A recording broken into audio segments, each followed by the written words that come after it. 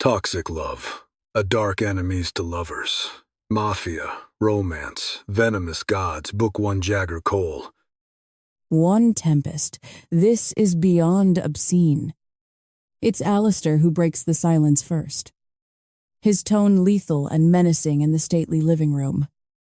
Usually, the honor of breaking the silence would just about always go to me and my big mouth, because I have a tendency to speak my mind, as Gabriel puts it, which is charitable of him. The more realistic, blunter way of putting it would be that I have lots of opinions, not much of a filter, and little to no impulse control when it comes to voicing those opinions. But in this case, I'm too busy staring at Charles with my jaw on the floor to speak. And Gabriel is obviously too busy marshalling his thoughts into neat, organized lines, like mounted cavalry waiting for the choreographed attack on a battlefield. It's my brother Gabriel's ability to word his arguments and keep his thoughts in those tidy little lines that make him one of the best lawyers in New York. And it's my other brother Alistair's ability to scare and intimidate the living shit out of people that makes him equally as formidable a legal presence. Unfortunately, if my grandfather Charles is intimidated by Alistair and his menacing tone, he hides it well. He merely rolls his eyes as he drums his fingers on the leather armrest of his chair. His other hand raises a crystal tumbler of whiskey to the bored line of his lips. It's barely 10 in the morning, but I doubt a pesky thing like an appropriate time of day has ever once come between Charles Black and a drink. Precisely how would you categorize this as obscene? How about the fact that she's fucking 18? Me and my mouth finally join the fray. My grandfather's mouth and jaw tighten at my profanity, which just pisses me off even more. It's not the fact that one of his grandchildren has just sworn in front of him. My two brothers do that all the goddamn time. It's the fact that I'm a woman and I've just sworn it all. Period. Because in the world of Charles Black, we all still live in 1910. Maybe even earlier. I'm not sure he even thinks women should have the right to vote. For fuck's sakes. Tempest, she's 18 fucking years. I'm gonna ask you once. And only once. He snaps coldly. To stop interrupting me. I almost explode at the irony of him interrupting me to tell me to stop interrupting him. When my angry eyes dart to the side and meet Gabriel's, though, he gives me just the briefest and faintest shake of his head. Pick your battles. Kiddo. I can almost hear him saying, except a battle is clearly what Charles wanted in summoning us all here today. He could have easily told us all of this over the phone, or let us hear it directly from Maeve. But no. Charles wanted to witness our helpless fury in person. Relish it. 'Cause he's a prick like that. Your aunt is 18 years old. Charles drones, glaring at me before he sighs and pulls his gaze over first to Gabriel and then Alistair. And I am well within my rights to make a suitable arrangement for her that benefits both her and the rest of this family. It's a little Jerry Springer. Yes, but Maeve, who is technically our aunt, just turned 18, making her a full 6 years younger than me and 17 years younger than my brothers. Weird, yeah. But that's what happens when your at-the-time 57-year-old grandfather gets remarried to a 20-year-old gold digger who, in the single smartest career move of her life, almost immediately pops out a kid. And now here I am with a 75-year-old grandfather, a 38-year-old step-grandmother, and an aunt who just finished high school. Yaru. Jerry, might I remind you? Charles. Gabriel murmurs quietly in that way he has.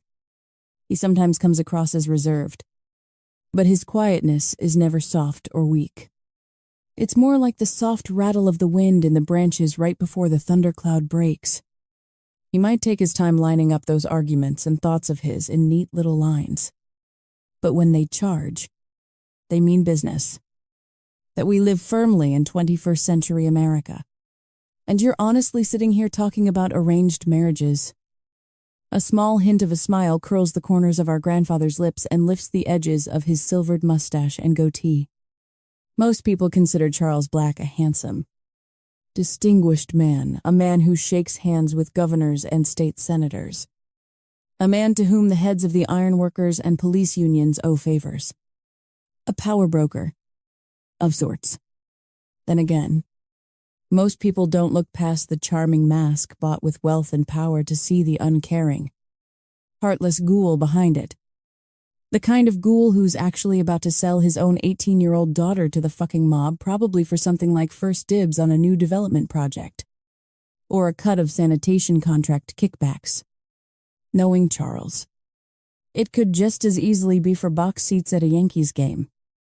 If he's feeling particularly evil this week, whatever the reason, the reality of what he's just told us feels like a punch to the throat.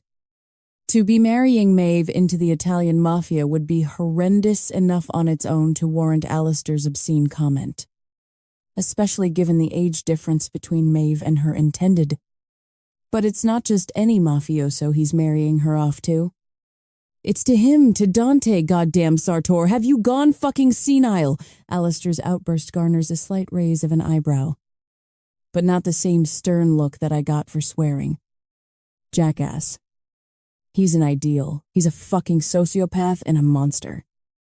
Alistair snarls, shoving a hand through his dirty blonde hair as he paces the floor. And after what that piece of shit did to Layla, if you had a single fucking ounce of honor or family loyalty, you'd have what? Killed him. Charles drones in a bored tone. The room goes quiet.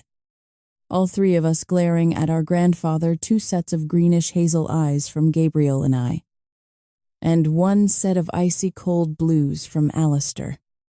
Tell me, Alistair, Charles says with a sneering smile on his face, if you've already passed judgment and sentence here, why haven't you taken care of Dante yourself? Because I'm a goddamn attorney. Charles. Alistair hiss. Not. What our grandfather's lips curl deeper and his tone grows colder, his eyes narrowing. Not you. Gabriel mutters. Our grandfather isn't technically mafia, the kind who rigs poker games, or runs drugs and arms, or fights street wars for territory. He's the more dangerous kind of mafioso. He's the kind of criminal people elect, not realizing who they're voting for. The kind who's learned not to fight the system or even hide from it, but to embrace it and become the system. Charles built his kingdom out of favors, leverage, greased palms, and probably some blackmail here and there. He's friends with politicians, union leaders, and yes, the mafia as well. And it's that last one he's about to cement his relationship to, when he marries young Maeve off to the devil himself. Dante Sartori also isn't technically a made man in the mafia, but he might as well be, even more so than Charles. Raised by the very powerful Barone Mafia family, Dante, like Charles, built himself a nice little empire in the gray area between the dark and the light. Except while my grandfather deals in favors, Dante deals in hedonism, pleasure, darkness, depravity. Dante owns and runs Club Venom, an exclusive, secret, members-only kink club that caters to the city's most powerful, twisted, and dangerous. Honestly, it's a place someone like me shouldn't even know about. Except I do. But that's beside the point. Owning a sex club for mafiosos to get freaky at is not the reason my brothers and I hate Dante Sartori. It's because of what he did to our sister 15 years ago. Does she know yet? Charles raises a hard glance my way. Beg pardon, Maeve. I hiss. Does she know you're selling her to a man twice her age? For my brow furrows. Sorry. What exactly are you getting out of this? Anyway, our grandfather lifts his glass and takes another drink. Stability. Tempest. We all get. Why don't you just fuck off already? with the savior complex bullshit. Charles? Alistair growls. Do not include us in this, as if you give a fuck about anyone in this room but yourself. You're selling your own flesh and fucking blood to the very monster who had a hand in Layla's death. Oh. Step outside your little glass tower and open your goddamn eyes. Charles roars, lurching to his feet with surprising agility for a man his age. He levels a withering gaze at my brother. Then Gabriel. Then me. The Greeks are in bed with the Irish, who are now also in bed with the Bratva. Meanwhile, the Italians are at each other's throats, like exactly when. Gabriel mutters coldly. Is it going to click with you? Charles. That none of us is in the business of criminality. Alistair and I run the most prestigious law firm in the goddamn city. And Tempest, and exactly who pulled the strings to get you that law firm? Our grandfather fires back. And besides, don't try to look me in the eye and tell me your hands are clean. Either of you. I know damn well who you happily represent. Legally, he's not exactly wrong. While my brothers might not be involved in any criminal enterprises themselves, their client roster has definitely started to, shall we say, trend a certain way in the last few years. The Dracos Greek Mafia family, the Kildare Irish Mafia, elements of the Russian Bratva. But still, we ourselves are not criminals, or even criminally adjacent, like our grandfather. That was always the major rift in our family that our dad went into law. Instead of following Charles into law, this is fucking medieval. Charles, Gabriel says coldly, she's your daughter. For God's sake. And Dante is... His face clouds with rage and he trails off. He doesn't need to finish the thought. We all know what Dante Sartori is. A monster. A purveyor of sex and hedonism. One of the last people to have seen our sister alive. When he married. Out of the blue. On her deathbed. He's the devil that lurks over your shoulder, whispering poison into your ear as he slowly corrupts your soul. Like he did to Layla. I know precisely what Dante is. Charles tosses back. He's connected, but not too connected. He's powerful, yet in need of allies. And for fuck's sake, Charles Alistair roars, cutting our grandfather off. How in the hell are you overlooking his obvious involvement in Layla's well? I don't see him in jail for it. Counselor Charles volleys back, jabbing a finger at my brother. So, unless there's a smoking gun you've had up your ass for the last 15, does she know? My shrill scream silences the room for a second. My pulse thuds in my ears. And for a second, as the too familiar wave of dizziness washes over me, I'm terrified I'm going to faint again. I'm terrified that I'm going to give myself away. And if I do that right here in front of all of them, there'll be no avoiding the question of why. And right now, I don't have time for the why. I don't have much time for anything at all. Actually, Maeve is well aware of what her duty to this family entails. Tempest, I ignore Charles blustering as I storm across the room toward the closed double doors out to the main foyer of the house. 1. Because I need to talk to Maeve. No. And reassure her I'm going to get her out of this. Even if I have no idea how. And 2, because there's a solid chance I'm going to faint unless I get the hell out of this room. Tempest. This is happening. Charles roars at my back as I reach for the doorknobs. And Maeve is, you can go to hell. Charles. I spit over my shoulder as my fingers curl around the brass knobs. You and that sick psychopath, Dante. I fling open the doors and surge through them, until I slam directly into something hard. Chiselet. And wrapped in 3-piece linen and silk. My world goes upside down as I gasp sharply and tumble backward off my heels. Instantly. 2 strong, powerful. Veined hands grab my wrists in their iron grip, yanking me back upright until I crash back into that firm. Broad chest again. My eyes drag up over the crisp, white dress shirt, the faint shine of a black silk tie, the bronzed, Mediterranean skin of a muscular neck and chiseled, perfect cheekbones, the slight cleft in the chin, the insidiously beautiful and kissable lips, yet it's the eyes that capture my soul and bind it fast sharp, icy blue, and piercingly lethal beneath a shock of perfectly coiffed dark hair. "Speak of the devil," Dante growls quietly. My heart lurches into my throat. I flinch, as if to move away from him, but Dante's strong grip only tightens on my thin wrists, sending my pulse skyrocketing and my head swimming. His strong fingers clench even tighter, and those eyes of his don't even blink as they zero in on mine. "And he shall appear," he murmurs. His lips curl dangerously into a darkly unsettling quasi-smile, his eyes glinting as they eviscerate me. Now I do hope I haven't missed the surprise. To Dante, when I step out of the Range Rover. My brow darkens into a scowl as I glare up at the looming stone New Jersey mansion belonging to Charles Black. Mine's bigger. Yeah, it's a childish place to go in my head. But at this point, I really don't give a shit.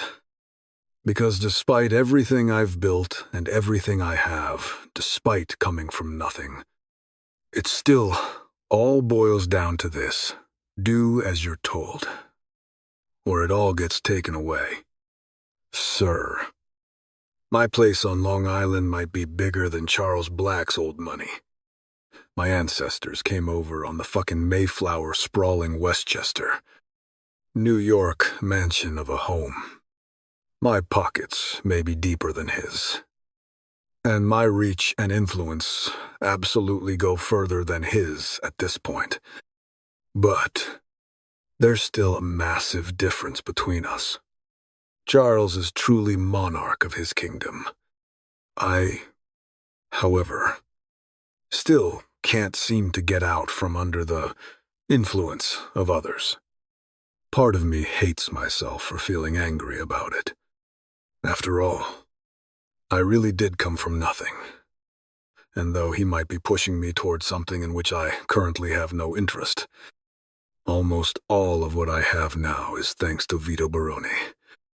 My father once worked as the personal tailor to the dawn of the Barone family, truly living up to our last name of Sartori. But that was decades ago, in another life. And when my parents were killed, when my sisters and I were still kids, instead of shoving us out to fend for ourselves in a world that would have certainly devoured us, Vito took in Claudia, Bianca, and me. Years later, it was Vito again who helped me lay the foundation and the first stones of my empire. It's by Vito's grace, and the grace of the other Italian families, that Club Venom is even allowed to exist, and I am able to run that empire I've built with almost total impunity. But the thing is, the wheel of karma always comes back around. The Pied Piper always gets paid, and my bill just came due. With interest. Honestly, I've known for years that I was walking a fine line. Club Venom, my empire, provides neither a service nor an entertainment. It facilitates desires, fantasies, and hedonism. That's a fancy way of saying what happens at Venom. Between two or frequently more than two consenting adults. Stays at Venom. The wealthy, powerful, typically connected and dangerous come to my house of ill repute to play how they like, but always consensually. And without any money changing hands. There's a membership fee, but that's it. This is important. One, because I'm not. Nor have I ever once wanted to be. A pimp. Those who come to play at Venom are there because they 100% want to be. I know this because I personally and thoroughly vet every single member. Venom is not a place for escorts, sex workers, or anyone else who's only there because they have to be. Because fuck that. Aside from my own abhorrence of any situation where someone has to participate in sex for money, the mob also shares that loathing. Or at least, a strong intolerance. The Commission, which is sort of a council table of the 5 main Italian families in the United States, agreed almost 20 years ago to stop any involvement in the sex trade. As in, the Italians don't pimp anymore. At all. One, it's morally reprehensible. But more than that, speaking in a pure business sense, it's just not worth the bullshit involved. Drugs, guns, casinos, sports betting, construction rackets, and grifting city services. They all make way more money for a fraction of the headache involved. But that's where the ice has grown thin in places on the surface of my empire. I, of course, knew that Marcia Greco, daughter of Angelo Greco, underboss to Don Cesare Marchetti, was a member of Club Venom, because all member applications run through me. Perhaps there were some red flags in the back of my mind. Letting the daughter of the second-in-command of the entire Marchetti family join my house of sin.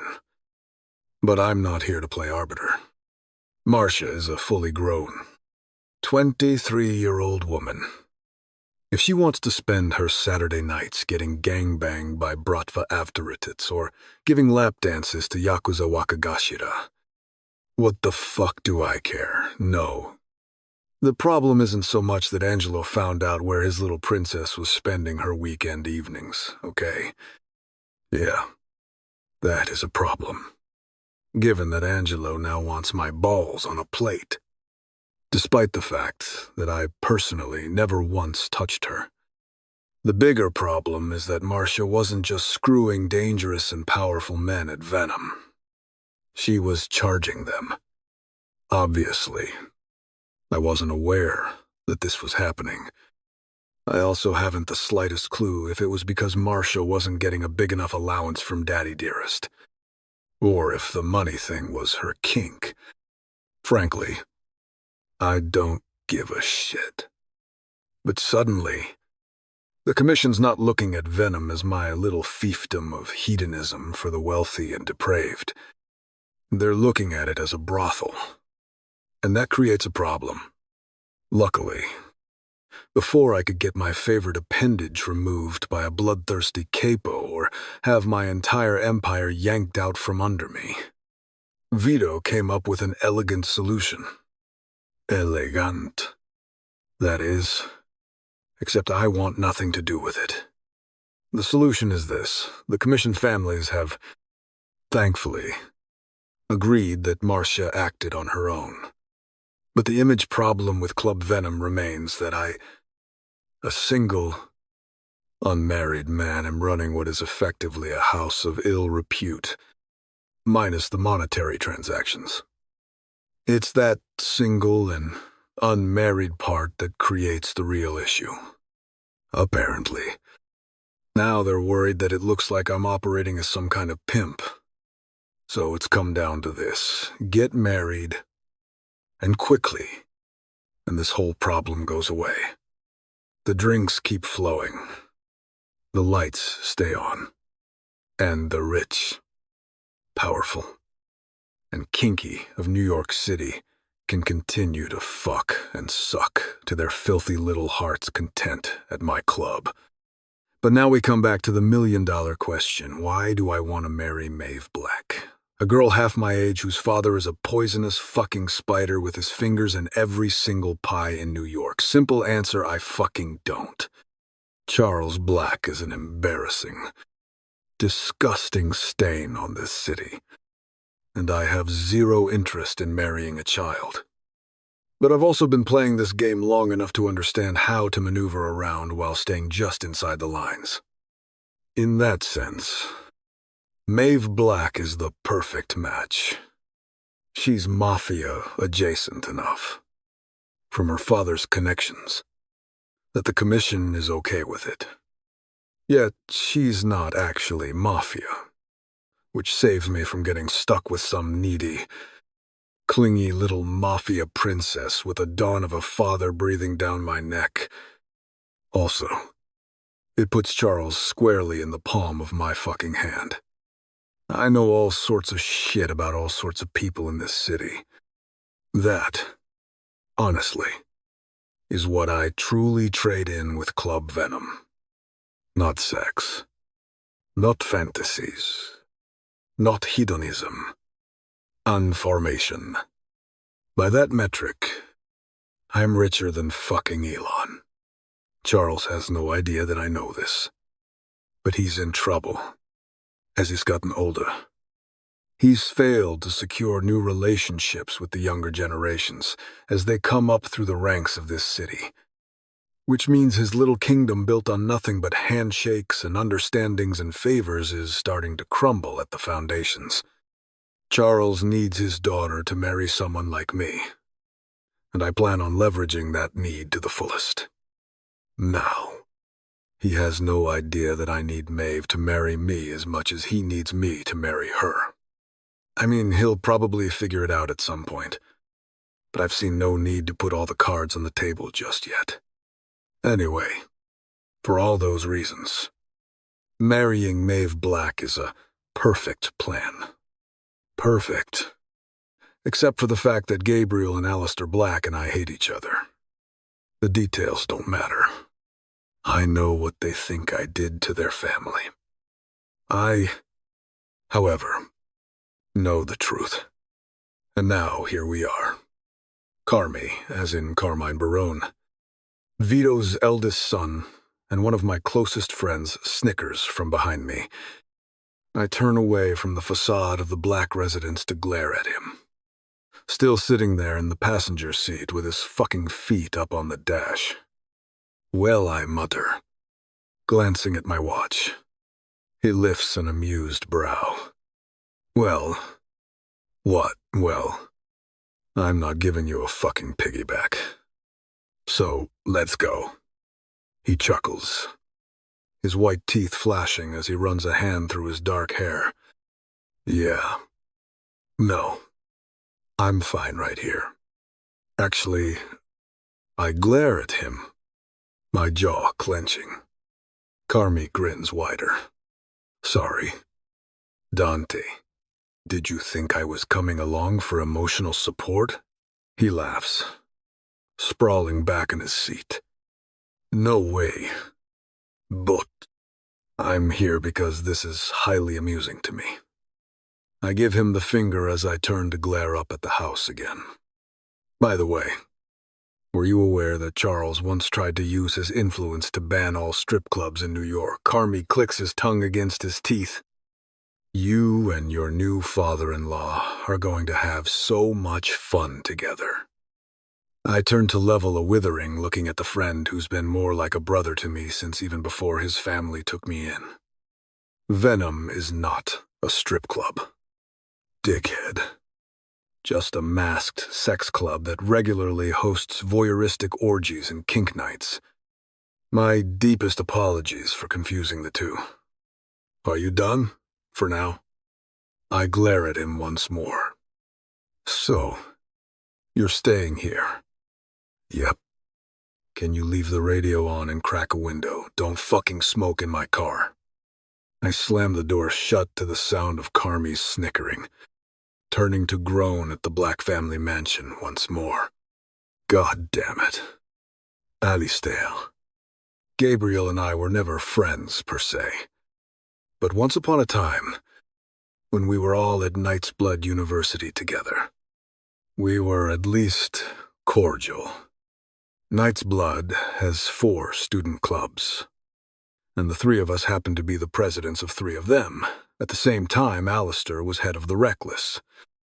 Gabriel ran Parabellum, and I was at the top of the Ouroboros Society. Then Layla died, and it all went to shit. We haven't spoken or seen each other face to face since. Though they're both members of Venom, which means they haven't considered the fact that I vet every single member. Or else they have and they just don't care. Gabriel and the lovely and formidable Taylor Crown, the third founding partner of Crown and Black, mostly come to Venom for business reasons, to show prospective clients a good time, or to assure the dangerous people they've been representing these days that they can hang with the bad guys. Alistair comes for business reasons, too, but he also comes to play. Hey, no judgment. Still, today will be interesting, to say the least.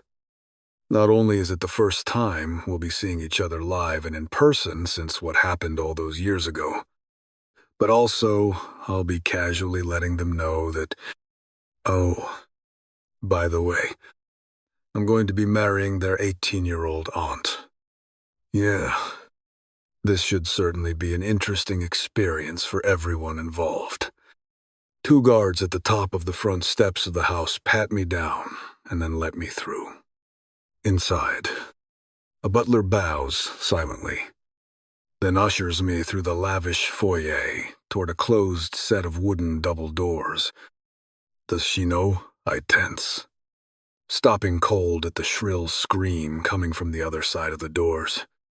It's a woman's voice, but it's too old to be Maeve, and I know for a fact that Charles' gold-digging wife, Caroline, is in Rio right now spending her husband's money on a butt lift. She's probably also fucking every cabana boy on Ipanema. Given that back home, she's chained to Charles' wrinkly old dick.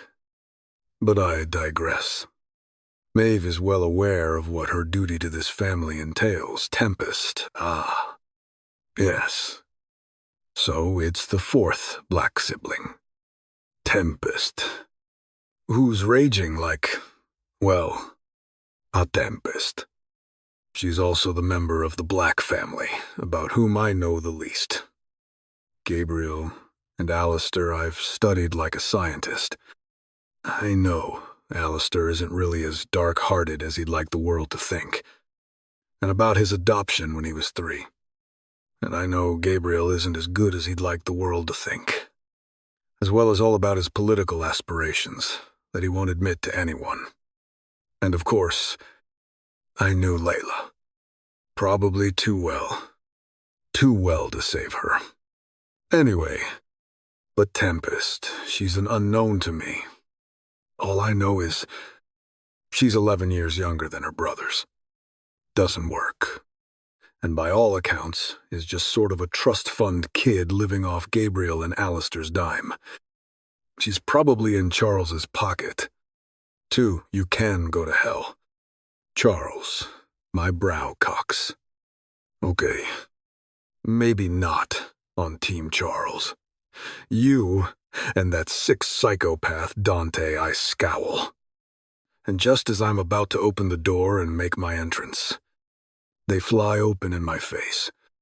Something small, soft, freckled, wearing thick black eyeliner and with her dark hair piled up on her head, dressed in a vaguely gothy all-black ensemble consisting of a turtleneck, shiny black leggings, and heeled black ankle boots with buckles and pointy toes, comes barreling into my chest.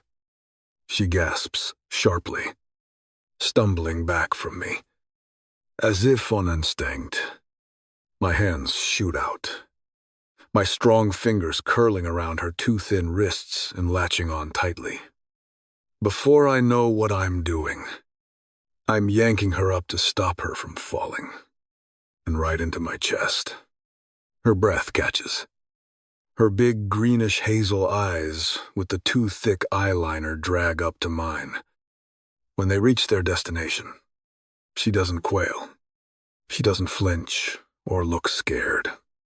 She looks angry, wrathful, indignant that I've had the gall to stop her from falling on her fucking ass. Tempest is indeed well named. She glares at me, her glowing hazel-green eyes set deep in the sea of black around them. Her face is very pale, and it's not just her wrists that seem too thin. All of her seems too thin. Speak of the devil, I growl quietly. Tempest glares venomously at me and moves as if to yank her arms back, but I just grip her soft wrists a bit tighter. And he shall appear.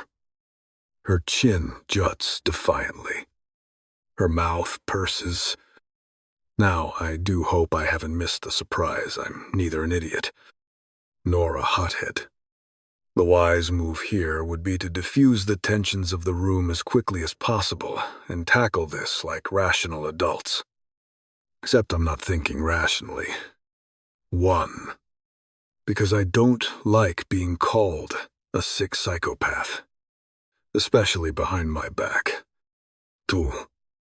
Because I really don't appreciate the way Gabrielle and Alistair seem to be barely holding themselves back from physically attacking me. But the third and biggest reason for the implosion of my rational thinking is the one I never saw coming. It's hair. And I don't know why. I mean, the girl is looking at me like she's trying to decide if she'd get more pleasure from stabbing me in the eye or in the dick hole. She's also dressed like she's about to go on stage and sing backups for The Cure or Morrissey. She's too short and too thin for my tastes. Too gothy. Too stabby looking. And yet, there's a hum that sparks off her skin into my fingertips. A something that the nearness of her does to me. Fuck. It's attraction. That's very inconvenient, given that I'm about to marry her aunt. Not to mention her obvious interest in putting out cigarettes on my balls or pushing sharp, pointy things into the soft parts of my anatomy. I need whatever this is to get the fuck out of my system right fucking now. Get your fucking hands off of me. You pedo piece of shit. And a solution presents itself instantly. The way I'm rapidly drowning in the nearness of her vanishes. My pulse thudding in my ears goes silent. The blood leaves my rapidly swelling dick.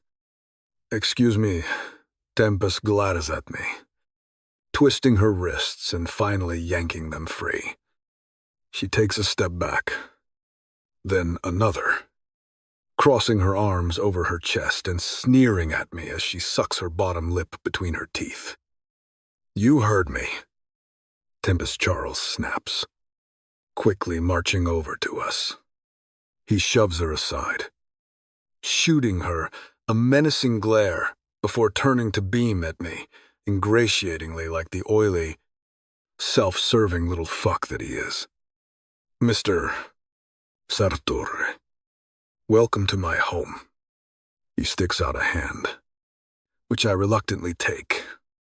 Let me just say, I think this arrangement is going to be fantastic for the both of us.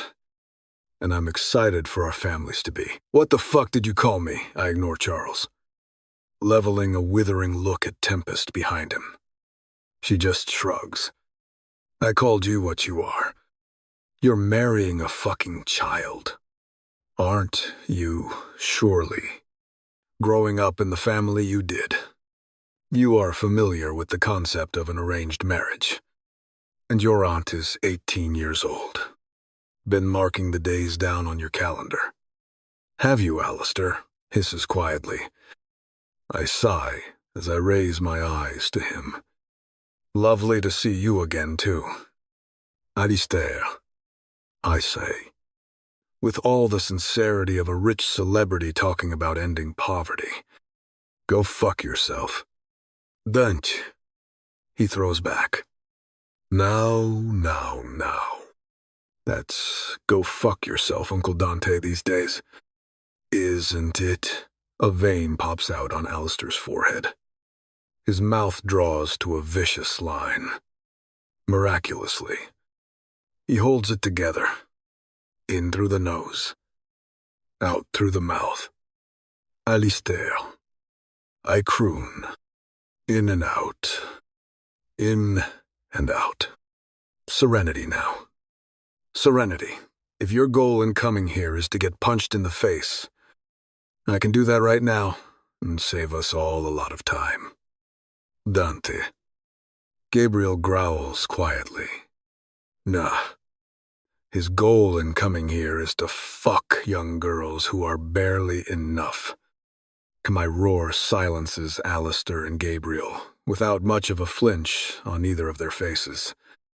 More importantly, it makes Tempest shudder from head to toe and momentarily wipes that little Wednesday Addams sneer off her face. For a split second, she actually looks scared. I smile to myself, enjoying the wind of piercing her sarcastic little armor. If you're done insulting me, I could go all night. She jolts as I march past her grandfather right into her personal space. Touch here. Gabriel growls, and we'll have a very large problem on our hands. I shoot him an icy smile. I'm sure the legal motion will be simply breathtaking. Gabriel.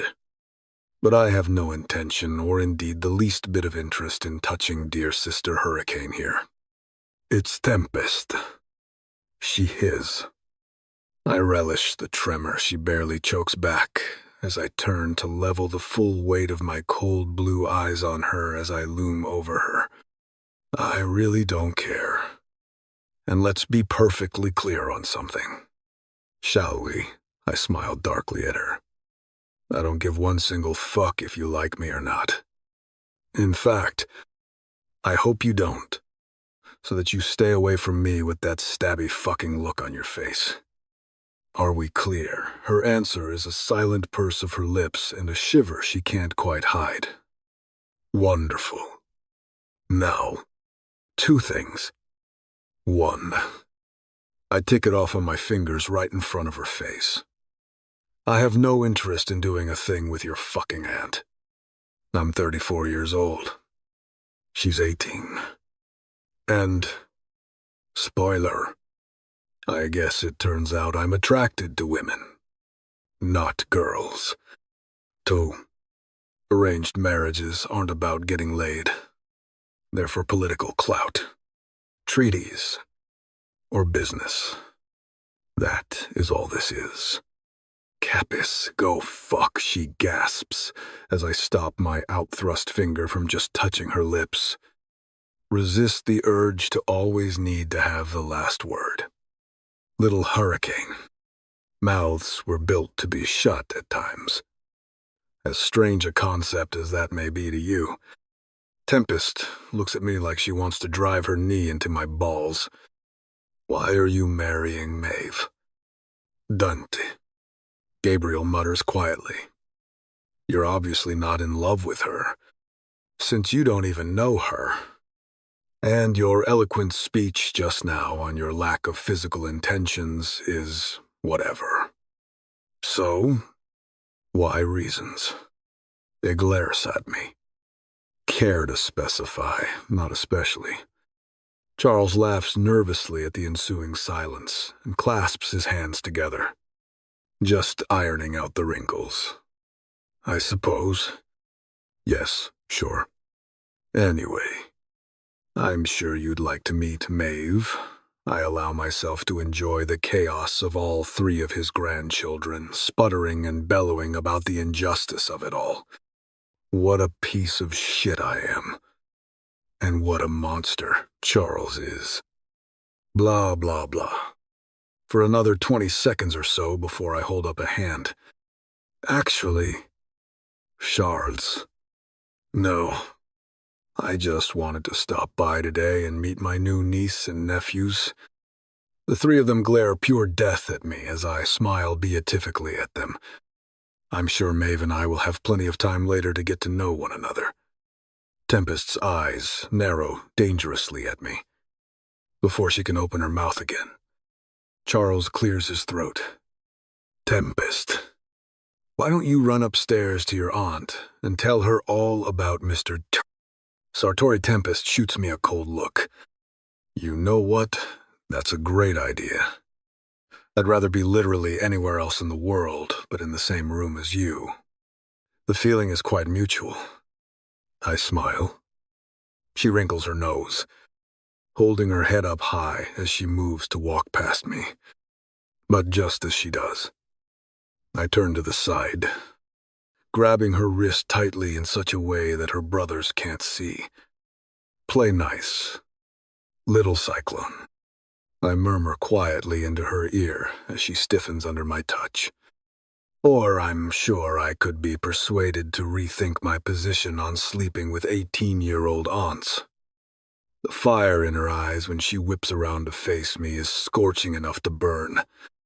Half of me expects her to attack me, but in a frankly stunning show of self-control, she just curls her lips and leans in close. If you touch Maeve, I'll fuck you. She smiles sweetly, with a claw hammer. Capice? Then she turns and strides out of the room, letting the doors slam shut behind her. Charles awkwardly clears his throat. Well, my apologies for. Let's move on. Shall we? He smiles. Agreed. And since we've got the lawyers here, should we look quickly at the premarital contracts? I resist the urge to roll my eyes, as if I have any interest in taking anything from Charles. But fine. Sure, we can go over whatever ridiculous prenuptial bullshit he's concocted. His two grandsons immediately start poring over the paperwork he whips out, while occasionally glaring at me like they want to shove me out a convenient window. Infuriatingly. A certain black cloud keeps blowing intrusively into my thoughts, distracting me from the meeting. A black cloud with way too much eyeliner. A mouth full of poison. And a toxic tongue. A black cloud who, unbelievably, has my cock throbbing against the front of my suit pants for the next 20 minutes. When I finally leave with a greasy, fond farewell from Charles and two frosty go-get-hit-by-a-fucking-car looks from Alistair and Gabriel, I head back outside to where Carmi is waiting. When I find him, leaning against the side of the SUV with a cigarette dangling from his lips, I frown at what I see scratched into the paint next to him. If that was you, it's not the least bit amusing. And you're paying to fix it. Not me. He exhales slowly, eyeing me coolly. Well, goth chick in black. About yay big. He holds his hand up, chest height. My jaw clenches. Goddamn her. She used one of the rocks from the driveway. You starter at Carmi. And where the fuck were you, me? He shrugs. I was in the car. Buddy, I blink. And you just let her do this. I make a point of not getting between scary goth girls with improvised weapons in their hands and the target of their angst. You should try it. You'll live longer. I pinch the bridge of my nose and glare at the I like to fuck teenagers scratched into the side of the SUV. She went back inside the house afterward. If you're looking to make a thing out of it. If by a thing he means throttling her with my bare hands while fucking the living shit out of her. Then I frown. Whoa, you gotta chill out with that. Friend, there's some duct tape in the glove compartment. I mutter to Carmi. Feel like making yourself useful. I wince when the roll of tape comes flying over the roof and smacks me in the shoulder. Sorry. Man. Carmi grins. I'm the crown prince. I don't make myself useful to anyone. Besides, it's your car. I flip him off as I tear a piece of tape from the roll and slap it over the worst of the words scratched into the car. They know why it is you're marrying the kid. I shake my head. Figured there wasn't much need to show all the cards. Probably smart. They could use it as leverage and try and get more out of the deal. When he clears his throat, I look up to see him finishing his smoke and stomping it out on the Gravely driveway. They still hate you for what happened to that girl. Her name was Layla. I growl quietly. And they most certainly do. You know, a simple conversation would clear that up, I gave my word. Carmi. I murmure. I know. Buddy. He walks around the front of the car and claps me on the shoulder. I'm just saying. I think it would help. Given that you're about to marry into a family that fucking hates you, it probably would. We both get in the duct-taped Range Rover and I rev the engine. Alistair and Gabriel are all bark. To be honest, Carmi frowns. Glancing out the window up at the house as I start to pull away. But that one chick, she's gonna be a problem. Sure is. More than you fucking know. 3 temps so. What's he like? Maeve sits cross-legged in the reading chair by the window in her room. A big blanket wrapped around her like a cloak. A sketch pad and a drawing pencil lie in her lap as she gives me a wry smile. One of the consequences of her and my dad having the same father is that she looks so much like my dad sometimes. Same green eyes and dark hair. Same nose. Same cheekbones. Same slightly elfin chin. On top of that, on the personality side, she's so much like Nina that it almost hurts sometimes, that same innocent inquisitiveness that my best friend had all her life. Until the night that life was taken from her. Between looking like my dead dad and behaving like my dead best friend, I've got a soft spot for Maeve. I'm also not that much older than her. And especially now that she's almost out of high school. It feels like we're peers more than anything. Which is, of course, why I decide to be brutally honest with her instead of sugar-coating the awful truth. He's a pig. I mutter. A narcissistic asshole with a god complex who thinks the whole world should bow and kiss his feet just because of his genetics. I give Maeve a sour half-smile. Sorry, but you asked. She swallows, her face paling a little. Then she nods, forcing a small smile to her lips. Genetics, you say. My face burns as I realize how that sounded. No, not. I scrunch up my face and shake my head impatiently. Not what I meant. I mean, yes, the man is classically good-looking. I guess. If you like that bored with the world, filled with ennui, Armani model look. So, he's attractive, if you like hot people. I roll my eyes and reach behind where I'm sitting on the edge of the bed to grab a pillow off it. Maeve laughs when I chuck it at her. Not hot. Vine.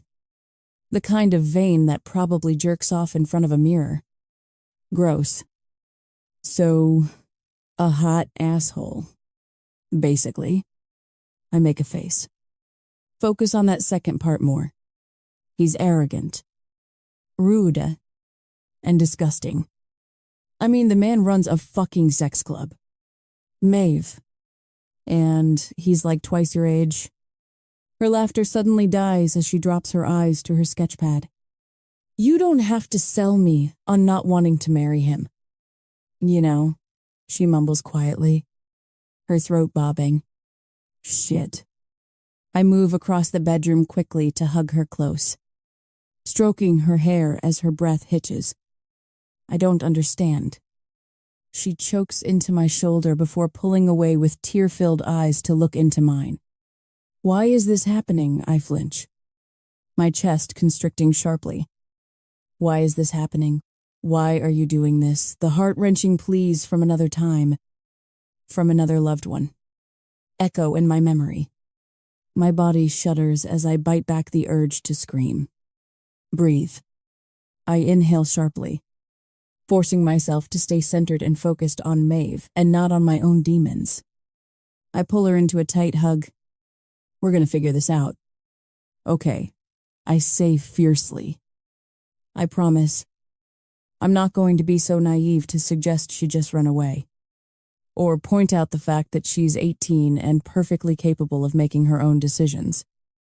I might not have grown up directly under Charles's roof, but I understand how his world works. Sure, Maeve could leave. But then what? Best case scenario, she somehow could fend for herself despite living the sheltered, privileged life she's lived so far. But Charles or Dante would find her eventually. Probably sooner rather than later, and drag her right back to this situation. And again, that's the best case scenario. The far less optimal scenarios involve the types of predators who are out there prowling around and hunting for exactly the kind of girl Maeve is. Innocent, inquisitive, out of their element and looking to prove something, like Nina and I were. There's my brothers. Of course. I know they'd give Maeve a place to stay. But the unfortunate reality is that even they aren't immune to Charles. Our grandfather wields a substantial amount of power on the Crown and Black Board of Directors. Much as Gabriel and Alistair hate it, most of the time. Him having that seat on the board is just an annoyance to them. But he could make their lives and their business hell if they took Maeve in over all of this. Which leaves me no. I'm not a viable safety net for her. Not just because I don't have a job or any money of my own and still live in my dead father's old house. Not even because I'm sort of a mess myself. No, I can't be a safety net for Maeve because I won't be here for very long. Not that she, or anyone else, knows that. I lean against the wall next to the windows. Maeve is quiet as she picks up the pencil and idly starts to move it across the page. It takes me a second before I glance down and realize she's sketching a very quick but very gorgeous portrait of me. Somehow, that makes me even angrier for everything she's about to get thrown into. Before he died, our father and grandfather had barely spoken for years. Dad never wanted the life Charles set him up for, one of grifting, skirting the law, and making shady deals with criminals.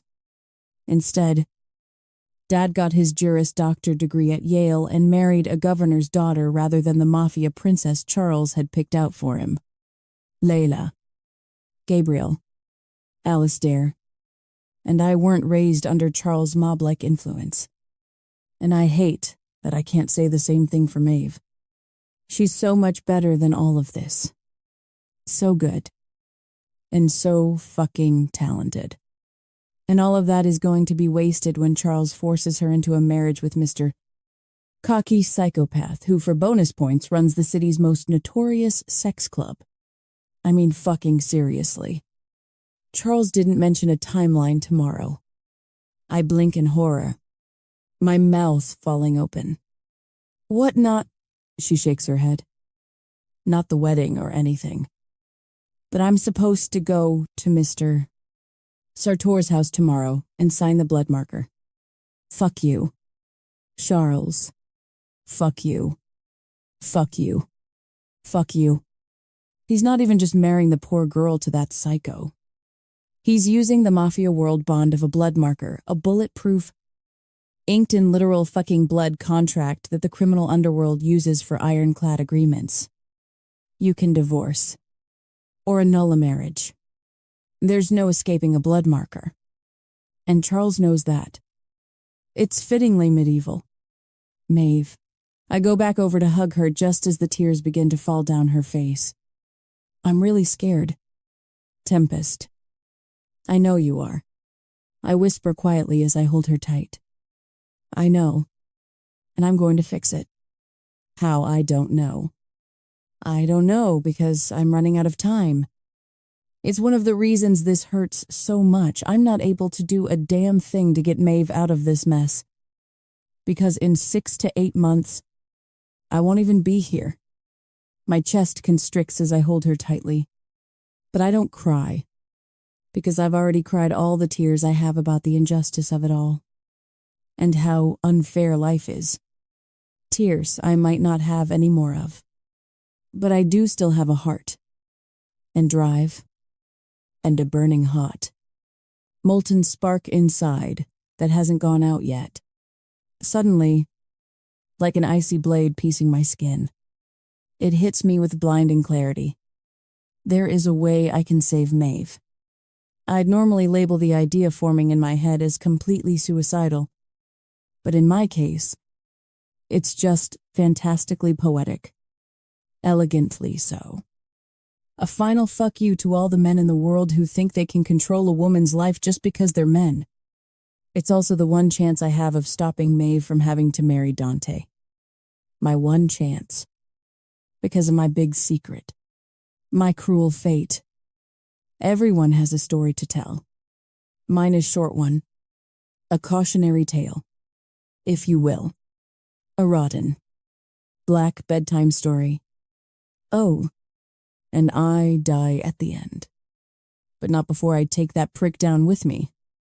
4, Dante, it's just marriage. Dante. A low grumble escapes my throat as I glance across my study to where Carmi's younger brother Nico is sprawled across one of my couches. He shrugs. I mean, in this world, it's just what you do. It's the next step. I mean, look at what you've built. Man. He raises his brows to the high, gilded ceilings, the tastefully elegant furniture, and the frankly eye-popping view of the Long Island Sound past the sandy beach outside. Yeah. I treated myself a bit when I purchased this place 5 years ago. I'm a single, 34-year-old man who's never married, had children, or had the slightest desire to do either of those. In a rational world, I would have no use for a 10,000 square foot, 6-bedroom house on the ocean that I live in alone. But I also have 0 regrets. Nico's right, I've built quite an empire for myself, especially considering I started life in as a tailor's son. The next step, I pair it with a grunt, my mood sour. It's day. Soon. Maeve and her father will be arriving for her and me to jointly sign the blood marker that will cement our engagement. And more importantly, cement my place at the head of my empire. I've met with all the dons who collectively make up the Commission Luciano Amato. Michael Genovese, who runs the Scaliami family. My distant cousin, Massimo, who is now running the Carvelli family like the privileged, pampered, psycho little Napoleonic tyrant that he is. Even Cesare Marchetti, who has assured me that his capo, Angelo, won't be coming after my dick with garden shears after all. Now that I'm settling down, they're all for this marriage. And the peace, connections, and understanding it brings. Too bad I still fucking hate the idea with every fiber of my being. Yes, the next step. Nico shrugs, taking a sip of the whiskey in his hand. Courtesy of my bar cart. We're Mafia. Danci. Us by birth. You by circumstance and association. Arranged marriages are to be expected. Yeah, I snap. Then how about you marry the fucking high school kid? Carmi chuckles from where he's sitting by one of my half-open windows, blowing smoke from his cigarette out into the sea air. She's 18. Danci. And I mutter, and he exhales with a huff. Look, I'm not endorsing sleeping with 18-year-old girls.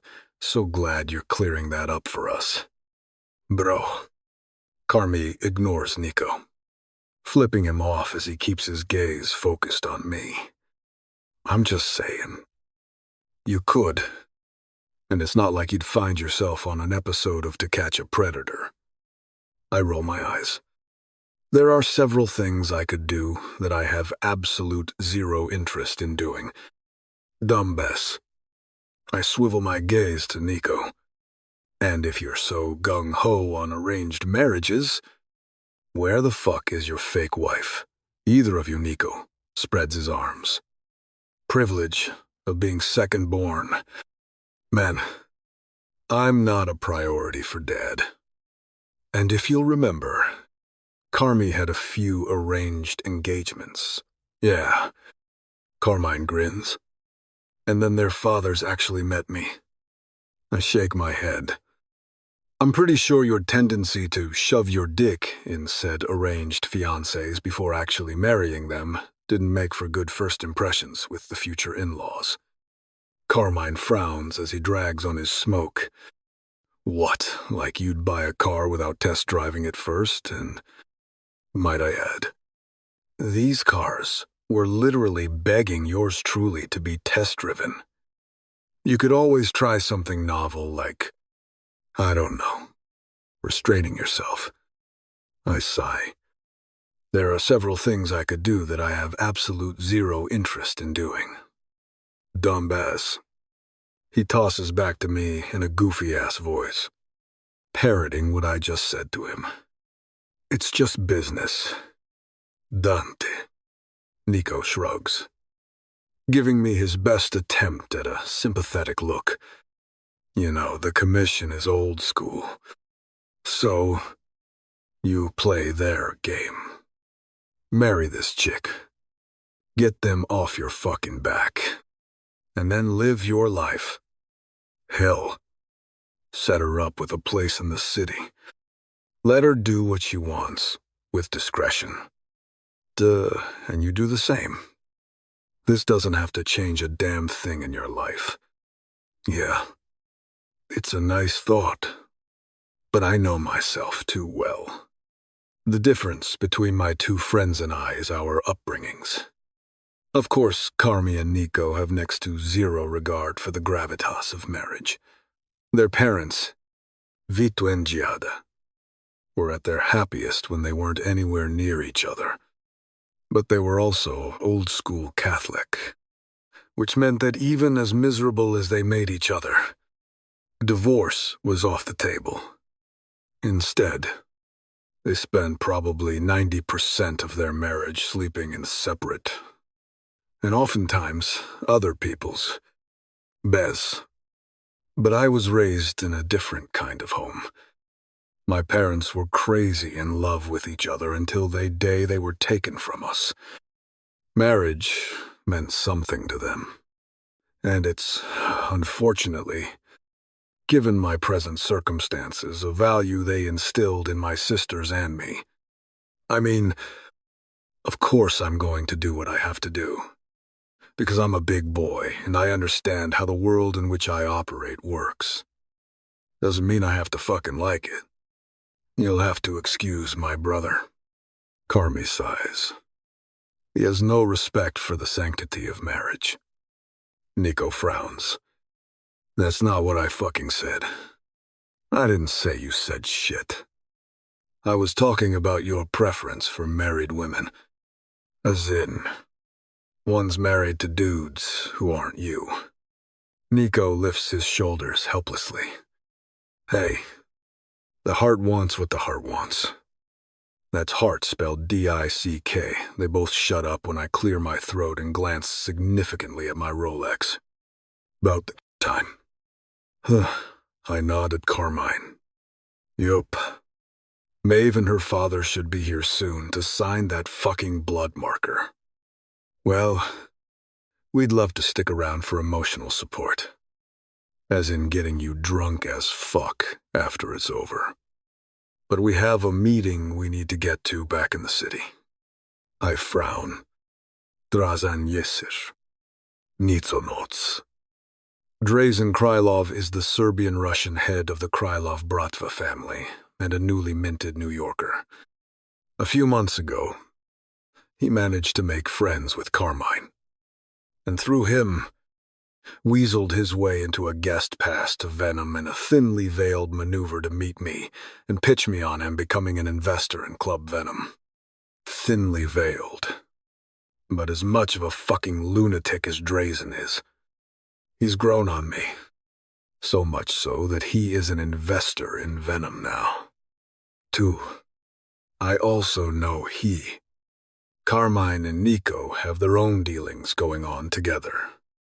But whatever they are, I'm smart enough to know I probably want fuck all to do with them.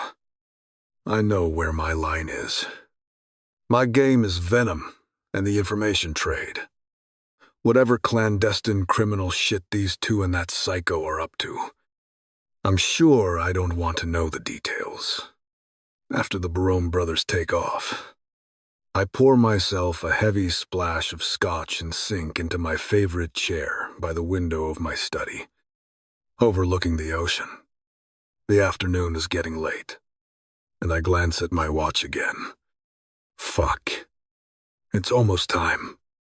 I exhale and turn to look through the window at the waves lapping lazily at the shore. This whole situation is a shit show. And that was before the hurricane herself slammed into me. Literally. Tempest. With the jet black hair and thick, heavy eyeliner. Tempest with the poisonous tongue and defiant energy radiating off her pale skin that makes you not sure if you want to throttle her or fuck her into next Tuesday. Or both. At the same time. It might take both to wipe that smug smirk off her pretty lips. Though I suppose stretching those lips around my cock, for the sake of argument, might have the same effect. I growl to myself again as I slug back half my glass. I've crossed paths with plenty of people who make it clear they don't like me. Not one of them has ever fazed me, or even warranted a second thought from me. But when it comes to Tempest, I can't seem to hold to my usual modus operandum of not giving a shit. With her. In fact, it's the opposite. I can't stop thinking about her. Not in a moony, sappy way. Fuck no. But I can't stop fantasizing about her and those deep hazel green eyes, the snidely pursed lips. The whole Princess of Darkness. Marilyn Manson groupie vibe, dripping off of her shoulders like a toxin. I haven't the slightest idea why anything about this woman is hitting me like this. Worse, I have no idea how to flush it out of my system. It's been 2 days since she stormed out of Charles's office and barreled into my chest. I've stroked my cock until cum exploded from the swollen head no less than 3 times since then. And each of those times, it was black eyeliner, sneery, pouty lips, and stabby, angry eyes I was picturing. Tempest, otherwise known as the niece of the woman girl I'm supposed to marry. This is highly problematic. A knock at the study door pulls my attention. Yes, the door opens. And Lorenzo, my head of security, pokes his head in. She's here. Mr. Sartore. My lips thin to a grimace. Perfect timing. Okay. You can escort them in. Lorenzo's brow furrows. She's actually alone. Sir. Interesting. Part of me wonders for half a second if Charles sending Maeve on her own is some sort of power move. But then I realize I don't really give a shit if it is or not. Maeve's here, which means I can sign this fucking blood marker and get it over with. Well, then escorts she. Lorenzo looks unsure if he's worried or amused to tell me. She won't get out of the car. Sir. Point blank refused. I exhale with a groan, reaching up to pinch the bridge of my nose. Right. I forgot I'm marrying an almost literal child. Fuck it. I sigh, rising from my chair and crossing to my desk. I punch in the code for the built-in safe underneath and pull out the blood marker, the Dickensian quill, and the small silver disc with the 2 wells and 2 little pinpricks set into it. With Lorenzo watching, I stab my thumb over one side of the disc, spilling my blood into the little well before dipping the quill into it. I sign quickly, then press my bloody thumbprint to the page. So be it. My club is everything, and I'll do anything to keep it. I've got a dark glare etched into my face as I storm out of the front door of my estate. There's a black SUV parked on the Whitestone driveway, the engine running. My eyes narrow at my own reflection in the tinted black windows. I'm about to bang on the glass with my knuckles so we get this shit over with when the backseat window cracks open just a few inches. You've got to be fucking kidding me. Are we seriously doing it like this? I mutter through clenched teeth. No response from inside the car. Maeve. I growl. Understand that neither of us wants this. But that doesn't mean it's not Hap. A small, dainty hand pokes through the crack in the window. Palm up. My back teeth grind. Look, when we're married, you can hide all you want. I mutter, so long as you smile and obey me in public and at the wedding. Do we understand each other? Silence from inside interior of the car. Do we understand each? The hand curls into a thumbs up. Oh, my God. This is why no one does arranged marriages anymore. Marriage itself is enough of a cage. This kind of marriage, ridiculous. But fuck it. If this is the way she wants to do this, so be it. I hold up the contract, the quill, and the little metal disc. Do you know how this works? Her hand curls into another thumbs up, with a roll of my eyes. I pass my high school soon-to-be bride, the fucking contract, in the apparatus to sign it with her blood. She takes it, slipping her hand back into the shadows of the car as I stand there glaring at my own reflection in the tint of the windows. Shaking my head. I smirk a little when I hear the quick hiss of pain from inside, presumably from pricking her thumb. A second later, the hand slips back out, holding the signed contract, kill, and disc. Well, I'm glad we could do this face to face like grown-ups. I mutter sarcastically. Your father and I will talk. But you and I will meet privately next week to go over the details for the wedding and I clear my throat. The provisions of this arrangement, I'm not even finished my sentence when the window rolls back up. Really, I mutter as the SUV shifts into drive and starts to pull away. I stand there glaring at its rear fender, rubbing my sore thumb on the palm of my hand. Suddenly, I frown as I glance past Maeve's car. There's a silver Bentley town car pulled up at the gate to my estate. The driver leaning out the window to speak with my security. Security nods. The gate opens, and the Bentley starts to roll in. The 2 cars pass each other, and my brow furrows as the Bentley stops in front of me and cuts the engine. The back doors open, and Charles Black steps out, with Maeve. I whirl, firing my gaze down the driveway to where the SUV has suddenly started to speed up. I drop my gaze to the contract in my fist, and my heart drops. The signature is sloppy and barely legible, but it sure as shit doesn't say Maeve Black on the signature line. Oh, fuck. Close the gate, I roar, waving my arms in the air at the security guards. Close the fucking gate. My men are the best of the best. Instantly, they bolt into action, slamming the gate shut and stepping between it and the approaching SUV. Guns drawn.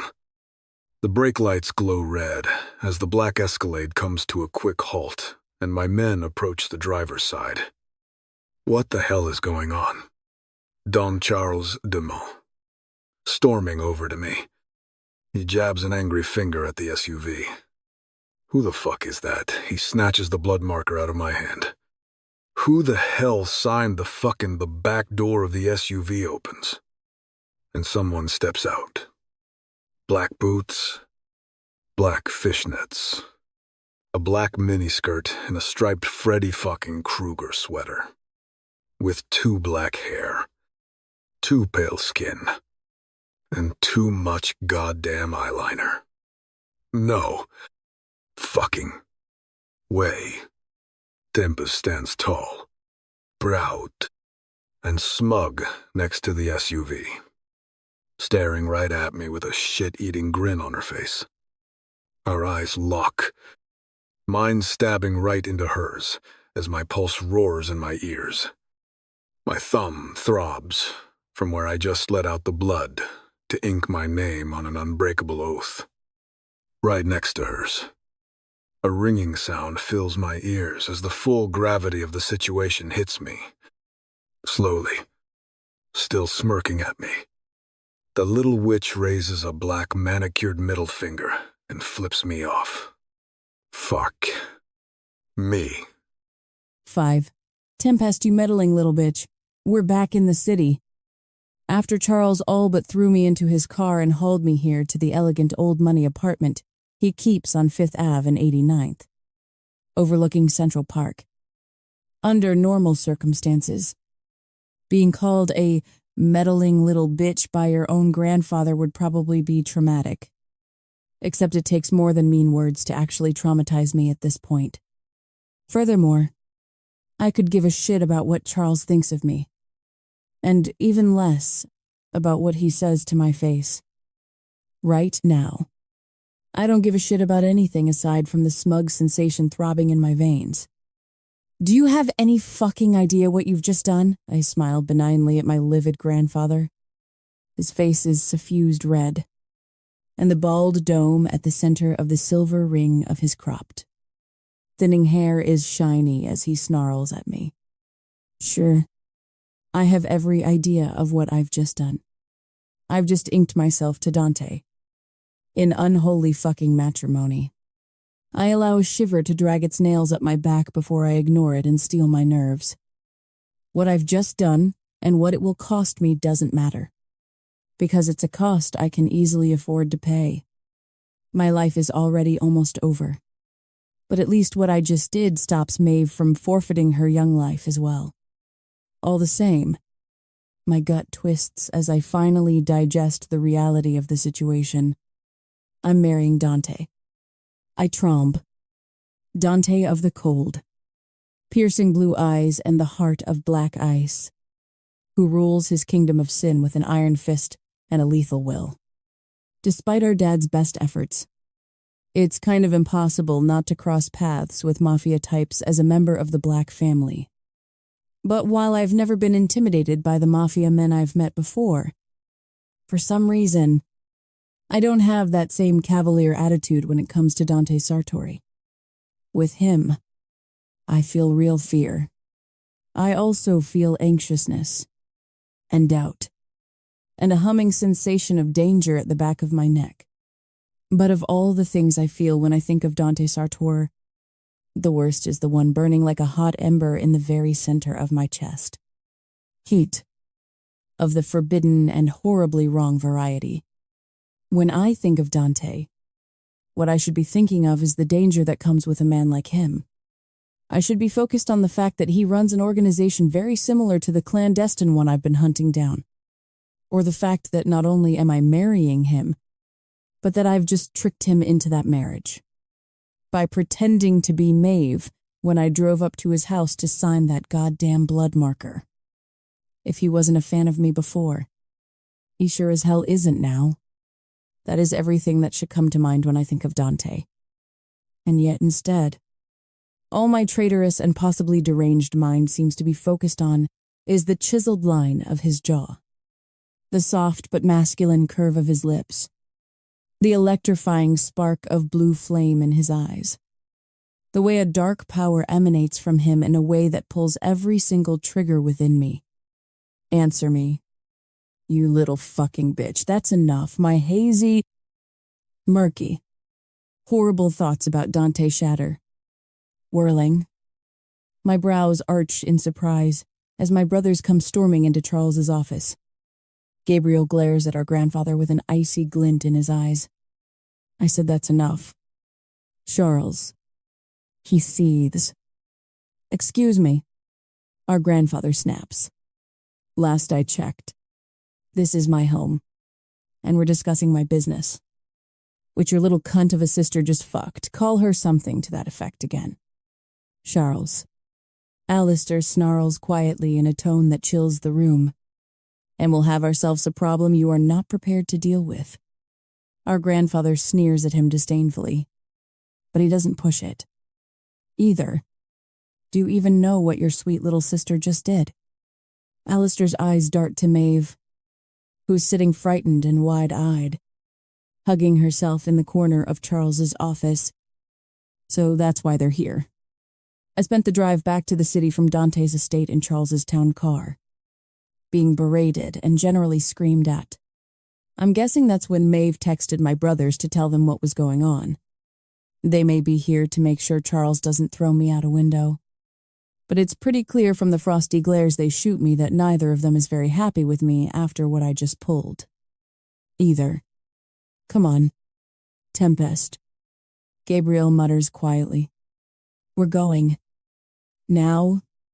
The fuck you are, Charles snarls, jabbing a finger at me. We're not through here. Oh, I can assure you. Alistair snaps. We damn well are. If I needed an attorney. Alistair. Charles roars. Trust that you would be the very last one I called. Now get the hell out of that's not happening without Tempest coming with us. Don't make me tell you again, I flinch. The soft touch to my arm jerking my attention away from Charles and my brothers yelling. Maeve is looking at me woefully, her bottom lip caught between her teeth. Why? Tempest, she asks quietly. Why would you do that? It's the first time we've been able to talk since Dante's house. What with Charles spending the whole drive back yelling at me? Because it's a price I can pay. I want to say, but I can't. So instead, I force the calmest smile I'm capable of to my lips as I pull her into a bear hug. Because you are not marrying that man. I hiss fiercely. Don't worry. It's going to be okay. No, it's not.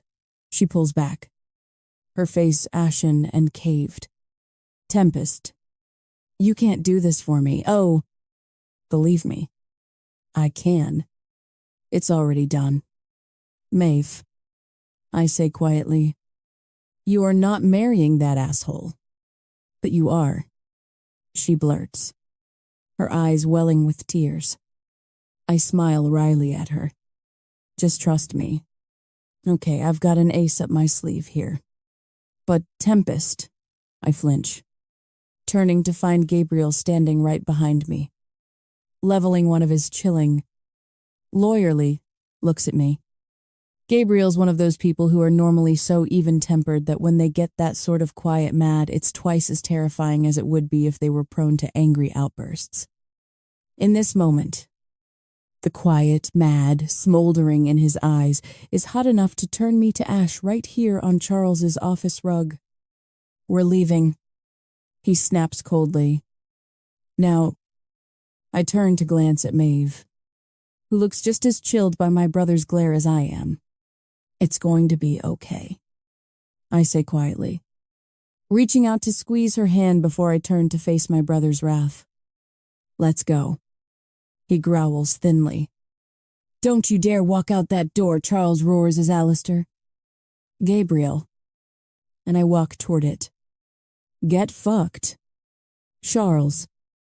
Alistair mutters. This isn't over. Gabriel's jaw clenches as he reaches for the knob. Charles. She signed a goddamn blood marker. Everything goes still. Gabriel's eyes narrow. So do Alistair's before they slowly swivel to lance into me. He raises one brow as if to say, you didn't actually fucking do that. Did you? My throat bobs as I swallow a lump in my throat. When I slowly nod, I watch my brother's faces pale. Tempest, Gabriel hisses under his breath. Charles laughs coldly as the three of us slowly turn to face him. Not a contract. Not an agreement. He sneers. A goddamn blood marker. And you might choose not to participate in the world that is governed by those. But believe me, that world won't care. He levels his eyes at me, his nostrils flaring. Tempest is marrying Dante Sartore now, and there is nothing any of us can do to change that. His lips curl. Now, the prudent thing would be to sit down and figure out how this affects the family. You mean how it affects you and your personal mafia wheeling and dealing. Alistair hiss, which I couldn't give less of a fuck about. Charles? Gabriel yanks open the office door. And Charles is still roaring as my brother pulls me through and kicks the door shut behind us. No sooner are we all out of Charles's apartment and in the hallway than Gabriel slams me against the wall. His face livid. Alistair looks just as menacing and furious standing behind him. You did fucking what? He was going to force Maeve to marry that fucking pig, I snap. What the hell else was I supposed to do? Not go anywhere fucking near Dante Sartore. For a start, Alistair snaps coldly. I roll my eyes. You know, it's slightly insulting that you think I'm dumb enough not to know you're both members of his little sex club. My brothers glance at each other nervously, and then back to me. That's for business. Gabriel grunts. Yeah, business. I pantomime a blowjob motion as Gabriel makes a face. Do me a favor and literally never do that in front of me again. He groans, looking positively ill. Then do me a favor and stop insulting my intelligence. I don't know how many times I need to say this, but I had to do something. Maeve is family. Alistair's eyes narrow. She's Charles's daughter with she. Is family. I hiss viciously. Period. Full stop. I glare at them both. Wow. I guess I'm the only one who understands what that means. The two of them are silent for a second, sharing a glance before they look back at me. Did you really sign the blood marker? Gabriel grunts. I nod, and he groans as he squeezes his eyes shut. I mean, Jesus Christ. Tempest. A shiver riffles down my back. There's something about the gravitas with which they're both treating this that has me suddenly feeling the full weight of it. 2. The full fear. I did what I did because I have a rapidly approaching expiration date. But it's not tomorrow, or the next day, or even next week, or next month. And pretty soon, I'm going to be chained to Dante, for however long I have left. Suddenly, that sounds way more daunting a prospect than it did earlier, when I was fueled by bravado and impetuousness. I swallow weakly as I drag my eyes from my hands up to my brothers' faces. I won't apologize for what I did. Okay, it would be obscene for her to marry Dante. Gabriel shoves his fingers through his dark hair. Neither of us disagrees with you there. Tempest. Well, I shrug. Now she's not. Problem solved. Except you've just stepped in front of a bullet. Yeah. Well, I chew on my lip and look down again. After it's official, I'm sure you two can find a way for me to, Alistair laughs coldly. To what? Tempest, this is Mafia oath shit. His. What? You think Gabriel and I can haggle better terms? Or add provisions to the contract? I smile weakly. I mean, you can. Right. When they're both deadly silent. My heart plummets. Guys, Tempest. We're not talking marital law or alimony here. In fact, we're not talking law at all. Gabriel mutters. This is above and beyond that. A blood marker is final. Period. Full stop. Do not pass go. And fuck collecting your $200. My skin prickles as a cold sensation slithers down my spine. You just sold your soul to the devil. Tempest. Alistair murmurs darkly. And there is nothing that Gabriel, or I, or you, or anyone else on God's green earth can do to stop that now. Says Dantisu. You get a Gumar. Easy. I groan, shaking my head as Vito chuckles, lying in the pool lounger next to mine. He grins around his cigar as he deftly lights a wooden match and brings it to the finely cut tip. The cherry catches and glows orange before he drops the match into the ashtray, perched on the side table next to him, beside his glass of Fernet Branca. Then he leans back in his lounger to gaze out over the pool and at my back garden. Vito, a.k.a. Don Vito Barone, head of the Barone Mafia organization, was always like a second father to me. Well, more like a fun uncle in the beginning, I suppose. But when my real father and mother died when I was barely 15, Claudia 16, and Bianca only 2, that fun uncle very much did become a father to all 3 of us. Vito took us in and raised us right alongside his 2 blood sons, Carmine and Nico. He gave us all a good life and used his influence and his wealth to get Claudia and I into Knight's Blood University, and Bianca into the School of American Ballet at Lincoln Center when it was clear that she was a very talented dancer. I grew up fucking around with Carmi and Nico whenever my dad dragged me along to the Barone house when he was doing work as Vito's personal tailor. Given Don Barone's sense of style and love of fashion, my father was over a lot. So it never felt odd after my father's death when Carmi and Nico went from being my friends to me and my sister's unofficial brothers. When it happened, they mourned Claudia and wanted vengeance for her death as if she were their own flesh and blood. I know they'd give their lives to protect Bianca just the same. So would Vito, without flinching. Seriously. A Gumar. That's your solution to this bullshit. Vito grins as he puffs on the Cuban. I glance over at him and resist the urge to chuckle at the 65-year-old man in the tiny black Speedo sprawled next to me. The older Barone is a tanning junkie. Even if Carmine, Nico, Bianca, and I have all tried to impress upon him the concept of skin cancer. Whenever we do, though, Vito just starts waxing eloquent about the glory of Rome and superior Italian genes.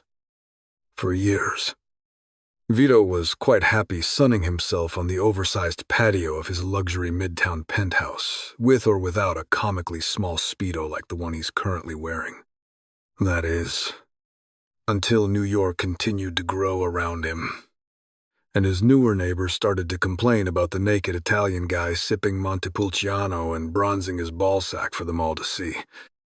Apparently, even highly connected and lethally dangerous mafia dons bow to the pressures of multi-million-dollar co-op boards. Who knew? Anyway, Vito's go-to spot for sunning himself these days is my pool. I've made the Speedo mandatory, it being barely spring and not, in my opinion, nearly warm enough to be sunbathing. I'm dressed in white linen pants, Italian loafers, and a pressed black polo shirt.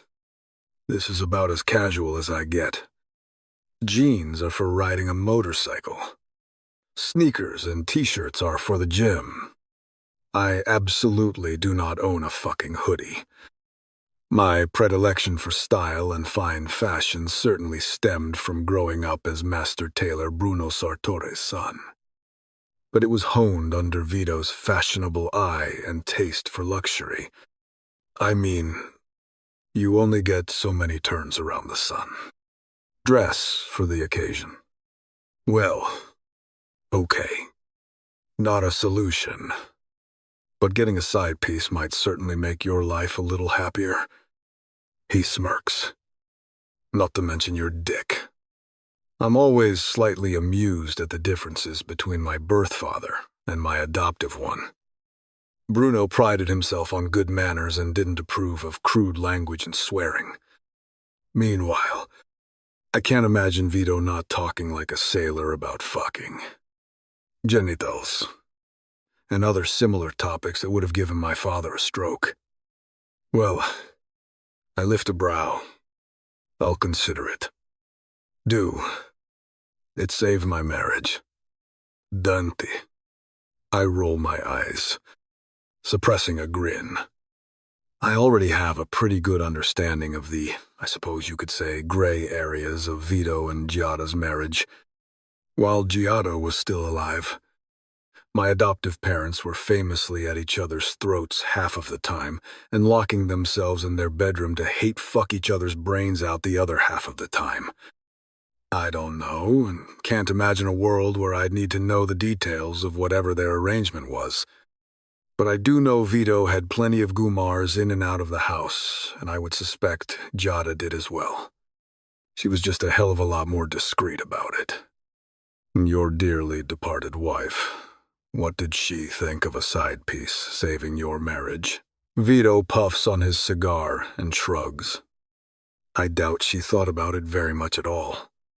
She was too busy fucking the gardener for the last 10 years of our marriage. I snort a laugh.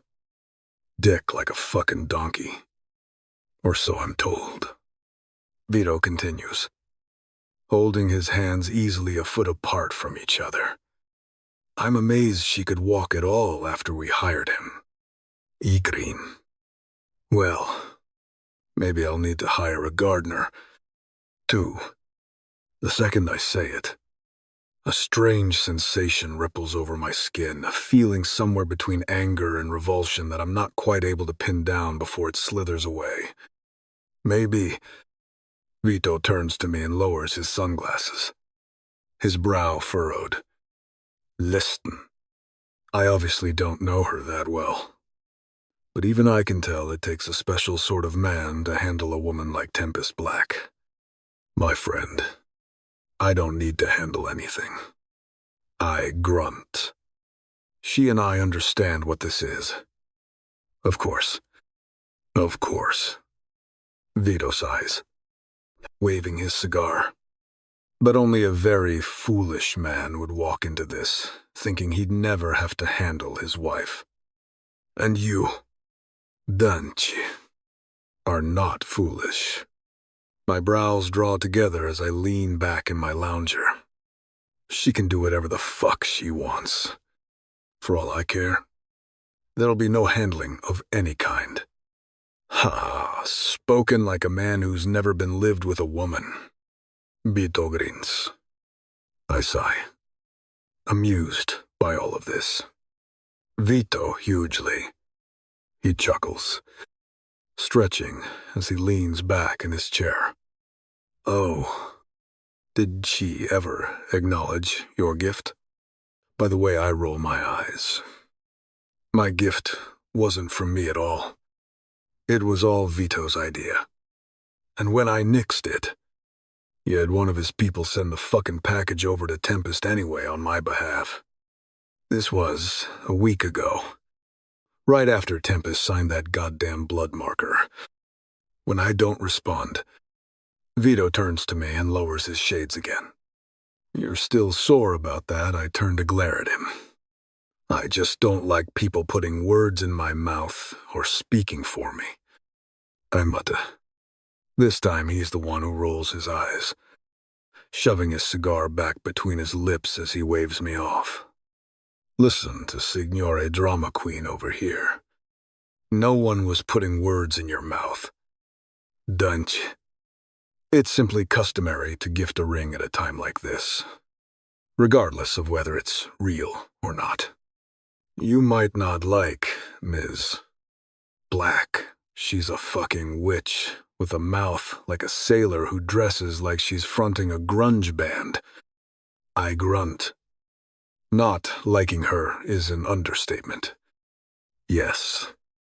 Vito's on a goddamn engagement ring to Tempest.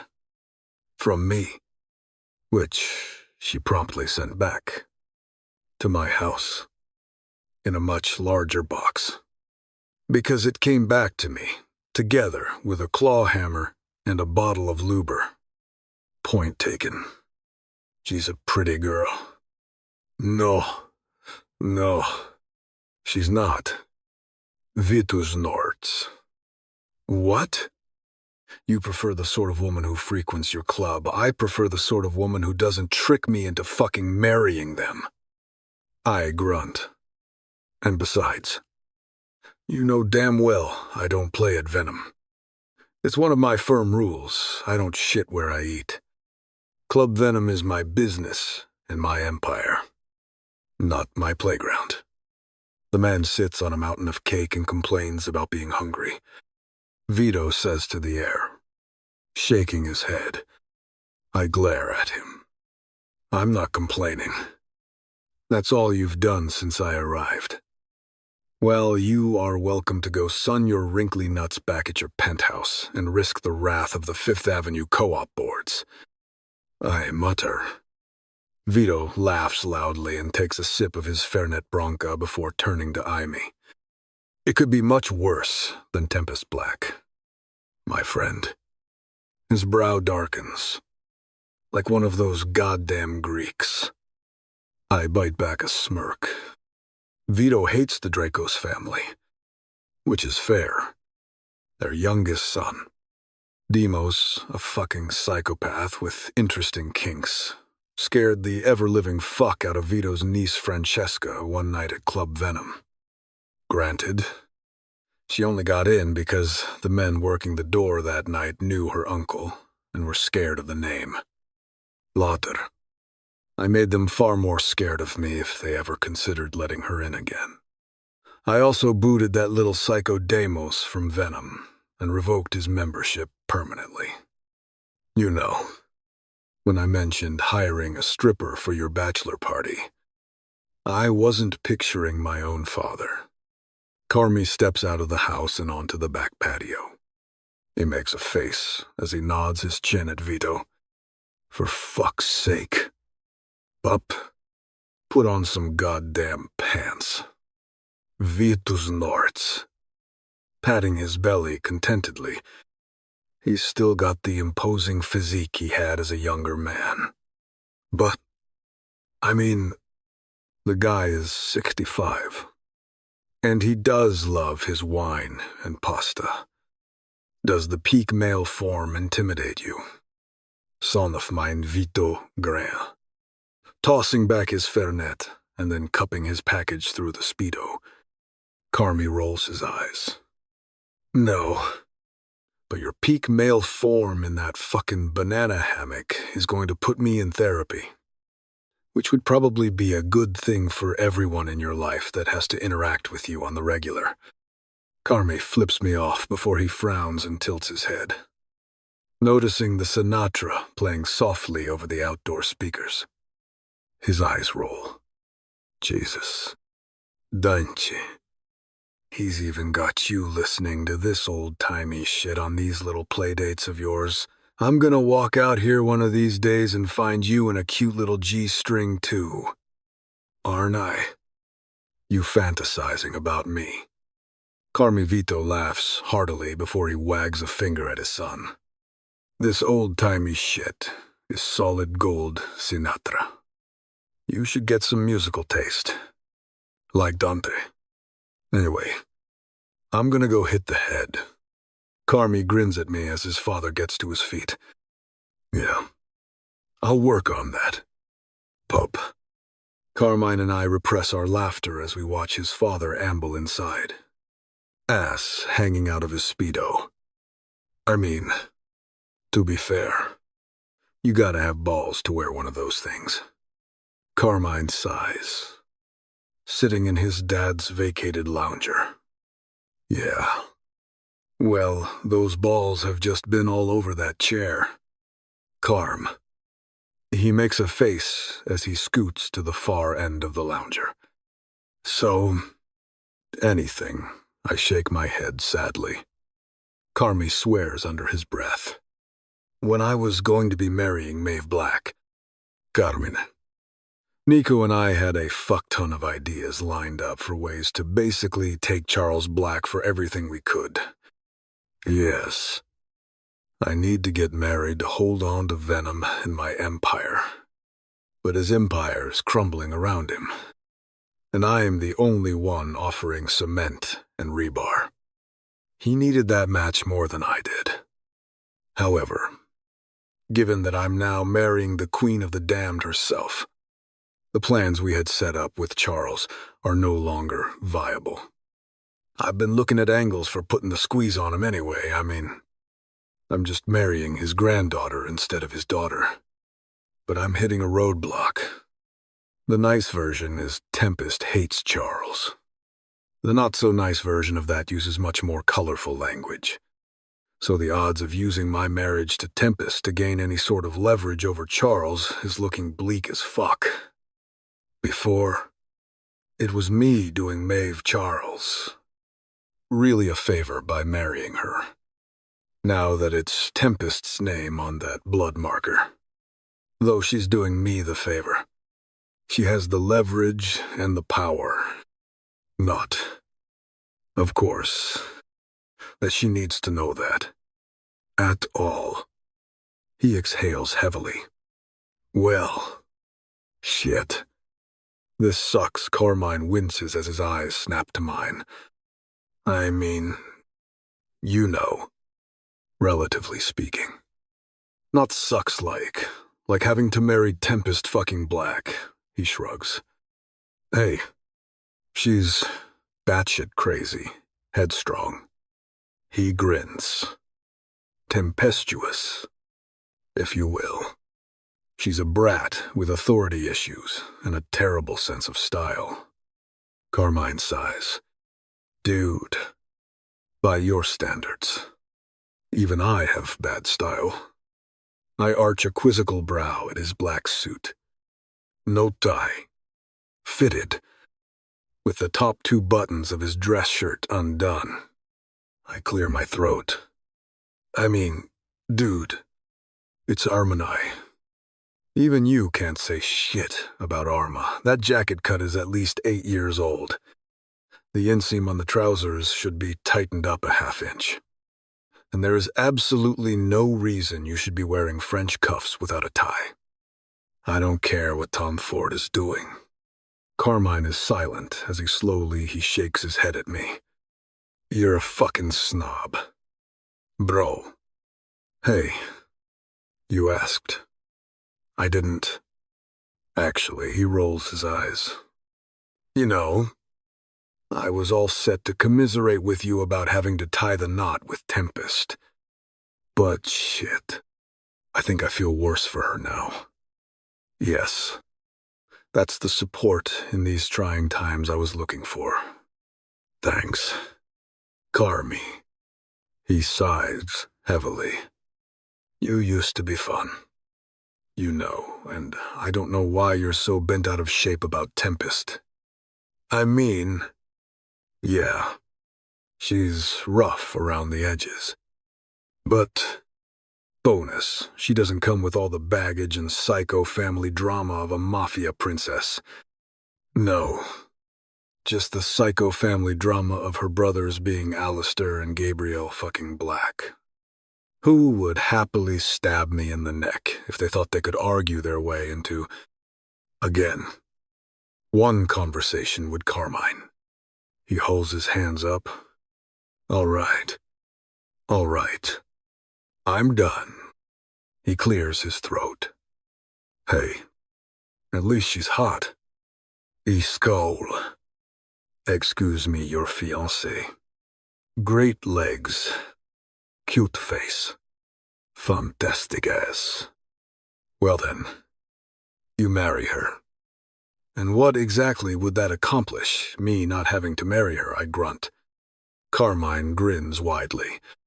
Well, maybe after you two are officially hitched and you tell her she can do whatever she wants because it's all for show. I could be her side piece. You know, my jaw grits. And a feeling not all that different from the one I felt at the idea of me hiring a gardener creeps over my skin, turning my nerves raw and my blood hot. I mean, she's got crazy written all over her. And man, crazy chicks, Carmy whistles wolfishly. Those bitches will fuck your dick raw, Dante. I blink and snap out of my daze, realizing I've been glaring a laser hole right through Carmine. He frowns, cocking one brow. You good? Man, yeah. I shake my head. Yeah. Fine. Just a lot on my mind. He smirks at me. Well, I do have a cure for that. It starts with a B, then an A, if it's bachelor party. My answer is no. It is bachelor party, he crows. And your answer is hell yes. He reaches over, clapping me on the shoulder. I mean, he winks. Throw as many hissy fits about as you want. But you're getting married. Dante. 7 Tempest. I fucking hate hospitals. I mean, it's not like most people like them. But ever since that night of blurred horrors and silent tears, the night Nina died when I was brought to one. Stunned. Numb. Naked. And wrapped in a paramedic's jacket. I've fucking loathed them. I think it's the antiseptic smell that gets me. As if the building itself is trying to destroy anything living within its walls. That chemical smell of bleach and rubbing alcohol that leaves your nostrils singed and your skin raw. To me, it's the scent of probing, invasive tests, of swabs rubbing against sore, turn, and vandalized flesh.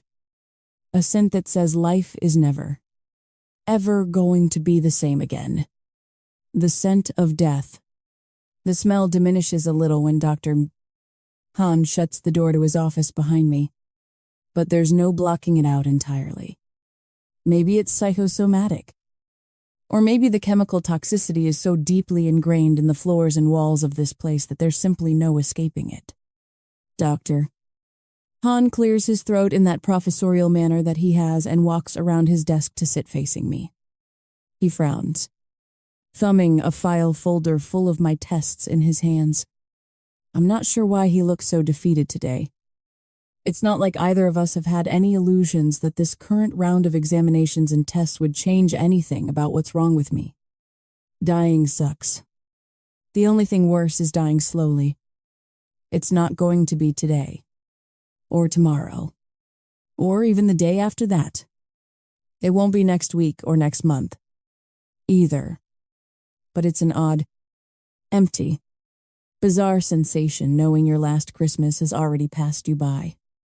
I discovered all this 2 months ago, when my GP couldn't figure out what was going on to explain my lethargy, lack of appetite, and, sometimes, general confusion.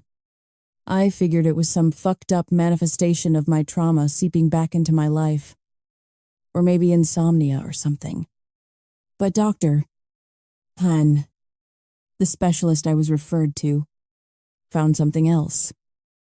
It's called severe late-onset methylmalonic acidemia, and it's a rare liver disorder usually found in infants. What it means is that my body has stopped being able to break down fats and proteins effectively, which creates a buildup of something called methylmalonic acid in my blood. The lethargy and lack of appetite are going to get worse. So is the brain fuzziness. And there's a good chance I'm going to start having random seizures sooner rather than later. In the next few months. I'll probably need to go on dialysis as the toxicity in my blood begins to shut down my kidneys. And then, after all that, to add insult to injury, it's going to kill me. That's why I did what I did. That's why I put myself in front of that Dante-shaped bullet. Because Maeve's got her whole life ahead of her. I've got 8 months, at best. And they're not going to be pretty. So, I lift the corners of my mouth as I shrug. Guess I'm still on the hunt for a miracle, Doctor. Han smiles weakly before taking a deep breath and exhaling slowly. His eyes drag from the folder in his hands up to mine. On the plus side, your levels are consistent. He means consistently shitty. But consistency is good. At least I'm right on schedule for dying at the age of 24. The renal protein blockers you've been taking have slowed the toxicity in your kidneys, which is good. It means we're not having to start talking dialysis yet, so long as you maintain the diet we discussed. He frowns. I'm a little concerned about your weight. My eyebrows shoot up. Excuse me, are you skipping meals? Tempest. I know, I'm too thin. At first, everyone around me just figured I was getting in shape or hitting the gym more than I used to. But now, even my brothers are clearly trying to bite their tongues at the weight I've dropped. But are you skipping meals makes it sound like I'm trying to slim down for prom or something stupid. The reality is, I'm literally almost never hungry. Frequently. The very idea of putting food into my mouth is nauseating. No, sort of. Sometimes, he gives me a stern look. Is it nausea? I shrug and look down at my hands. I hate this. More invasive questions in a building filled with the stench of rubbing alcohol and death.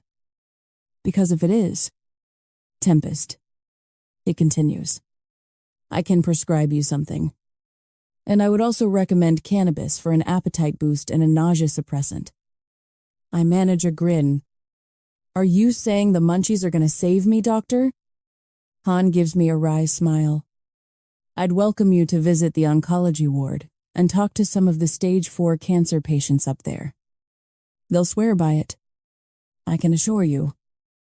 I nod, picking idly at my cuticles and the remnants of black polish on my nails. I smirk inside when I flash back to the other day in my grandfather's study, when I bumped into the devil himself. My fiancé dearest. I remember the way he grabbed my wrists, and then how his eyes lasered in on my hands and nails.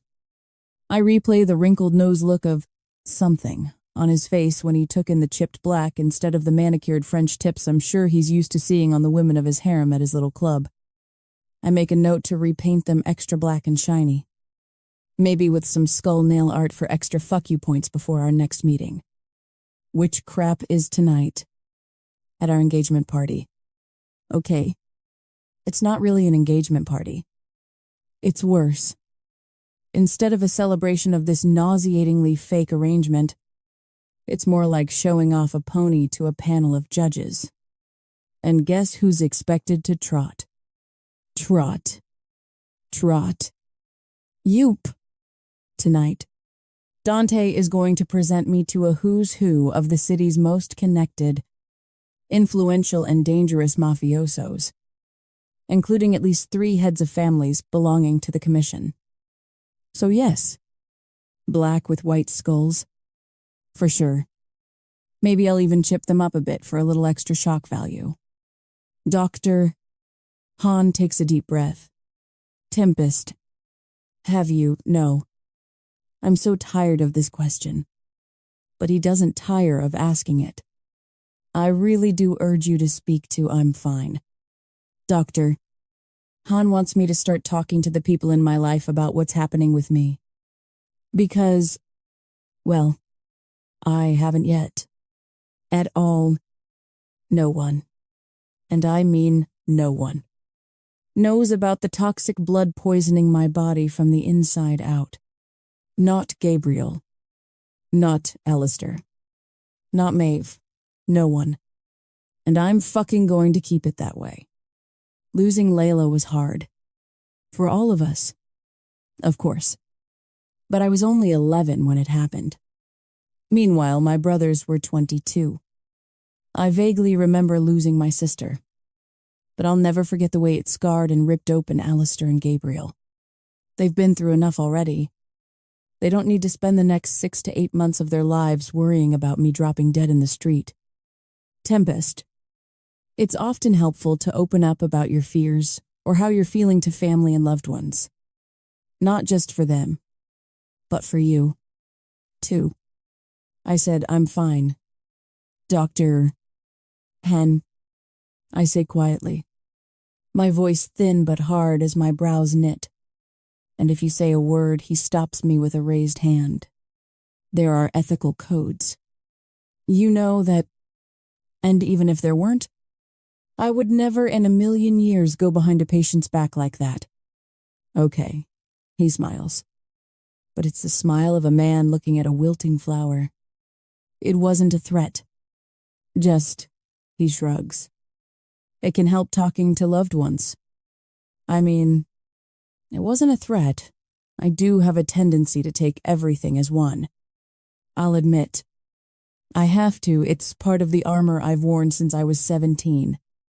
I'd say I should work on that. But, yeah. That. Doctor. Han clears his throat. Well, is there anything new going on in your life? I've been making a short list of places to have my 30th birthday. Dr. Han looks worried for a second. When I grin. His shoulders relax and he clears his throat awkwardly. Just a little gallows humor. Doc. Yeah. Hilarious. He smiles. Though, humor in general can be helpful. He sighs as he rearranges my tests into a neat pile in front of him. Well, unless there's anything else. I'll see you in 3 weeks. Also, I'm getting married. It flies out of me.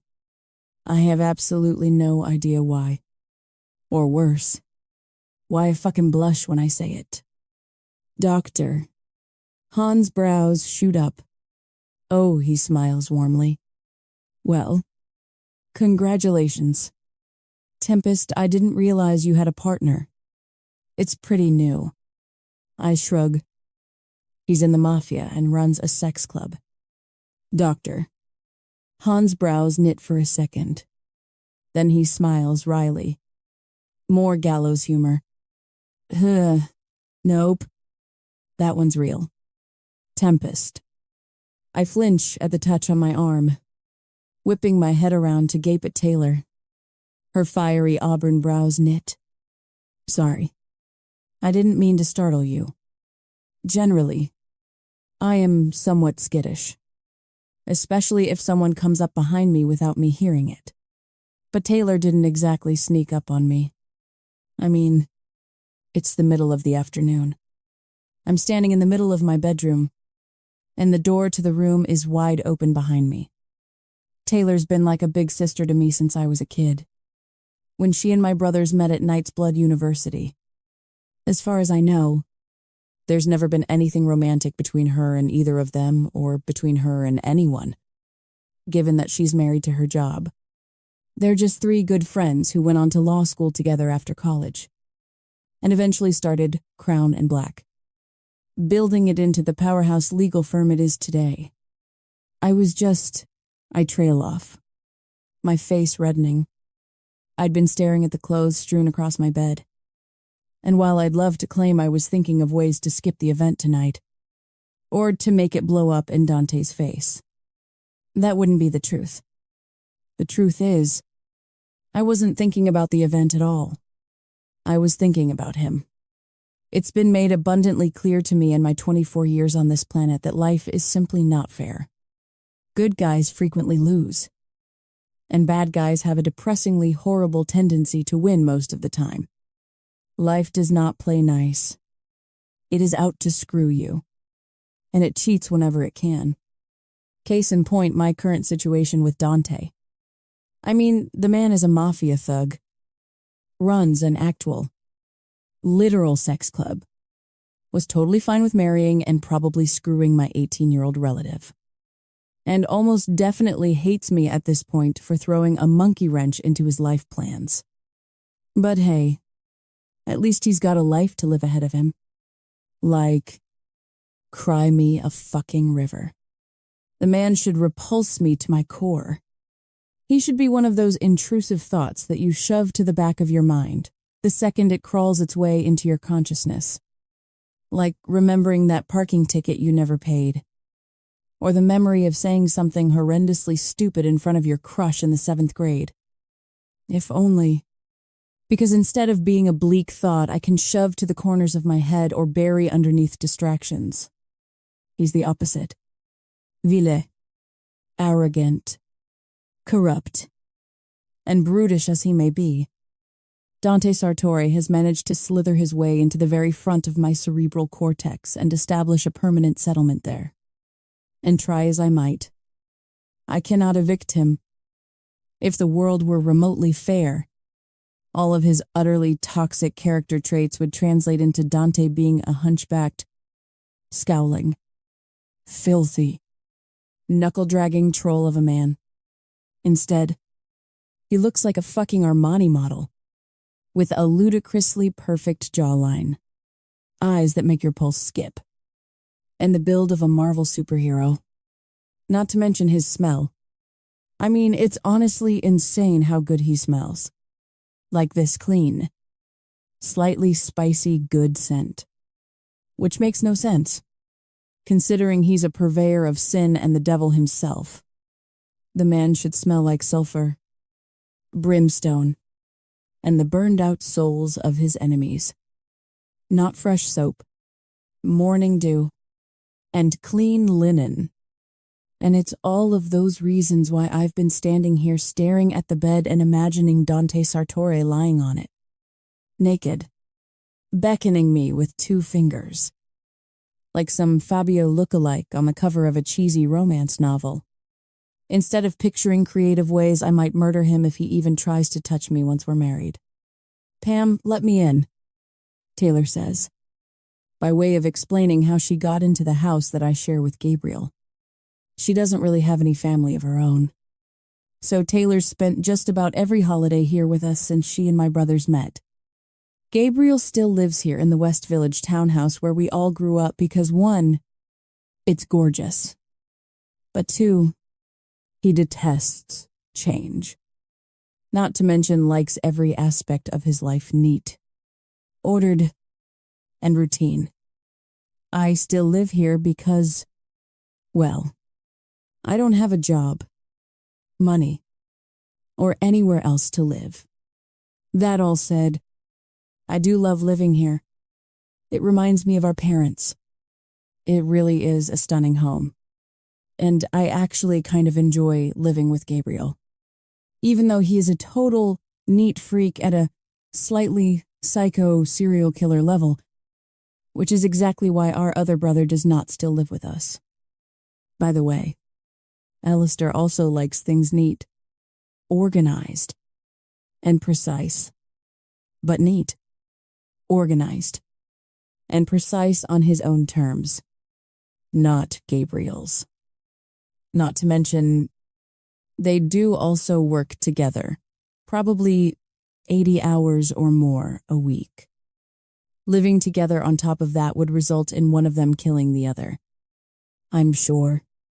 For a while, it was just Gabriel and I here. But then, about 6 months ago, he hired Pam as a full-time housekeeper and cook. At first, I was skeptical. Or maybe I was worried that some outside person was going to throw off the vibe my brother and I had established living here, just the two of us. But I gotta say, she's really grown on me. Pam's one of those women who's embracing her later years with class. She clearly takes care of herself, but she's also not super obsessed with hiding the fact that she's in her late 60s. She doesn't overdo it with the makeup, doesn't dye her silver hair, and somehow looks classy all the time, even when she's working around the house. Maybe that's why I like her. There's something comforting seeing someone embracing the inevitability of life and its end when you're staring down the barrel of your own mortality. Right on cue, there's a knock on the open bedroom door. I grin when Pam waltzes through with a big milkshake glass filled with a creamy green smoothie. Here you go. Hun. Pam majorly won me over when she first started working for us with her on-point smoothie game. She's even tailored some of my previous favorite combinations of hers to suit the diet doctor. Hun has me on. Of course. She doesn't know it's a doctor-mandated thing. She just thinks I'm being healthy. Avocado, blueberries, vanilla yogurt, chia seeds, hemp seeds, spinach, and almond milk. I still get a tiny wave of nausea when I take the glass from her. But for some reason, smoothies I can tolerate a little easier, and they don't seem to trigger my gag reflex. You seriously pamper me. Pam. She nods in the curt way she has before turning to Maeve. Would you like one too? Miss.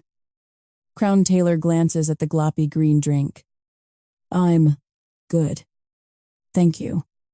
When Pam leaves, Taylor eyes my smoothie again suspiciously. I grin. I know. It looks like vomit, but it's actually delicious. Well, delicious for something on the keto diet. Remind me again why it is you thought you had to go on a diet. Taylor's gaze slides up and down my frame. It's not something some douchebag guy said. Is it, I mean? Tempest. You're in fantastic shape. I'd even say, her mouth snapped shut. I'd even say you're too thin. I can see the unspoken words in her eyes. Look, I don't have an eating disorder or anything. Taylor. I wasn't.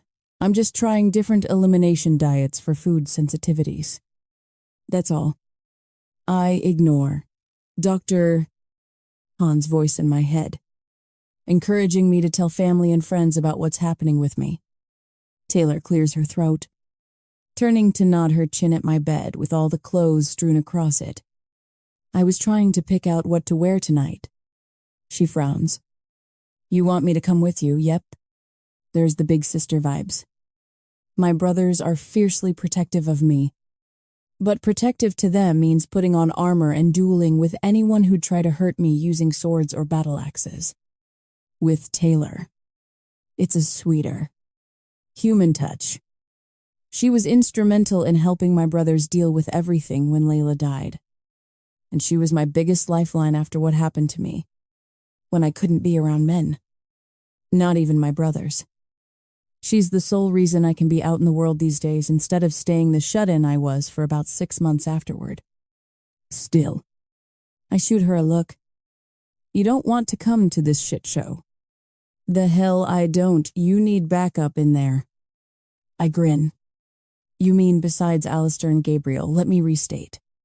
She sighs. You need backup who isn't drowning in testosterone and who can think further ahead than one swung punch. Besides, Dante is my client. Considering the history between my family and Dante, it's crazy that he uses Crown and Black at all for his personal and business legal needs. That said, she's really the only one he interacts with. According to Gabriel, it is a tempting offer. My brothers are, obviously, coming tonight. But having Taylor there would definitely give me a bit more comfort. Maybe it's a girl thing. Or maybe she's right.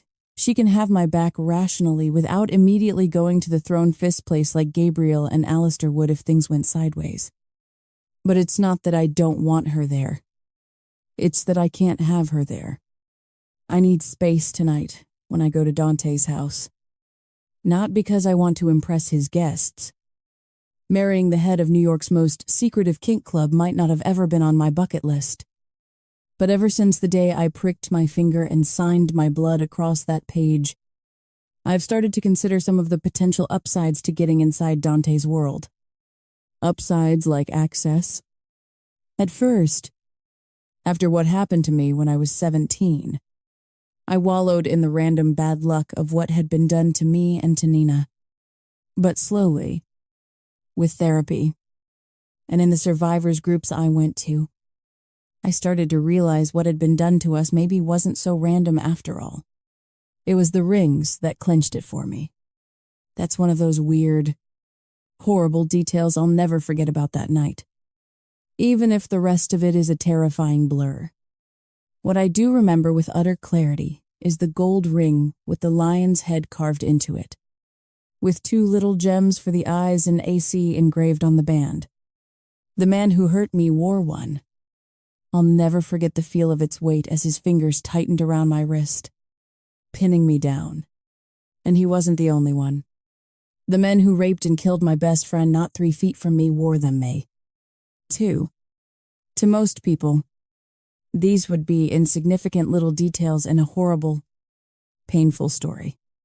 But to me, they're clues, breadcrumbs, and I can't stop following the trail. Even if I dread thinking what I might find at the end of it. I don't know who they all are, but I know the matching rings aren't coincidence.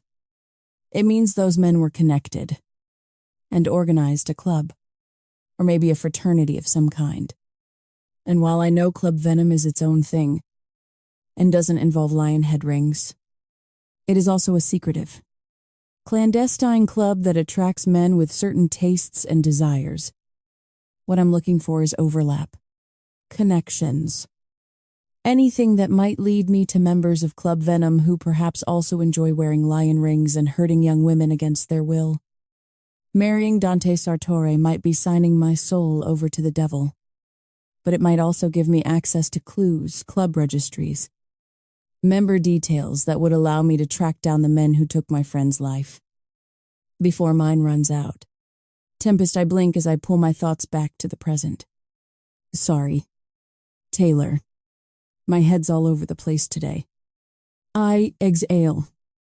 Look, I'd love you to come, but wouldn't it be a conflict of interest? With Dante being your client, she frowns. It wouldn't have to be. Tay, I sigh, smiling to cover the twinge of guilt I feel with semi-lying to her. It'll be a who's who of New York Mafia. That's not exactly a good look, is it? She snorts. You do realize who half our clients are? Yes. Then she exhales. Fine. If you don't want me there, Taylor, she grins, reaching over to squeeze my arm. I'm kidding. Girl, you're probably right. This is a family thing. And I'm not that. I roll my eyes. The hell you aren't. She chuckles. All the same, I didn't receive an invite.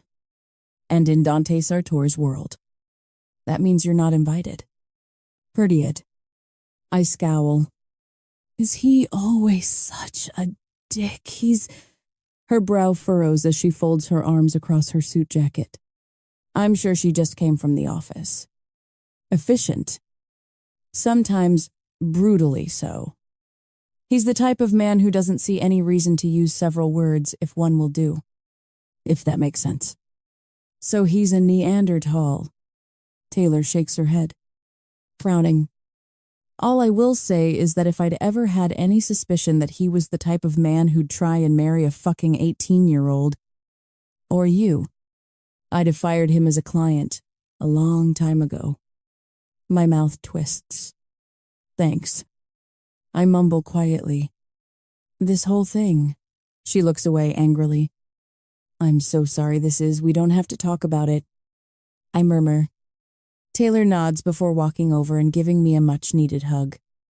When she pulls back, we both wordlessly agree to exhale the Dante from our lungs. So, she nods at the pile of clothes on my bed. Do you know yet what you're wearing, Hel? Yes. I pluck a few garments from the pile and lay them out: black, ripped, skinny jeans, a black Joy Division t-shirt, and heeled boots that go up to my knee. Taylor makes a face. You can't be serious. Oh. And I'm painting my nails. 2 black with skulls. I laugh. Taylor says nothing. I frown as I glance at her. Okay. What is it? It's just, she sucks on her teeth. You know how Gabriel is always saying to pick your battles, yeah. But that's easy for him to say. He literally does pick his battles. And he only picks the ones he knows he's 95% or higher likely to win in court. She grins. And is dressing to shock or piss Dante off tonight. The battle you want to pick. Yes, 8 temps do look nice. Tempest. From the back seat. I look into the rearview mirror, meeting Gabriel's eyes. Thanks. You sound surprised. His lips curl slightly at the corners. If I were a betting man, I'd have put money on you showing up tonight in a gorilla costume or like you were going to a death metal show. Shit. Am I that predictable? He chuckles. I'm just saying. You look nice. I glance down at the shimmery silver. Sleeveless. Ankle-length dress with the tastefully teasing neckline. Plunging back. And the slit up the side to mid-thigh. Not really. A spoiler. It's Taylor's. Not mine. After she offered to help me find an appropriate outfit for this debacle, we both realized exactly how much inappropriate shit was in my wardrobe. The strappy silver heels are also hers. For the same reason. But I will admit, even if I feel like I'm cosplaying a European princess in this ridiculous thing, it does go with the tuxedos my brothers are wearing a bit better than that Joy Division t-shirt. We're long past the point where I press them on ways to get me out of this situation. Or where they ask me for the millionth time what the fuck I was thinking. Instead, we sit in silence as we drive through the night to Dante's Hamptons estate, where I snuck my signature onto that blood marker 2 weeks ago. Alistair clears his throat, his eyes flicking from the road ahead to my mine in the rearview mirror. Why were you at Mount Sinai earlier today? My spine stiffens. My heart dropping for a second. Doctor, Han's office is at Mount Sinai. I will myself to keep cool as I frown at him in the mirror. Were you spying on me? He rolls his eyes. Obviously not. Katerina's grandmother has her dialysis sessions there. Katerina took the morning off today to be with her. And when she came in later, she mentioned she saw you in the lobby of the nephrology center. Katerina is Alistair's secretary. A sweet, quiet young thing who somehow works happily under my brother's iron-fisted rule. I did know she had a grandmother going through dialysis for lupus-related kidney issues. I just never realized Grandma was getting dialysis in the same department of the same building where I go to see Dr. Pry. Hun. Fuck. Well, I blink, glancing up and meeting my brother's gaze in the rearview mirror again. Well, what? Well, what were you doing at a dialysis center? I shrug.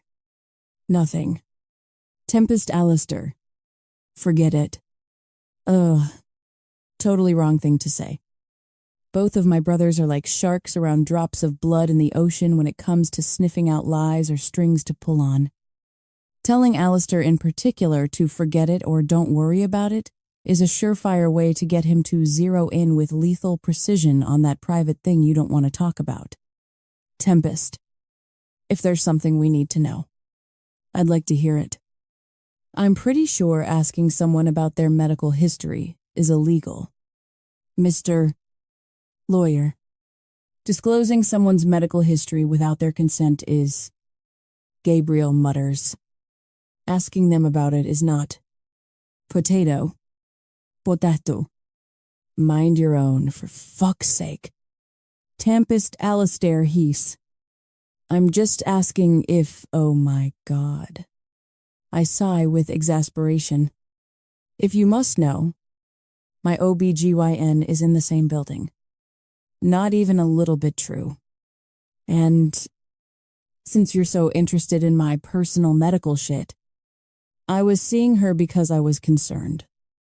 Both my brothers tense, their eyes snapping to mine in the mirror. Concerned about what Gabriel says quietly. Well, what with all the anonymous glory holes I've been visiting all over the city. I mean, that's a lot of random dicks to be sucking and fucking without protection. Who knows what I might have picked up? The car goes quiet. I bite back my grin, relishing the looks of disgust on my brothers' faces. Gabriel swivels around to give me a look. That's not funny.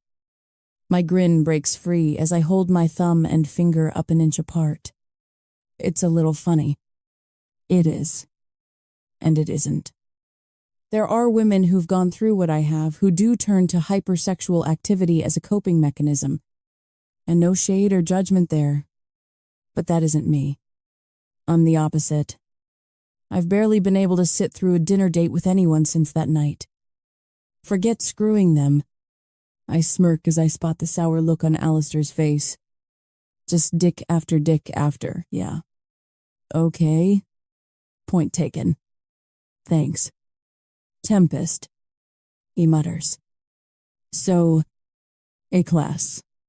What did we learn tonight about prying into people's personal lives? I said point taken. You can lose the moral superiority. I laugh. I was just in for my annual checkup. Chill. And for what it's worth to the two judgy little shits sitting up front, I'm not the one in this car who frequents a sex club. Gabriel sighs as the car pulls off the main road and stops at the huge metal gate to Dante's estate. The one that shut on me when I was attempting my getaway before. I go there for business. Tempest. We've been through this. Alistair doesn't. The conversation pauses while Alistair shows his ID to the guards at the gate, who wave us through. What I do or don't do in my private life is... Alistair trails off when he spots the shit-eating grin on my face in the back seat. My smile widens as I smack my lips and rub my stomach happily. Num, num, num, I'll take another helping of that delicious irony with a side of double standards. Please, when the car stops. Gabriel helps me out, and both of them offer me an arm as I teeter my way up the steps to Dante's sprawling mansion. I haven't worn spike heels since I was a teenager, and it shows. Hope my new fiancé wasn't expecting grace and elegance. After tonight, he won't be seeing me in anything but boots or sneakers. We're ushered from the front foyer of the home down a gilded hallway and into a huge, stunning ballroom. A ballroom. I mean, I didn't exactly grow up poor, and my brothers are killing it. But this is next level. It also feels utterly ridiculous to be putting this much effort into celebrating what is clearly a steaming pile of bullshit. Between the string quartet and waiters passing around trays of champagne to what must be over 200 guests, it feels like I just walked into Jay Gatsby's house, complete with a who's who guest list of gangsters. Even I recognize some of the dangerous and powerful faces milling around the party. Michael Genovese, head of the Scaliami Mafia family, is a client of Alistair's, and when we walk in, he makes a point of nodding at my brother. As I scan the room, my gaze lingers on a weirdly familiar-looking, pretty blonde girl with a look somewhere between boredom and fear on her face. Eloise Leblanc. Gabriel murmurs under his breath. You might have seen her at the office. Her father, Andre, uses us for his US-based legal needs. She's been in with him a couple of times. My gaze wanders back to Eloise, and I frown when a handsome but malicious-looking Italian man with dark hair and a grimace on his face moves close to her. Instantly, her whole body tenses, and she recoils. Then his hand comes up to wrap around the back of her neck roughly, turning her face even paler as he leans close to snarl something in her ear. When I glance at Alistair to ask who the hell that creep is, I freeze. My brother's face is darkened and tense, a lethal look in his gaze as it stabs across the room to the pair. Massimo Carvelli. Gabriel mutters, his eyes darting toward Alistair. Our brother's jaw is clenched like iron, with a vein popping out on his forehead. Rumored to have killed his father last year to take over the Carvelli throne, Gabriel's face sours. He's Eloise's husband. My stomach clenches as I see him lean closer to the poor woman, hissing something into her ear that makes her flinch. His hand visibly tightens on the back of her neck. He's hurting Tempest. I glance at Gabriel, who soberly shakes his head side to side. Leave it. Seriously. Massimo is a fucking lunatic. But I turn toward Alistair, blinking in surprise when I see him already storming away to the bar at the side of the ballroom with plodding, furious steps. Okay, what's his Tempest? I turn back to Gabriel, who shakes his head again. Just leave it. Trust me. Suddenly, I shiver as the scent of clean linen and spice invades my senses. My back straightens, a tingle sliding over my skin as the dark, malevolent energy of him billows over me like a poisonous black cloud. I turn, and my heart skips as my eyes lock with his. Don't. He completely ignores me as he glances at my brother. Gabriel. Don't. Gabriel mutters back through clenched teeth. Welcome to my humble, let's skip the fucking gracious host and formalities routine. Gabriel spits. We both know what you are. Dante's lips curl devilishly at the corners. You're still not looking at me. Asshole. But what we are, old friend, is family. Now, thanks to your dear sister. My breath catches in my throat as Dante's icy blue eyes finally swivel to pierce mine. His lips are still curled into a smile, but it's hollow, empty, devoid of warmth or sincerity. All I see is cold, dark malice. We'll see about that. Yes. Well, if you find a way to cancel a fucking blood marker, Gabriel, Dante says coldly, do let me know. In the meantime, if you'll excuse us, I gasp. My eyes flying wide as Dante's arm suddenly encircles my waist and yanks me to his side. A shiver drags its nails down my spine as the heat and hardness of his body electrify my skin. And before you put on your cape to play superhero and tell me to take my hands off her, Dante growls quietly. Turning back to Gabriel, let's not forget that the entire reason for this celebration tonight is our engagement. He smiles icily. Enjoy the party. Gabriel. I shudder as his arm tightens around me, whisking me away and off into the crowd. What the fuck do you... What I'm doing is a tour of the room to show off my new fiancé. Dear, Dante hisses. That's the entire fucking point of this entire evening. Thanks to you. Well, you can do it without putting your fucking hands on. I gasp again as he grabs my hand and spins me in time to the waltz music. The string quartet is playing in the corner of the ballroom. Exactly what are you doing? I hiss, shivering as he pulls me right against his chest and starts to dance with me. One hand holding mine, the other firmly gripping my waist, dancing with my fiancé. I try and pull away, but his iron grip only tightens on my hand and my hip, pulling me against his body even harder. Stop it, I mutter, glaring up at him. And don't try and tell me this is for appearances. My eyes dart side to side, taking in the smiling, slightly drunk faces of the various guests watching us dance. As if any of these people legitimately think we're a couple. They can think what they want. But let me explain to you how this world you've bamboozled your way into works. Dante growls testily. Behind closed doors is one thing. In public. However, you will be my fucking wife. I'm not prepared for the jolt in my belly when he says it. You will be my fucking wife. It's raw, brutally honest, and unapologetically possessive, and skin-tinglingly hot when he growls it into my ear. At the moment, Dante murmure. That entails dancing with me, playing the fucking part, and smiling when you should. Like a good girl. Something electric and throbbing pulses in my core. Damn him. My stomach flutters as Dante spins me again and dips me expertly before pulling me back into his arms. I must say, I'm shocked. Oh, I spit. Yes, you came here dressed like a grown-up. I assumed your entire wardrobe was concert t-shirts and ripped jeans. Oh, I'm saving my best burlap sack for the wedding. Honey, I drawl. Well, anyway, the gown looks better on you than on Ms. Crown.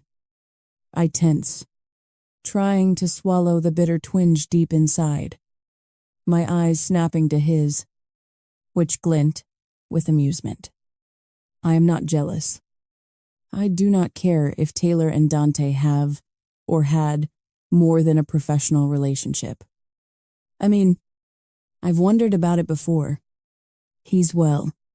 Just look at him. And Taylor is hot. Successful. Stylish. And confident. Not to mention, she's a member of Club Venom. She's always said she goes purely for business reasons. Same as Gabriel. But who knows what happens with her and Dante behind closed doors, or open ones.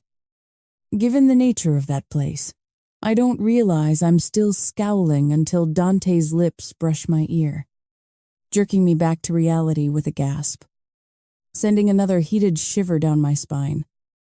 Go ahead, he whispers darkly. Ask. I glare at him. Ask what? If I've fucked her. I start to open my mouth, but he shakes his head. Don't play stupid, because I know you're not. You want to know if Ms. Crown and I are, shall we say, more than a client and legal counsel. I swallow back the fresh wave of bile rising in my throat. I don't care. He grins. Oh, I'm sure. No, you're right. I do care. I smile acidly, only because it would make me concerned for her well-being. Making awful life choices, like fucking you, of all people. Or that you'd give her something gross? Dante chuckles. You have a very low opinion of me. Ms. Black. Gay. I wonder why. Taylor is my attorney. Tempest. You may be surprised to hear that I'm also not screwing my dentist or the pleasant old man who does my taxes. So, for the record, no, I haven't fucked her.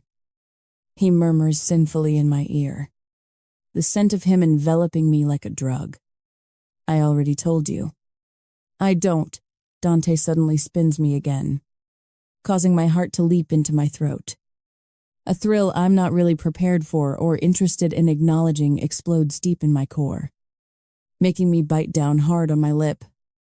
The fluttery feeling instantly evaporates as I glare at him. What? You're not as terrible a ballroom dancer as I would have expected. I figured mosh pits were more your speed. I've grown up being trotted around at enough Crown and Black functions, galas, and shareholder parties that I can waltz my way across a room. The arrogance of him assuming I can't pisses me off. Though, so on the next turn, as he spins me again, I do the only thing I can. I make a point of stepping down hard on his foot with my strappy heel. Dante's teeth grind as he swallows a grunt. Oopsie, I giggle like an airhead. I'm so clumsy. It's probably because I'm just a silly little girl and I've never been to a big fancy party with real dancing like this one. Dante levels a cold, dark glare at me. Having fun, yet loads. I grin saccharinely. What a swell party. Dante twirls me again.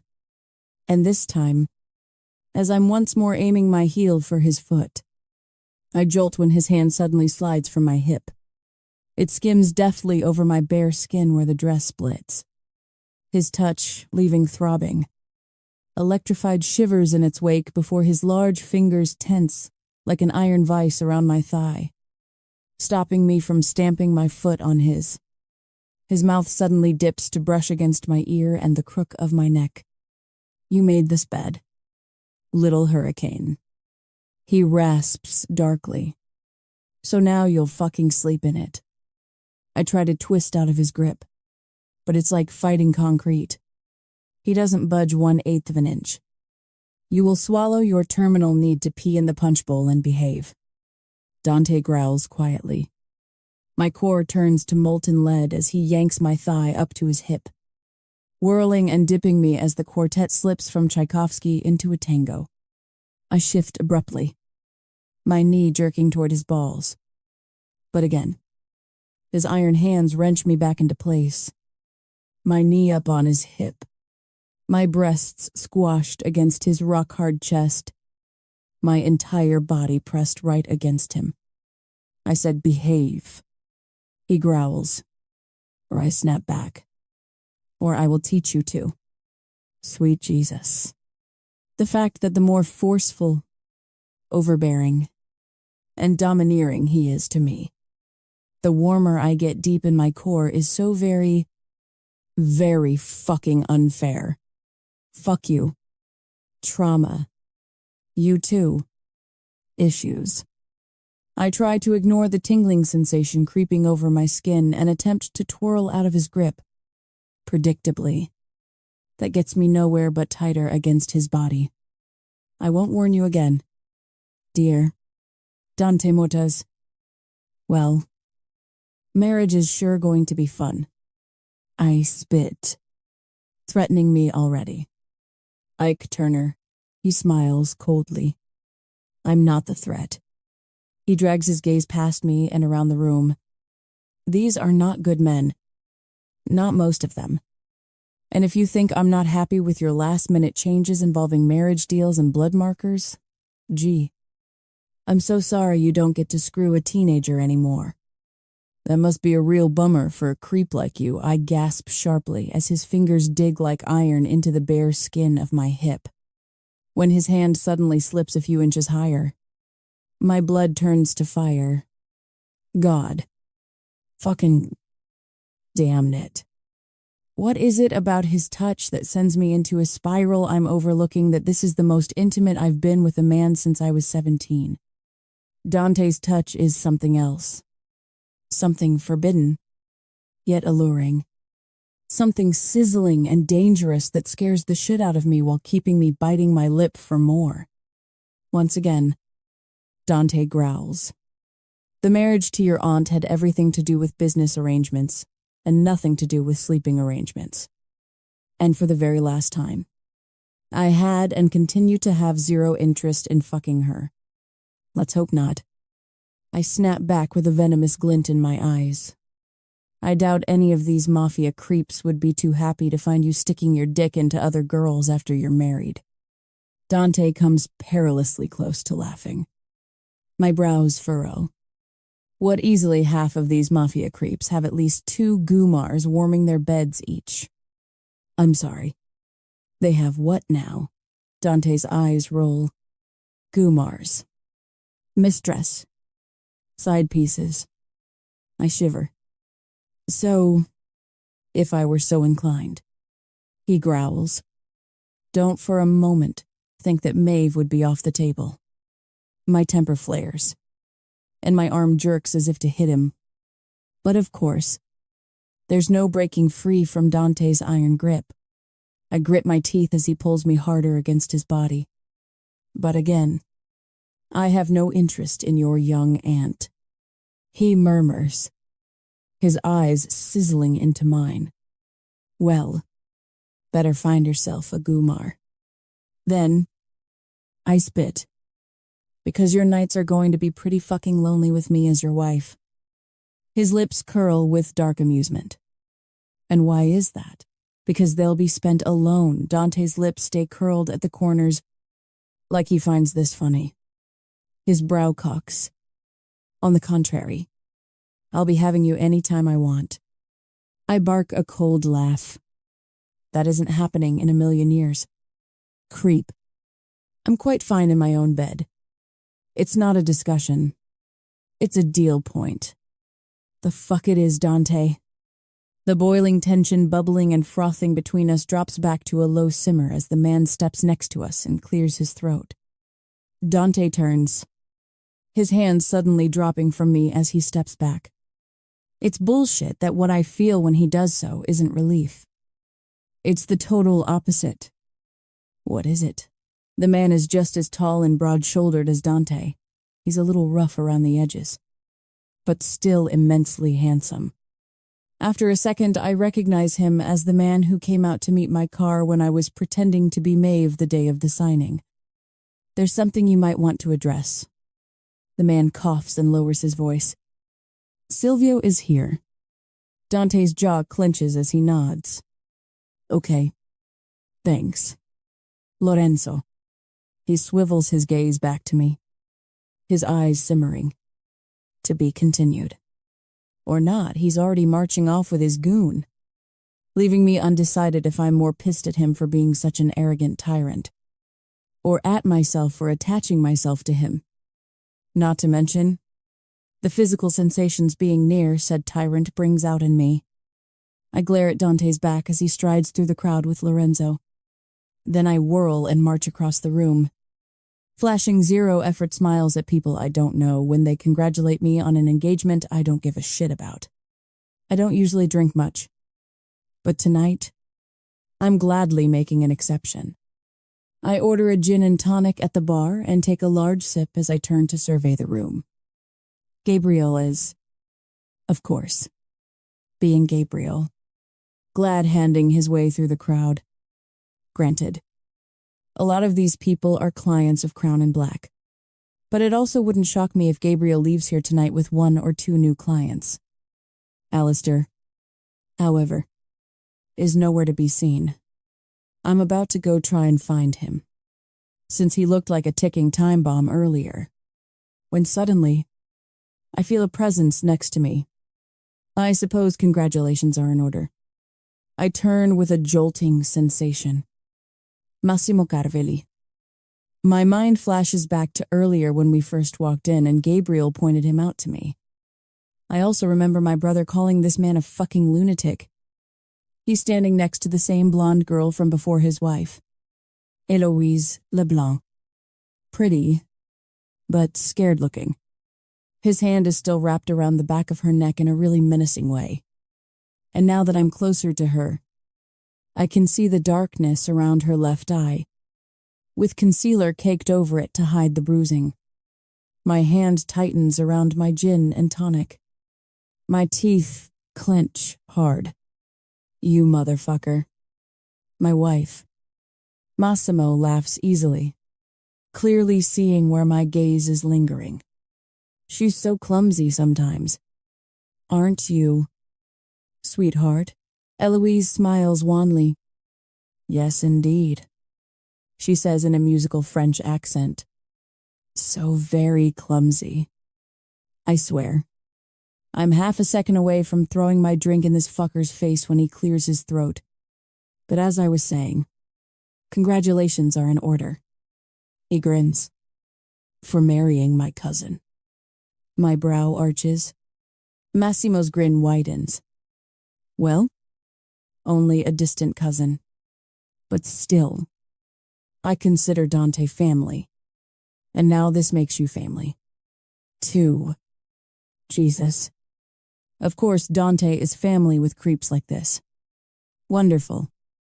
Although, Massimo continues, stroking his strong jaw meditatively. I suppose the bigger congratulations are owed to my cousin. since he gets to keep his lovely club now. Wait. What? Oh, yes. Of course. I feign a knowledgeable nod. Yes. That's good.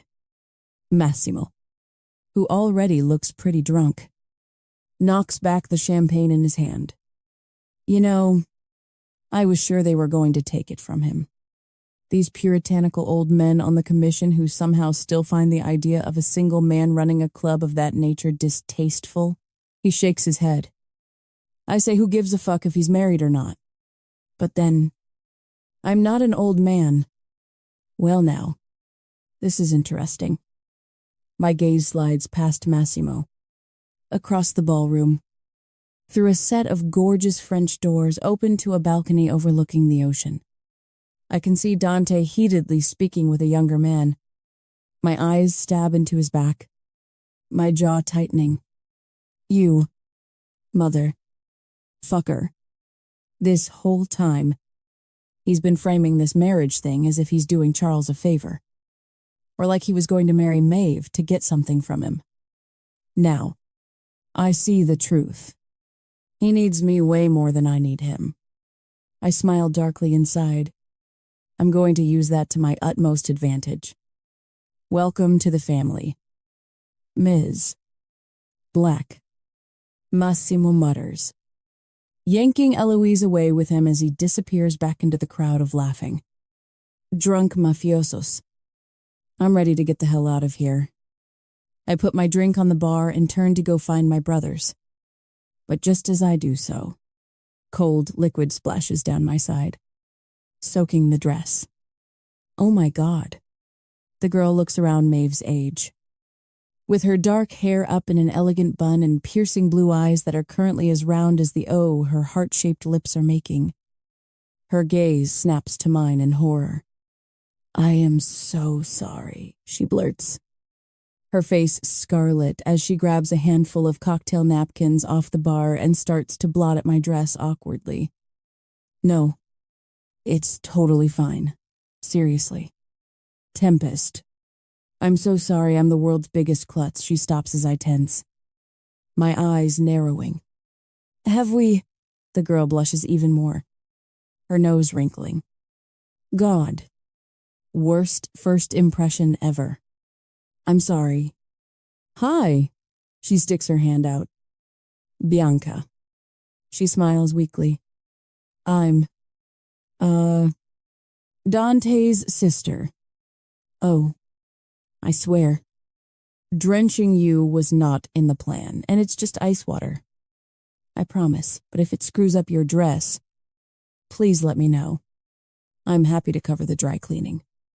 There's not a single ounce of malice on her face.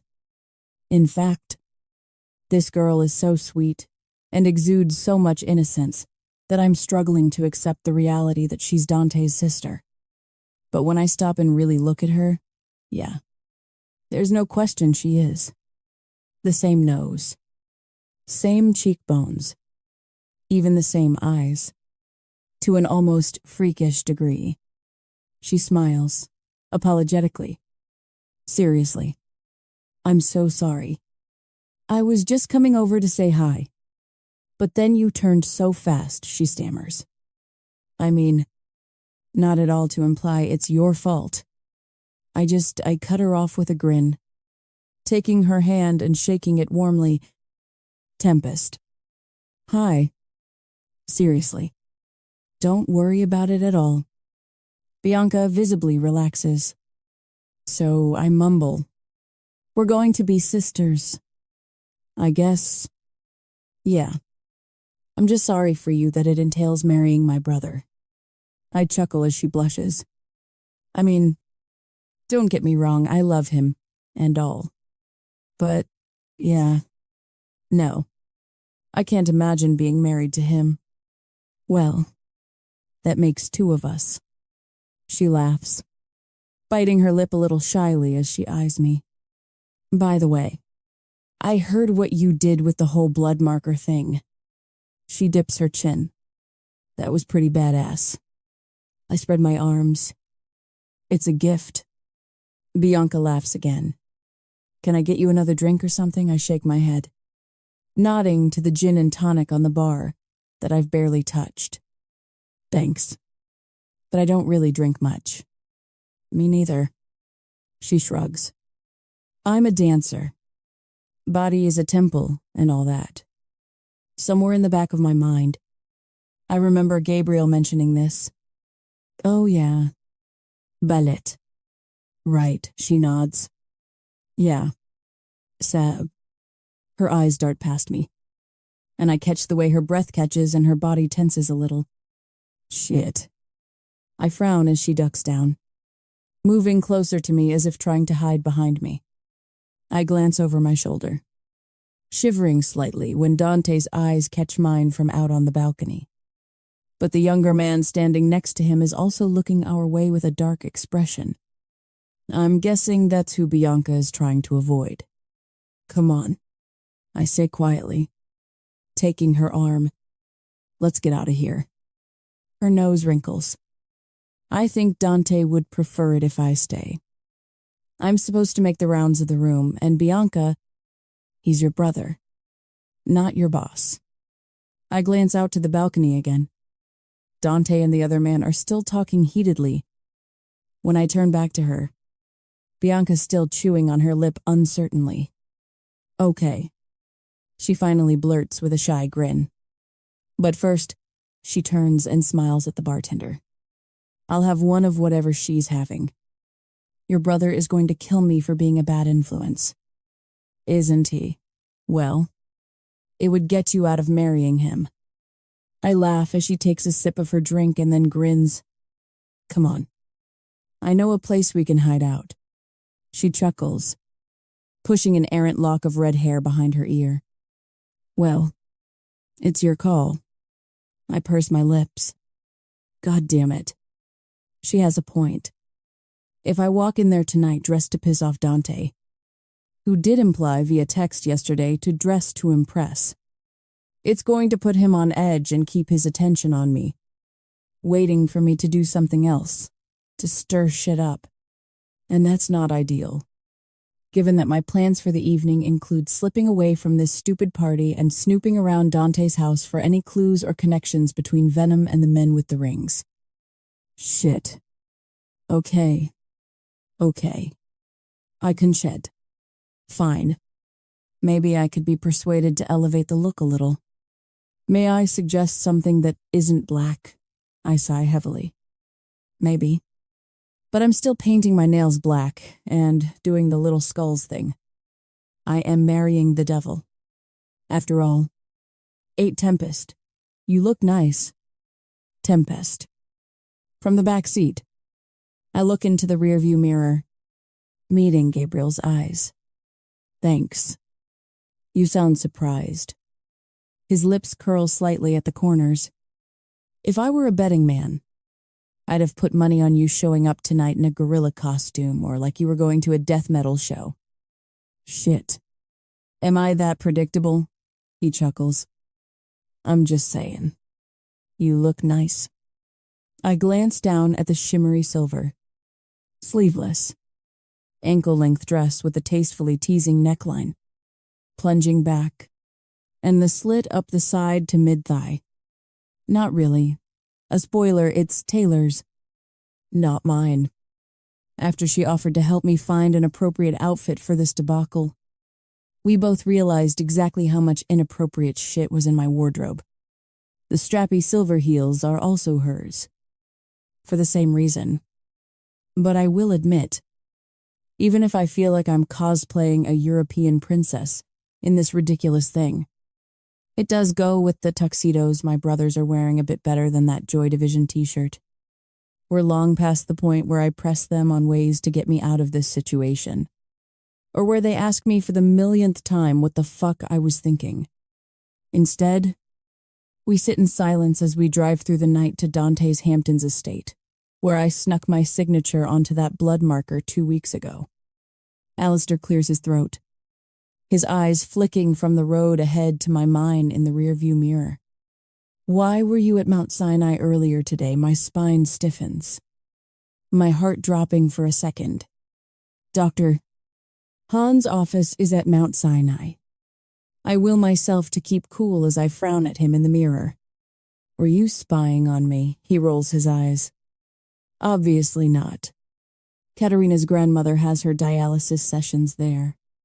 Katerina took the morning off today to be with her.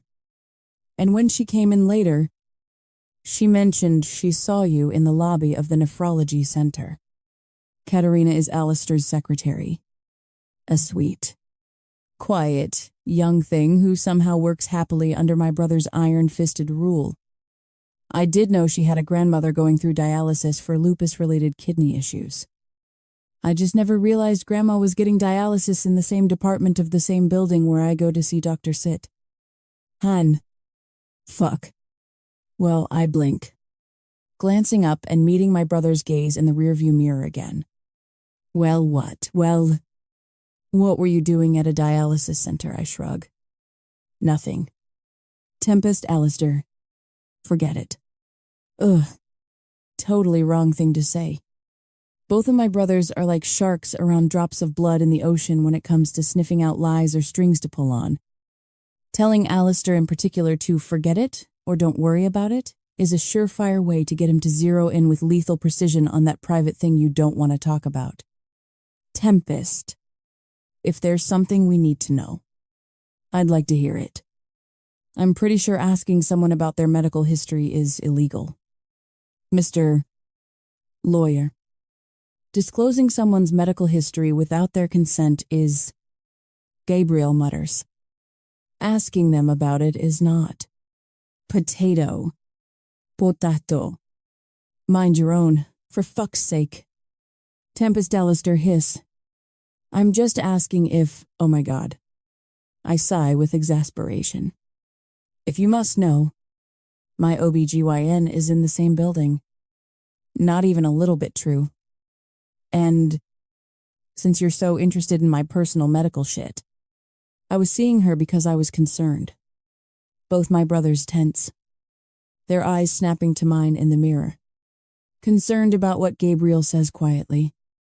Well, what with all the anonymous glory holes I've been visiting all over the city, I mean, that's a lot of random dicks to be sucking and fucking without protection. Who knows what I might have picked up? The car goes quiet. I bite back my grin, relishing the looks of disgust on my brothers' faces. Gabriel swivels around to give me a look. That's not funny. My grin breaks free as I hold my thumb and finger up an inch apart. It's a little funny. It is, and it isn't. There are women who've gone through what I have who do turn to hypersexual activity as a coping mechanism. And no shade or judgment there. But that isn't me. I'm the opposite. I've barely been able to sit through a dinner date with anyone since that night. Forget screwing them. I smirk as I spot the sour look on Alistair's face. Just dick after dick after, yeah. Okay. Point taken. Thanks. Tempest. He mutters. So, class, what did we learn tonight about prying into people's personal lives? I said, point taken. You can lose the moral superiority. I laugh. I was just in for my annual checkup. Chill. And for what it's worth to the two judgy little shits sitting up front, I'm not the one in this car who frequents a sex club. Gabriel sighs as the car pulls off the main road and stops at the huge metal gate to Dante's estate. The one that shut on me when I was attempting my getaway before. I go there for business. Tempest. We've been through this. Alistair doesn't. The conversation pauses while Alistair shows his ID to the guards at the gate, who wave us through. What I do or don't do in my private life is, Alistair trails off when he spots the shit-eating grin on my face in the back seat. My smile widens as I smack my lips and rub my stomach happily. Num num num. I'll take another helping of that delicious irony with a side of double standards. Please, when the car stops, Gabriel helps me out. And both of them offer me an arm as I teeter my way up the steps to Dante's sprawling mansion. I haven't worn spike heels since I was a teenager, and it shows. Hope my new fiancé wasn't expecting grace and elegance. After tonight, he won't be seeing me in anything but boots or sneakers. We're ushered from the front foyer of the home down a gilded hallway and into a huge, stunning ballroom. A ballroom. I mean, I didn't exactly grow up poor, and my brothers are killing it. But this is next level. It also feels utterly ridiculous to be putting this much effort into celebrating what is clearly a steaming pile of bullshit. Between the string quartet and waiters passing around trays of champagne to what must be over 200 guests, it feels like I just walked into Jay Gatsby's house, complete with a who's who guest list of gangsters. Even I recognize some of the dangerous and powerful faces milling around the party. Michael Genovese, head of the Scagliami Mafia family, is a client of Alistair's, and when we walk in, he makes a point of nodding at my brother. As I scan the room, my gaze lingers on a weirdly familiar-looking pretty blonde girl with a look somewhere between boredom and fear on her face. Héloïse Leblanc, Gabriel murmurs under his breath. You might have seen her at the office. Her father, André, uses us for his US-based legal needs. She's been in with him a couple of times. My gaze wanders back to Eloise, and I frown when a handsome but malicious-looking Italian man with dark hair and a grimace on his face moves close to her. Instantly, her whole body tenses and she recoils. Then his hand comes up to wrap around the back of her neck roughly, turning her face even paler as he leans close to snarl something in her ear. When I glance at Alistair to ask who the hell that creep is, I freeze. My brother's face is darkened and tense, a lethal look in his gaze as it stabs across the room to the pair. Massimo Carvelli, Gabriel mutters, his eyes darting toward Alistair. Our brother's jaw is clenched like iron, with a vein popping out on his forehead. Rumored to have killed his father last year to take over the Carvelli throne, Gabriel's face sours. He's Eloise's husband. My stomach clenches as I see him lean closer to the poor woman, hissing something into her ear that makes her flinch. His hand visibly tightens on the back of her neck. He's hurting Tempest. I glance at Gabriel, who soberly shakes his head side to side. Leave it. Seriously. Massimo is a fucking lunatic. But I turn toward Alistair, blinking in surprise when I see him already storming away to the bar at the side of the ballroom with plotting. Furious steps. Okay. What's his Tempest? I turn back to Gabriel, who shakes his head again. Just leave it. Trust me. Suddenly, I shiver as the scent of clean linen and spice invades my senses.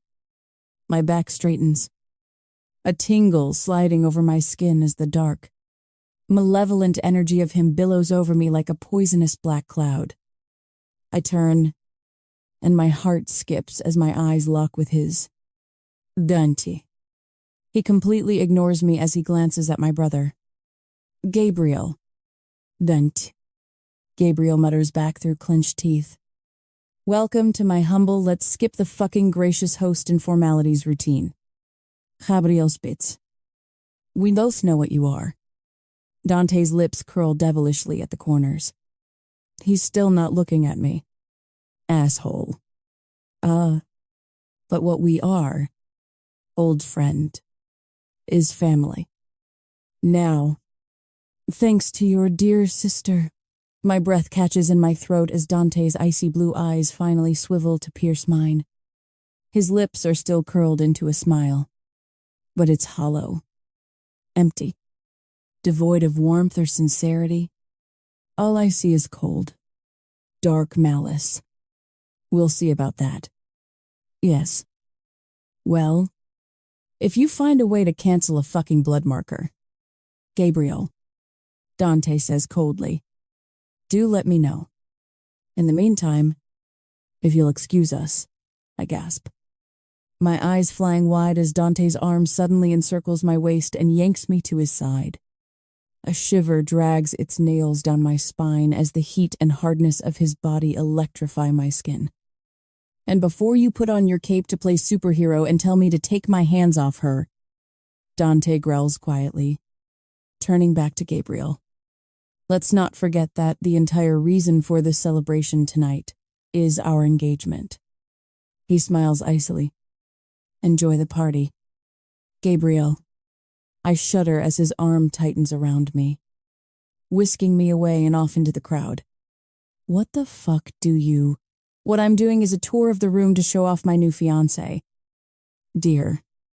Dante, That's the entire fucking point of this entire evening. Thanks to you.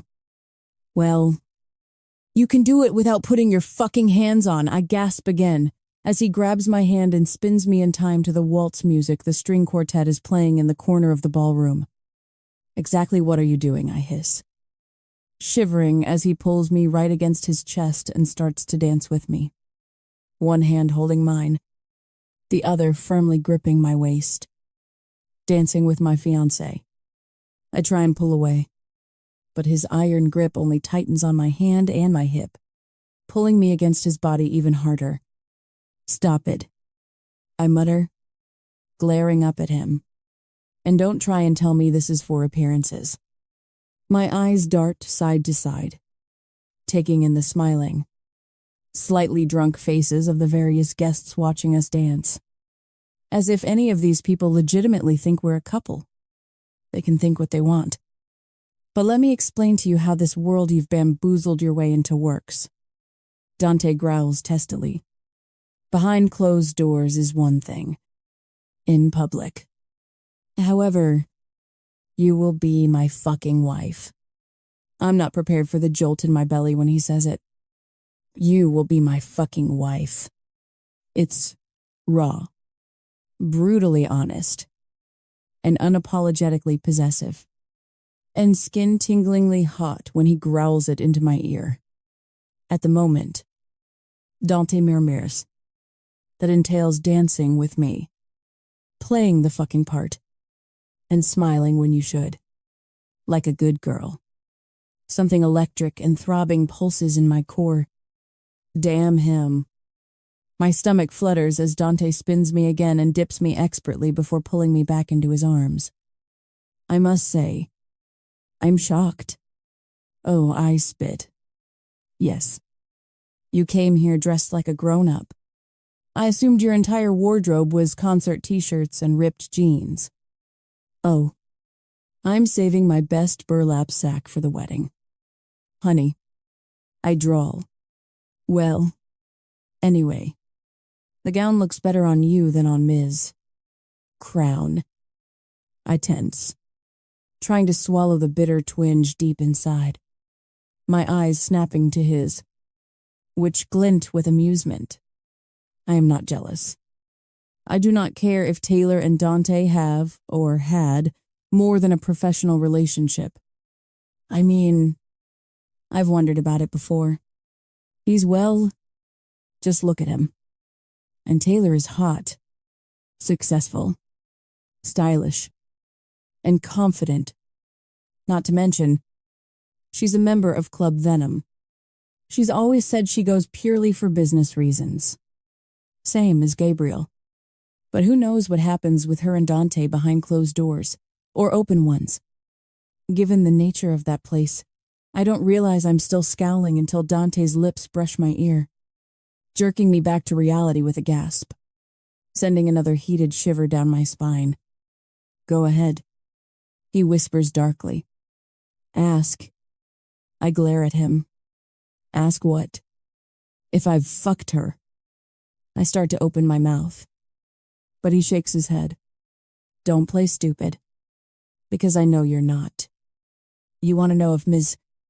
Crown and I are, shall we say, more than a client and legal counsel.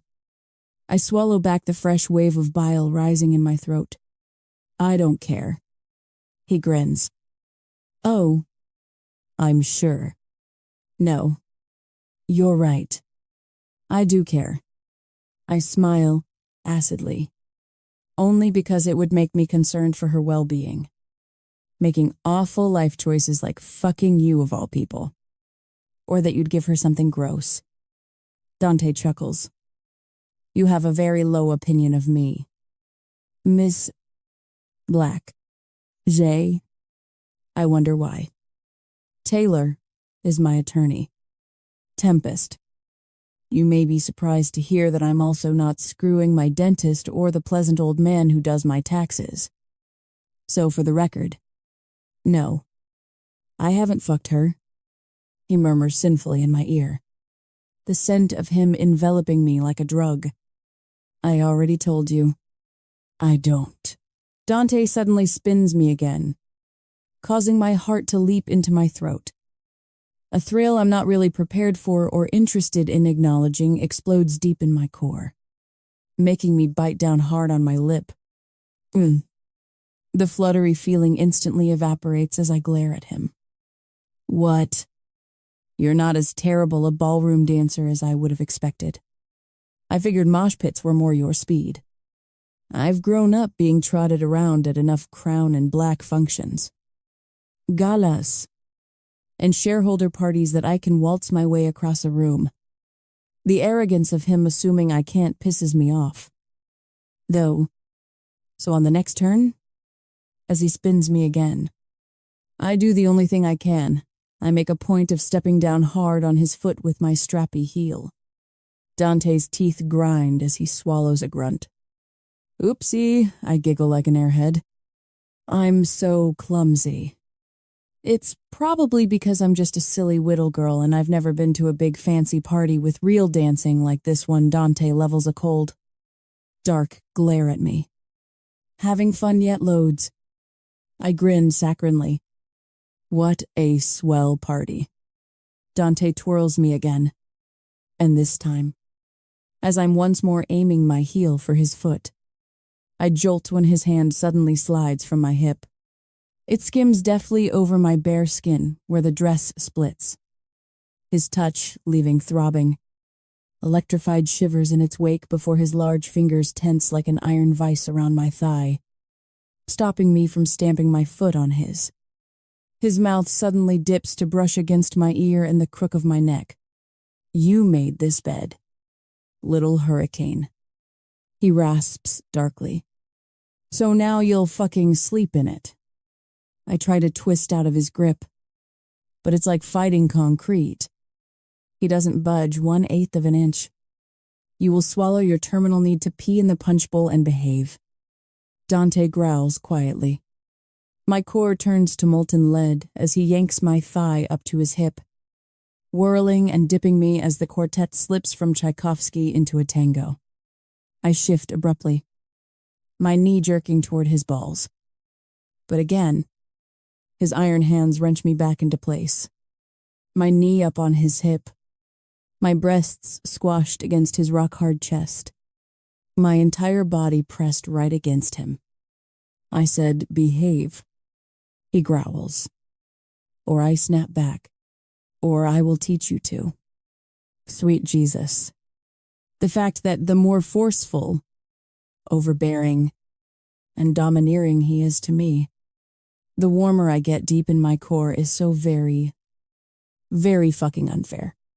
Fuck you. Trauma. You too. Issues. I try to ignore the tingling sensation creeping over my skin and attempt to twirl out of his grip. Predictably. That gets me nowhere but tighter against his body. I won't warn you again. Dear. Dante, mutas. Well, marriage is sure going to be fun. I spit, threatening me already. Ike Turner, he smiles coldly. I'm not the threat. He drags his gaze past me and around the room. These are not good men. Not most of them. And if you think I'm not happy with your last-minute changes involving marriage deals and blood markers, gee. I'm so sorry you don't get to screw a teenager anymore. That must be a real bummer for a creep like you, I gasp, sharply, as his fingers dig like iron into the bare skin of my hip. When his hand suddenly slips a few inches higher, My blood turns to fire. God. Fucking damned it. What is it about his touch that sends me into a spiral I'm overlooking that this is the most intimate I've been with a man since I was 17? Dante's touch is something else. Something forbidden, yet alluring. Something sizzling and dangerous that scares the shit out of me while keeping me biting my lip for more. Once again, Dante growls. The marriage to your aunt had everything to do with business arrangements and nothing to do with sleeping arrangements. And for the very last time, I had and continue to have zero interest in fucking her. Let's hope not. I snap back with a venomous glint in my eyes. I doubt any of these Mafia creeps would be too happy to find you sticking your dick into other girls after you're married. Dante comes perilously close to laughing. My brows furrow. What easily half of these Mafia creeps have at least 2 Gumars warming their beds each? I'm sorry. They have what now? Dante's eyes roll. Gumars. Mistress. Side pieces. I shiver. So, if I were so inclined, he growls. Don't for a moment think that Maeve would be off the table. My temper flares, and my arm jerks as if to hit him. But of course, there's no breaking free from Dante's iron grip. I grit my teeth as he pulls me harder against his body. But again, I have no interest in your young aunt, he murmurs, his eyes sizzling into mine. Well, better find yourself a Gumar. Then, I spit. Because your nights are going to be pretty fucking lonely with me as your wife. His lips curl with dark amusement. And why is that? Because they'll be spent alone. Dante's lips stay curled at the corners. Like he finds this funny. His brow cocks. On the contrary, I'll be having you any time I want. I bark a cold laugh. That isn't happening in a million years. Creep. I'm quite fine in my own bed. It's not a discussion. It's a deal point. The fuck it is, Dante. The boiling tension bubbling and frothing between us drops back to a low simmer as the man steps next to us and clears his throat. Dante turns, his hand suddenly dropping from me as he steps back. It's bullshit that what I feel when he does so isn't relief. It's the total opposite. What is it? The man is just as tall and broad-shouldered as Dante. He's a little rough around the edges, but still immensely handsome. After a second, I recognize him as the man who came out to meet my car when I was pretending to be Maeve the day of the signing. There's something you might want to address. The man coughs and lowers his voice. Silvio is here. Dante's jaw clenches as he nods. Okay. Thanks. Lorenzo. He swivels his gaze back to me, his eyes simmering. To be continued. Or not, he's already marching off with his goon, leaving me undecided if I'm more pissed at him for being such an arrogant tyrant, or at myself for attaching myself to him. Not to mention, the physical sensations being near said tyrant brings out in me. I glare at Dante's back as he strides through the crowd with Lorenzo.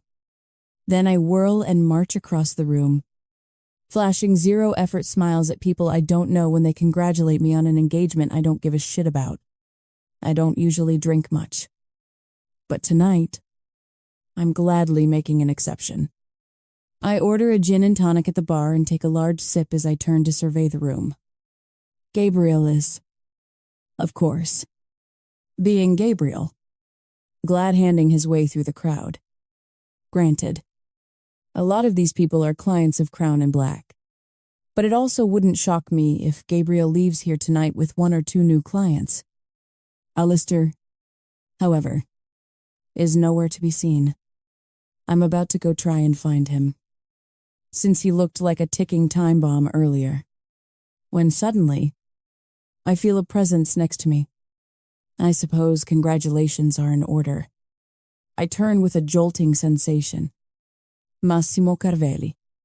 My mind flashes back to earlier when we first walked in and Gabriel pointed him out to me. I also remember my brother calling this man a fucking lunatic. He's standing next to the same blonde girl from before his wife. Eloise Leblanc. Pretty, but scared looking. His hand is still wrapped around the back of her neck in a really menacing way. And now that I'm closer to her, I can see the darkness around her left eye, with concealer caked over it to hide the bruising. My hand tightens around my gin and tonic. My teeth clench hard. You motherfucker. My wife. Massimo laughs easily, clearly seeing where my gaze is lingering. She's so clumsy sometimes. Aren't you? Sweetheart Eloise smiles wanly. Yes, indeed. She says in a musical French accent. So very clumsy. I swear. I'm half a second away from throwing my drink in this fucker's face when he clears his throat. But as I was saying, congratulations are in order. He grins. For marrying my cousin. My brow arches. Massimo's grin widens. Well, only a distant cousin. But still, I consider Dante family. And now this makes you family. Too. Jesus. Of course, Dante is family with creeps like this. Wonderful.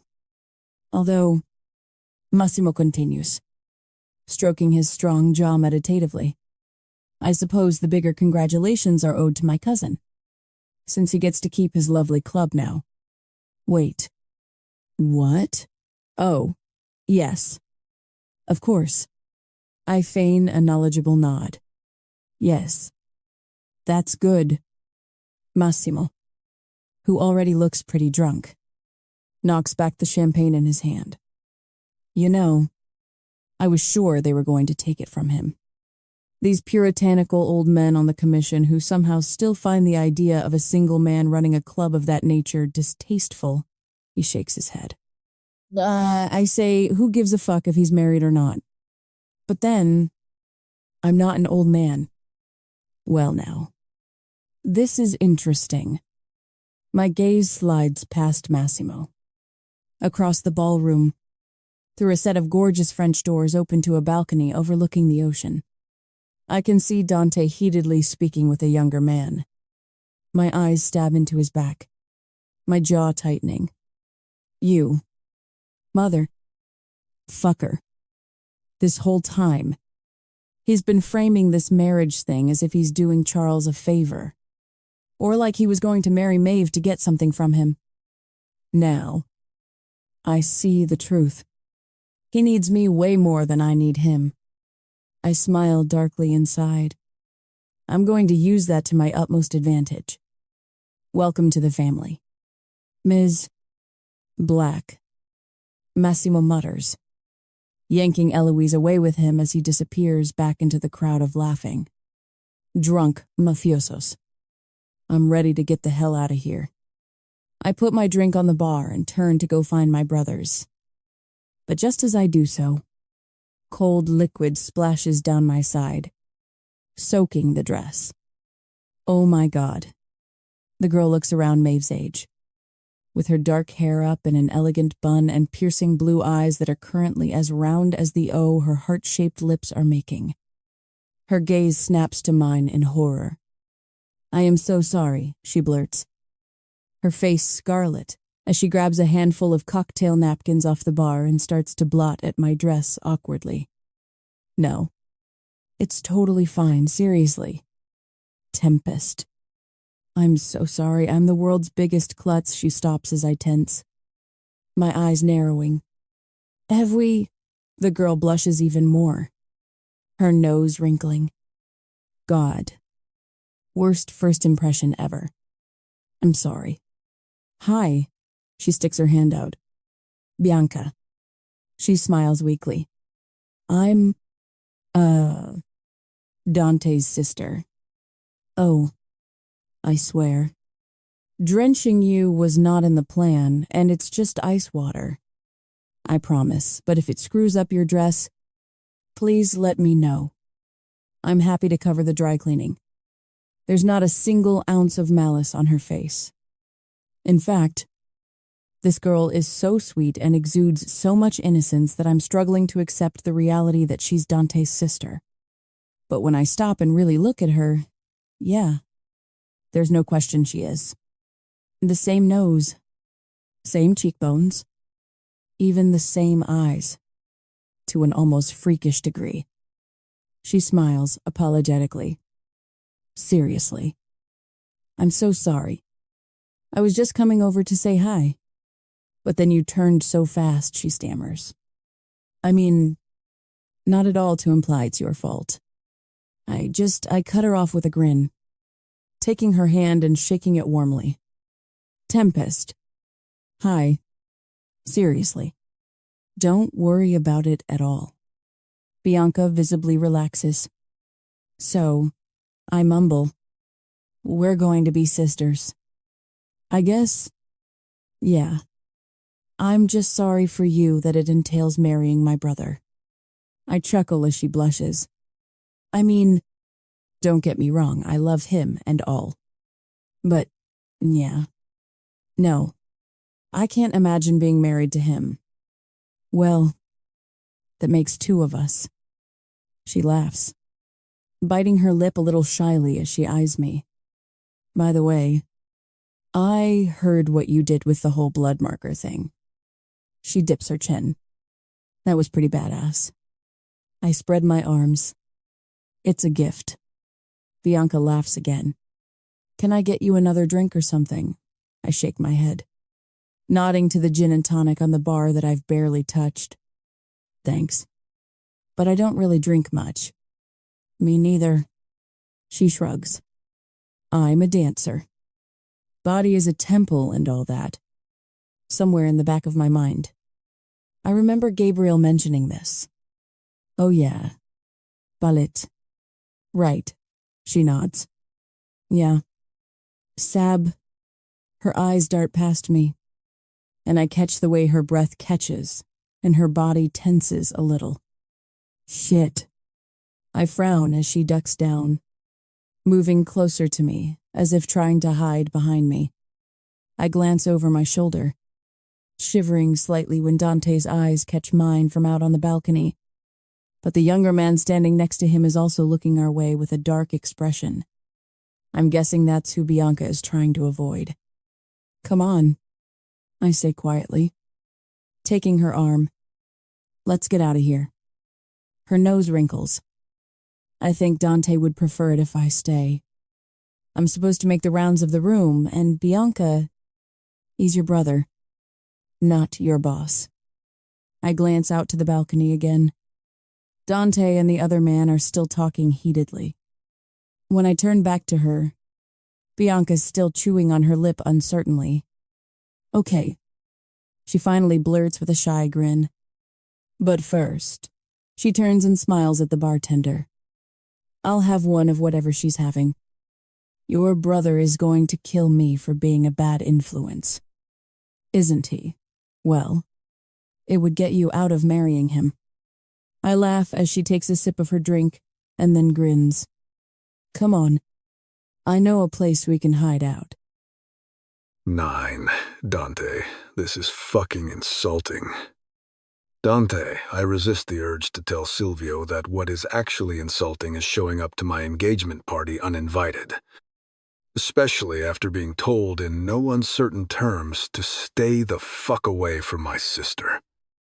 I haven't the slightest fucking clue how a second-rate dumbfuck like Silvio Bonpensiero managed to convince Bianca to go out with him in the first place.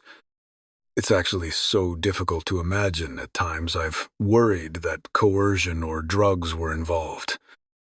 Except for the fact that my sister doesn't do drugs and has never done a thing in her life that could be held over her head as blackmail. In any event, Silvio and Bianca dated casually for a little bit about a month ago before she came to her senses and called it off. Silvio, however, is having a really hard time getting the message about that. Since my sister ended things, the fucker has showed up looking for her at her school, her apartment. my own house, and the place I keep in the city, and even Club Venom, as if I would ever in a million years let Bianca go there where he made a scene at the door until I finally came down and told him to go get fucked. Usually, I'd have done far worse by now than use strong language with Silvio for continuing to creep after my sister. Except unfortunately the little shit is the son of Frank Bonpensiero, the head of one of the top tributary families of the Amato family. His mother also happens to be Luciana Amato's niece. That makes mailing Silvio to various points around the globe in separate little boxes a no-no. Lucky little douchebag. You know who my father is. He whines in my face. And yet here you are, treating me like what? Silvio Ihis. Like an intruder, like a pest. His face turns bright red. How dare you, yes. Silvio. I'm quite aware of who your father is. He gasps as I grab his collar in my fist. But I need you to be equally aware that that is the only reason I haven't cut off your balls and choked you with them. I snarl right in his face. I release his collar and step back. The second I do, his head swivels to the ballroom inside. And when I follow his gaze, my jaw clenches. Not just because he's eyeballing my sister again. It's because when I follow his gaze to Bianca, I also catch a flash of a glimmering silver gown, black hair, and soft, pale skin. Tempest. At whom I should be glaring with as much malice as I was at Silvio. Except when I look at the meddling little sneak who just royally fucked up my plans. It's not malice, I feel. It's something darker. Illicit. I'm not looking at Tempest Black and fantasizing about putting her in a hole in the ground. The fantasy is more like me putting her on her knees with those sassy, vitriolic lips of hers wide open and waiting for my cock as I tangle that hair in my fist. I suddenly realize I'm staring at her. Worse. She's staring right back. Fuck. I shake myself back into reality, grabbing Silvio's collar again and yanking his head away from staring at Bianca. Out of respect for your father, and who he answers to, I'm inviting you to leave on your own accord. This offer has a time limit. Though, Silvio, in 1 minute, the invitation to walk out on your own 2 legs turns into Lorenzo throwing you out. And for every minute you overstay your non-welcome, I'll tell him to go up another flight of stairs in my home before tossing you out of it. Silvio glares death at me. But there's not a real tough guy bone in his body. Silvio is pure spoiled Mafia princeling. Through and through. Do we understand each other? His lips curl. My father will be hearing about this disrespect. Oh, my God. 40 seconds. Dipshit. You can't order me around. Don't you? I'm not one of your whores from your little club. 30 seconds. Silvio swallows heavily. His eyes dart past me to Lorenzo. This isn't over. Silvio matters. Your sister and I have unfinished. My sister and you. Much like my tolerance for your presence in my home. Are over. 15. No. 10 seconds. Silvio starts to open his mouth. Then he's got the good sense to close it before giving me one last glare and storming away through the ballroom toward the exit. Probably the smartest thing the idiot's done all day. Have him tailed after he leaves. I growl to Lorenzo. You got it. Boss.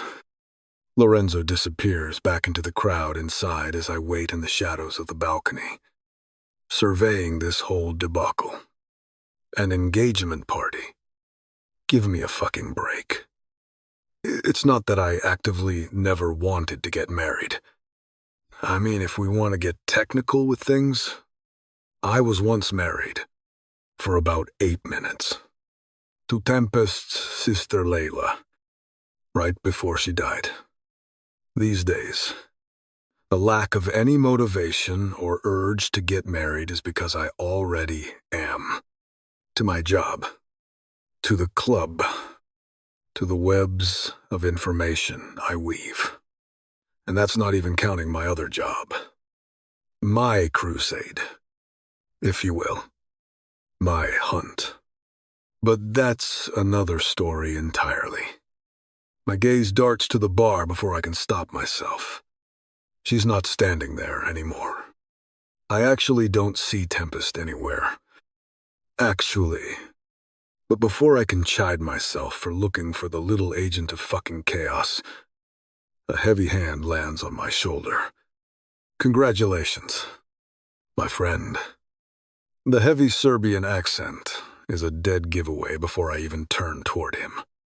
I'm not a small man by any standard. But fucking hell. It's hard for even me not to feel small next to Drazen Krylov.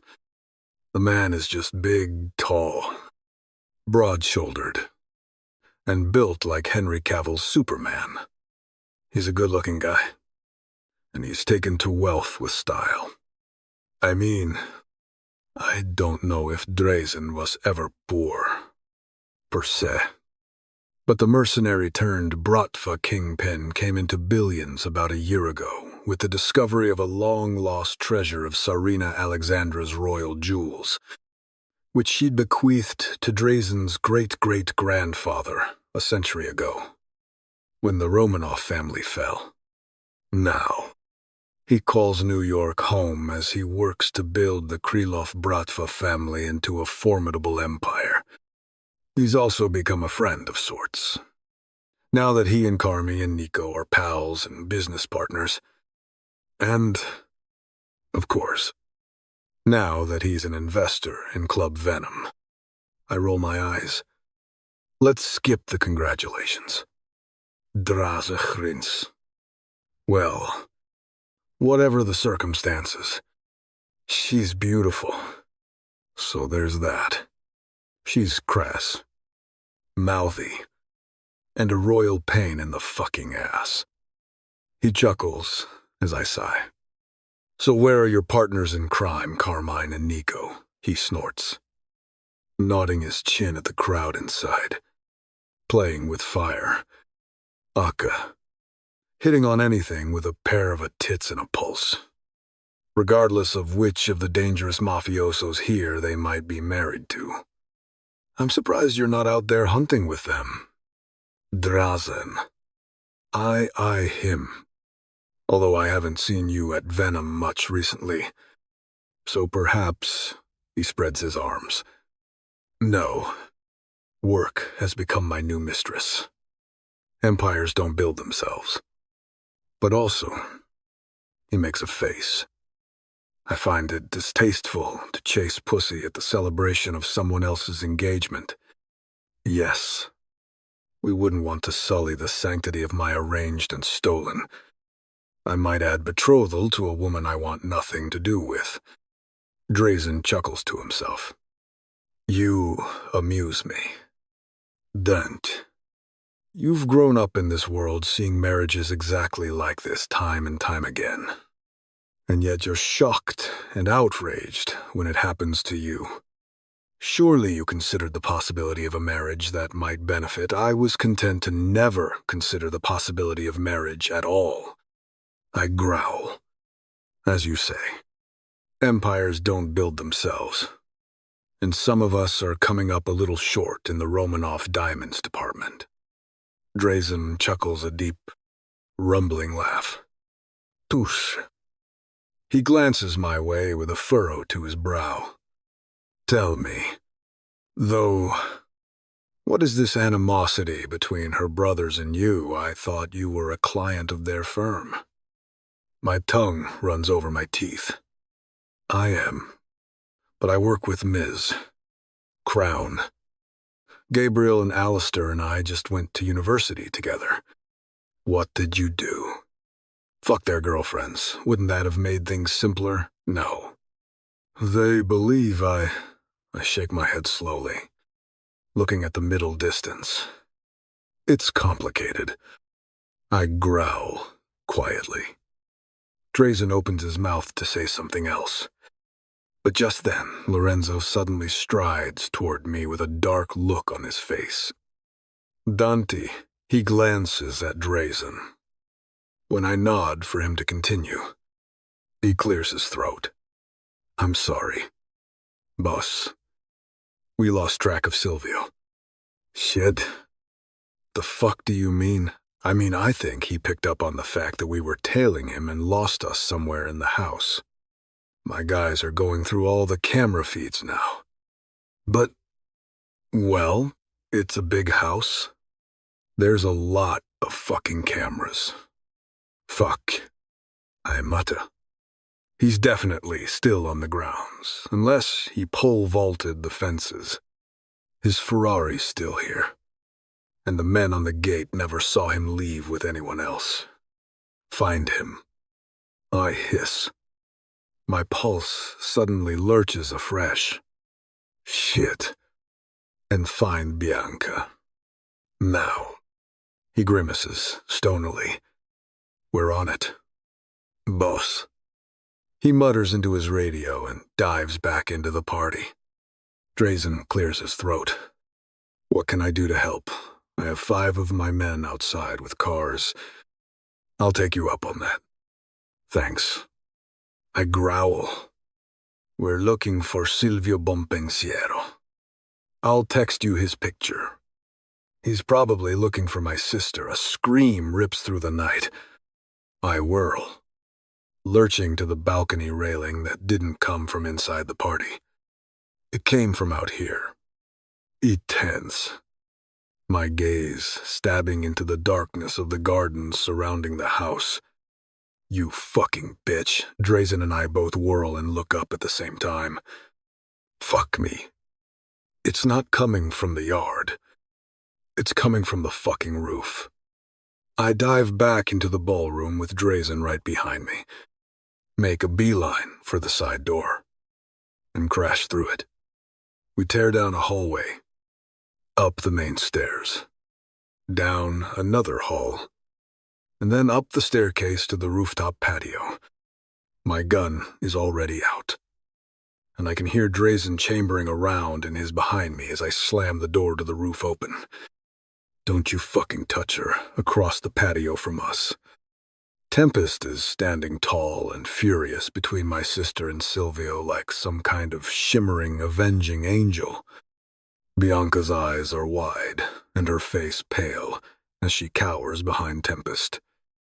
Silvio, meanwhile, is snarling in rage, holding his hand to his bleeding cheek. Fuck me. Are those scratch marks, you little cunt? It happens in a millisecond. Silvio goes to shove Tempest aside. But the second he takes one step toward her, she winds up and then absolutely crushes the highball glass in her hand against the other side of his face. Silvio screams in agony, instantly dropping to his knees as shattered glass and blood explodes everywhere. Tempest shrieks too, dropping the smashed glass and clutching at her hand as Drazen and I bolt across the patio. I knee Silvio hard, smashing him to the ground and sinking my toe into his soft belly. Watch him. I snarl at Drazen. The Serbian grins with pleasure as he puts the heel of his wingtip dress shoe to the back of Silvio's neck and points the gun at the sniveling asshole's head. You rush over to Bianca, but she shakes her head. I'm fine, help her. I whirl and my eyes lock on Tempest, kneeling on the ground, wincing as she holds the hem of her dress to her bleeding hand. Fuck. I'm fine. Dante. Seriously. Bianca pushes past me, and walks over to where Tempest is sitting on the kitchen counter, nursing the hand Lorenzo has just finished bandaging. It's nothing serious, no stitches needed. Still, I'm not exactly stoked for the inevitable shitstorm that's gonna hit the fan when Gabriel and Alistair find out what happened. Apparently, Silvio blundered his way up there, found my sister and Tempest having a drink, and tried to start some shit with Bianca. But then Tempest got between them, shoved him away, and scratched him when he tried to hit her. Drazen and I barged in just in time to see her smash her gin and tonic against the side of his head, cutting him up pretty badly and her only sort of badly in the process. There's going to be fallout from this. Luckily, I've got security footage of the roof showing Silvio as the instigator. Drazen and his men are currently bringing him to a superb Russian doctor. Drazen knows who's apparently a real pro. He'll be fine. But it's also not like Frank Bonpensiero is an old buddy of mine, and he does love his moron of a son. This will take some special handling. I'll deal with that later. More importantly, and mercifully, Bianca is fine. Aside from being a little shaken up, you shouldn't have done that. Tempest gives her a wry smile. Why not? I mean, screw that asshole. He can't talk to you like that. My sister turns and smiles at me. She's a total badass. Dude, congrats. I just nod quietly. Lorenzo, would you make sure my sister gets home okay? Bianca's smile drops as she glares at me. Really? Is this you sending me to my room? I mean, what the fuck? Dante, I shake my head as I walk up to her and hug her tightly. No. B. This is me getting you as safe as I can right now. Her scowl softens as I pull back to lock my eyes with hers. My house is currently crawling with Mafia from 4 different families with fuck knows how many different dramas lurking beneath the surface. Your place, meanwhile, is mafioso-free and is a goddamn fortress. I know this because I paid a small fortune to make it one. Plus, you'll have Lorenzo and his men there making sure there's no blowback from this. Okay, Lorenzo's been my head of security for years and has watched Bianca grow up. He'd step on a landmine for her without hesitation. Okay, Bianca sighs, puffing air through her lips. Okay. Fine. She frowns and turns back to Tempest. Do you want to ride back with me? I mean, not to be weird, but you can totally come hang at my place. No. Ms. Black and I need to talk. Bianca turns to frown at me. Dante, I'll swing by your place as soon as I can wrap up the party. I murmur softly, hugging her again. Okay, her lips twist as she nods. Okay. She frowns at me. Be nice to her, she mutters before turning and hugging Tempest. Thank you. Seriously. No prop.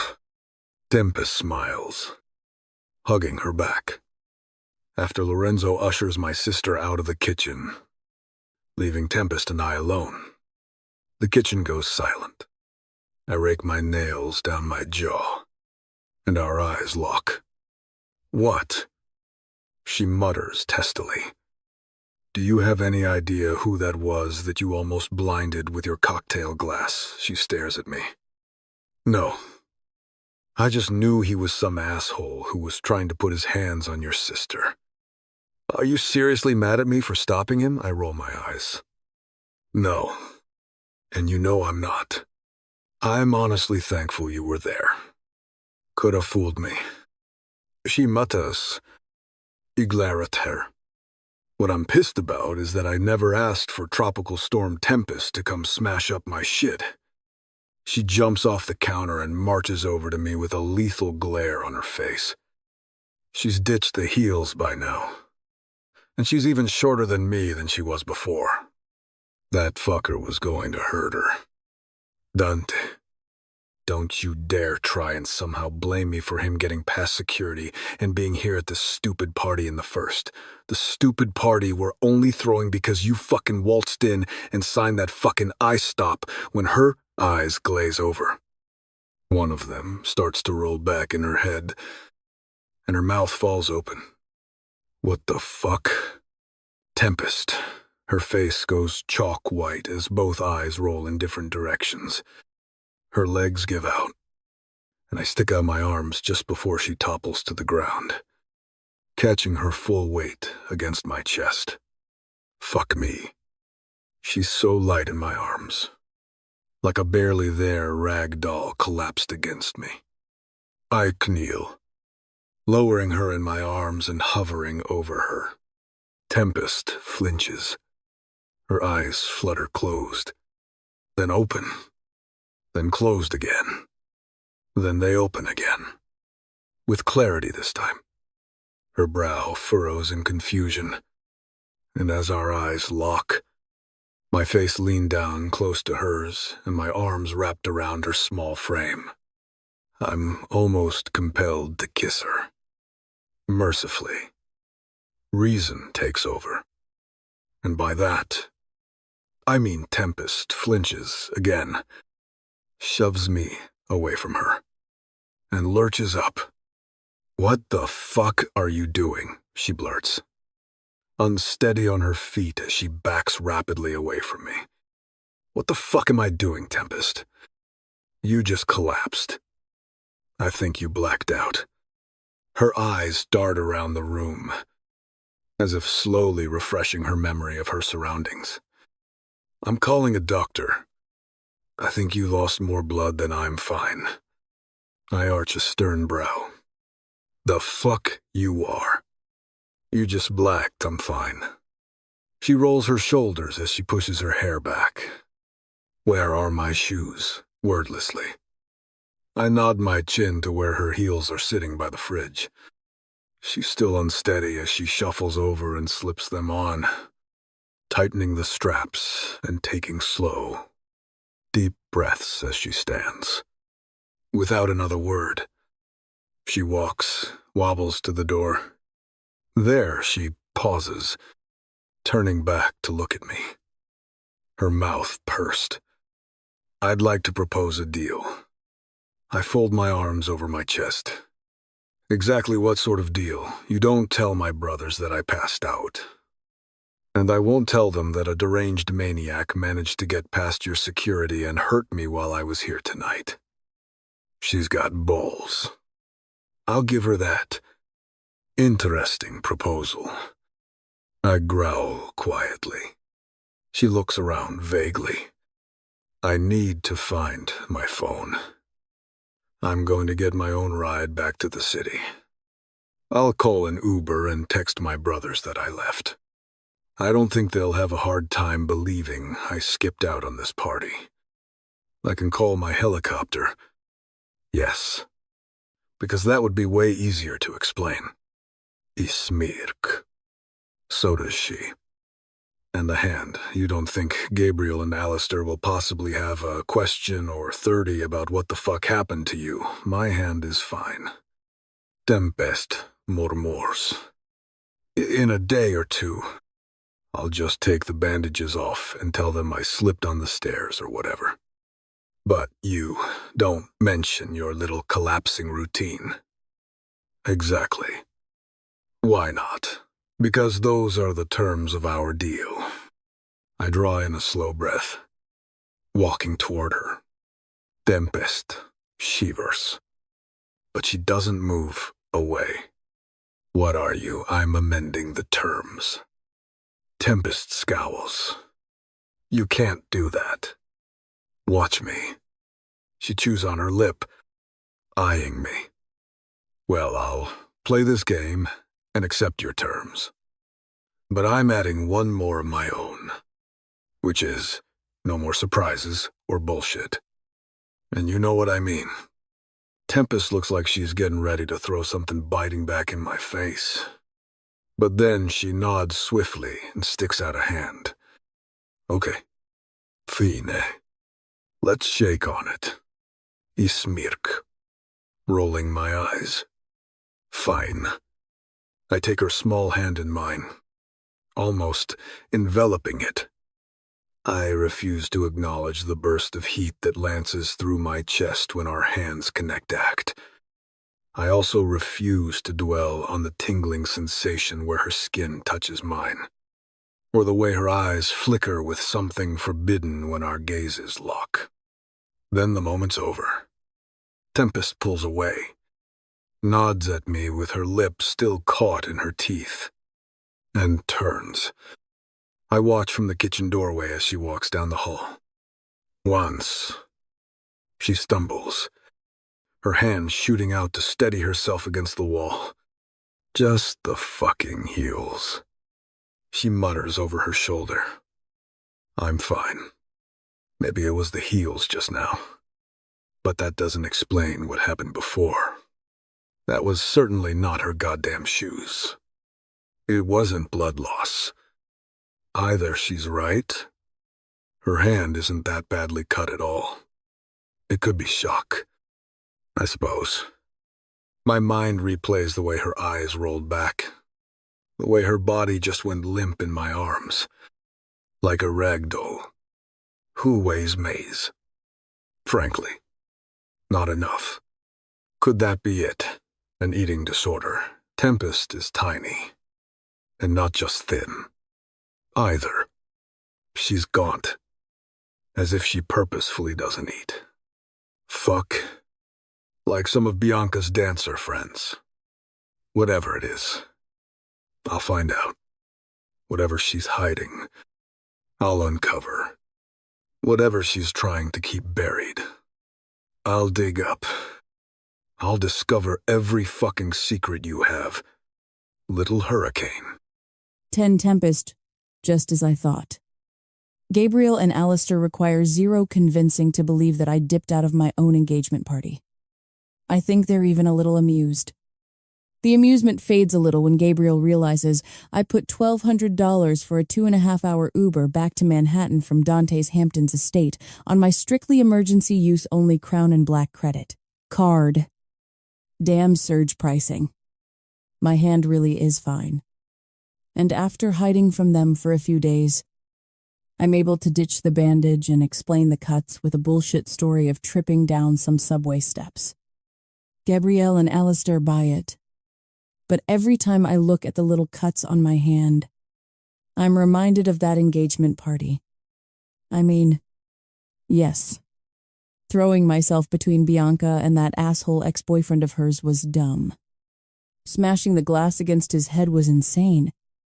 But the part that I keep returning to is the moment I came to after that dizzy spell where it felt like I was going to pass out for a hot second. In Dante's arms. I'm choosing to forget how awkwardly I explained. Or rather, didn't explain. My little attack. How I brushed it aside instead of casually explaining that my kidneys are slowly shutting down and that frequently even the idea of food makes me retch. Dante probably thinks I'm anorexic or bulimic or something. Whatever. He can think what he wants. Doesn't stop me from replaying that moment when I opened my eyes and looked up into his over and over again. I have no idea why. A week after the engagement party, I have to get back into character as Dante's fiancé for 2 events. The first, almost tongue-in-cheek thing, is that Taylor is insisting on taking me out for a bachelorette party along with Elsa and Fumi, 2 of the top lawyers at Crown and Black who I'm pretty chummy with. The idea of going out to celebrate my arranged marriage to the devil himself is actually nauseating to me. So even though Taylor won't take no for an answer to her idea, she's agreed to my stipulation that we all wear black. Like a funeral. Cute. Right. The second event is a ladies' bridal luncheon. Which sounds fucking awful. I'd skip it. Except, well, I'm the bride. So, yeah, on the plus side, though, Bianca is coming too. She ends up picking me up at Gabriel's in my place in her car, driven by Dante's head of security, Lorenzo. Then we drive out into the Bronx to Arthur Avenue, home to dozens of super old-school Italian restaurants and bakeries.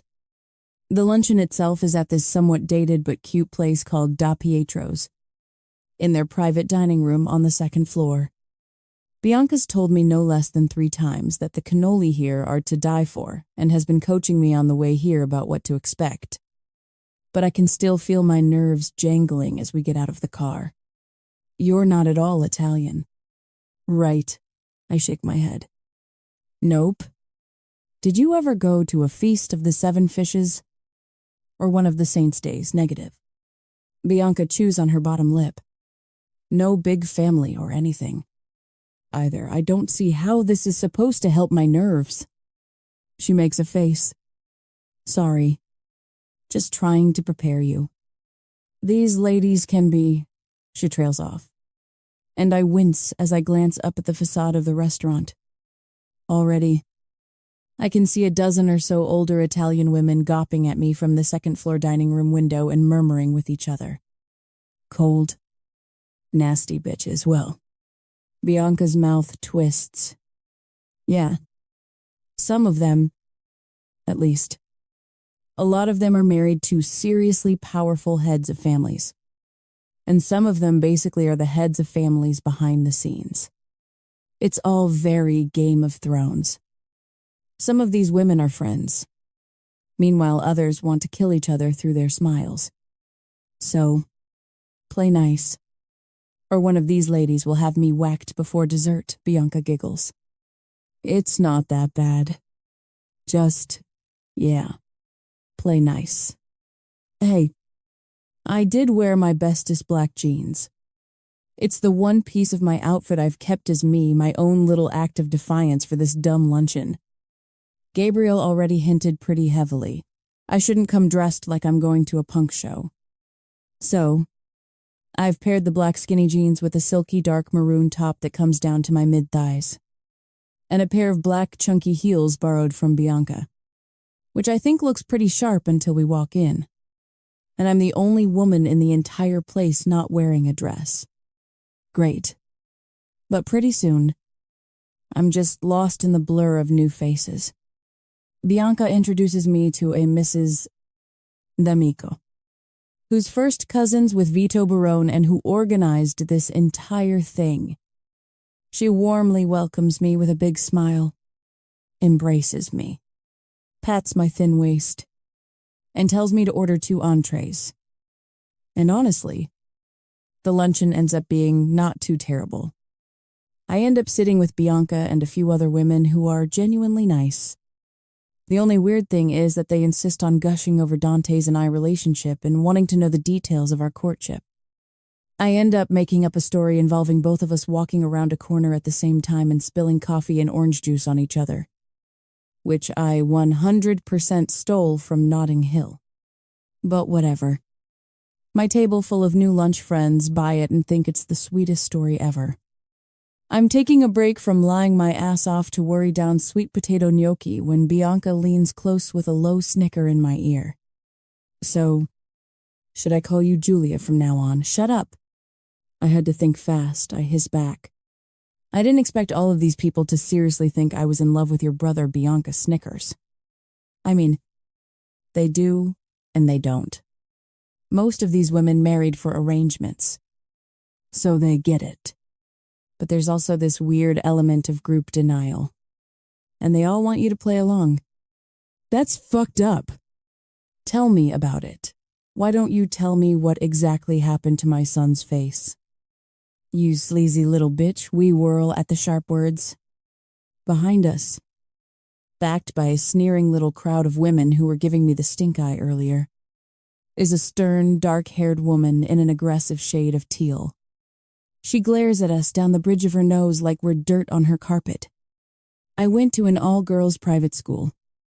I also grew up hanging around the Crown and Black offices, watching female interns, paralegals, and junior partners eat each other alive for coveted promotions.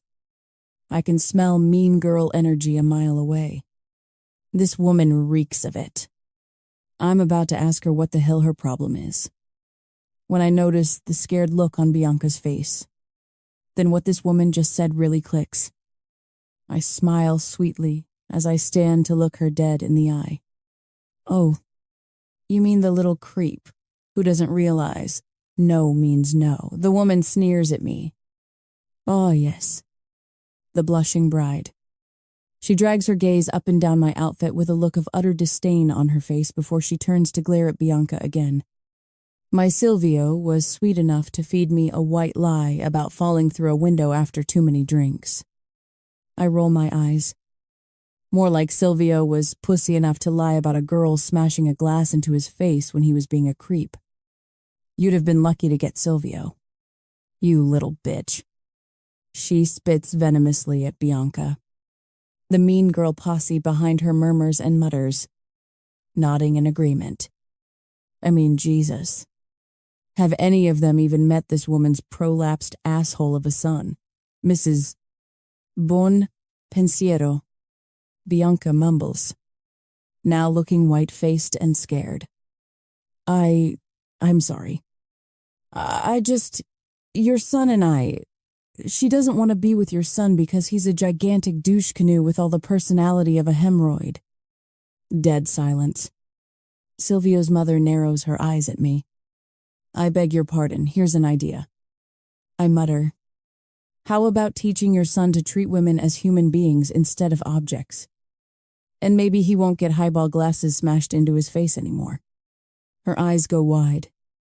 How do you know about it was my glass? Silvio's mother stares at me in pure horror as the gaggle of witches behind her gasp and murmur to each other like a Greek chorus. I would have hoped, she finally hisses quietly, that Dante would have ended up with a woman with some class. I smile. And I'd hoped to eat lunch today without having to deal with a cunt like you. Mike. Drop. Silvio's mother looks caught somewhere between shocked and livid as she stares at me. Mouth agape. Finally, without a word, her mouth closes. Her eyes narrow to lethal slits before she turns on her heel and marches out the door. Head held high. Her little mean girl crew scurrying after her. You know how I said it wasn't that bad when you worried about someone having you whacked before dessert? Bianca murmurs quietly to me as the rest of the room pretends they weren't totally watching all of that go down. Yeah, she swallows. It may have just gotten that bad. No one says anything at first when I sit back down, but I get more than a few grins and winks from some of the other ladies at the table. And pretty soon, we've all moved on to discussing whose offspring is betrothed to whose son is in jail or out on parole, and having a lengthy gossip about some new Serbian-Russian Bratva big shot who's recently made New York his home that the ladies I'm eating with breathlessly assure me is God's gift to the female gaze. What about you? Angelica, one of the ladies at the table, grins to another. I think you're due to add to your collection soon. Aren't you? The table, including Angelica, erupts into laughter. Bianca turns to me and holds up 5 fingers. On her 5th husband. She mouths with an arched brow. I'd sooner collect husbands than cats. Teresa. Teresa clearly gets that it's a joke as she pantomimes looking offended. Don't you dare talk ill about my kitties. How about you? Tempest. Angelica smiles.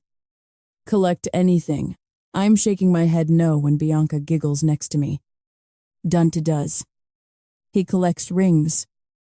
She blurts, and then immediately covers her mouth.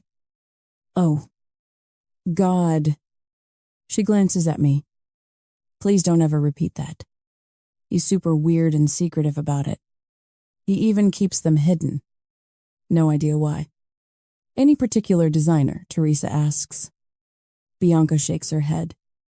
I don't think they're from a known designer. They're not exactly the same, but they're similar. Big, chunky gold things with lion heads engraved on them. A cold sensation slices into the nape of my neck and drags down over every vertebra in my spine. The rest of the table keeps going on about rings and jewelry, and then moves on to other topics. I'm still gripping the tablecloth by my lap with white knuckles as the past jumps out of the darkness at me with a snarl. The man who pinned me down, the gold band of his ring digging into my flesh. The men who did the same to Nina right next to me. Knuckles glinting with the jeweled-eyed glare of golden lions. Tempest, I blink back to reality as I slowly turn to stare at Bianca. She frowns with worry. Are you okay? Sure. I mumble, swallowing the bitter lump in my throat. Yes. I force out with slightly more conviction. She smiles. The cannoli are here. Her chin nods. And I look down in front of me, realizing the dessert has been brought out. Dante collects rings. Specifically, Dante collects the rings I see in my nightmares. And I'm not sure if that makes me more curious or more completely fucking terrified. When the whole thing is over, I walk over to Mrs. D'Amico and apologize for my language and for disturbing the peace earlier. She just smiles and shakes her head. First, just call me Maria. Han. Second, it's no trouble at all. I've met Silvio a number of times. She winks. Hemorrhoid is a compliment compared to what I'd call him. Then she insists I take the box of to-go food she's taken the liberty of ordering for me. Because if I'm too thin, I'll snap when I walk down the aisle. I'm outside with Bianca and she's calling Lorenzo for a pickup when I suddenly think of something. Hey, what are you doing tonight? She shrugs. I've got rehearsal in an hour until 6. But nothing after that. I'm not exactly great with friends. I mean, you don't need to be a therapist to get that. I purposefully don't encourage interpersonal relationships after what happened to Nina. Probably as some sort of self-defense mechanism.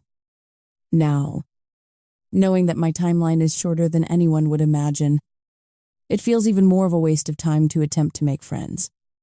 Because what's the point? But I don't know. I like Bianca. She reminds me of Nina. Or maybe of myself. When I was younger. You. Wanna come to my bachelorette party? Bianca's brows shoot up. Her lips curl into a grin. Whoa. Seriously. Yeah. I mean, don't feel like you have to. I shrug. My mouth twisting. It's not a fancy thing. Just some girlfriends taking me out. I would love to. I smile. Yeah, definitely. I snort. When I say girlfriends, I mean my brother's business partner and 2 of her employees. I give Bianca a weak smile. I'm not great with friends. I would love to come. She beams at me. A happy spark, the kind that's been pretty damn quiet since my diagnosis, flickers inside of me as I grin back at her. Maybe I could use some more friends. Even if they're only temporary. 11 Dante.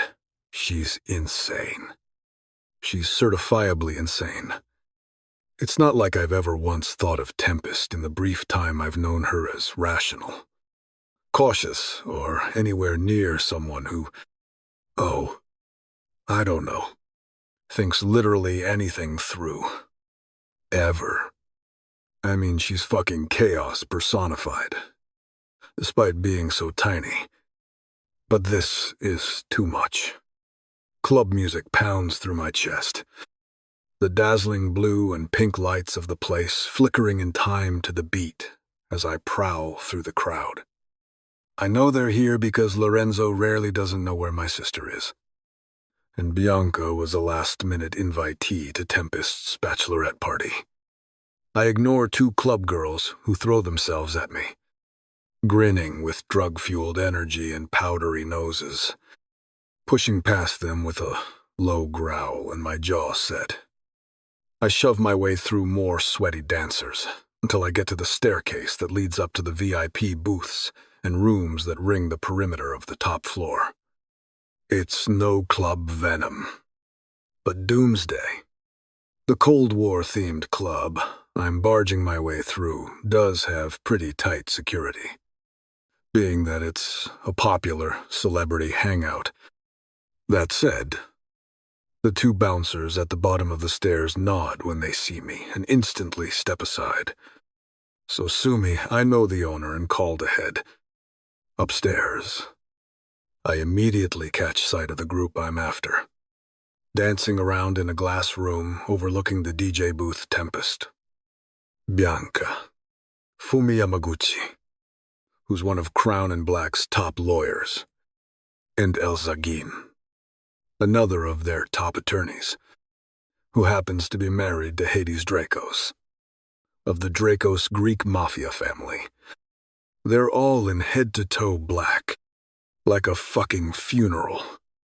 How cute. Trust Tempest to throw up a middling finger at every conceivable opportunity. And there's the blushing bride herself, dancing to the music thudding through the club, her bare arms up in the air and the skin-tight black dress clinging to every single buck. I don't realize I've stopped walking and that I'm just standing there outside the room staring at Tempest until it's been longer than it should have been. My eyes wander over her gyrating hips, the swell of her breasts in the tight dress, the way her dark hair tumbles down her back, and the way her ass, yeah, this has to stop now. I'm marrying her to save my empire, to keep my club, and because that little fucking hurricane in there tricked me into it. Not because I want to watch her gyrate exactly like this, while my cock is buried to the hilt in her tight little cunt. Dunch. I flinch. Thoughts of Tempest scattering as I turn, locking eyes with Taylor Crown. Contrary to what I let Tempest wonder about. No, I've never once slept with my attorney, nor have I ever wanted to. Not because powerful, intelligent women scare me, because you don't fuck your goddamn attorney. She's also simply not my type. And plus, we've got a good relationship professionally, and as friends of a sort. I suppose. What the fuck were you thinking getting into this with that girl? I arch a brow. I also like Taylor because she's completely fine throwing my shit in my face. And that's not something I get much of. Don't pretend for a second that Alistair and Gabriel haven't filled you in on every single detail. I mutter. You know damn well how it happened. Taylor eyes me, shaking her head as she shoves her fingers through her long red hair. I know. But honestly, Dunch, she's 24. Yes. And for the last time, counselor, I hiss. If you've got a magic cheat code for breaking fucking blood markers, I am all ears. She frowns, glancing past me. I turn, my jaw clenching as I watch Tempest dance, her eyes closed and her hips swaying. If you mistreat her, Taylor, if you mistreat her, she repeats, you won't have to worry about Alistair or Gabriel coming after you. Because I will first. That girl is like a little sister to me. Dunch. That supersedes any professional relationship you and I have. Yeah. Well, to me, she's a fucking pest.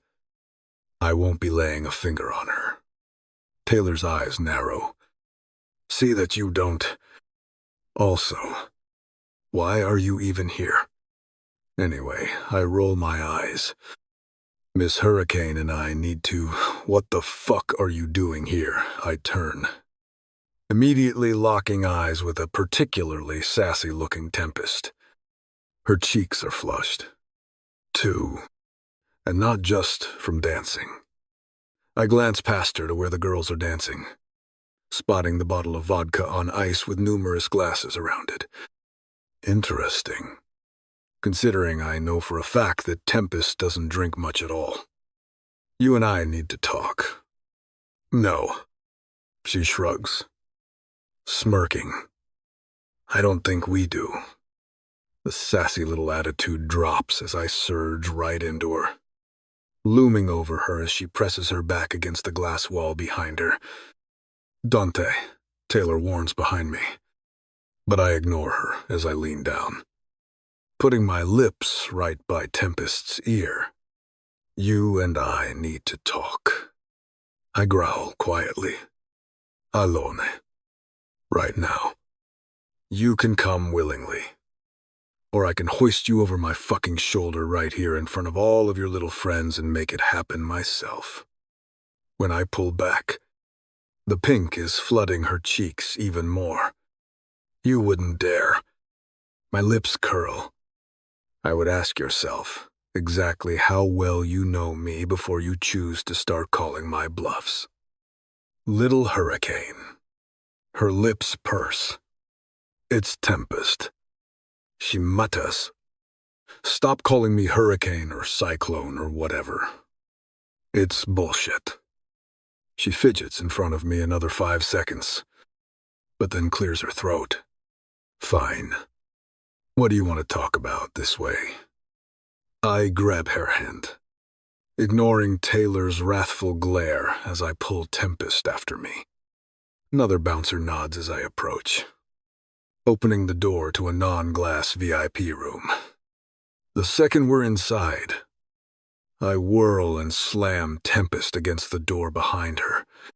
She gasps. Fuck you. You, stop.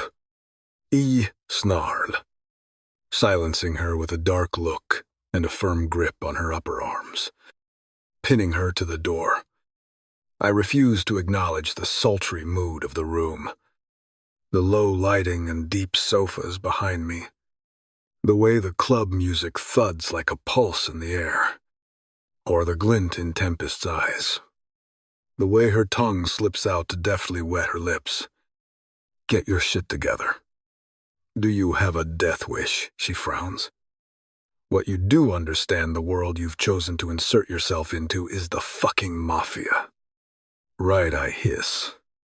Not the sanitized Hollywood version. Not the musical Chicago. The real, actual, dangerous fucking Mafia. Thanks. I'm not 9. Dickhead. She spits back. Good to know. I smile coldly. Then maybe there's another perfectly good explanation why you would call Renata fucking Bon Pensiero a cunt to her fucking face. Tempest raises a single brow. Because she is one. Jesus fucking Christ. She's also Frank Bonpensiero's wife and the small little detail that she's also Luciano Amato's niece great. Tempest groans in a bored tone. So make me a family tree or a flowchart thing so I can ignore it and tell you I studied. You need to know these things. I hiss. I don't think that's part of the if you shit on this. Tempest, I shake my head. My fingers tighten on her arms, feeling the thud of her pulse beneath her soft, warm skin. I inhale the scent of her jasmine and citrus, mixed with something floral and slightly spicy. I close my eyes, taking a deep breath to try to calm my roaring pulse. But all I get is more of her scent, more of the heat of her body. So close to mine. If you shit on this, I growl quietly, then this whole thing falls apart. I'm not shitting on anything. She snaps back. The fuck you're not. It comes out much more forcefully than I intended. Tempest's eyes go wide, her mouth falling open as a little gasp tumbles from her lips. That gasp has no business being so fucking sexy. Focus. If this falls apart, there are forces at play that could destroy us both. I continue. And I don't mean ruining our credit scores. In case that needs to be made clear. As I said before, My eyes lock with hers. You made this bed, and now you're going to fucking lie in it. Tempest doesn't say anything. Take this fucking seriously. I know that's a foreign concept to you. I ignore the asshole that falls from her mouth as I push her aside and storm out of the VIP room. Not because I'm angry.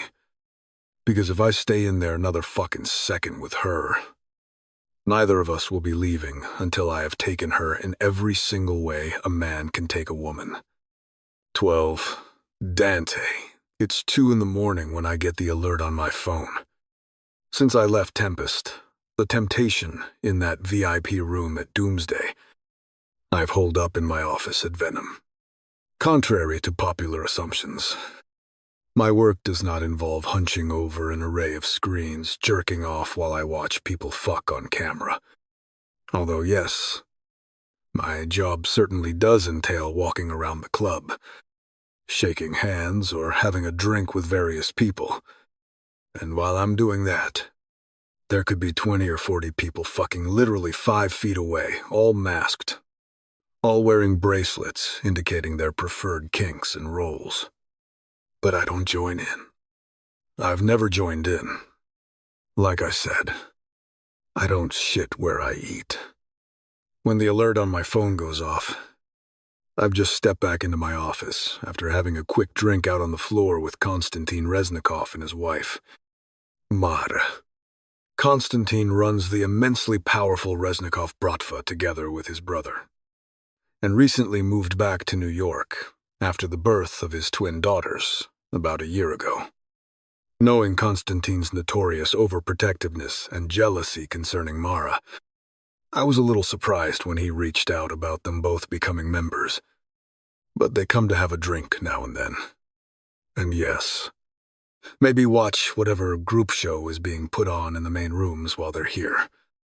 But it's watching only fine by me. Besides, Konstantin is a powerful ally to have. I glare at my phone, lifting it from my desk. I mostly commute to my Hamptons house after work, but I do keep a penthouse here in the city that I occasionally stay in if it's been an exceptionally late night. And right now, my phone's just told me that someone's just entered said penthouse. They've inputted the correct security code, but it took them 3 fucking tries, which seems off. I scowl as I open the app to check the security cameras, hoping it's just Bianca. She occasionally crashes at my penthouse if she's had a long rehearsal that gets out late. Instead of trekking all the way uptown to her place, I flip to the cameras and start thumbing through them. Instantly, the hairs on the back of my neck go up. Fuck. It's Bianca, all right. Sprawled on one of the couches in my living room, utterly motionless. And when I switch to a different camera angle, a figure in all black darts across the screen and then disappears. Motherfucker. It's a strange line that I straddle. On the one hand, I mingle with the darkness, the mafiosos, the Bratva kingpins, Italian and Greek, Mafia, and Japanese Yakuza. They all come to Club Venom, but darkness, depravity, and deviance aren't just for those who operate outside the law. Venom also has its fair share of those very much inside the law, or at least those who know how to bend it. Politicians, lawyers, captains of industry. It's one of the reasons Venom is an anonymous club, where all members wear masks everywhere. So I exist somewhere between light and dark. I'm not a mafia thug, but I'm not exactly a good man, either. It's because of that gray area I live in that I can't just barge into my penthouse guns blazing. I mean, I have neighbors to consider. So I slip in through an emergency door in the pantry of my kitchen that unlocks with my thumbprint. I make sure the silencer on my gun is fitted tight as I creep through the darkness. in the living room. I clear the corners before bolting silently to where Bianca is still slumped motionless on the couch. If she's hurt, this is where my restraint will end, and an entire city block will know the wrath I dole out on whoever is still in my penthouse.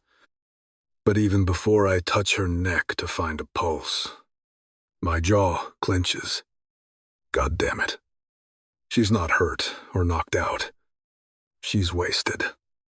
I can smell the booze on her a foot away, and when my eyes adjust to the darkness of the living room, it's clear she's sleeping off one hell of a night. Not an attack. So who the fuck else is here? The sound of shuffling rips my attention from my sister to the doorway. The gun raises in my hand as I walk silently, following the rustling sound upstairs, and then down the hallway to the office. The door is ajar. The desk light is on, and I use the silencer to gently and quietly push the door open a little wider. A figure in black, a hood up, is hunched over my desk, rummaging through the drawers. Not today. Motherfucker. I could shoot them right now and end this. But fuck that. I want to know who dragged my sister back here half unconscious, and possibly used her to unlock the front door. And I really want to know what the fuck they're looking for. I move like a wraith, crossing the distance between me and the intruder in seconds. Then I slam into him, pinning him to the desk with a snarl on my lips, my hand wrapped around his fucking throat, and my gun pressed to his temple. Who the fuck? Get your hands off of me, I freeze. Tempest. I instantly draw the gun away, thumbing on the safety and jamming it into the waist of my pants at the back. I violently twist her around and keep her pinned to the desk as I grab a handful of the front of her hoodie and leer down into her glaring eyes. My. I growl quietly. What the fuck do we have here? Take your hands as soon as you tell me what the fuck you're doing in here. My eyes slide past her to the mess of papers on my desk and the open drawers. She was snooping, looking for something, spying. It's not the first time the thought has crossed my mind. And in this moment, with her caught red-handed, the idea is suddenly rammed into the front of my brain again. The idea that Tempest Black inking her name on that bloodmaker was not simply because she's an impetuous agent of chaos, but because somebody wants her to be ushered into my inner circle, so she has access to things she might not otherwise have. Somebody like her grandfather. What were you looking for? I growl. Tempest raises her chin defiantly, her eyes locking with mine. Nothing. Bullshit. A stamp. I need to mail a letter. My lips pull to a hooked, barbed smile. We're going to play it like that, are we? It suddenly hits me that Tempest is still probably wearing her club dress and heels under the oversized black hoodie. Play it like, take off your sweatshirt. Her cheeks flush. Excuse me, don't. I'm here because Bianca brought me here. Jesus. She had a bit too much, more than a bit. I snap. She's shit-faced. She doesn't get like that. Tempest glares at me. So, now I'm a bad influence. Your words. She rolls her eyes. I barely drink myself. And we only came here because she said it was closer than her place, and I didn't want her to go home alone. I see. I smile thinly. And at which point in this noble endeavor did you decide to paw through my office? I can see the wheels turning in her head. She shrugs casually. But I know people. I can read them like books. This girl is hiding something. I already told you. I was looking for a yes. A stamp. For all those letters that desperately need to be mailed at 2:30 in the fucking morning.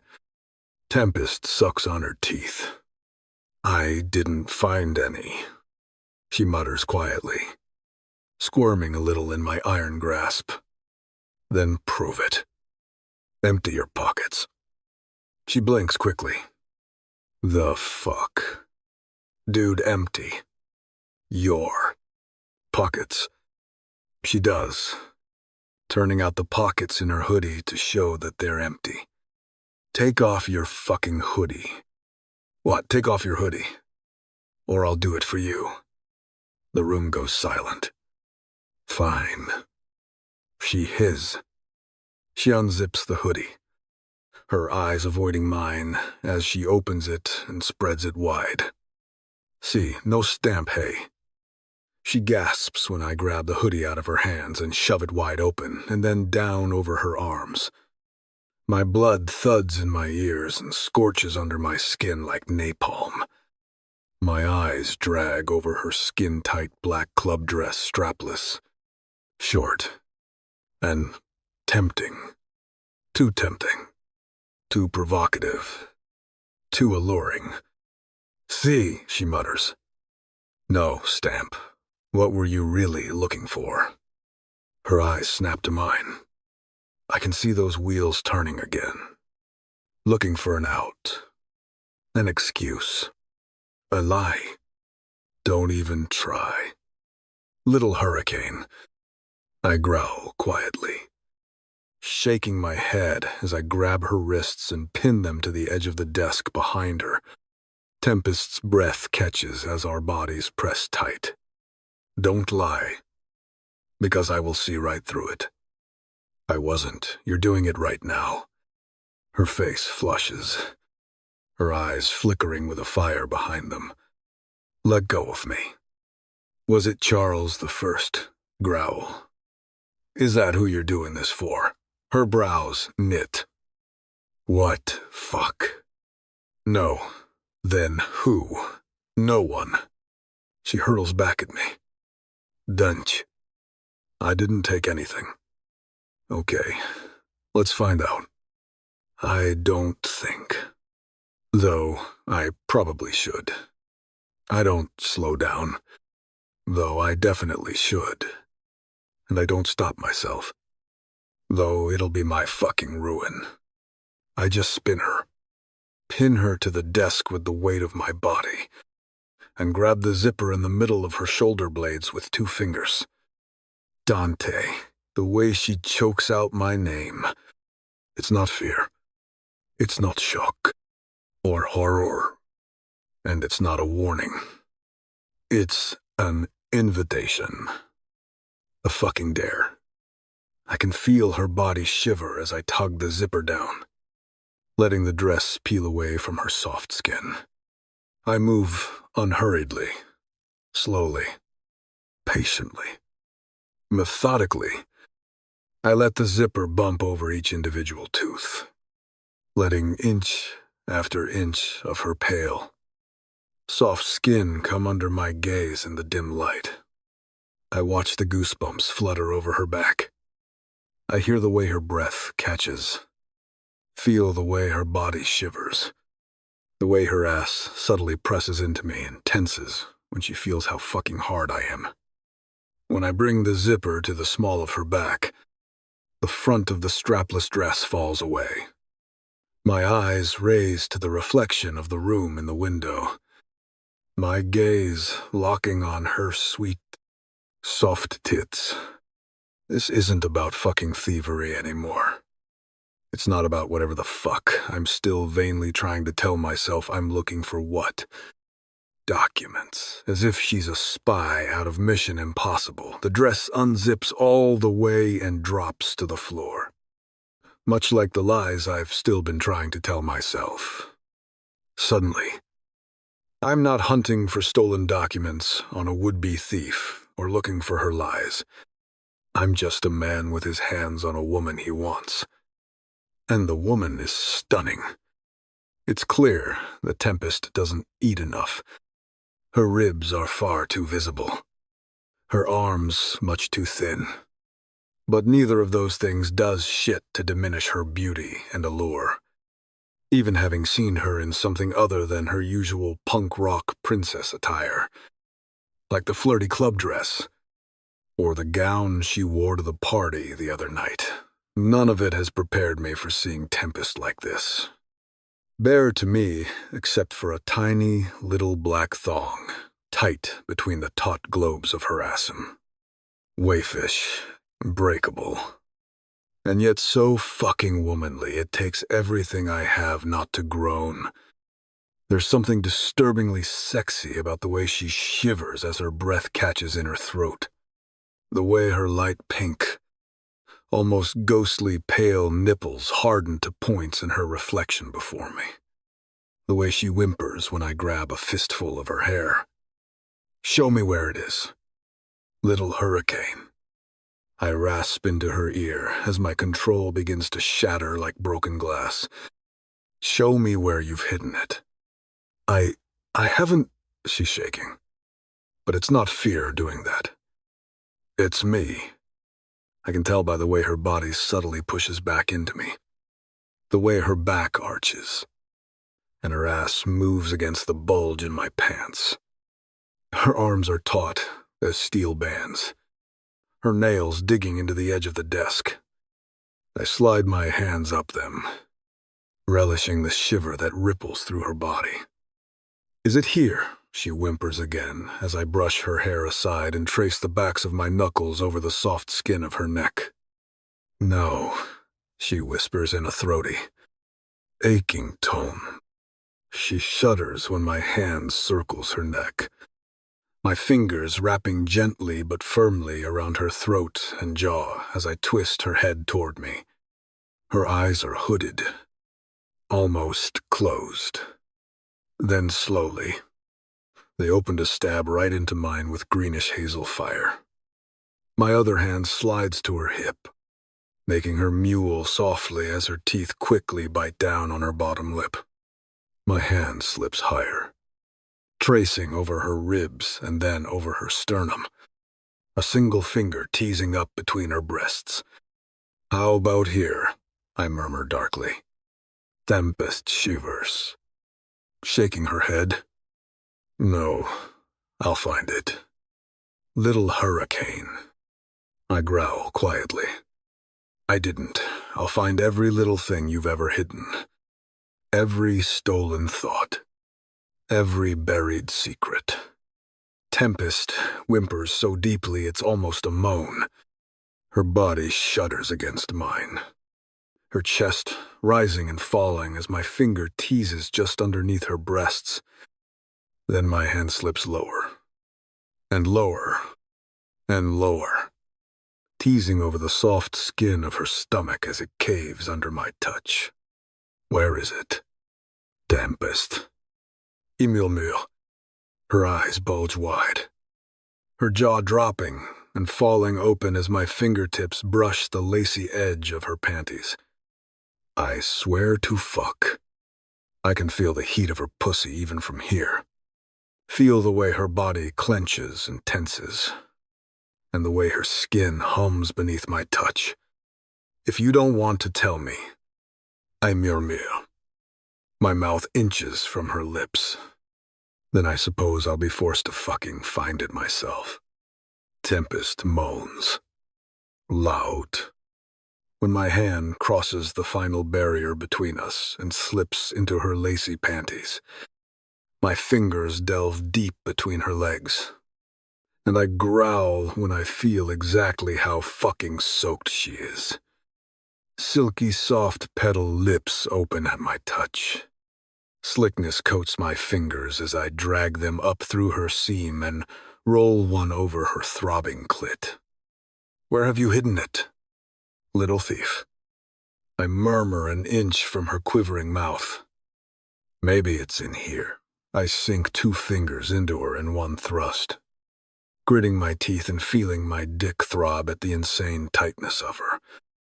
Her silky walls and sticky heat envelop me and suck my fingers deeper.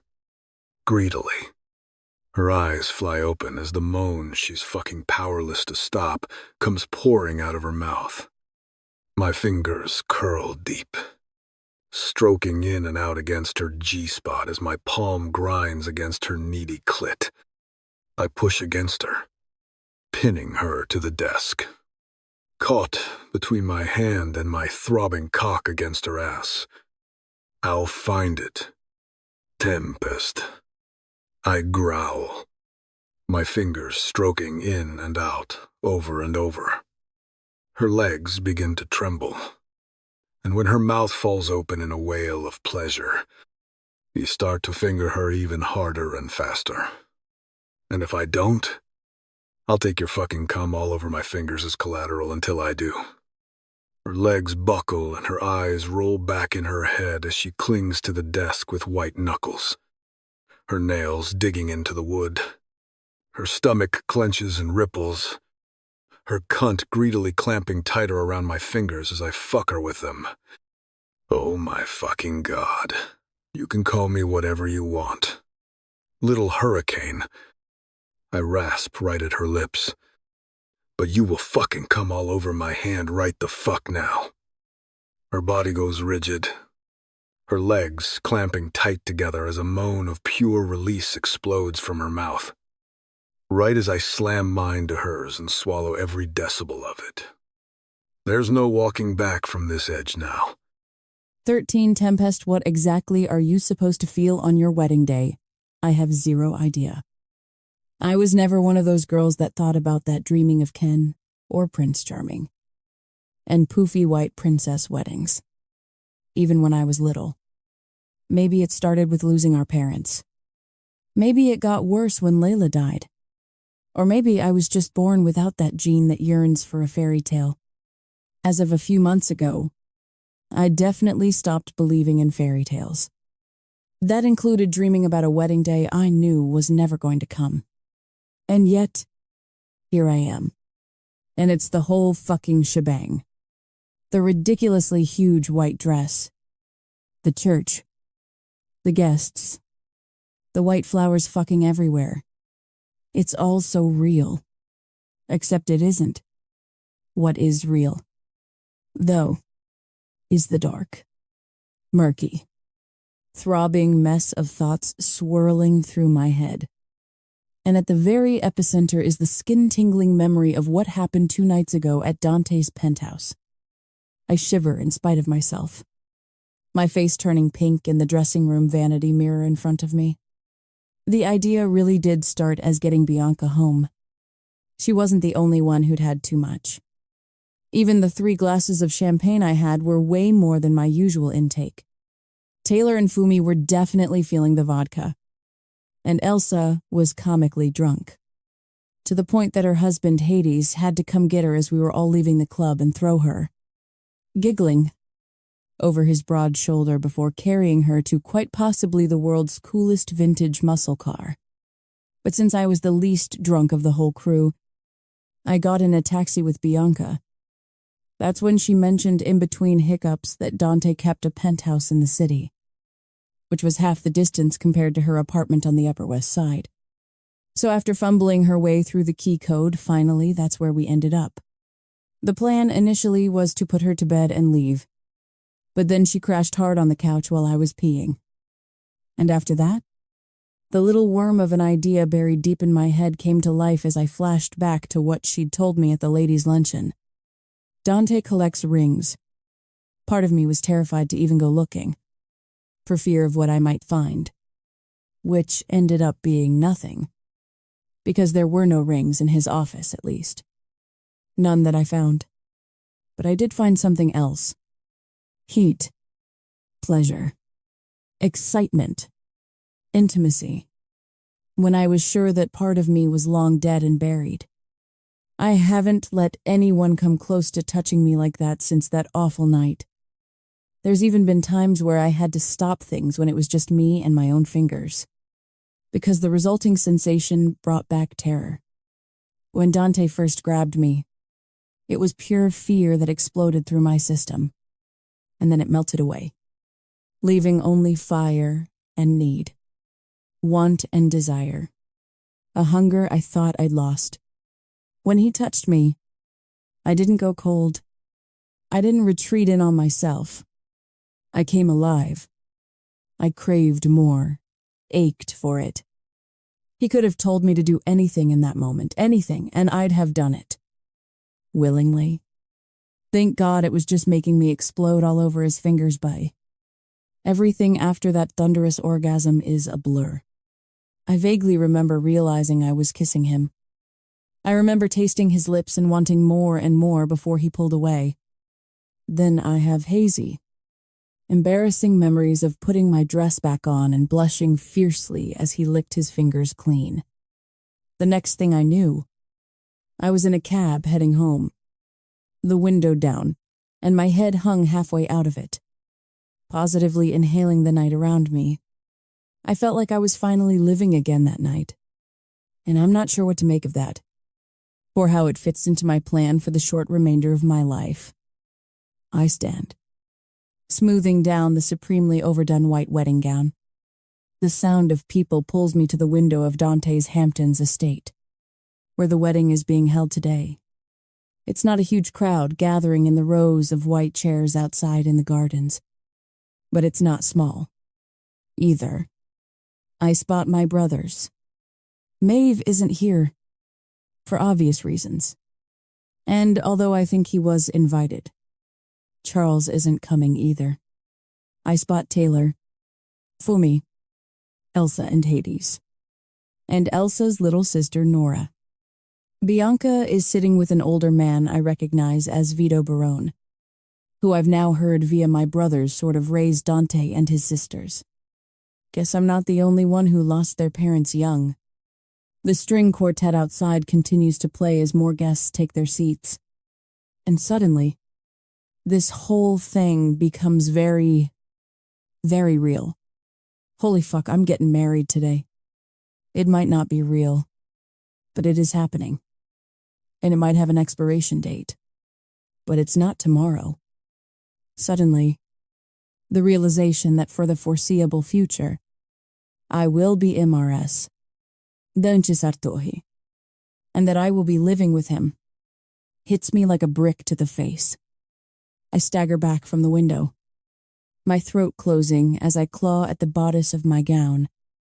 I need to breathe. I yank the door open and go tumbling into the hallway. One of Dante's men is right outside, and he frowns as he jumps to his feet. Ms. Black, I need some air. I shove past him, ignoring him, blurting something about the ceremony starting soon. I plow down one giant, gilded hallway of Dante's massive estate after another. I almost trip on my train and my heels when I go rushing down a curved staircase. When suddenly, a wall of a man steps quietly in front of me. Lorenzo, Dante's head of security. He frowns deeply. Ms. Black. Is everything I need. My head starts to spin, my breath becoming ragged as my eyes dart around. I need to. Come with me, he says gently. He doesn't touch me at all, just sort of gestures, and herds me down a side hallway and through a door into a large room full of bookcases with a vaulted ceiling and big, airy windows. Okay, it's not outside, but it's pretty close. It's so airy and bright in here that it feels like the noose around my neck is loosening. I turn to smile weakly at Lorenzo. Thank you, I murmur quietly. He nods with a small, understanding smile. Not a problem. Ma'am, the ceremony will be starting soon, but I'll let Mr. Sartor know that you need a minute. After he exits and closes the door behind him, I look around. Then it hits me I'm in Dante's office.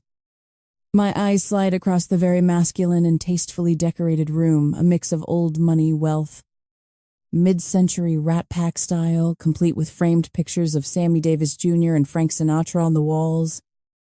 and modern chic. I mean, the man has killer taste.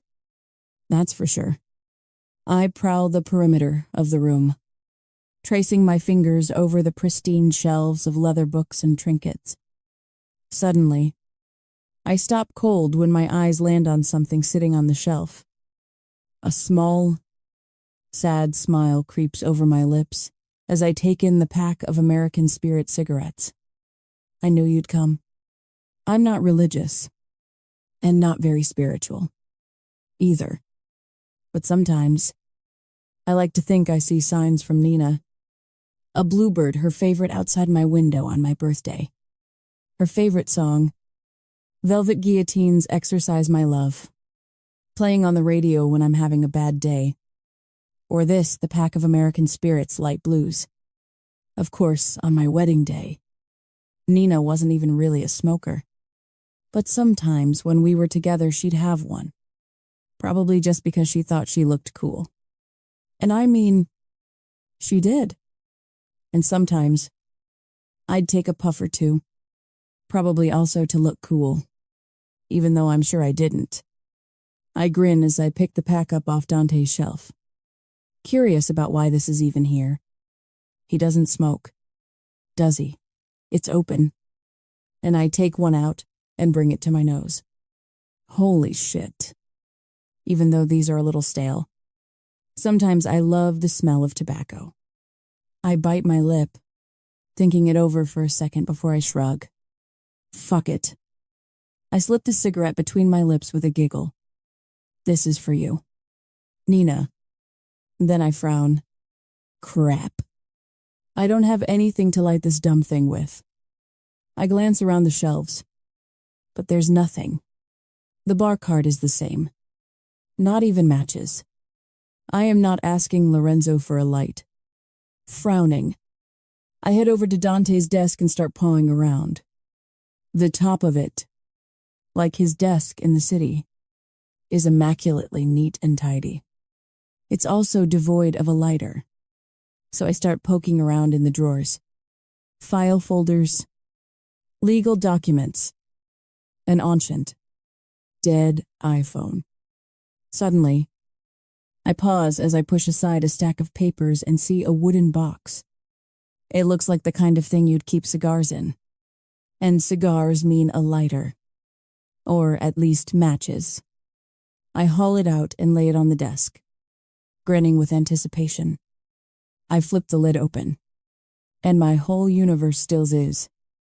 Oh God. My skin turns to ice as my heart crawls in on itself and the bile rises in my throat. There, on individual holders in neat little rows, is the collection Bianca mentioned at lunch. Rings. 5 of them. Little golden rings with carved lions' faces in them, set with bluish-white diamonds for eyes. And right there in the middle of the row is the worst of them, the ring I watched from barely 2 feet away as the hand wearing it tightened around Nina's neck, as it squeezed and squeezed as she tried to get him off her. My whole body goes cold as I lift it from the case and stare at it. Transfixed. This one is slightly different from the others from that night. Maybe that's why I remember it the sharpest. Instead of 2 bluish-white diamond eyes.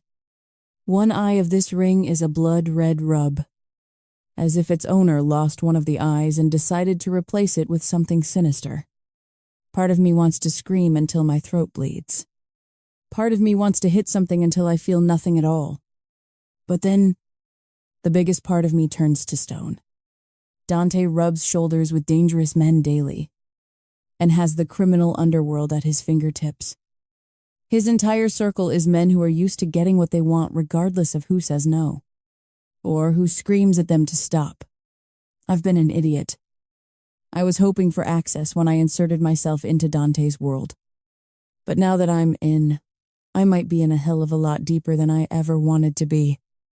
A knock on the door has me leaping out of my skin and dropping the ring onto the closed lid of the box. Ms. Black Lorenzo calls through the door. It's time. My heart hammers against my chest as I back away from the box. Ms. Black. 1 second. Holy shit. Dante is connected to the men who hurt me and killed my best friend.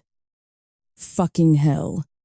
He may even be the leader of those men, given how many of these fucking rings he's got in this box. And now, I'm about to marry the motherfucker. I'm about to spend what little time I have left chained to one of the monsters who destroyed me. I'm going to be sick. Miss Black, I'm sorry. But be right there. My voice is cold and sharp. My eyes laser-focused on something sitting on Dante's desk, a display case with a wooden base and a crystal-clear, domed glass lid, and an ancient-looking metal dagger carved with runic letters sitting on a stand under that lid were labeled Norse. 1107 AD on a small brass plaque beneath it. The door to the office starts to creak open, and by the time Lorenzo steps inside, the glass case is empty, and there's something cold and metallic hidden in the folds of my wedding dress. Lorenzo smiles a small smile at me. Time to go. Ms. Black, all I can do is nod. Numb, as I follow him out. Alistair and Gabriel floated, walking me down the aisle in lieu of our father. But I opted for a solo walk. My heart thuds with every step as I move down the aisle on autopilot. I don't even see the faces of friends and families. All I can do is stare straight ahead. My eyes locked Ono, the man waiting for me. The devil who I've just realized is even more a demon than I ever imagined. But there's an out here. There's one play I alone, can make, because I have nothing to lose. I'm numb as I stand facing Dante, listening to the priest drone on. The man in front of me with the lethal blue eyes and the sharp jaw frowns slightly at my silence. The priest has him recite his vows. Somehow I managed to recite my own. In a fogue, the fingers of my right hand curling around the hilt of the dagger in my gown. And now, by the power vested in me by God and the state of New York, I now pronounce you husband and wife. There are polite golf claps as the crowd rises from their chairs. Time to play the last card I have. For what was taken from me. For what was done to me. For Nina. You may kiss the bride, we never discussed this part. If we had, I'd have laughed in his face and told him it wasn't going to happen. Maybe I'd have changed my mind after the other night. Maybe I did. In a dark, secret part of me. But that was before I found that box just now. Before I learned the truth. I jolt when his one hand lands on my waist, and the other cups my face. His piercing blue eyes stab into me, flickering with venomous fire as I feel the etched cool hilt of the dagger solid and comforting in my palm. Dante leans in as the cameras flash and the crowd applauds, and my arm stabs forward. But just as it does, the hand on my waist grabs my wrist with frightening speed, yanking and wrenching it aside. I hear him grunt as the blade slips past his hip, but he's not groaning in pain. He's not falling to his knees with his life bleeding out of him. He's still kissing me. Smile for the fucking cameras. He hisses against my lips, nipping at the bottom one so hard that I yelp when the taste of copper explodes in my mouth. Dear. 14 Dante, some of the women present blush and giggle amongst themselves when I grab my new bride and yank her off the garden stage toward the house. Alistair and Gabriel Black shoot me venomous stares. Carmi gives me a thumbs up. And Vito, of course, grins and makes a crude gesture with two pointed fingers of one hand, and looped fingers of his other. But I'm not dragging Tempest away to consummate a goddamn thing. In fact, if she doesn't have some very illuminating things to say right now, I might fucking bury her. She was in a daze as I yanked her through the gardens, away from the wedding. But the second we tumble in through one of the side garden doors to my house, she comes alive again. alive, animated, and very angry. Get your hands off of me. It's not just anger in her voice, or malice in her eyes. Though, there's pain there, and horror, fear, and disbelief. Christ. It's like she's just walked in on her actual husband balls deep in her sister or something. I drag her into the study, slamming and locking the door shut behind us before I let her go. Tempest flings herself from me like she might catch on fire, backing away with hatred and horror in her eyes. Stay the fuck away from me. What the fuck? I roar back. I yank the blade out of my jacket pocket where I've hidden it, catching sight of a splash of red slowly staining my dress shirt. Wow. She did actually cut me a little. At least she didn't jam this fucking thing through my heart, like she was trying to do. Iglar at the blade. Just now realizing I'm looking at the 12th century Viking blade given to me by the Prince of Denmark. What? He's a voracious member of Venom. Well, I bark, wincing as I open my jacket and shirt to glance briefly at my cut. It's superficial, but it still hurts like a motherfucker. I angrily move toward her. Tempest flinches, but then she's the one lurching at me with fists flying. Enough, I hiss, catching her wrists and yanking her tight to my chest. Her knee jabs up as if to catch me in the balls, but I knock it aside easily with my own thigh. In one move, I'm throwing her over my shoulder, dodging her hammering fists and feet, and tossing her down on the couch. Stop it, I roar, momentarily making her go still. What the actual fuck was all of that about, you son of a bitch? I wince again as I glance down at my side. Then I raise the blade and shake it. Next time you try and fucking stab me, Isnarl. Use something from this goddamn century. I whirl toward my desk to put the dagger back in its case when suddenly I freeze. My gaze lands on the little wooden box, king closed and lying on my desk. My trophies. And right on top of it lies his fucking ring, the one with blue and red eyes. I hear Tempest bolt toward me. I turn, catch her mid-swing, and yank her hard against my chest.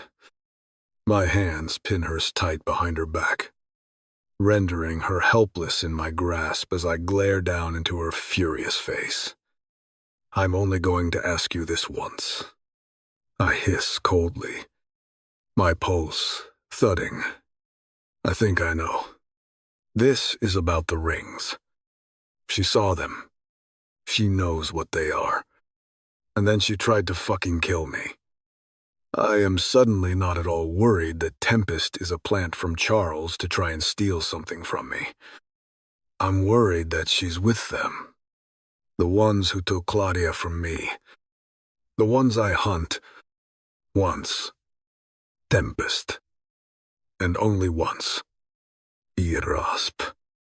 What do these rings mean to you? Fire smolders behind her eyes as she remains tight-lipped. I would start answering if I were you. I hiss through clenched teeth. Or what she chokes. You'll kill me too, like you killed Nina. What, I have no fucking idea who the hell that, you bastard. She almost gets her hands free. But I tighten my grip and whirl, pinning her back against a bookcase. The owners of those rings, Isnarl, leering close to her. Specifically, the owner of the one you left on top, blue and red eyes. I lower my face even closer to hers. Who is he to you? Tears bead in her eyes. Fuck you, 'cause I killed the man who wore that fucking ring. Tempest freezes, I smile coldly. Does that pain you to hear I leer closer? Trust me, he didn't die well. Either it was slow and painful. And is that the God's honest truth? Her voice is papery and thin, her pulse thudding in the soft hollow of her neck. Yes, I growl. It is. Then good. When a dam bursts, it's not all of a sudden. At least, the build-up isn't. First there are small tremors. Then there are warnings, like the foundations cracking, or the mechanics stopping. And then, right before it gives way, it's as if the earth itself knows it's about to unleash hell upon its surface. The birds and animals leave. The air goes still. Then, only then does the wall holding back the water give way, with an explosion of violence and urgency. That's what this is, this thing between Tempest and I. There were tremors weeks ago. The foundations cracked 2 nights ago. And there hasn't been a bird in the sky ever since. And in this exact moment, locked eye to eye with each other, our blood roaring hot, our breaths coming hard, and our bodies slammed together with the scent of my blood and her fury swirling in the air. It's like the final calm before it all gives way. My eyes drop to her lips, and for the first time, I realize she's bleeding a little from where I bit her at the altar. It's that little drop of blood on the lips of the woman I married about 3.5 minutes ago that's the final straw. The last stroke. The release. When I grab her face and slam my mouth to hers, tasting her moans, her blood, and her pain. It's like the whole fucking dam gives way. And God help whoever's downstream.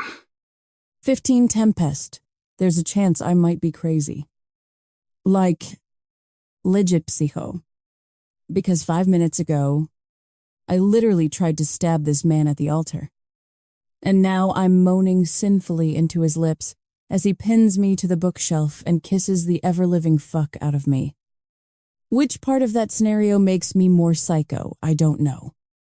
All I know is, it feels like I'm coming alive, when his lips crush to mine. I whimper as his teeth sink into my lip again. I can feel him suck, tasting my blood as I cling to him and mash my lips to his. His hands slide over my hips, pinning me against the shelves. Then slide up my ribs and forcibly grab my wrists before shoving them high above my head.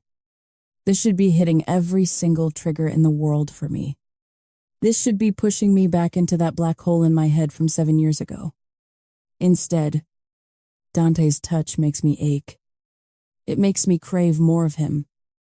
And it makes me very metted. Very wet.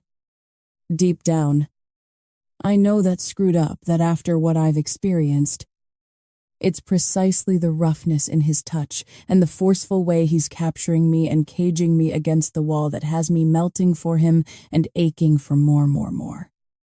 That has me dripping wet. But I just don't care. Dante keeps my wrists pinned above my head with one hand. He uses the other one to capture my jaw as his tongue dances with mine. The possessiveness of the touch makes my knees weak as I eagerly suck his tongue deeper into my mouth. His hand drops to the laced bodice of my wedding gown, yanking the ties loose and pulling it open. Heat pools between my thighs and my breasts spill free. And when his strong hand cups one of them, I shiver against him. Dante groans as his fingers twist and pinch my aching nipples, sending electric shocks zapping through my core that have my thighs clenching tight. His hand slides lower, grabs the hem of the dress, and bunches it up to my waist. His mouth drops to my neck, his teeth raking over the delicate skin there as his hand slips between my thighs. His hand cups my throbbing pussy through my slick panties, and my eyes roll back in ecstasy as something dark and volatile sparks inside me. Oh, fuck. Now. Which part made this little pussy so fucking messy? Dear wife of mine. Dante snarls savagely into my ear. It's that roughness and savagery that ratchets up the heat and the ache for him even more. Was it stabbing me? I gasp sharply as he nips hard at my neck. Or was it knowing that now I'm going to fuck that stabbiness right out of you? I shudder, pleasure humming through me as his finger drags along my seam, through my drenched panties. Or maybe, little hurricane. Dante rasps into my ear. That's exactly what you were hoping for when you tried to hurt me. Is that it? He growls. Were you trying to provoke me into pinning you to the wall like a bad girl and taking this pussy for the first time? I gasp as his fingers slip under the lace of my panties. He sinks into me, and when two of his fingers slide deep and curl against my G-spot, there's no stopping the whine of pleasure from tumbling from my lips. Next time you want me to fuck you, Dante murmurs thickly against the shell of my ear, you'll ask me nicely.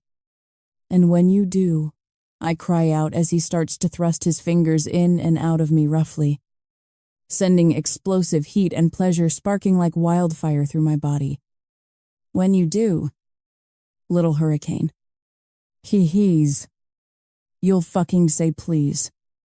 He suddenly hooks his other hand under my ass and lifts me up. I whimper, my arms and legs wrapping around him instinctively as he holds me against his body with one hand, keeping the other between my thighs and fingering my dripping pussy with deep, rhythmic thrusts. His mouth slams to mine in a bruising kiss as he turns and storms across the room. My heart lurches into my throat when he lets go and gravity takes over. The second I land on the couch, he's on me again. Dante's lips crush to mine, hungrily tasting my mouth and sucking my tongue into his. He moves lower, nipping at my neck, then my breasts, finally wrapping his lips around a soft pink nipple. I hiss in pleasure, my hands sliding into his hair and gripping hard as he bites down and then slips his mouth lower and lower. My eyes fly open as he shoves my dress up to my waist and yanks my panties off. Suddenly, his mouth dives between my thighs, and when I feel his tongue drag up my slit, it's like sticking my finger into an electrical socket. Whole fuck. My hips jerk off the couch, and I slam a hand over my mouth to muffle the humiliatingly loud whine of pleasure that's only overshadowed by how embarrassingly wet I am. I feel this insane need to apologize for the mess I'm making of his furniture. But before I can even open my mouth, Dante's burying his between my legs and tonguing me deeply. Sweet Jesus. It's like nothing I've ever known. My fingers can't hold a candle to his tongue and lips. All I can do is writhe and moan, my vision blurring as he wraps his lips around my aching clit and swirls his tongue over it.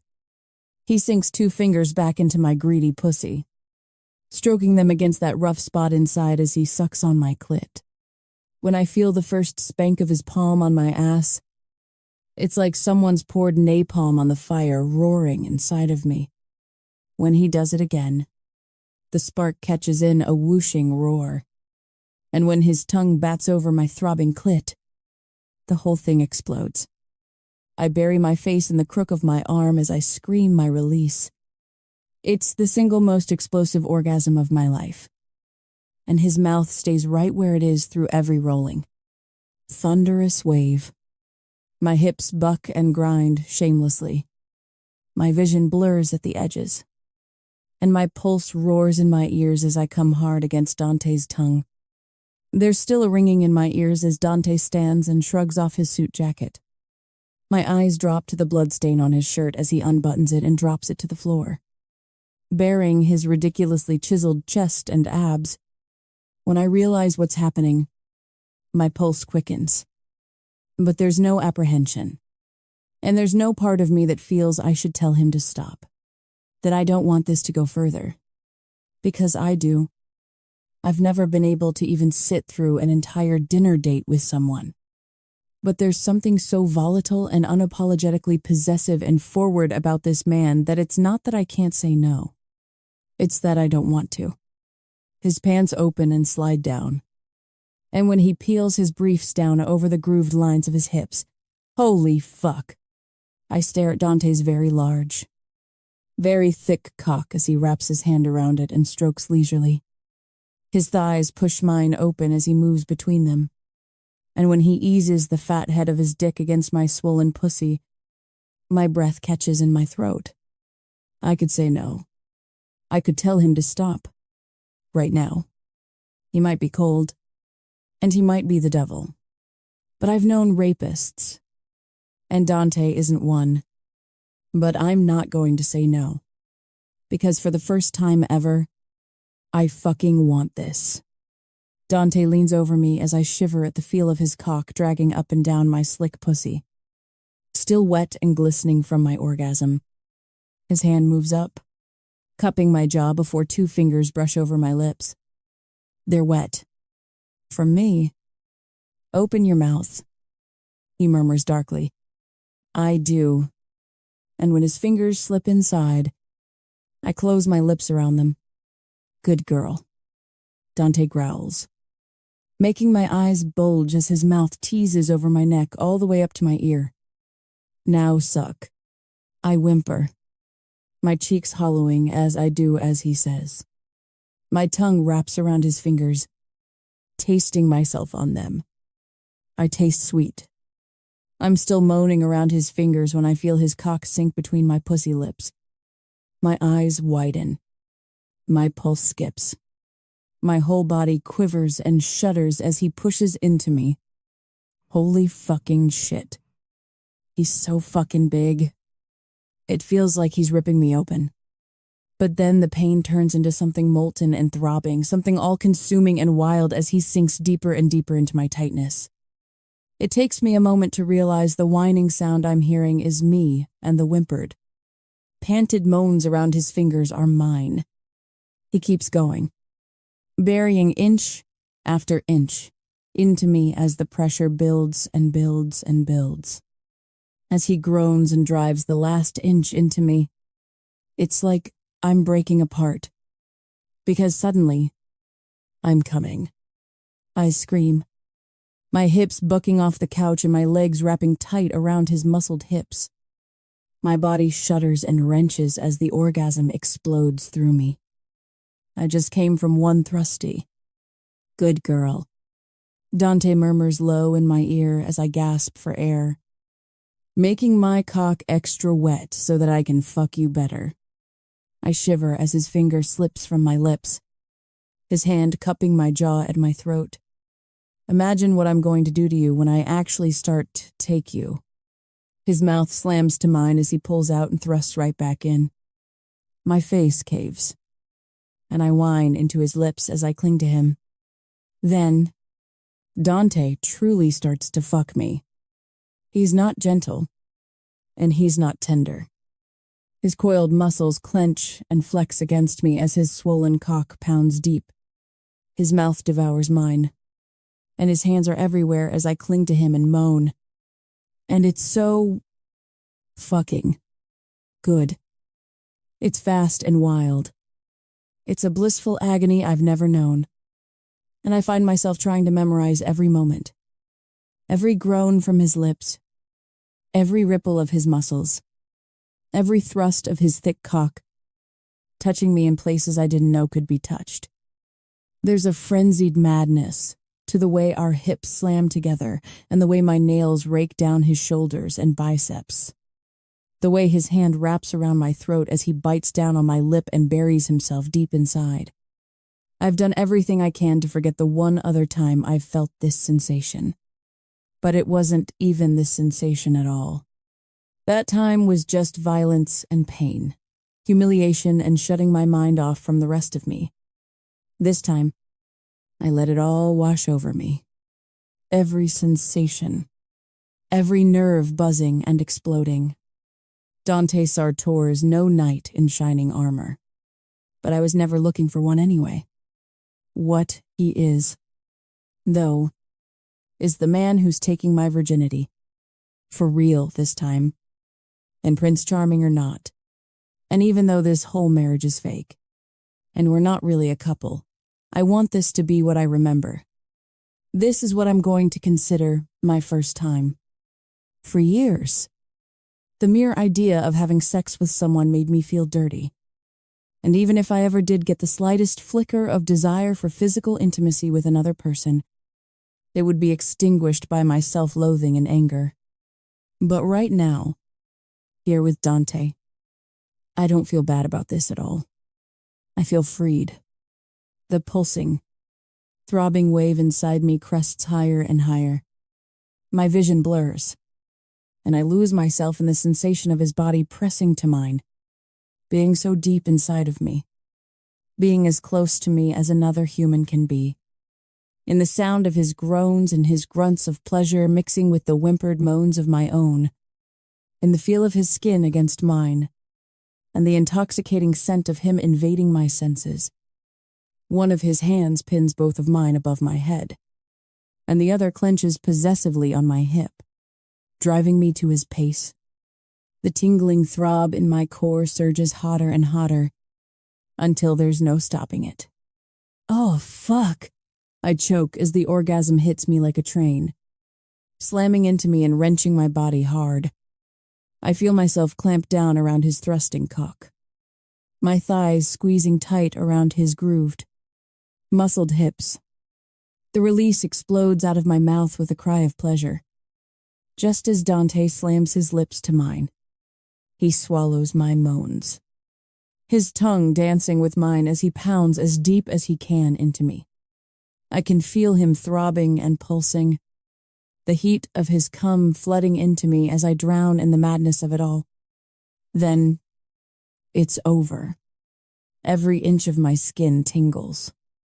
Every nerve ending thrums and buzzes with an electricity that leaves me shaking. Dante lingers for a moment, his lips brushing against mine as our eyes lock. Holy shit. I mean holy. Fucking shit. Slowly, he slides out of me, and I wince slightly at the delicious soreness between my legs. His gaze drops, frowning, and I tense. Glancing down as well. Shit. There's some blood on his dick, and a little on my thigh. It's fine. I blurt quickly, before he can say anything. Dante slowly raises his eyes to mine. For a second, I think he's angry. But then I realize it's more a look of concern. Are you hurt? No. I shake my head. No. You're just... My face heats. Big. He doesn't respond. But his brow slowly furrows deeper and his sharp blue eyes lock on mine. Are you on birth control? I consider lying for a second. I mean, in a way, I am. The combination of the protein blockers and some of the other meds Dr. Han has me on has made it, in his words, extremely unlikely, to a near certain degree that I could become pregnant. I never pushed for specifics because, well, not having sex is also a great way to avoid pregnancy. No. The second I say it, something dark flickers in his eyes. Shit. He is. It's fine. I mumble. No. Tempest. It's not. He growls. I can do fake marriage.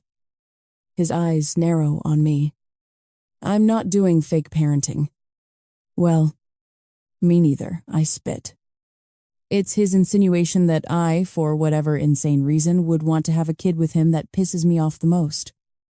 I awkwardly get to my feet and turn away, my face red as I pull my panties back up, shivering when I feel them cling to the wetness from us both. I shove my skirts back down and start to retie the bodice. You should have told me you weren't on birth control. Dante mutas. I whirl on him.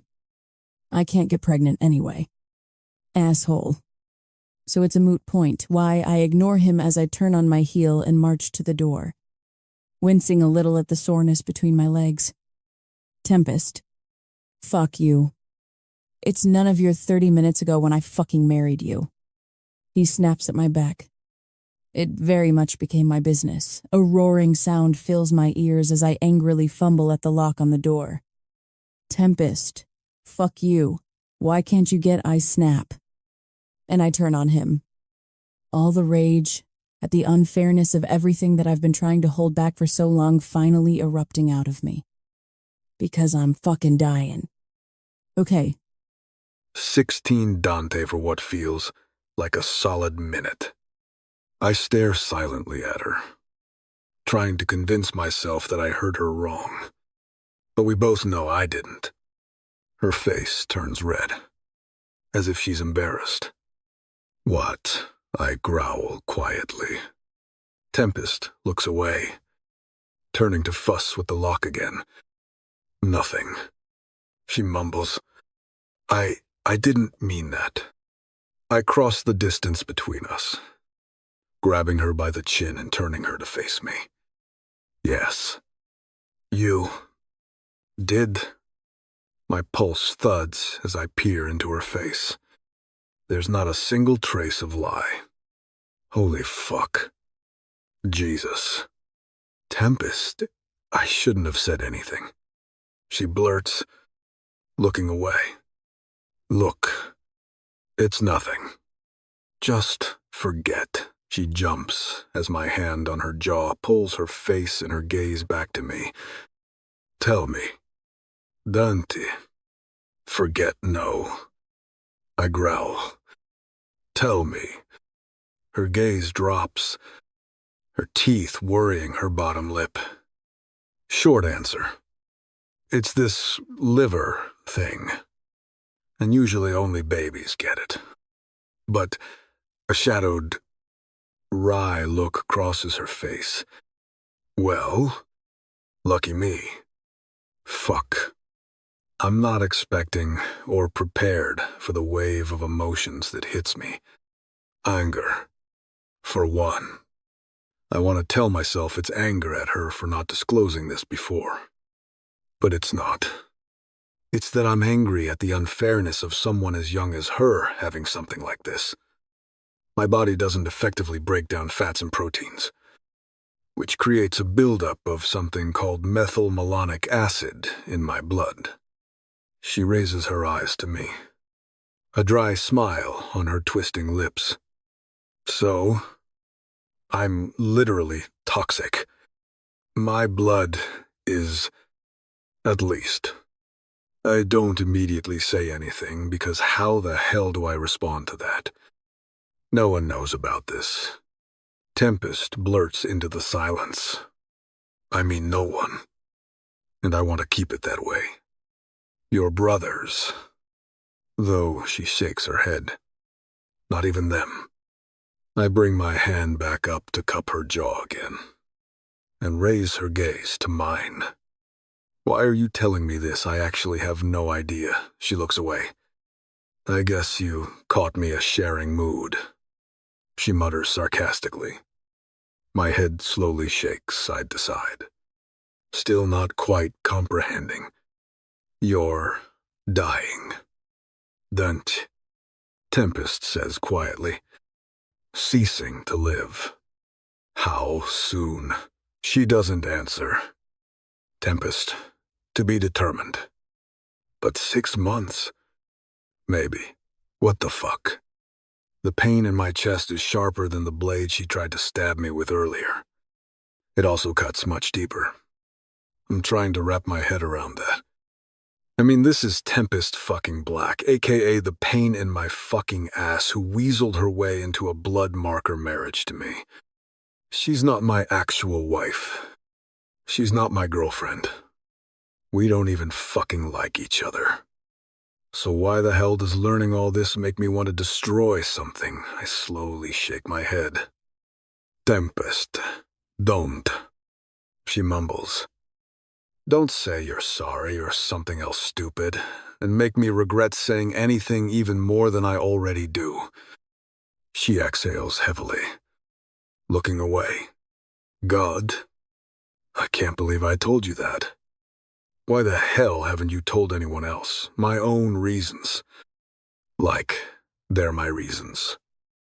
Dunch, she says tiredly. That's why you took Maeve's place. Bingo, she says dryly. It's a little easier to dive onto a grenade when you're already bleeding out. I growl. Basically. She exhales again. Look, I know what I signed up for, and I'll play the part when I have to. Her eyes lock on mine. I'll be your wife. She blushes the second she says it, looking away quickly. And after, well, her lips twist in a sardonic smile. After, I'm afraid I'll have to retire the role. I frown deeply. Tempest smirks. You're gonna have to be cool with gallows humor. Don't you? This is surreal. And again, this is not the reaction I would have pictured myself having. Not because I'm a heartless monster who doesn't give a shit that this woman is on a countdown. But again, we're not really a thing. We're virtually strangers. And it's clear that all we have in common is the white-hot sexual chemistry between us. Look, you don't have to worry. Don't you? I'm not telling anyone. Like I said. And when I go, she shrugs, you'll be golden. I frown. What? You'll never have to marry again to appease them. What are you talking about? I went to lunch the other day on Arthur Avenue, I know. And I met a lot of Mafia women. And you know what I noticed? The ones who were married were okay. Meanwhile, the unmarried ones had this look like there was a clock ticking down the seconds until they were married themselves. But the ones who were free, sitting pretty, and doing just fine, she shrugs. The widows. They'd already proven themselves to your world. They did it, they got married. And then some higher power or karma or whatever took it away. They'd gotten their participation trophy. You know, they didn't have to play the game anymore. I arch a brow. You're saying I'll be like an old Italian widow. She grins. Something like that. I suck on my teeth. Tempest clears her throat. Anyway, she trails off, looking down at her hands. I guess we should probably get back to the reception before I'm going to bring in a doctor I know. Her gaze lifts to mine. A look on her face I can't quite read before she rolls her eyes. Don't you? I'm done looking for a miracle. So you're fine with dying by the age of 25, I growl. That's okay with you, I mean. It wouldn't be my first pick. She snaps back. But what am I going to do cry for the next 6 months? So it's not that she's okay with it, or at peace with it. It's that she's unafraid of it, and she's facing it on her terms. It's foolish, but admirable. In a way, Tempest starts to fix herself up a little more. Turning to mess with her hair in a mirror, I start to get dressed again too. But as I'm tucking myself back into my pants, my gaze lands on the bit of blood on my dick. I'm not bothered by it. But still, Tempest, what I want from you for the next 6 months is honesty. I mean it. She looks puzzled, but she nods. Okay, just now. When I fucked you. I walk over to where she's standing by the door.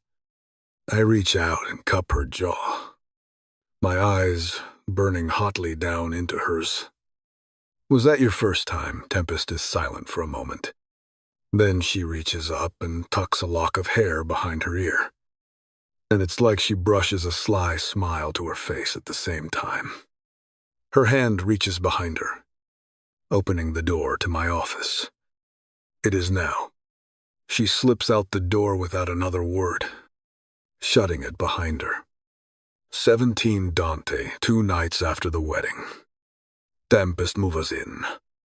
I know she was stalling on that, and I'd have been fine with delaying too, except for the image problem of my new wife living 90 miles away. The Dons. The Capos. They're not stupid. They understand what this is. But the whole point of me getting married was to showcase an image. So I intend to uphold that image. But there's another reason I've put my foot down about Tempest moving in with me, the fact that I know her dark secret now. I'm not even really prepared to ask myself what it is about that makes me possessive of her in a way I haven't been up till now. Makes me want to keep her safe, to lock her in a box. Like some sort of overprotective psycho. Outside of Bianca. That's never something I've ever been before. So what the fuck changed? Tempest isn't wrong, sad as it is. Her passing would slap a neat little bow on this whole situation. I'd no longer be fake married. And, come on. What's better than a nice married man running Club Venom? A widower. That's what. It's neat. It's efficient. And it's bulletproof. It also makes me feel like a sociopath. Because that neat little bow entails this woman dying. So I suppose that's a major contributing factor to me, overriding her excuses and demanding that she move in. I want to protect her. In some weird way. However, Tempest, as anyone who's known her for longer than 40 seconds would understand, has a certain bullheaded willfulness to her. In other words, she's a headstrong fucking terror when she wants to be. And she is clearly not down with moving all the way from Manhattan out to the Hamptons. I mean, I get it. It's 90 miles from her brother's, and she's not exactly a Hamptons gal. So in the end, a compromise is reached. We'll both move. To my penthouse in the West Village. I mean, it is closer to Venom. And, as Tempest was all too eager and smug to point out, the ability to compromise is a cornerstone of any strong marriage. I'm also pretty sure that strong marriages involve sleeping in the same bed. But in our case, we'll be skipping that, which I'm more than okay with. I've never once spent the entire night with a woman, and I see no reason to start now, even if I was her first. At least, I think I was. I'm still not quite sure what the fuck she meant by it is now. When I asked her if that time in my office at the wedding was her first time, there's a part of me that's more than a little pissed about not being told that the girl I fucked so roughly in my office, still wearing her wedding dress, was possibly a virgin. Again, I'm not a monster. And taking a virginity in that manner wasn't really ever on my bucket list. But that said, the idea that I was her first is more than slightly intoxicating. Even if we haven't so much as looked at each other since. Tempest has been moved into my penthouse for all of 3 hours, when I find myself standing outside her bedroom door. I knock, and when there's no answer, I simply open the door and walk in. Hello, her voice comes from the ensuite bathroom. The door isn't shut all the way, so I march over and rap my knuckles on the doorframe. You decent? No, I walk in anyway. Are you fucking serious? Tempest is quickly buttoning up her pants as she stands from the toilet. She glares daggers at me. What the hell? Dante, did I interrupt something fun?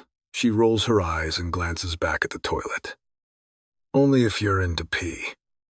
She mutters. Spoiler, I'm not. And if I was, she wrinkles her nose. Ew, we don't kink shame in this house. She rolls her eyes. Well, it's still in the toilet if you want to, like, I don't know, whatever you do with people's pee. She makes a grossed out face. This is what I do with it. She shivers as I walk past her and flush the toilet. Tempest's face burns as she moves over to the sink to wash her hands. What do you want? Dante, this is how it's been since the wedding. And I don't need to be a psychologist to understand that what she's doing is overcompensating. She thinks she shared too much. She opened up too much. Made herself too vulnerable. And now, she's yanking things back in the other direction by being her usual smart mouth. Smug little brat of a persona. As if that's going to make me forget what she told me. Or the way her cunt felt when she came all over my cock. I need you to dress up. She's not the bait. But I am going hunting in a week or so. Ostensibly. The dinner I'm holding is to meet and greet some potential new investors in Venom. Some Mafia types will be attending. As well as Mafia-adjacent finance guys. But it's all a cover. What I'm really doing is hunting. When my older sister, Claudia, was first taken from us, we all thought it was just random violence. That she'd been out on the wrong night and crossed the wrong guy, who drugged her drink, raped her, and then killed her to cover his crimes. At least, that's what the police report says. But I have a way of digging and prodding and ripping at the edges of things until I've peeked behind the curtain and I'm satisfied that I know the truth. And nothing about that report made me think we had reached the truth. So I dug deeper. That's when I uncovered them. They call themselves the Apex Club. They're mostly very connected, very rich, and from very prominent, untouchable families. They're the type of men who think the world belongs to them. There's plenty of private old boys clubs out there where rich, entitled douchebags can drink together and congratulate each other on being rich. Entitled douchebags. Apex Club is next level. To those men who wear the Golden Lion signet ring, being rich, powerful, and untouchable isn't enough. They need dominion over others, namely young women and girls. That's who killed my sister. That's who I hunt, and whose rings I keep as trophies in the box in my office. The crown jewel in that collection is the one with blue and red eyes that belonged to the man who murdered my sister, a waste of skin named Alan Codry, heir to the Codry family oil fortune. It will be my eternal regret that after I tracked Alan down, in his attempt to escape me, he shattered his jaw, falling off a fire escape. He lived at least for another 3 days of what I hope was truly agonizing pain and misery while I tortured him. But he wasn't able to tell me anything more about the Apex Club. I've killed 5 of them so far. Later this week, I'm going to see if there's a 6th on the horizon. Tempest arches a brow as she turns to lean against the white marble bathroom vanity. Her arms fold over her chest. Excuse me, I need you to dress up. Yeah, that's not happening. It's not a request. Our eyes lock, and I relish the pink flush that heats her face. We may not have even touched each other since the other day. But that doesn't mean she doesn't get all flustered around me now. Especially when she's cornered like this. I'm your wife. Right, she mutters. It would appear so. Not your servant or your slave, I smile thinly. I think that could be up for interpretation. Think again. Asshole. I'll get right on that. In the meantime, I level a stern glare at her. Dress up. Tempest follows me out of the bathroom and into her walk-in closet, where I start rifling through her clothes. I'm sorry. Can I help you with something? She snaps. What exactly am I dressing up for? Anyway, I knew you'd come around. She glares at me. I meant, what would I, potentially, be dressing up for dinner? With guests. What sort of guests? I exhale heavily, turning back to her. How about you just do as you're told for once? Her face heats. Tempest. I just need you to put something nice on. Something sexy. Okay. I lead. She's kind of the bait. Wow, she says flatly. What are you? My pimp, who are these guests, nuns? School teachers. The PTA board. I smirk at her. Who do you think mafiosos, investors in your little club, potential investors?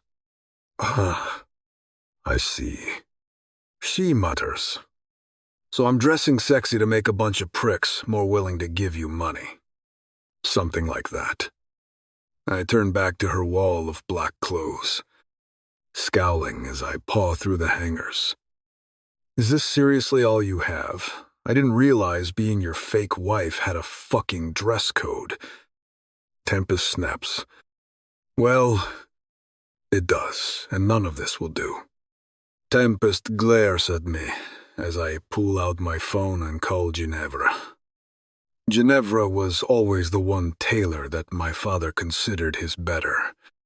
And even though she's pushing 80 by now, Ginevra is still the best tailor and seamstress in all of New York. Probably one of the best in the world. She's also a good friend. She greets me warmly. And pretty soon we're playing a quick game of catch-up in Italian. I glance over, smirking to myself as I see the confused look on Tempest's face. Then I tell Ginevra what I need, thank her profusely, and hang up. She glares at me. Who was that? A friend who's going to help you look fantastic. Tempest gives me a suspicious look. For the dinner for a bunch of sleazy potential investors in your club. Where you? What? Fuck around in orgies all day. I don't participate at the club. So it's more of a you sitting in a dark room watching security cameras and jerking off kind of situation. I'm sorry. Remind me what you do for work. Tempest gives me a frosty look. I give her a hard stare right back and try and pretend that I can't see the hard points of her nipples through her Black Sabbath t-shirt. This is what you signed up for. Little hurricane. I growl. I didn't sign up for. You literally did. I mutter. In blood, I might add. Her lips purse. I smile. This is your new reality. Tempest. She shivers as I lean down to let my lips brush her ear, and she sucks in her breath sharply. I'd get used to it. 18 Tempest by any standard. Dante's penthouse is huge. That said, it's not big enough that two people could live in it together and not cross paths with each other. But 5 days in, that's what it feels like. Because I've barely seen him. It's starting to feel deliberate. And his absence is so noticeable that by this point I'm actually wondering if he even is coming home. After all, we do sleep in separate rooms. We're even on 2 different floors. My guest room is on the first. And he's upstairs next to the home office that I snooped through the night. I brought Bianca here, also known as the same home office where he pinned me to the desk and made me explode with his fingers. Finally. Though, I decide to find out for sure about Dante's nocturnal habits. and I go to sleep on that fifth night with a plan in place, which pays off about an hour later too. I'm wakened by someone pounding on my bedroom door, and I'm still shaking off sleep when it flies open, and a drenched, furious Dante storms in. What the fuck? The initial burst of him storming into my room has my pulse racing, and, shamefully, a throb aching in my core. But then, when he flicks the lights on, and I drink in the sight of him standing there in the doorway, dripping wet, I grin. Oh, so you do live here.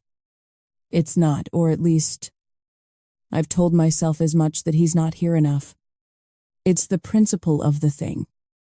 If I damn well have to be stuck here, living with my husband, then he fucking should be, too. So my idea tonight was to prop his bedroom door open and balance a paper cup full of milk on top of it. So when, or if, he opened it, he'd get drenched. Looks like it worked. Milk, he seethes, looking disgusted. In the 5 days I've been living here, I've noticed something. Dante doesn't keep milk in the house. Or any dairy product. Actually. Except for butter. No milk. Cheese. Yogurt. Nada. I actually had to go out and buy some from the bodega down the street to set my trap. Why milk? Because getting drenched with water is an easy fix. You dry off and go on with your life. But getting drenched with milk, even if you like dairy, is objectively disgusting. Oh. Are we going to need a lactose pill or something? I grin smugly. Dante, Gladys at me. I'm not lactose intolerant. Tempest. I just think dairy is fucking gross. I'm about to open my mouth to make some crude joke when he starts to yank off his shirt. My lip retreats between my teeth and my face flushes as I watch him peel his dress shirt off his insanely toned, muscled and grooved body. There's a chance my juvenile antics are at least half fueled by sexual frustration, and I hate admitting that, even to myself. I've gone years without even having the slightest desire to have sex or do anything sexual. With anyone. Anywhere. I've been fine using my own fingers and the occasional battery-operated assistance. But then he shows up, pins me to the wall, rips my wedding dress off, and shows me what a real orgasm could feel like. And now, fingers won't do. But the real pisser is, in the 7 days since I came harder than I've ever come in my life, Dante hasn't made the slightest move to touch me again. And now I feel like a junkie being denied her fix. Are you bored? He grunts, glaring at me. Is this fucking cabin fever? You're not a prisoner here. Tempest. You can leave and do whatever you want. I shrug. I know. But if I have to sleep here and live here, so do you. Club Venom is open until 6 in the morning. He seethes. I keep late hours. That doesn't give you the right to douse me in fucking milk. I swallow as he storms toward me. My pulse quickens, and my whole body tightens with need and anticipation. But he still doesn't touch me. He just grabs my favorite t-shirt, black, with a photoshopped picture of Dolly Parton wearing Kiss makeup off the bed. Hey, Dante ignores me as he blots the milk out of his hair. That's my favorite shirt. Aw. Really? He hurls it back onto the bed. Good. Now if you'll excuse me, I need to shower. He turns and storms back to the doorway, where he pauses and glances back at me. No more fucking pranks. Tempest. Fine. Say it. Nah.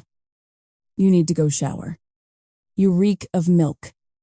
His eyes narrow dangerously at me. A thrill teases through my body. Okay. I'm goading him now. Sex withdrawal is real. Courtesy of Pam. I grin as Alistair sets a large cooler down on the desk between us, already knowing what's inside. Oh my God. US. I groan as I pop the cooler open to reveal the half-dozen Tupperware juice containers filled with the creamy, greenish smoothies Pam makes for me. She's given me the recipe before, but they always turn out like crap when I've tried to make them myself. No idea why. Making them at Dante's house has proven to be impossible anyway. What with his carpet ban on dairy products. The French vanilla yogurt in Pam's recipe is crucial, and the tyrant king control freak I live with now threw out both containers of the stuff that I stuck in his fridge before I could even use them. Asshole. Want one? Alistair makes a face as I pop one open right there in his office and take a big gulp. Absolutely not. This morning, in a fit of, well, homesickness, I guess, I texted both of my brothers about meeting up for lunch. Gabriel was in court all day, but Alistair said yes, as long as lunch could be delivered to the office. People have often asked me why both of my brothers, with their looks and success, are still single. I'm sure most people assume it's because they like playing the field. The reality is, they're both married to their work. Alistair opens the takeout containers from Wohop, aka the best Chinese food spot in all of New York City, and slides my pork fried rice toward me. So I'm fine. Alistair. He scowls.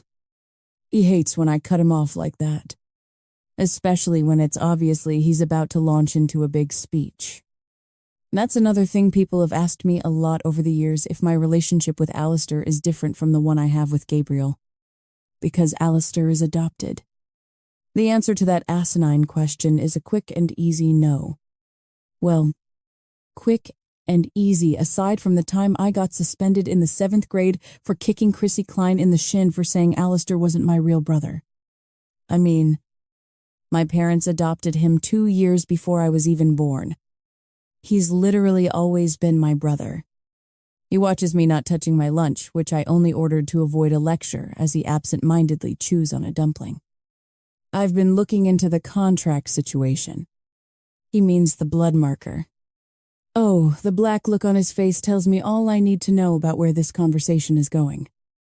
I made my choice. Alistair, I say quietly, sipping my smoothie. We didn't exactly have a course on Mafia blood markers at school. He grunts. But I've reached out to a few of the more colorful types I might know who know more about the politics and traditions of the Mafia world. And Alistair just grunts again as he deftly plucks up another dumpling with his chopsticks and pops it into his mouth. You could annul the marriage provided the original intended bride stepped up to take your not fucking happening. Alistair cracks a wry smile. Didn't think so. He frowns. How's fuckface? I shrug. He's Dant.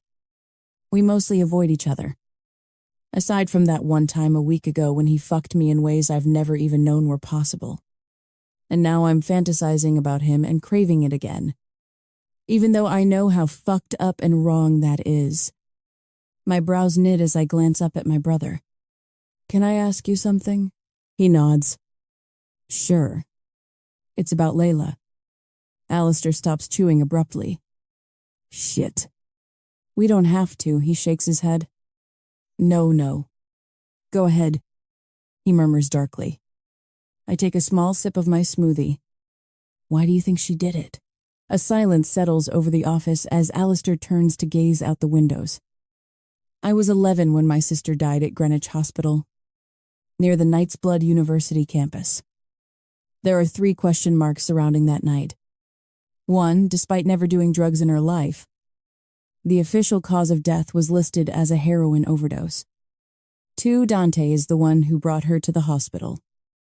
And of course, 3, even though they weren't even friends, and as far as I know, didn't even know each other. Dante and my sister got married in that hospital during the brief half-hour window where she regained consciousness before she died.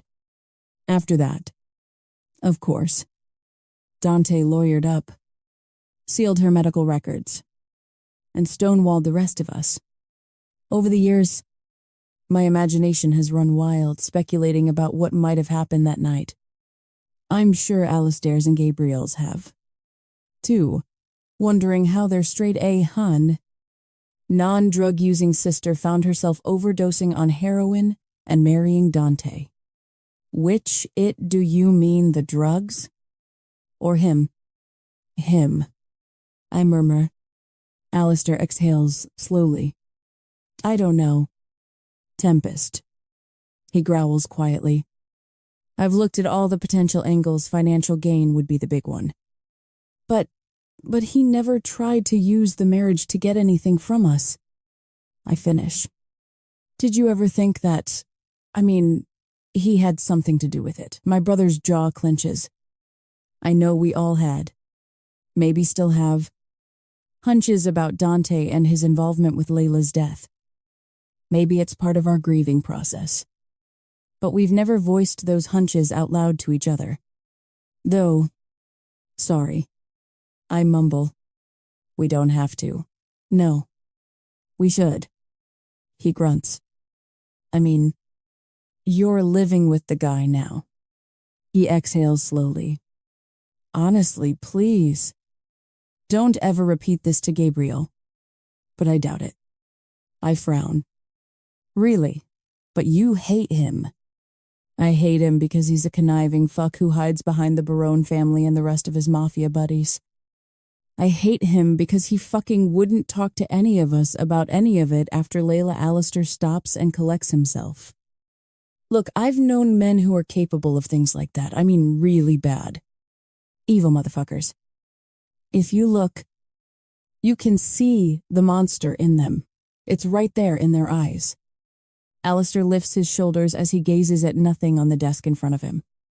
As much as I don't like the guy, I don't see that evil in Dante. Nor do I see him being a heroin user.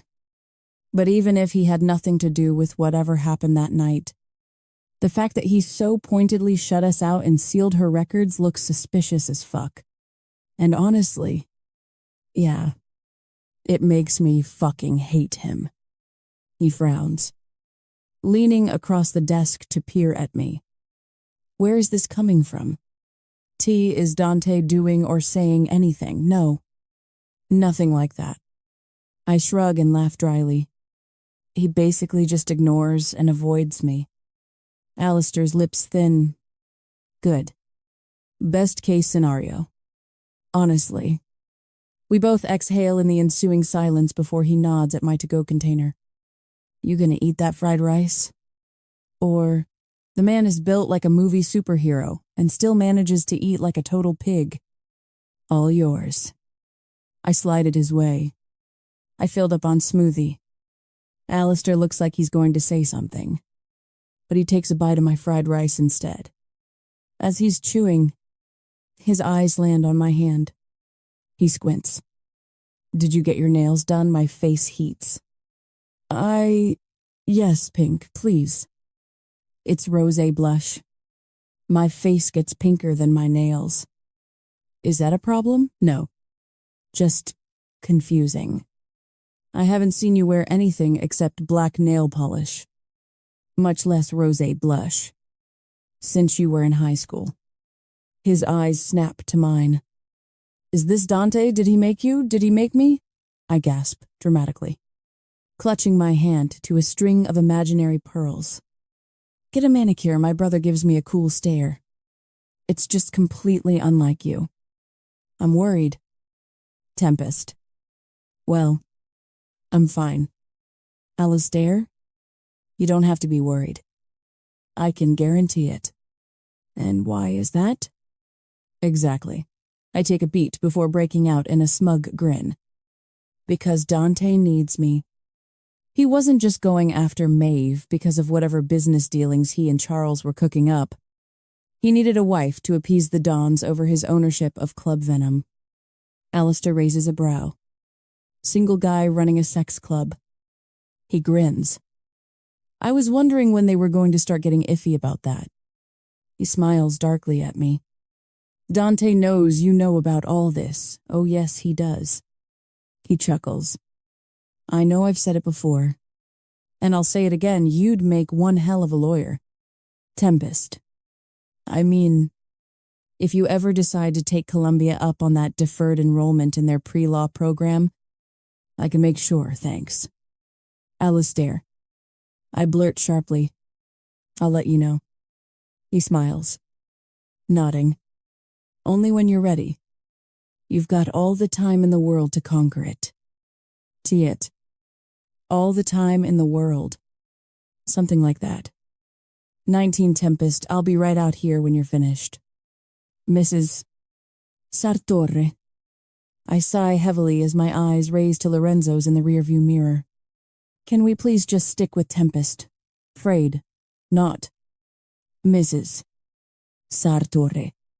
His face stays utterly neutral.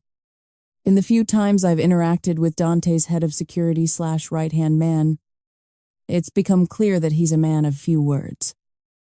Not exactly big on showing emotions, either. Honestly, the guy's a brick wall.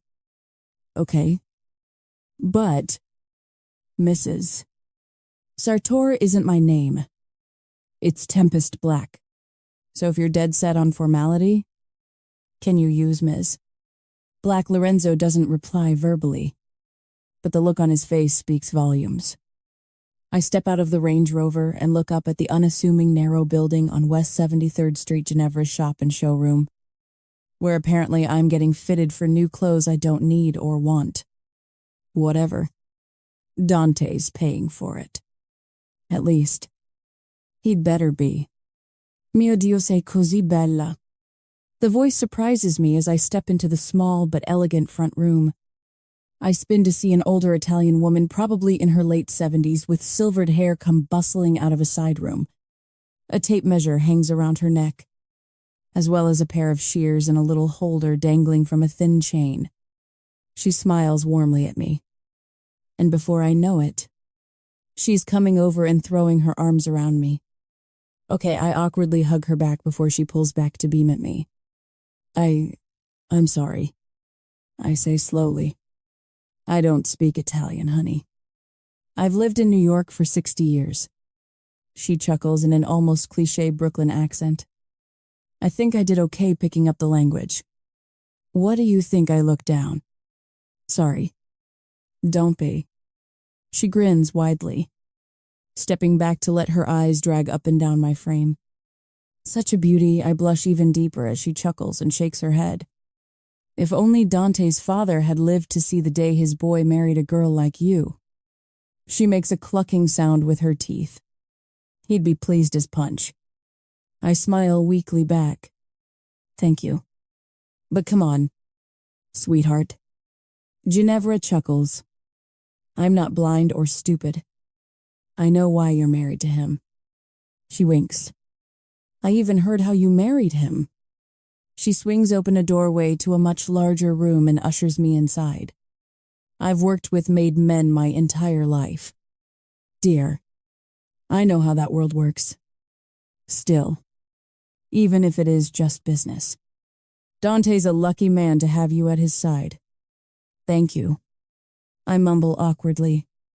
She leads me into the larger room that has a small platform surrounded on 3 sides with walls of mirrors. Now, the yoga pants you can keep on, but I'll need you to lose the sweatshirt. I nod, blushing slightly as I turn away and pull off my hoodie. I only have a bra on underneath. Here, hun. Ginevra hands me a thin tank top. I blush as I take it. Sorry. I get shy. She smiles warmly and genuinely as I slip on the top. No problem, dear. Now, let's get you up there and I'll start measuring you. Or maybe coffee first. Turns out Ginevra is awesome. We do end up having an espresso before doing the measurements. While she takes them, she chats away to me about Dante's father, Bruno, who she apparently knew for years and years. Lovely man, and a fantastic tailor. Almost as good as me. She winks with a grin. So you've known Dante for a long time, since he was born. Which is why I can say, even though he's lucky to have you on his arm, you're not so hard up yourself to be on his. My brows furrow, but she ignores my look. Oh, I know it's just pretend. Hon, but he's a good boy. Always was. And after all he's been through, can't have been easy. First, his parents, when they were all so young. Then, poor Claudia, when he was still a teenager. His older sister. She nods. Terrible. That was... My brow furrows slightly. I knew that Dante and Bianca had an older sister who died young. I just never heard how. Now feels like not the time to ask. Though, after she's got my measurements, Ginevra brings out an array of stunning gowns and dresses. They might not be my usual somewhat gothy style, but still, they're gorgeous. These are close to your size. Try a few on. See which ones you like. And if there are even aspects you like, a neckline, a color, let me know that. 2. Sound good, I nod. Good? She grins. I have to run down the street to the bank. You stay here and take your time. When she's gone, I strip off my yoga pants and the borrowed tank top. Most of the dresses are definitely not meant to be worn with a bra. So that goes. 2. Ginevra's right, there are some things about some of the dresses I like. And others I don't. But they're all equally stunning. Finally, I shimmy my way into a light blue gown with especially tight quarter sleeves and very narrow shoulders. As I'm trying to get out of it again, I tense. Oh shit. It's stuck. Damn it, I hiss. Trying to move my arms and shoulders in ways they don't usually go. Attempting to slip the dress up over my shoulders. I peel it up even higher, but all that does is trap it even tighter. And now my arms are up and stuck like that. Crap. At least Ginevra will be back at some. The door opens behind me. I laugh awkwardly. Well, this is embarrassing. I think I'm stuck, personally. I like the look. I yolt, whirling with my hands up in the air and the gown bunched up at my armpits. I gasp sharply when I see Dante standing in the doorway with a hungry, wolfish smile on his face. Oh my God, I'm only wearing panties. And with my arms over my head like this, I'm giving him a fucking show. What the fuck? I blurt, turning. Oh, yeah. Much more modest now. I groan. I might have pulled my tits away from his gaze. But now my bare back is to him, with just a thong splitting my ass.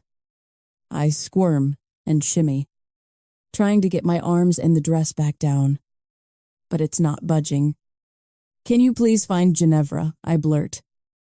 I could, but I'd hate to interrupt her lunch. I scowl. What lunch? She said she was going to the bank, which is exactly where I bumped into her. And I thought, that woman works so hard. She deserves some her time. So I bundled her into a cab and sent her off to Jean George's for a lunch on me. What I wouldn't expect her back soon. I called and ordered her the full chef's tasting menu with wine pairings. Dante, I think you need some help with that. My face explodes with heat as I hear him walk up behind me. But here's the terrible part. What I should be feeling trapped, exposed, vulnerable, and now alone with this man is terror. I should be having a goddamn panic attack. Instead, my pulse turns to liquid fire. My skin tingles as I feel his eyes drag over my bare back and ass. And I tremble when I inhale the clean, spicy scent of him. I can do it myself. Sure. You can. My gasp hangs in the air as his hands wrap around my wrists above my head. He shoves, and my heart lurches as I bend at the waist. My hands flattening against the mirrors in front of me. With my history, this should be the very last scenario that turns me on. but apparently, my body never got the memo from corporate. Because it does. Horribly so.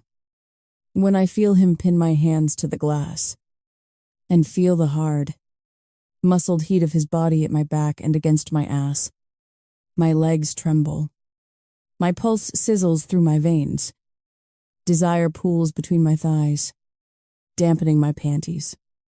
One of his big hands keeps mine pinned to the mirror.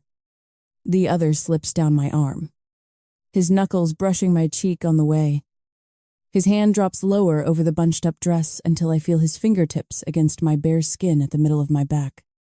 A shiver ripples up my spine, followed by his hand.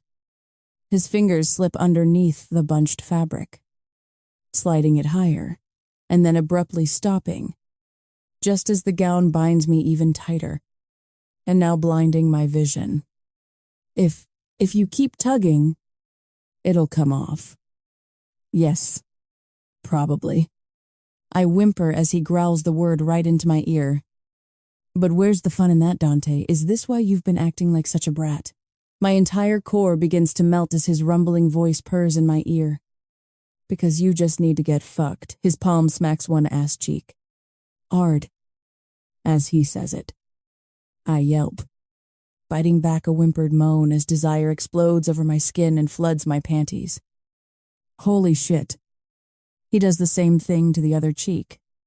And this time, I can't stop the moan from tumbling from my lips. Instantly, my face turns red hot. This is new.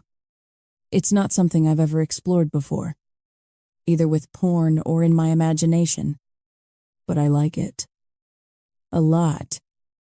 Then I mumble, my voice shaking. Let me go. No. I gasp sharply as his hand spanks me again, sending bolts of fire and lightning exploding through me. Because the thing is, my little hurricane, he growls. I think you like being bound like this. I think you like having your bratty ass smacked to teach you some fucking manners. I moan, my fingers clawing at the glass as he spanks me again. No. I stammer, shaking my head. No, I don't. So take your hands off me and let's find out. I don't even realize he's yanking them down until my panties are at my knees. His hand slides up my inner thigh and then boldly cups my slick, swollen pussy from behind. Dante chuckles quietly in my ear. For someone who doesn't like this, you are awfully fucking wet. My face fills with heat, and my body jerks as his fingertip drags lazily through my lips, spreading my wetness all over my pussy. You're coating my fucking hand, you greedy little thing, he growls, making a fucking mess of your thighs with your eager, drippy cunt. I gasp sharply as his teeth graze my earlobe through the bunched gown. You do like it when I make a mess of you like this. Shame, desire, and pure heat explodes through me. He's right. It's not just the way he's touching me and growling dirty things into my ear. It's the utter loss of control. It's being pinned down with the promise of being used, which, again, should be sending me into a panic attack, or worse. Instead, I'm so turned on that I'm shaking, and it's taking everything I have not to shamelessly and wantonly beg him to fuck me. Because I like this loss of control. I like how he makes me helpless and at his mercy. And I'm sure that's a red flag for any therapist in the world. But that's another concern for another day. Right now, all I want is this. Him. His touch. My release. His palm slaps my ass again, making me whimper eagerly. Then he suddenly grabs the gown, yanks it off over my head, and tosses it away. Before I can even move or turn, he grabs my wrists and yanks them behind my back. Grab your ass. Little hurricane. Dante rasps into my ear. I look up into the mirror, and our eyes lock. Spread yourself wide for me. I watch in real time as my pupils dilate. As my face suffuses red as it presses against the mirror, my hands grip my ass, lewdly spreading myself open as Dante suddenly drops to his knees behind me. Oh, fuck. The second his tongue touches me, I jolt as if I've been electrocuted. Dante groans into my pussy, pushing his tongue deep as I cry out in pleasure. The mirror fogs with my breath as he drags his tongue up and down my pussy lips, curling it around my clit and sucking as I start to shake. His hands skim up and down the inside and backs of my thighs, teasing me higher and higher as he tongue fucks my eager pussy. He drags his tongue up further, and when the tip swirls over my asshole, I choke out a whine of ecstasy. Something else for me to claim. He growls. Another tight little hole for me to take for the first time. My eyes start from my head, my breath becoming ragged as he tongues my ass and then brings his mouth back to my clit. His fingers sink into my pussy, curling against my G-spot as he sucks on my button. My nails dig into my skin, bruising my own ass as I moan wildly against the mirror. I'm so close. Then, with no warning, Dante suddenly pulls back and stands. I'm about to whine in frustration when I hear the jangle of his belt and the sound of his zipper yanking down. His thick, swollen cock slips between my thighs, his knee pushing my legs wider apart. My eyes hood as the thick head eases between my lips and his hand grasps my hip. Keep your hands right where they are. He growls against my neck. Don't fucking move. Again. This really should be a trigger that sends me spiraling. Instead, it's like detonating a bomb. The second he says it, he rams into me hard.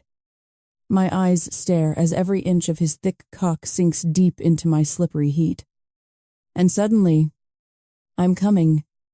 Hard. I cry out, choking against the mirror as Dante thrusts into me. The orgasm explodes through me as he slides out and then back in, fucking me hard and deep. The wet sounds of my pussy clinging to his thick dick fill the room, and the fog of my breath against the mirror clouds my vision as I moan desperately. Dante grabs my hands away from my ass, pinning them both to the small of my back.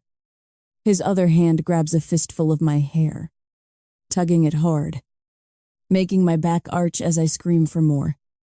He fucks me relentlessly, sending me reeling as his grooved abs smack against my ass over and over.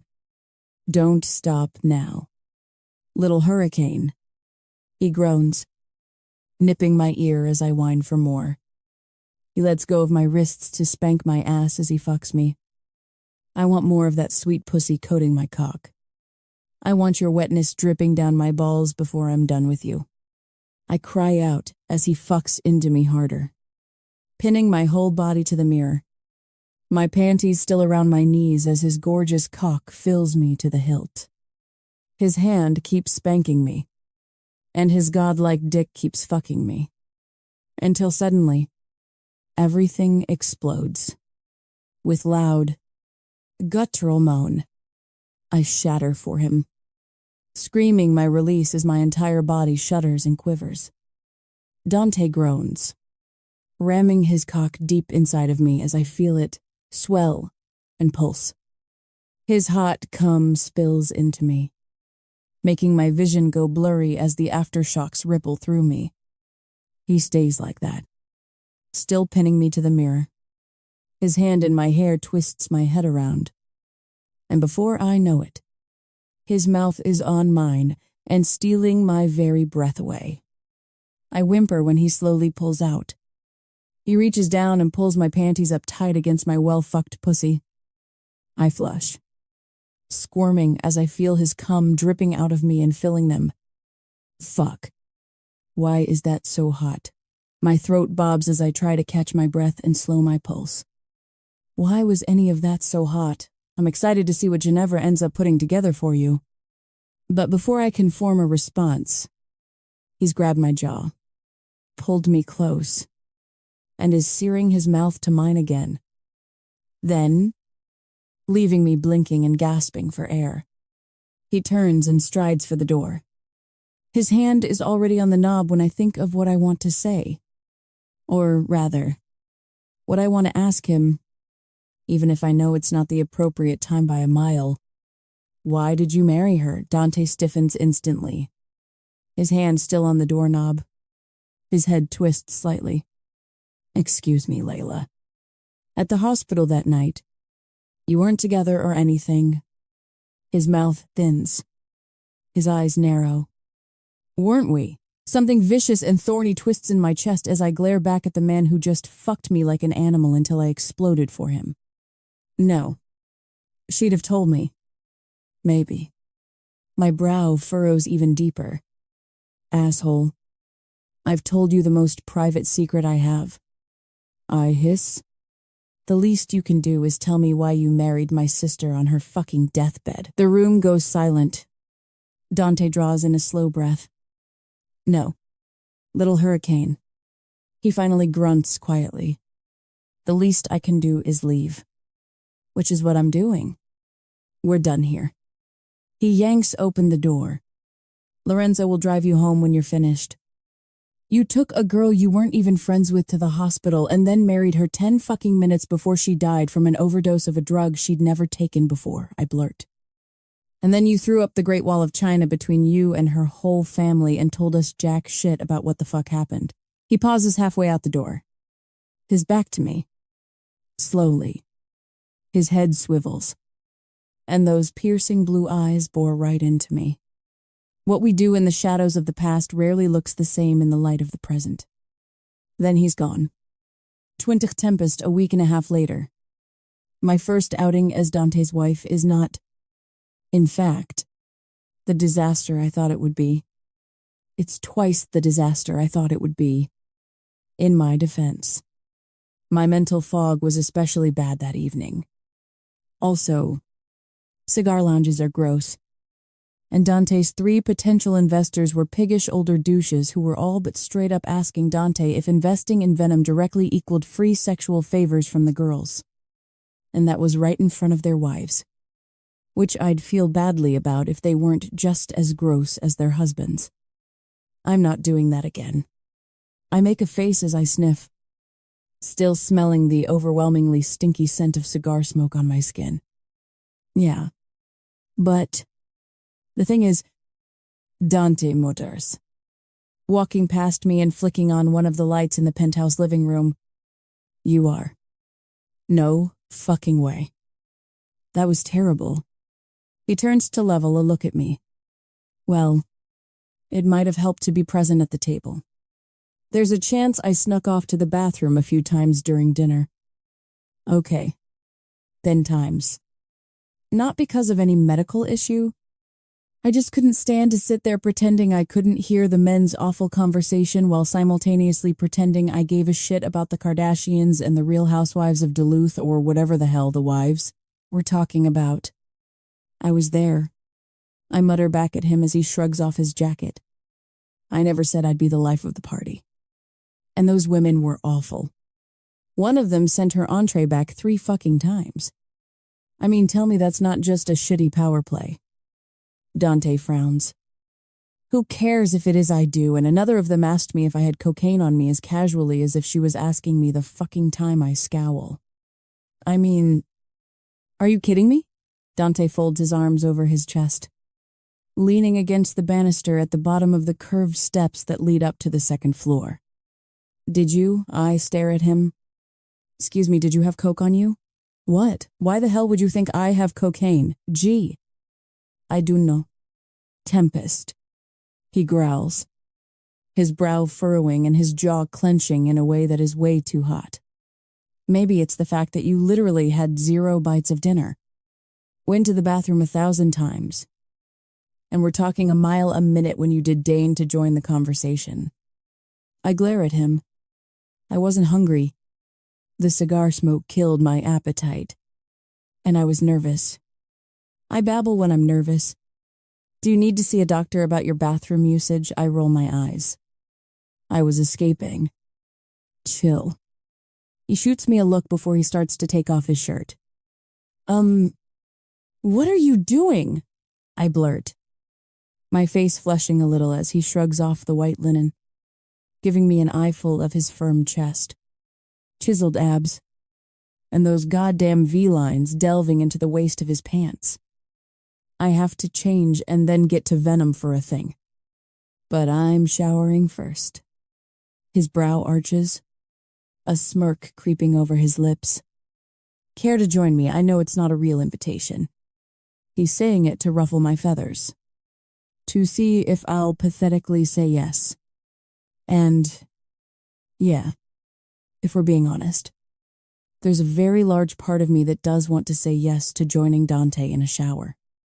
Because again, I've been given a hit of the dragon now, so to speak, and seen what this man can do sexually. And now, almost 2 weeks later, without him so much as touching me, I'm quite honestly climbing the goddamn walls out of frustration. But there is no way in hell I'm going to be Dante's little piece sitting at home waiting to give him his release when he wants it. I might be dying, but it's not from a complete lack of self-respect. I'll pass. He shrugs. Suit yourself. He turns and starts to climb the staircase. Don't wait up, dear.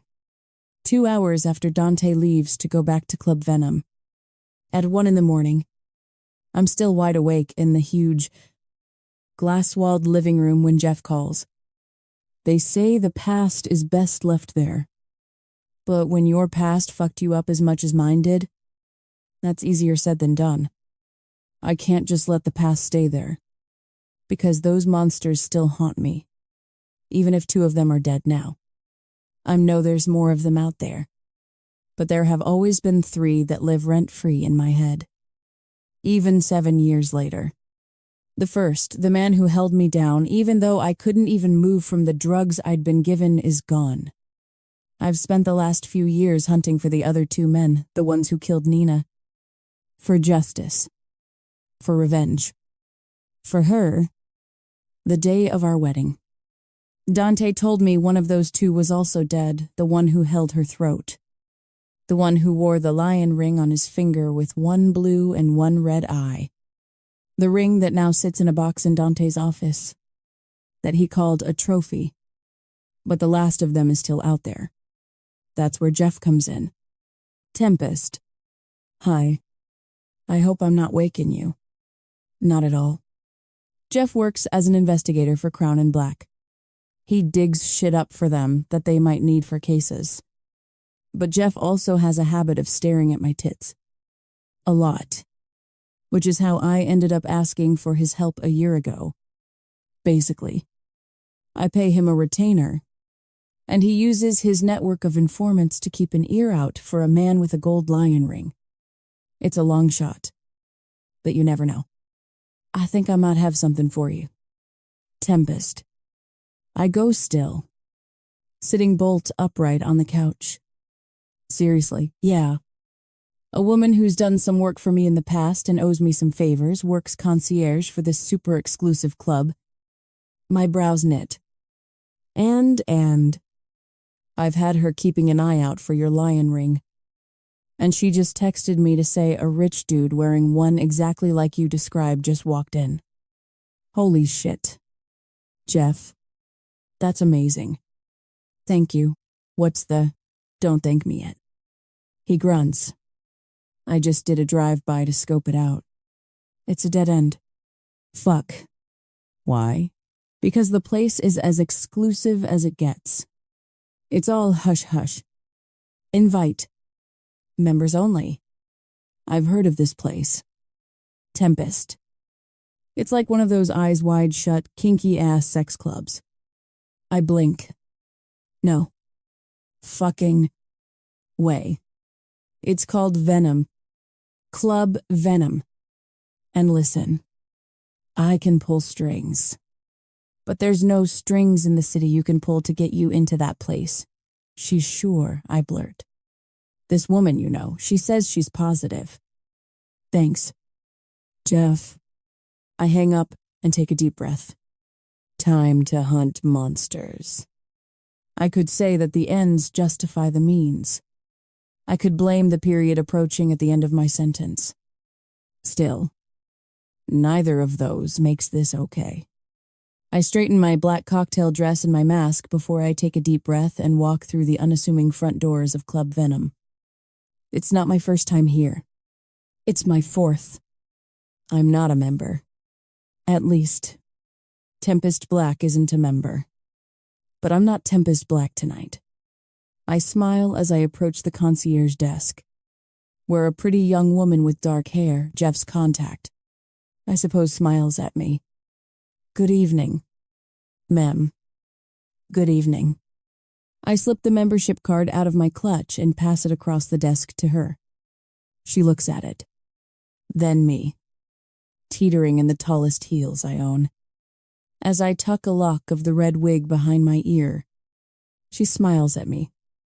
Welcome back, Miss Crown. Please, right this way. To quote Dwight Schrute, identify theft is not a joke. Jim. But tonight, same as the last 3 times I've been here, it's necessary. Even if it makes me a terrible friend. Taylor keeps her Club Venom membership card in her desk at Crown and Black. Probably because she never comes here unless it's for a work-related thing.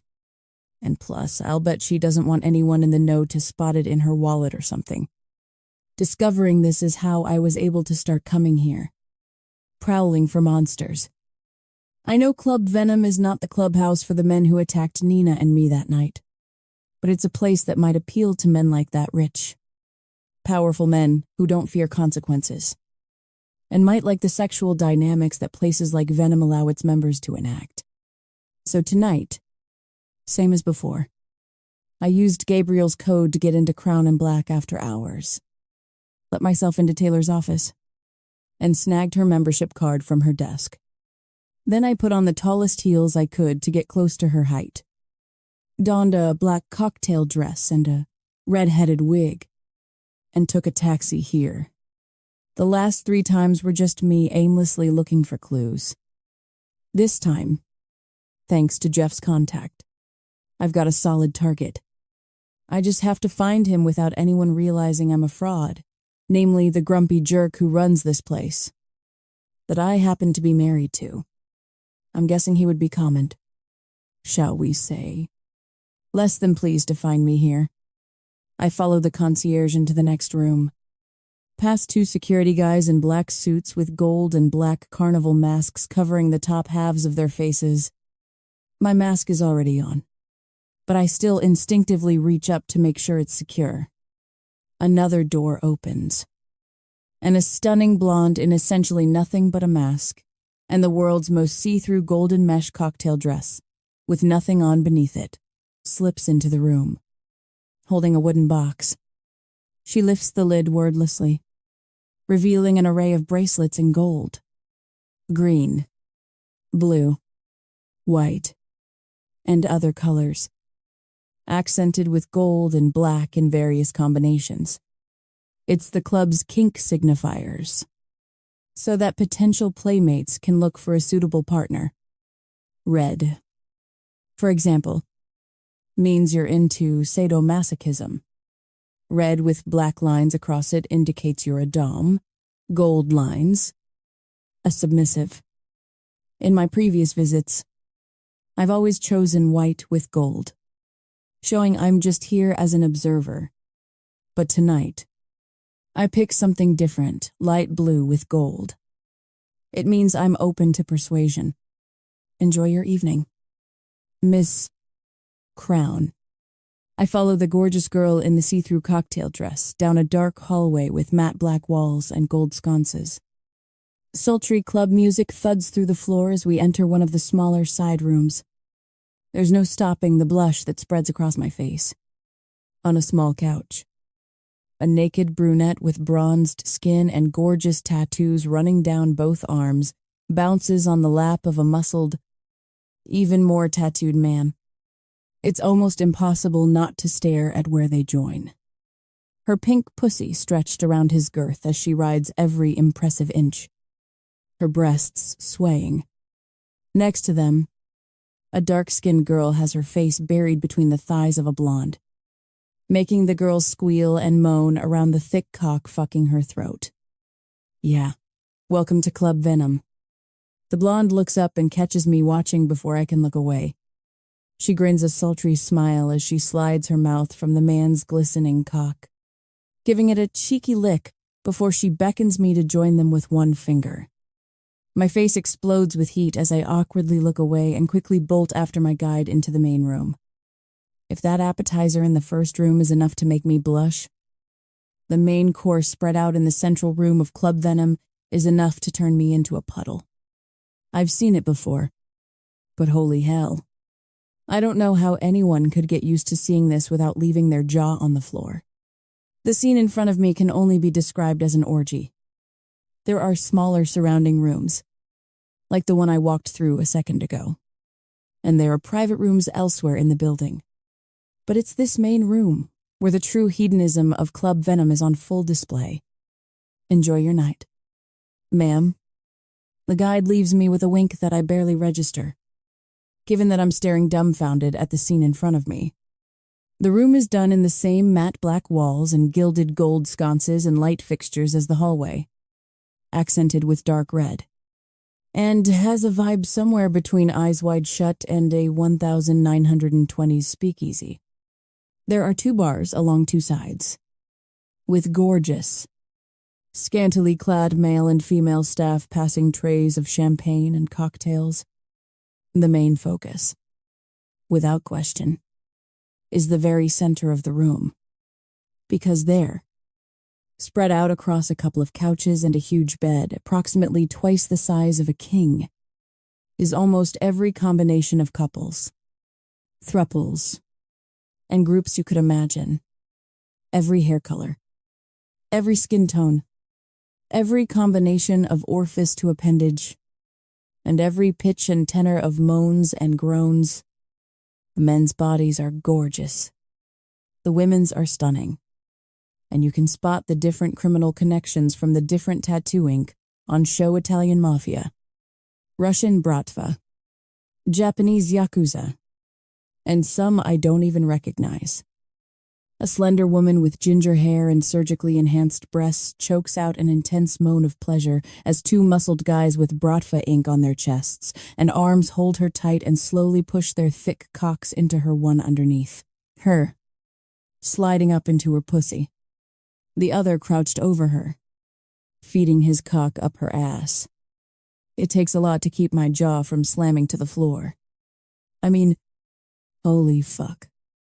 Next to them on another couch, a stunning man with Irish knots tattooed all the way down both arms is fucking the absolute shit out of a blonde girl who looks like she's in outer space. From the look of bliss in her eyes through her mask, the man groans, pounding into her bare, swollen, pink pussy with one hand wrapped around her throat as the other brutally pinches her nipples. He gives each of her breasts a firm slap, then does the same to her clit as she shrieks in pleasure. I notice his bracelet is red and black. Hers is red and gold. So their thing is sadomasochism. Him a dom. Her a sub. I'd never admit it to anyone, but I could stand here all night watching the erotic, raw, sensual display in front of me. But I'm not here to watch. Squeezing my thighs together as my panties turn to a soaked mess under my cocktail dress. I'm here to hunt. So I pull my eyes away from the orgy and start to slowly make my way around the room. I pluck a glass of champagne from a passing waiter, taking a small sip as my gaze drifts over the various male fingers. For a moment, I think I've spotted what I'm looking for. But it turns out to be brass. Not gold. Another ring is gold and chunky. But as I get closer, I realize the man wearing it is in his 50s, which makes him too old to be who I'm looking for. Plus, it's not a lion ring at all. Fuck. I'm beginning to think the woman at the front desk was mistaken when I suddenly feel a presence behind me. It appears you're looking for something in particular. Sweet Jesus. No. It takes everything I have not to whirl around and destroy him with my bare hands right here in front of all of these people. And I physically choke back a gagging sensation. It's him. I know even before I turn around. From the slight French accent, and a tone I couldn't forget if I tried. It's the man who, along with his buddy, killed Nina. Not 3 feet from where a piece of my soul was being ripped out. I take a shaky breath as I force myself to turn around. I do my best not to, but I still physically wince and recoil a little when I see it his hand, wrapped around a glass of scotch, with the golden lion's head ring with 2 bluish-white diamond eyes looking right at me. Have you found it yet? I blink. Nausea rolling over me as I stare at the lion's face. Miss Hello, I blink again, flinching. It's like someone's just snapped their fingers to bring me out of a trance. I drag my eyes up to his, steeling myself as I force myself not to gag. Not yet. I smile. The man is a little older, of course, and wearing a mask. But I'd know him anywhere. He grins a toothy smile, his eyes dropping to my cleavage. Maybe I can help you find what you seek. I stiffen as he moves closer to me, and he chuckles. To sking, with his teeth. You don't need to be frightened. Mon petit. My blood turns to ice when his hand wanders over my hip, and I really do almost throw up. What is it you're looking for tonight? I'm not sure. Then maybe you need to be shown. I start to close myself off. I have to. I need to put up walls between my soul, the real me, and the rest of my brain. I fight back the nausea as I reach out and trace one of my fingers over his hand holding the glass. I like your ring. I smile. The man grins. You like danger. Then, his eyes raise curiously to mine, peering at me from behind his matte black and gold mask. You've seen a ring like this before, I'm not sure how to answer. Yes, and risk him cluing into my motives, or no, I throw caution to the wind. Yes. I croak, trying to sound shy. His lips curl. Then you do like to have fun. I lift a shoulder coquettishly. Maybe. I nod at the ring again. What does it mean? He chuckles, a salacious edge to his laugh. What do I get if I tell you God? I feel sick. I want to throw up, or scream, or snap the stem of my champagne flute and stab him in the eye with it. My gratitude, I say hopefully, batting my eyes under my mask and flashing a coy grin. His smile darkens, and for the first time, I notice that he's wearing a red and black band on his wrist. And how will you demonstrate that gratitude? It takes everything I have not to scream right here and now. My blood turns to ice and bile rises in my throat when he touches my wrist and leans close. Perhaps we should go somewhere and discuss it in private. Before I can even answer, he grabs my hand tightly and all but drags me behind him as he marches out of the main room. He hauls me down a dark hallway. A loud, whining sound filling my ears. I've pictured this scenario 1,000 times from the safety of my own bed. I've imagined hunting down the pieces of shit who killed Nina and killing them in ways that would make Quentin Tarantino blush. But fantasies are one thing. Reality is another. And suddenly, I'm being forced to ask myself, do I have it in me to do this? Tell me. The man growls as we come to a stop in front of a blood-red door with the black club venom emblem of a viper on it. Will you scream for me? My stomach heaves. Depends. I manage to choke out in what I hope is a sexy voice. Will you make me scream? His eyes level with mine. Oh, definitely. He opens the door, pulling me roughly inside before shutting it behind us. I've made 3 other visits to Venom, but this is the first time I've been in one of the opulent private rooms. All matte black, blood red, and gold. No windows. Dark leather furniture. A roaring fireplace taking up an entire wall. A bar. And a huge 4-poster bed, draped with a red duvet emblazoned with a gold viper. And a table. It's laid out with what I can only describe as instruments of torture. Fear rakes its nails down my back and I glance nervously toward the bar. Maybe we should have another drink, I choke as the man grabs me by the neck and slams me into a wall. How about instead you get on your fucking knees? He snarls. So I let me. It takes everything I have to smile coquettishly at him. Let me go freshen up. Get out of all these clothes. Yes. He purrs. Yes. Go do that. Take it all off. I want the full canvas of your skin to mark. Fuck you. You motherfucker. I manage one last smile as I slip out from between him and the wall and cross the room toward the ensuite bathroom next to the fireplace. Just before I walk in, my eyes drop to the iron fire poker sitting in its little stand next to the flickering flames. The bathroom door is barely shut before I sink against it. Shaking. What the fuck am I doing? I hug myself, trying to take slow, steadying breaths. But I'm shaking so hard my teeth are chattering. My mind wanders back to the poker sitting right outside the door. There's no doubt in my mind that the man out there is one of the 2 motherfuckers who killed my best friend in the world. I could do it. And what the hell do I have to lose? I could walk back out there and smash that fucking predator over the head with the fire poker. Then I could leave. And when Venom discovers the body and maybe launches an investigation, yeah, it'll trace back to Taylor, which I feel terrible about. But she'll obviously be able to prove she wasn't here tonight. If they keep looking. It could take months. Or years. And within 6 months, the killer will be dead anyway. My pulse skips as I stare at myself in the mirror. I mean, I've dreamed and fantasized about avenging Nina 1,000,000 times from the comfort of my own bed. But now, here, alone with one of her killers in the flesh, I start to wonder if I seriously have this in me. You can do this. For Nina. Except the thing is, if I just run out there swinging a fire poker around, I might catch him by surprise. But I have no idea if I could overpower him. And I only get 1 shot. I'll have to distract him.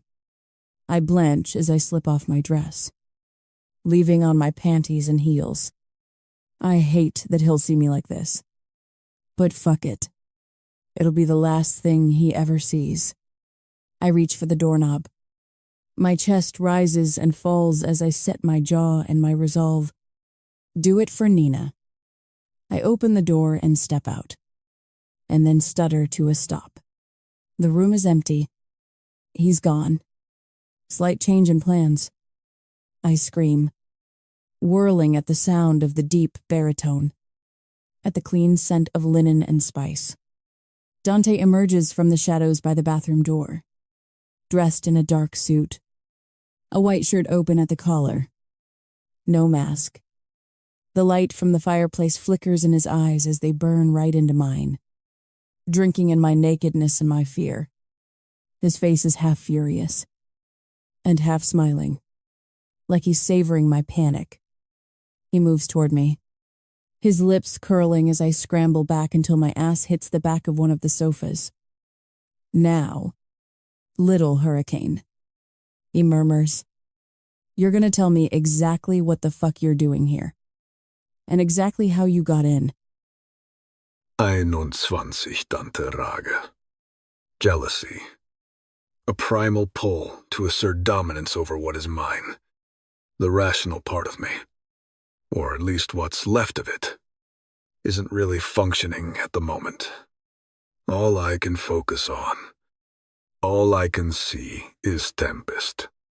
sauntering basically naked out of the bathroom looking for another man. Not just any man. I've been tracking Robert Murray for a year. Usually, he rarely leaves his estate in the English countryside. And he's got a 24-hour personal security detail that watches his every step.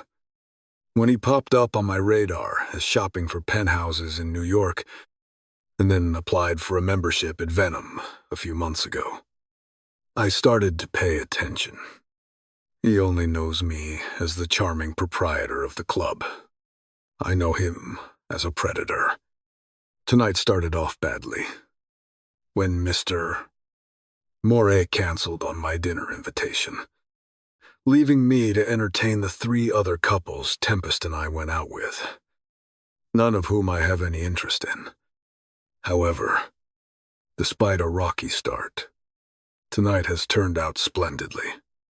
Because while Robert might not have been hungry for cigars and a Michelin-starred dinner, he does seem to have an appetite for pussy tonight. Rich and powerful as Mr. Murray is, being the son of an actual duke and worth north of $2 billion from his family's mineral mines in South Africa, he's embarrassed about his sexual needs, and to be here at Venom. So tonight, he threw off his own security, giving them the slip and letting them follow a town car he wasn't in all over Manhattan. Meanwhile, he hired a second car to bring him here for an evening of acting on his carnal urges. That was his first mistake. The bigger one, though, was laying hands on Tempest. It's a jealousy I wasn't aware I was capable of feeling.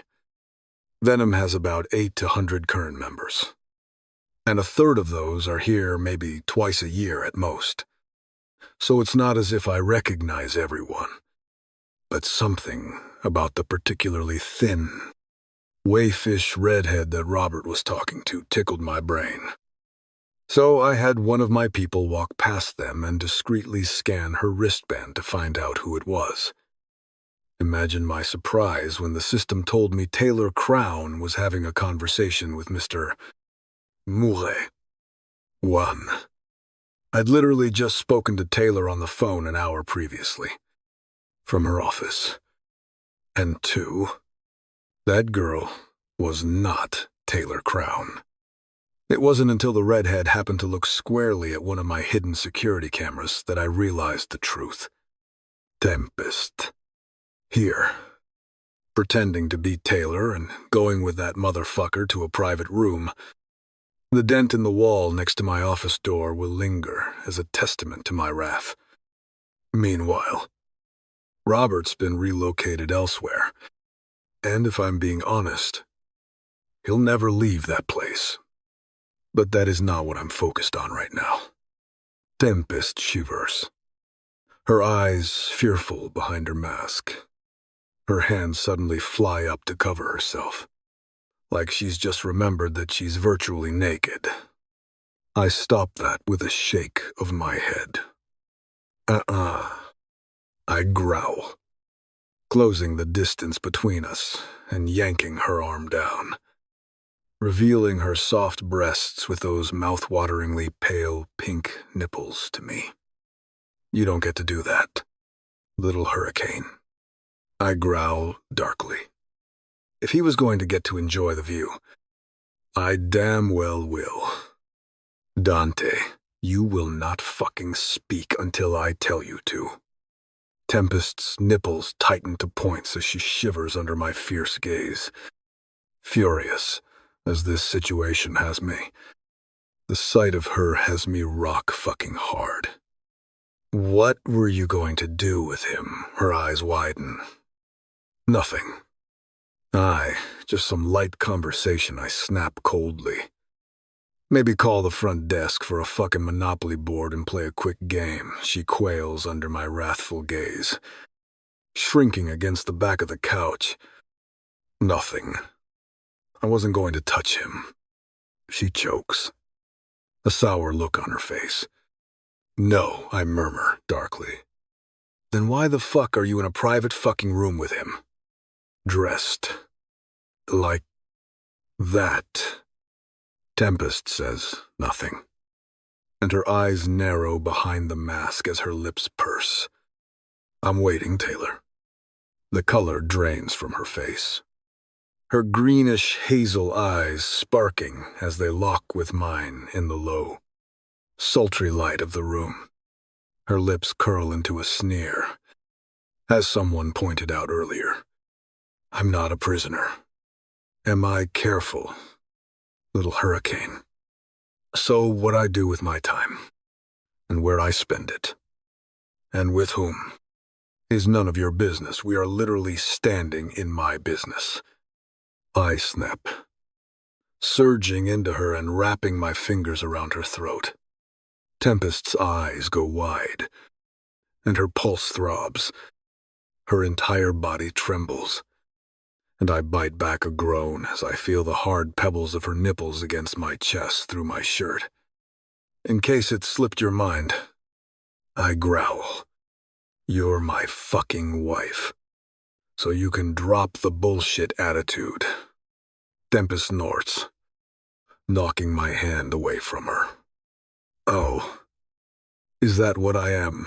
My voice is a snarl. Careful. Don't go there. I can only tell you so many times that you made this bed yourself, Dante. She continues, looking triumphant. I don't have to be careful at all. You're the one who needs me in order to keep this place. I chuckle darkly. That's not the mic drop you think it is. It's not exactly a state secret. What I fucking want right now is an answer from my fucking wife. Why the fuck are you pretending to be Taylor and coming back here to private fucking rooms with I'm not your wife? Jesus. This woman's constant need to sass back. There's a burning desire in me to put her on her knees right now and fill that mouth with something other than her need to have the last word. Our marriage certificate suggests otherwise. I'm not talking about a piece of paper. Dunch. Tempest spits back. I'm talking really being married. The way two people usually are.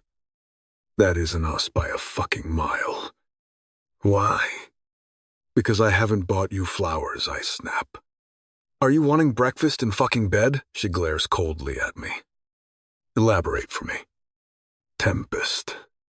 Should we get a fucking dog together? Is there a lack of back rubs in your life, please? She laughs coldly, rolling her eyes. You barely touch me.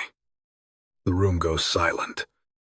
Tempest's back snaps tight, her eyes widening and her face turning pink as the full weight of what she's just said hits her. My lips curl dangerously as I move closer to her. She shivers, her breath hitching as I reach up and take her jaw, tilting her face up to mine. Is that what this is about? Get away from me, she whimpers as I hook 2 fingers from my other hand into the front waist of her lacy black panties, pulling them toward me. Is that it? Tempest, I growl quietly. I lower my mouth to hers, darting to the side at the last second and relishing the way she bites her bottom lip as I hover by her ear. Do you just need to get fucked? A soft whimper half escapes her mouth before she tries to bite it back. Her body trembles under my touch, and I grit my teeth. Is that what you wanted from him? Why, she sneers quietly, pulling her face back and leveling her eyes with mine. Jealous. Dante, I chuckle darkly. No. Little hurricane. I murmure. Not jealous. She moans as I suddenly grab a fistful of her hair and tug, forcing her face to look up at mine at the exact moment my hand slips into her panties. My fingers sink between her slick, velvety lips and curl deep in her hot, messy little cunt. In charge. I rasp into her ear. You're in my house, here. and you'll play by the house rules. Because they're my fucking rules. And I'll have your obedience. Wife, either standing proud and tall, or on your knees, or over mine. She shivers, her breath coming ragged as I roughly thrust my 2 fingers in and out of her eager little pussy. Her slickness coats my hand. The wet squelching sounds music to my ears as I bite down hard on her earlobe. In this case, Tempest. I growl. I'm going to make the choice for you. And since you can't seem to stop with that fucking mouth of yours, I'm going to have to fill it with something. Her legs start to shake as I finger her faster and grind my palm harder against her throbbing clit. So get on your fucking knees. Baby girl. Y murmure. And then look up. Open those pretty lips. And say please. Unless you want me to spank your ass until you can't sit for a fucking week. All right. We? Clear, she whimpers, panting and trembling as I finger her pussy toward release. I slide my other hand down her back, hooking a finger under the tiny little triangle of lace at the back of her thong and letting it slide down between the tight globes of her ass. Tempest stiffens, her breath catching. When she moans as my fingers tease over her tight little puckered hole, I groan to myself. Answer me. Little hurricane. There's no way she can. Her eyes roll back in her head and her mouth falls open as I start to swirl my fingertip around her asshole as my 2 other fingers curl deep against her G-spot. My palm rubs against her throbbing clit, and my cock swells to iron as I feel her body quiver and tense. Are you going to be a good girl for me? A raw, broken moan rips from her throat. Please, she chokes. That's a good rehearsal. But for the actual performance, you'll be on your knees with your pretty lips wrapped around my dick when you say your line. Now, stop trying to fight it and come on my fucking fingers like the greedy little girl you are. My finger sinks into her ass just as I stroke against her G-spot and grind her clit mercilessly. With a cry, Tempest suddenly grips my wrist, her nails digging into me. A moan rips from her lips as she drops her head back, her body twisting and shuddering, her legs almost buckling as she sags against me. My hand slips into her hair, tangling it in a fist. I let her down slowly, her shaky legs giving way as she drops to her knees, looking up at me with fire in her eyes. You want to play husband and wife. Little hurricane, I growl darkly, undoing my belt. Start by showing me what a good little wife you can be. 22 Tempest. The spark explodes through my body when he opens his pants and pulls out his cock.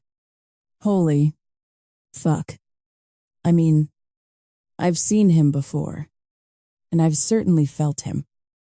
But somehow, being on my knees, in the opulent private room, with the lights low and the flames flickering in the firelight, it's something different. When Dante pulls his swollen dick out of his pants, my jaw almost hits the carpet right next to my knees. The man is huge. Muscled abs lead to the hard grooves of his hips and those V-lines that point directly down to his thick shaft. His cock hangs heavy and swollen between his legs, already massive but clearly not even fully hard yet. I swallow and my eyes lock on the clear drop of pre-cum at the thick head. Dante reaches down, slips the mask from my face, and lets it drop behind me. I thought wearing it was in the rules, I whisper hoarsely, my pulse racing. Yes, because you're so concerned with rules. He murmurs, pulling the wig off and tossing that aside too as my dark hair tumbles free. My skin throbs when he grabs my jaw and tilts my eyes up to his. Well, fuck. It's like the other day at Ginevra's shop all over again, the loss of control. Being helpless and at his mercy. Being dominated by him and being so eager to be used by him. All of this should send me spiraling. But when Dante looks at me like this, and talks to me like this, and touches me like this, I don't get shoved back into that black place in my mind I went all those years ago. I get freed from it. The growl in his tone. The possessive way he grabs me and wrestles all control from me is one of the biggest reasons I've been craving sex with him since that first time. It's the release and the mind-blowing orgasms, too, but it also runs deeper than that. He's not just freeing my dopamine and inhibitions. He's freeing my past from the claws that hold it there. So when he lifts my chin and locks his eyes with mine and says, well, I know exactly what he means. And it sends a zap of desire exploding through my core. So get on your fucking knees and say, please, please. I whimper in a choked voice, looking up at him. Please. What? Desire pools between my thighs. Please let me suck your cock, fuck me. Saying it gets me even more turned on. I can feel the heat and the slickness coating my thighs as his cock thickens right in front of my face. I reach for him, shivering when my fingers curl around his shaft. It feels like silk covering steel, and my skin tingles as I stroke him. I lean in and swipe my tongue over the swollen head, tasting his salty sweetness. Open your mouth. Little hurricane. He groans. Take me deep. Let me feel your tongue and your lips on me. Let me feel your fucking throat wrap around my dick. I moan as I suck him into my mouth, my lips slipping wetly over the ridge of his crown. My tongue dances over the tip, teasing the little hole as he groans and clenches his jaw. When I swallow him a little deeper, his hand slips into my hair and wraps a handful of it in his fist. I'm going to fuck your mouth now. Fuck. It's so crude. So dirty. So, I don't know, porn-ish. That, again, it feels like it should repulse me. I shouldn't want him or anyone to use me like a sex toy of some kind. So why do I whiter? Baby girl. I moan as I open my jaw and he thrusts into my mouth. His hips rock, his abs rippling as he starts to fuck in and out of my lips, over my tongue. I look up at him, feeling so slutty but so fucking turned on. Kneeling in front of him with my hair in his fist and his cock pushing into my throat. Dante uses his other hand to yank off his jacket and then unbutton his shirt. He shrugs it off, his chiseled body etched in the flickering shadows from the fireplace as his eyes lock with mine. He groans, pushing himself the deepest down my throat he's been yet. I almost gag, but right before I do, he pulls out, leaving me gasping and panting. Spit and pre-cum dripping down my chin and onto my breasts. I gasp when he pulls me to my feet, effortlessly lifting me. A squeal escapes my lips as my legs wrap around his torso, his hands cupping my ass as he carries me across the room. My pulse skips when he drops me onto the bed draped with the red duvet emblazoned with the gold viper. Dante crawls onto the bed and looms over me, his eyes blazing. My turn. His lips crushed to mine, stealing the breath from my lungs as his tongue invades my mouth. The idea dimly echoes in my mind that no guy ever wants to kiss you after you've had their dick in your mouth, especially if you've got pre-cum all over your lips. But apparently, Dante never got that memo. He kisses me with all the force of an invading army, of a conquering king taking his birthright. His mouth slips from mine, his teeth nipping my bottom lip for a moment before releasing it. I tremble, sucking in a shaky breath as his lips tease down my neck to my collarbone. He bites, making me yelp as his hands skim down my sides to slip beneath my ass. I moan, arching my back as his mouth sucks, bites, and mauls its way down my chest until he captures a nipple between his lips. I've always been self-conscious about my nipples. I mean, I'm not very big on top, which I've made peace with. But my nipples are this super pale light pink that almost blend in with my skin, making them ghostly in appearance. I swallow thickly, trying to find the right words. I thought about having them surgically colored once, but I yelp when he bites down on my nipple, sucking until something electric and toe-curling zaps right into my core. My thighs clench, and my back arches as I cry out, "There isn't a single fucking inch of your body I don't want to devour."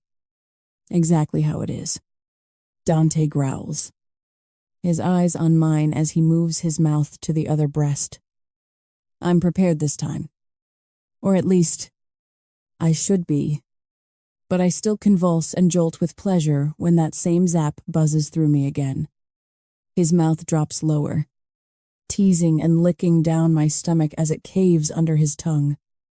His big, powerful hands grab my thighs, shoving them wide apart and pushing my knees up to my chest. Oh, fuck. His tongue drags slowly through my lips, spreading them open like petals before bumping over my throbbing clit. I've seriously never been this turned on before. I've never been this eager and desperate for release before. And it's almost like he knows it. Because the fucking man takes his time. I couldn't tell you how long I lie there writhing on the bed as Dante devours my pussy, my thighs, my hip bones, and my ass. The tip of his tongue traces all over me, his fingers making my skin come alive as they tease as well. He licks slowly, then fast, lightly toying with me before sucking my clit between his lips and punishing it with his tongue and teeth until I'm screaming and my hips are rocking off the bed. I'm teetering on the edge of release when he drags his tongue slowly through my lips and then over my clit. He keeps going, dragging higher over my quivering stomach, then up to my sternum. His shoulder muscles bunch and coil as he slides up between my legs, his lips teasing one nipple and then the other. I feel his swollen cock notch against my opening as he drags his tongue up my neck before leaving it hovering an inch from my lips. Time stops for an instant. Then, in one motion, he slams his mouth to mine and buries his cock deep in my pussy. I moan into his lips, my arms and legs wrapping around his hips. I can taste myself on his tongue as it invades my mouth, my nails dragging down his muscled back as he slams into me. Dante pins my wrists above my head. His body ripples and thrusts as he fucks into me, his eyes locked on mine. "Is this why you really came here tonight?" "Little hurricane," he rasps darkly as starts to fuck me even harder. Did my wife just need to get fucked like a greedy little slut? Something primal rips from my throat as I whine in pleasure, panting and shivering, my hips rising to meet his thrusts. No. My eyes roll back as he pounds hard into me. "Your pussy gets even tighter when you lie to me, baby girl." He suddenly pulls out and flips me over like a rag doll. His hands keep mine pinned over my head as his cock slips between my thighs, his own on either side of them. We both moan when he sinks in, the pressure of his knees on the outsides of my thighs making me even tighter as he squeezes his dick into my dripping wet pussy. "Tell me again how you haven't been soaking your little panties all night. Hoping to get fucked like this. Hoping to be pinned down like a whore and used like my personal little fuck toy. Like my greedy, needy, submissive little cock slave." His words are unbelievably crude and dirty and fucked up, almost to the point of being demeaning. I fucking love it. I want more. It's making me want to come. Hard. Squeeze my cock. "Little hurricane." Dante groans, his teeth biting the lobe of my ear. He spanks my ass, making me squeal as my pussy clenches tight around his huge dick. Squeeze me with that pretty little pussy and milk every single drop of cum out of my balls. His rock-hard, godlike body pins mine to the bed. I can feel his muscles rippling against my back as he holds my hands down, spanks my ass until it's red, grabs another fist of my hair, and starts to pound me into the bed. It's hard and rough and merciless. I'm going to come. So fucking hard. And right fucking now. Dante, come for me. Tempest. He growls into my ear, sucking on the lobe. Come all over my dick. Wife. All I know is white-hot light. I go blind from it, gasping for air and writhing as my body spasms and wrenches. The orgasm explodes through my core, my feet kicking and my toes curling against the duvet as Dante fucks me into the bed. His cock throbs as his cum spills into me. Then he's pulling out, and I moan as I feel him stroke against my ass, spraying more cum all over my skin. Hot and sticky as it drips over my swollen, well-fucked pussy. Dante groans as he eases back into me, using his own cum for lubricant as he starts to fuck into me again. His palm spanks my ass, and my eyes roll back as his rock-hard cock and its swollen head hit a certain spot deep inside me over and over and over. And suddenly, I'm coming again. I come so hard I see stars, and my entire body eventually goes limp on the bed. Dante slowly slides out and gently rolls me onto my back. My chest is rising and falling with my breath as I look down in shock when he slips between my legs. He lowers his mouth, his eyes locked on mine as his tongue drags through my tender folds.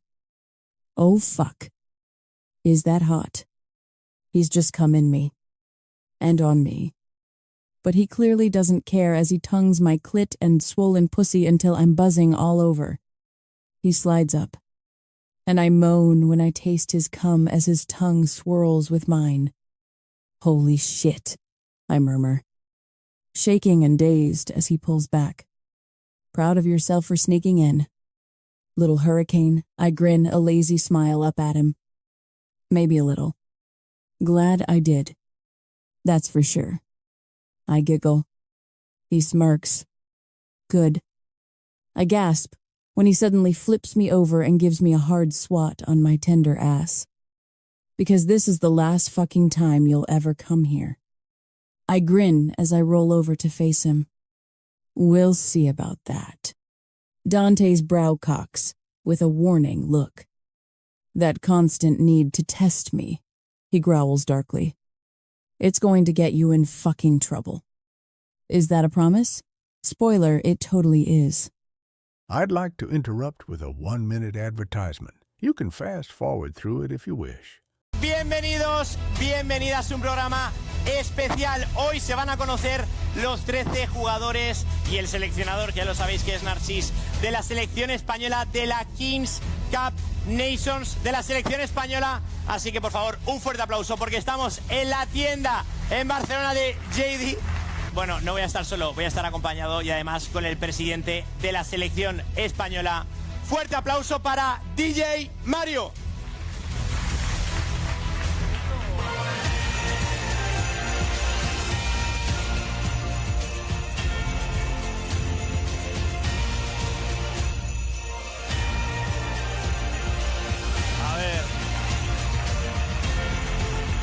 ¿Cuánta gente? ¿Qué tal, Mario? ¿Me has tenido regalos para mí? No es para ti. No me jodas. ¿Dónde los dejamos? Pues debajo del árbol. Es para luego, sí. Venga, debajo del árbol, luego. debajo del árbol. Vamos a darlo ahí. Pensaba que eran para mí, macho. No, luego los vemos. ¿Estás tú como presidente de... 23 Dante, what the fuck is wrong with me? It's close to 4:30 in the morning, and I'm sitting on the edge of Tempest's bed, in her room, watching her sleep. It gets worse. After fucking each other's brains out at Venom, Tempest crashed hard in the private room. I took her home, and I've just tucked her in. Now I'm just watching her sleep, and I can't seem to stop. I push a lock of hair out of her face, and my jaw sets. This wasn't supposed to get this deep. This big, this real. It can't. Not just because our worlds are not compatible, but also, and worse, she comes with an expiration date. I don't get to keep her, no matter how much I want to. And all the rage and fury at the injustice of that isn't something I'm prepared to deal with. So instead, I stand and go deal with something else. Something that I have been prepared for a long time. Thanks for this. Carmine shrugs casually as we descend into the sub-basement of a restaurant in the meatpacking district that he owns. Beneath the basement prep kitchen, the walk-in, and the kegs of beer. This last staircase takes us deeper and darker into the bowels of the building, to a place from which most of its visitors don't return. I've been down here with Carmi before, mostly only as an observer. But one of the trophy rings I have in the box in my office came from a night down here much like tonight. Hey, no worries. Brother. Carmine grins when we reach the bottom of the metal stairs. I mean, I haven't gotten you a wedding gift yet. So, he chuckles darkly. You're welcome. I'll take this over matching china or a toaster oven any day. He grins. What we do for the women we care about. Then he turns to arch a brow at me as he hands me the key to the padlock. You want a hand? No! I shake my head. No. This is mine. Well, restaurant's closed today. So no prep crew coming in. Take your time. Not. I plan on it. When Carmine disappears back up the staircase, I insert the key into the padlock. The heavy door of the refrigerated room that was probably once used to butcher and cure meat swings open noisily on old Rusty Hinges.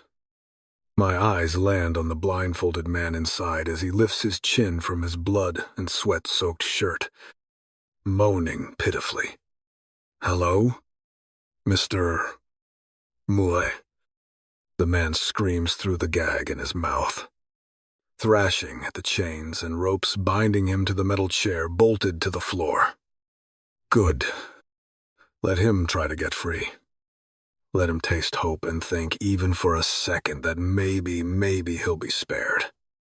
Let him get one tiny inkling of the horrors the girls he's hurt felt, wondering if perhaps they'd be let go. I step into the room and close the door behind me. Then I yank the filthy gag out of his mouth. Please, he blurts, abject fear lacing his tone. It's always like this with predators like him. They prey on the weak and helpless. They use money, power, alcohol, and drugs to reel in their victims and render them incapable of fighting back before they dig their fangs in. Put those same fuckers face to face with someone who actually can fight back, and they crumble like the pathetic pieces of shit they are. Every single time. There was a time, back when I first started this dark crusade, that I worried what it said about myself. Before that first taste of vengeance, I was afraid that maybe this was a symptom of something far worse, far darker, that maybe I was insane, or psychotic, or a killer my whole life, and was just now realizing it. But then I slit that first throat, the one belonging to the man who killed my sister with a 9-iron golf club to her head after drugging and raping her. And after that, it became clear, I'm not psychotic. I don't seek out murder, and I don't rejoice at ending a life. But I will put animals like this piece of shit down all day, every day, if it means stopping them from doing to someone else what they did to Claudia. Reaching out. Yank off the blindfold. I want him to see it all. He blinks under the glare of the single overhead bulb, and when his bleary eyes focus on me, they go wide. Mr. Sartore, I don't say a word as I reach into my jacket and pull out the 12-inch blade of folded Japanese steel. Non, Robert screeches, squirming and yanking again, his binds. Please, whatever you want. It's yours. Money I have lots of. That. He goes quiet at my response. I use the tip of the knife to point at his finger. I don't want your money. Mr. Muret.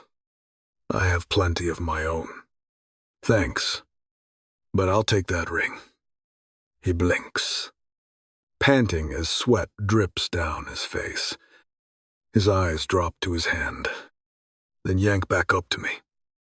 Yes, he screams, nodding frantically. Yes, yes.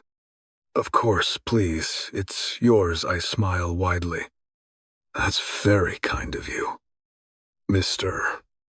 Mouret. The wet chunk sound fills the room. Robert blinks, staring at his hand for a full 2 seconds before his brain realizes that I've just lopped off his fucking finger. Then he starts to scream, and bawl, and plead for mercy. I ignore him as I pluck the finger off the floor, slip the ring off, and drop the digit back to the ground. How many more are there? Mr. Mouret. He's still sobbing and shrieking, staring at his bloody hand. So, naturally, I punch him in the face. I'm trying to have a conversation here. The shrieking is just plain rude. Stay with me. Mr. Mouret, I say flatly. We're just getting started. How many more fuckfaces with these fuckface rings are there? He, hyperventilating. So I punch him again to center him. How? Fucking many. I don't know what you're talking about. I roll my eyes. I know all about your little club. Fucka. Apex. The lion rings. Your penchant for drugging and raping young women. Whatever color was left in his face drains as he realizes I'm not fucking around. B. I'm not here to rob him. And C.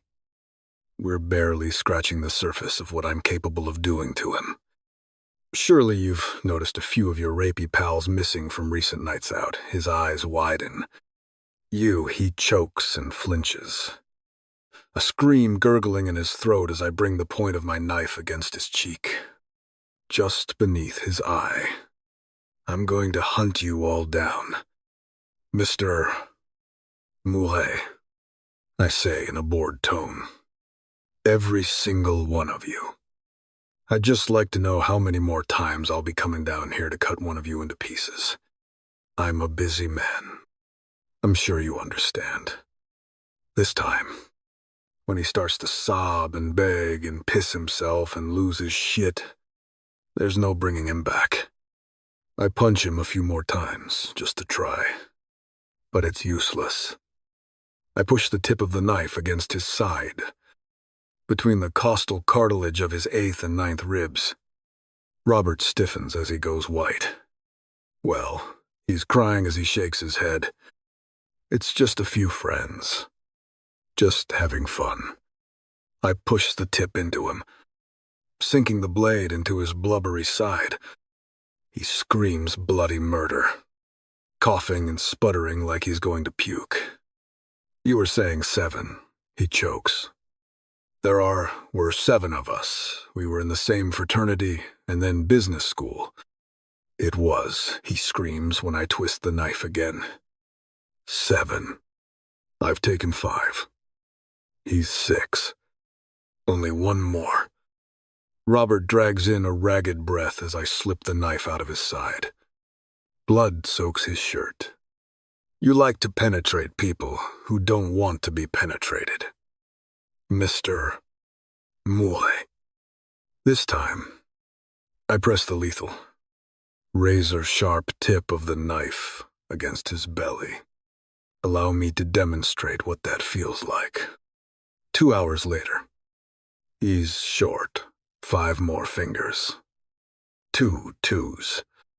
His tongue, and obviously, his dick and his balls.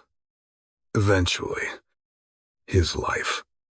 I know his screams of misery won't bring Claudia back. But somewhere up there, I hope she enjoys the show. 24 tempts my first outing as Mrs. Pose.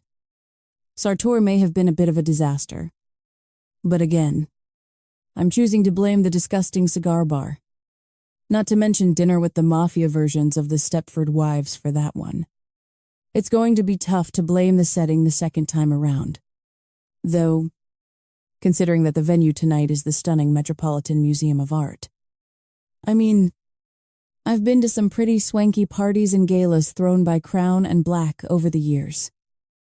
But when Dante pulls the black Mercedes G-Wagon up to the front of the museum, my jaw drops when I stare out through the tinted windows.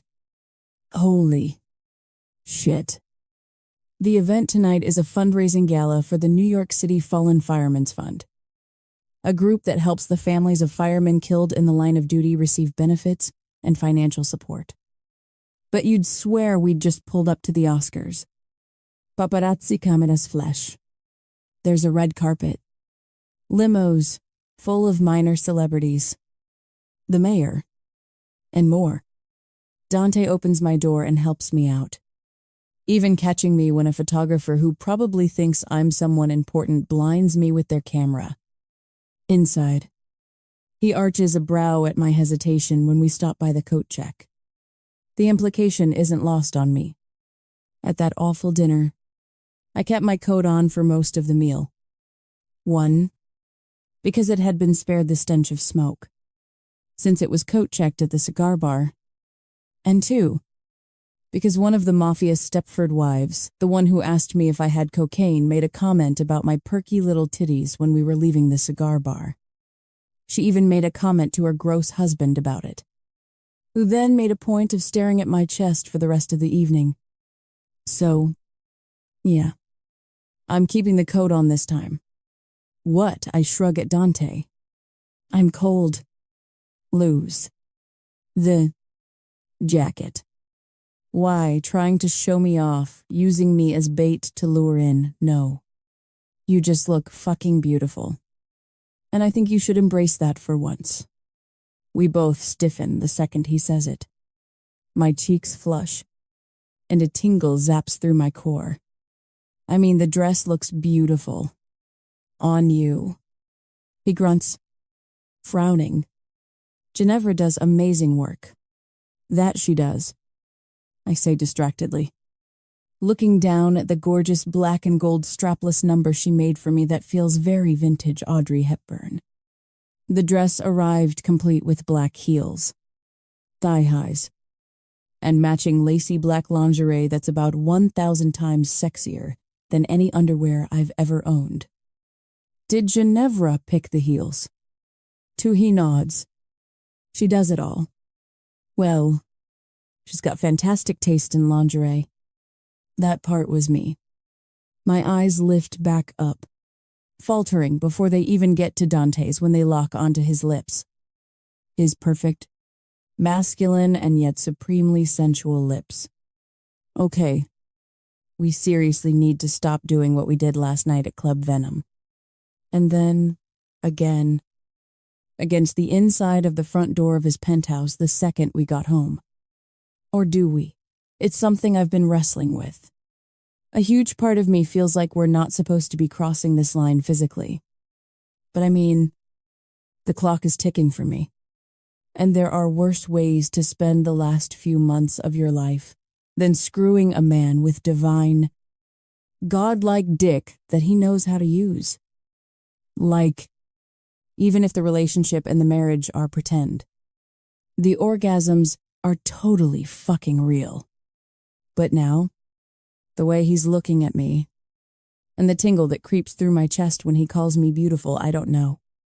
It does feel like crossing a line we're not supposed to cross. I think we both realize that, hence him downplaying it immediately afterward. I tremble when I let Dante take my coat and give it to the attendant.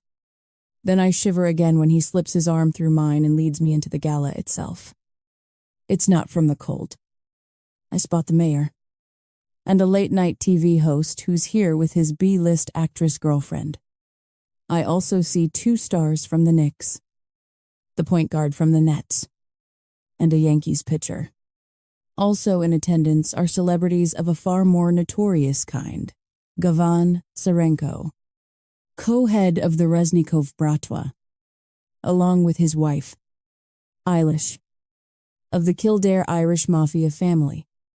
They're in a group mingling with Eilish's older sister, Neve, and her husband, Aris Drakos, head of the Dracos Greek Mafia family. I clear my throat, ignoring the tingle on my skin where Dante's arm is touching mine. So, who exactly are we here to charm tonight? As many people as possible. My brow furrows. Is Venom that hard up for money? He turns to smirk at me. Hardly. You've seen the homes I own.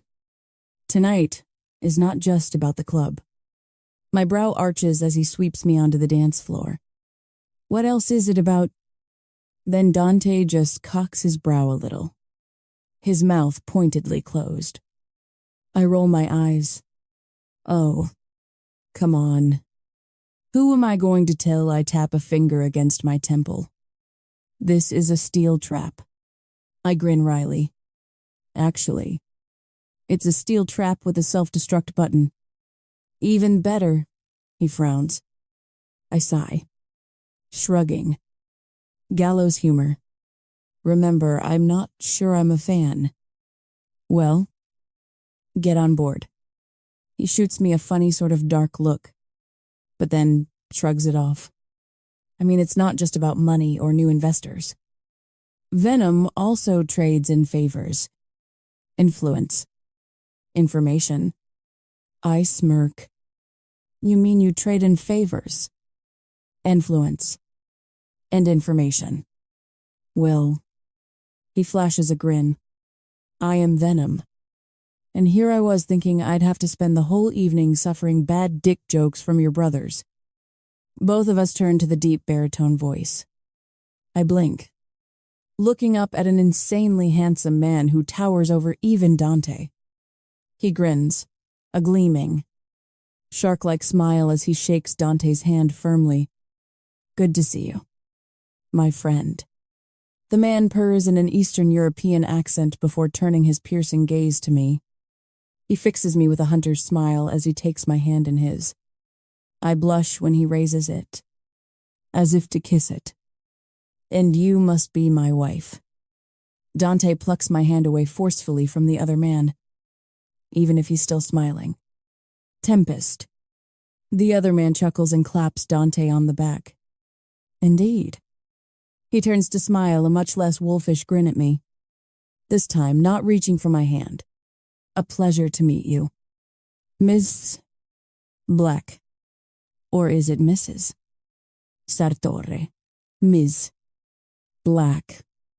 I say Mrs. Sartore. Dante says at the exact same time. Tempest. Dante grunts. This is Drazen Krylov, head of the Krylov Bratva, and a recently new resident of New York. I flash back to that luncheon, when the ladies I was sitting with were gabbing about the new to New York Russian-Serbian Bratva kingpin, whom they described as God's gift to the female gaze. I gotta say, they weren't exactly wrong. Nice to meet you. I smile, ignoring the granite look in Dante's eyes as I reach out to shake Drazen's hand. Then I twist my gaze to Dante, frowning. Wait. You have brothers, he makes a face. No. I have two idiots who at times feel like brothers, but they're not blood relatives. Carmine and Nico Baroni, Don Vito's sons. I remember Gabriel telling me about Dante's background weeks ago. How he and his sisters lost their parents young and were basically raised by Vito Barone, for whom their father worked as his personal tailor. I guess we've never really had an in-depth talk about our families and all that. Or even a not-so-in-depth talk on the subject. Which is weird, considering we're A. married, B. sleeping together, and C. standing like a couple at a fancy gala with his hand firmly on the small of my back. Dante's brow furrows. I didn't realize Carmi and Nico had secured invitations to the event tonight. Drazen smiles coolly. I believe their invitations involve the back service entrance and dodging security. He looks past us momentarily, and his smile fades. My apologies. I suddenly have to be elsewhere. Dante looks intrigued. Why is that? Because I loathe Renata Bonpensiero and she's walking right this way. He turns and bows crisply to me in his even crisper tux. Again, a pleasure to meet you. Mrs. Sartori. It's Ms. Black. I mutter at his back just as Dante turns us around. Sure enough, here comes the miserable hag herself. Renata comes to a halt in front of us, shooting me a sour look before she smiles imperiously at Dante. She offers her hand for him to kiss it. Dante pointedly ignores it. Renata. He grunts with all the warmth of a coal mine. How are things? Just lovely. Don't you? She responds in an equally chilly voice. How's the brothel business? I wouldn't know. What can I do for you? Her lips purse. Your wife. If we're even calling her that. We are. She grits her teeth at the interruption. I bite back a grin. Well, not only did she assault my son allegedly, a vein pops out on Renata's forehead. She admitted it. I don't think I did any such thing. I shrug. She shoots a cold glare at me. Not only did she injure my dear Silvio, she barrels on, still looking at me while addressing Dante. But this little gold-digging whore, don't ever speak of my wife like that again.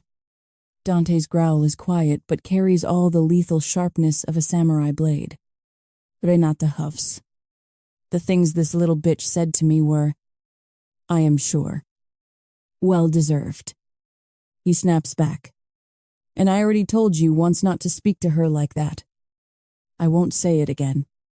Her face goes purple. Before you say whatever you're dying to say next. Dante murmure, leaning closer to Renata and dropping his voice. We both know the side business your husband is involved in. Don't we? Her face pales so fast it's as if he's flipped a switch. I don't know what you're implying.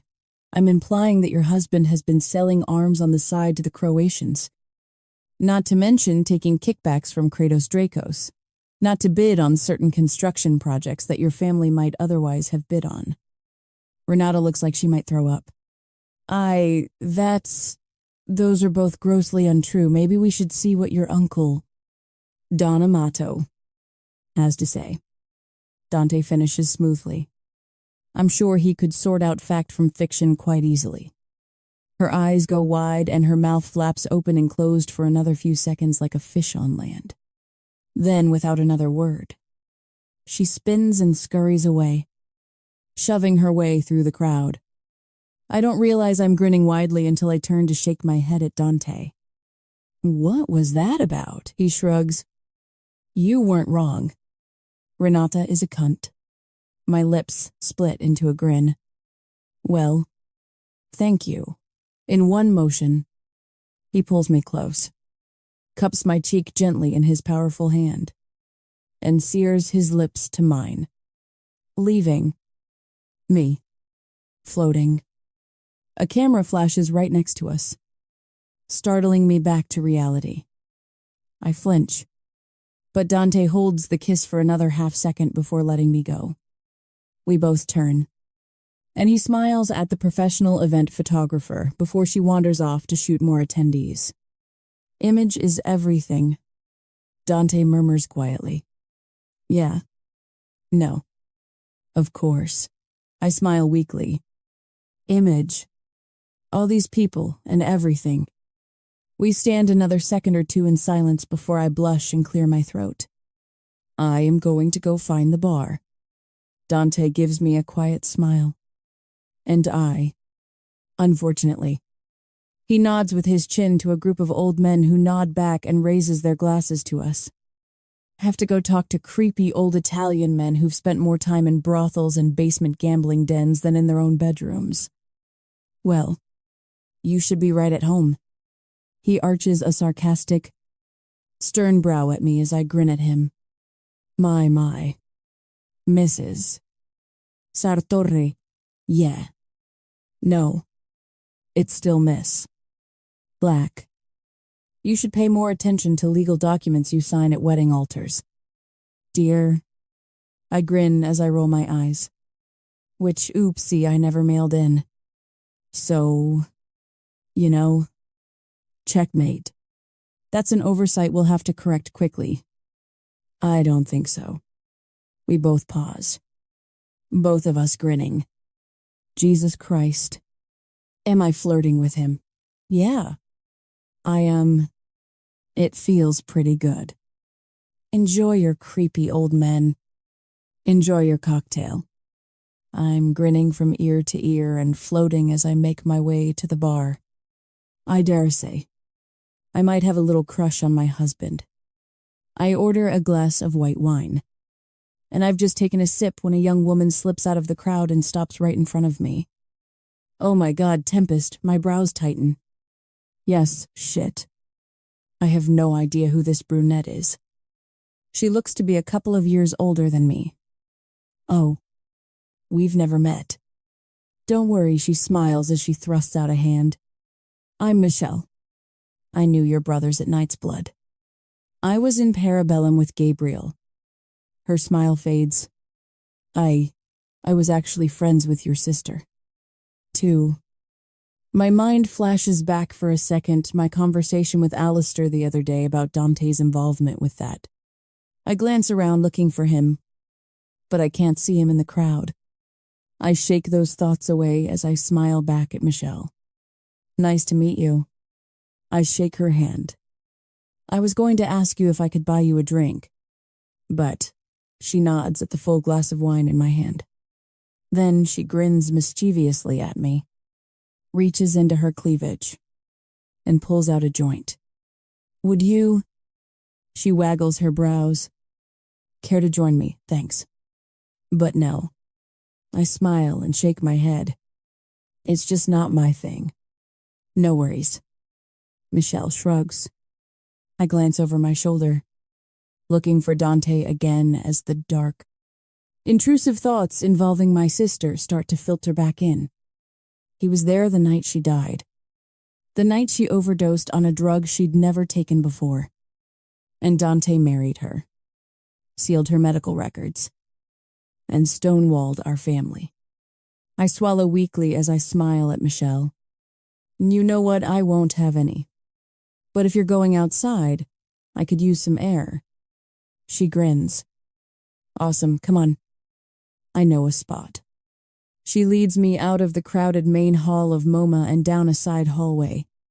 There's a security guard at the end of it, but he seems to know her, and waves us through with a knowing wink.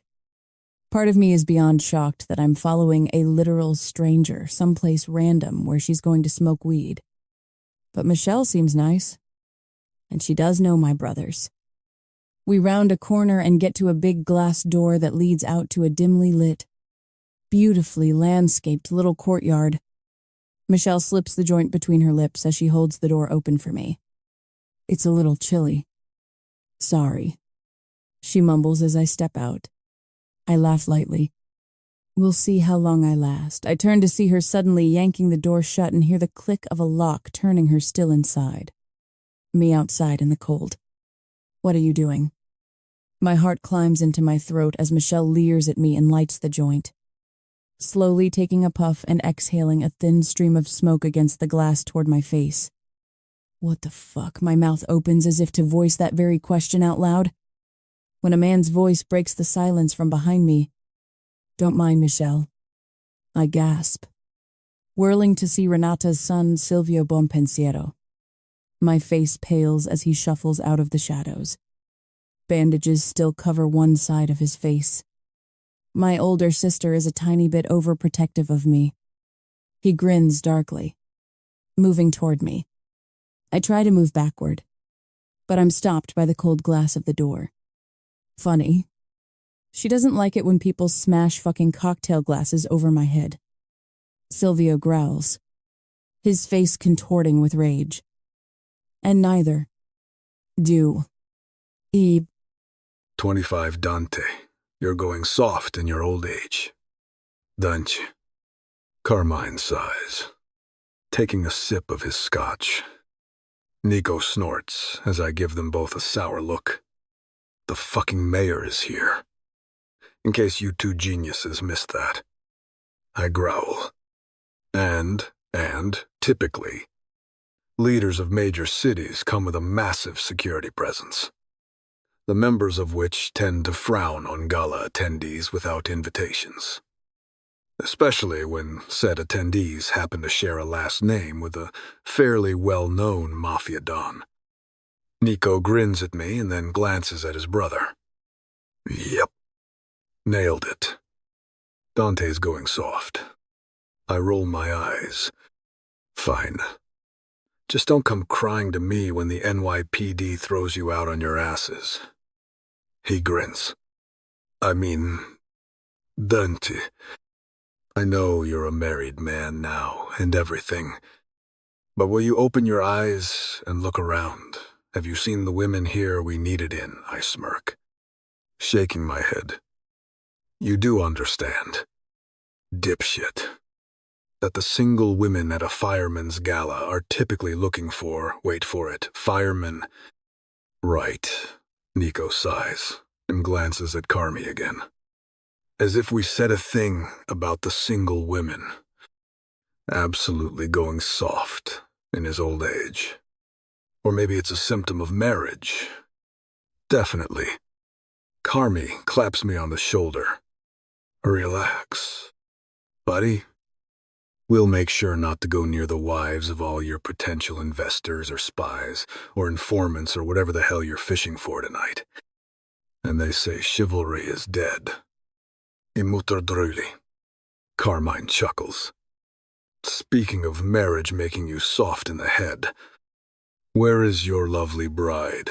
I frown as I glance past him toward the bar. I spotted Tempest over there a few minutes ago, drinking a glass of wine. But she seems to have disappeared since. Probably found a quiet corner somewhere to hide and avoid this entire evening. Part of me completely gets that. The other part of me wants to find her and punish her for her bratty attitude over my knee, for example, or on hers. I push the thought away as my cock throbs and thickens in my tux pants. This game the two of us have started to play is dangerous. Mainly because this whole thing is just supposed to be a facade to appease the dons who took exception to my single status. Second, I don't do relationships. Not even casual ones. And marriage, as in the real kind, never once on my radar. Neither was the concept of having a woman constantly on my mind, invading my every thought. And yet here we are. Of course, there's the other, darker element to all of this, Tempest's medical condition. If I actually were a soulless, heartless bastard, the situation would be ideal. She wasn't wrong with her theory about the commission, all but canonizing me after her death. A widower, I'd be untouchable and unimpeachable in my operation of Club Venom. And yet, despite general public opinion and my own suspicions, it would appear I do in fact have a soul, and at least the shadow of a heart. Maybe more than a shadow, because the idea of Tempest being taken away from me is intolerable, unacceptable, enraging, in a way that shocks me. Perhaps making things physical was a mistake. It would be so easy to put the blame on her, and to chalk this up to me being her first, and her in her naivete, confusing physical lust with emotions and feelings. But that would be cheap, and grossly untrue. Because if Tempest is confusing physical closeness with emotional intimacy, well, she's not the only one. And that is a bigger problem than I'm willing to admit to myself. Dante, I blink back to reality. I have no idea. I shrug. Maybe she went for a walk, Nico smirks. Careful. Brother. If Carmi and I aren't the only sharks prowling around this gala looking for unattended women.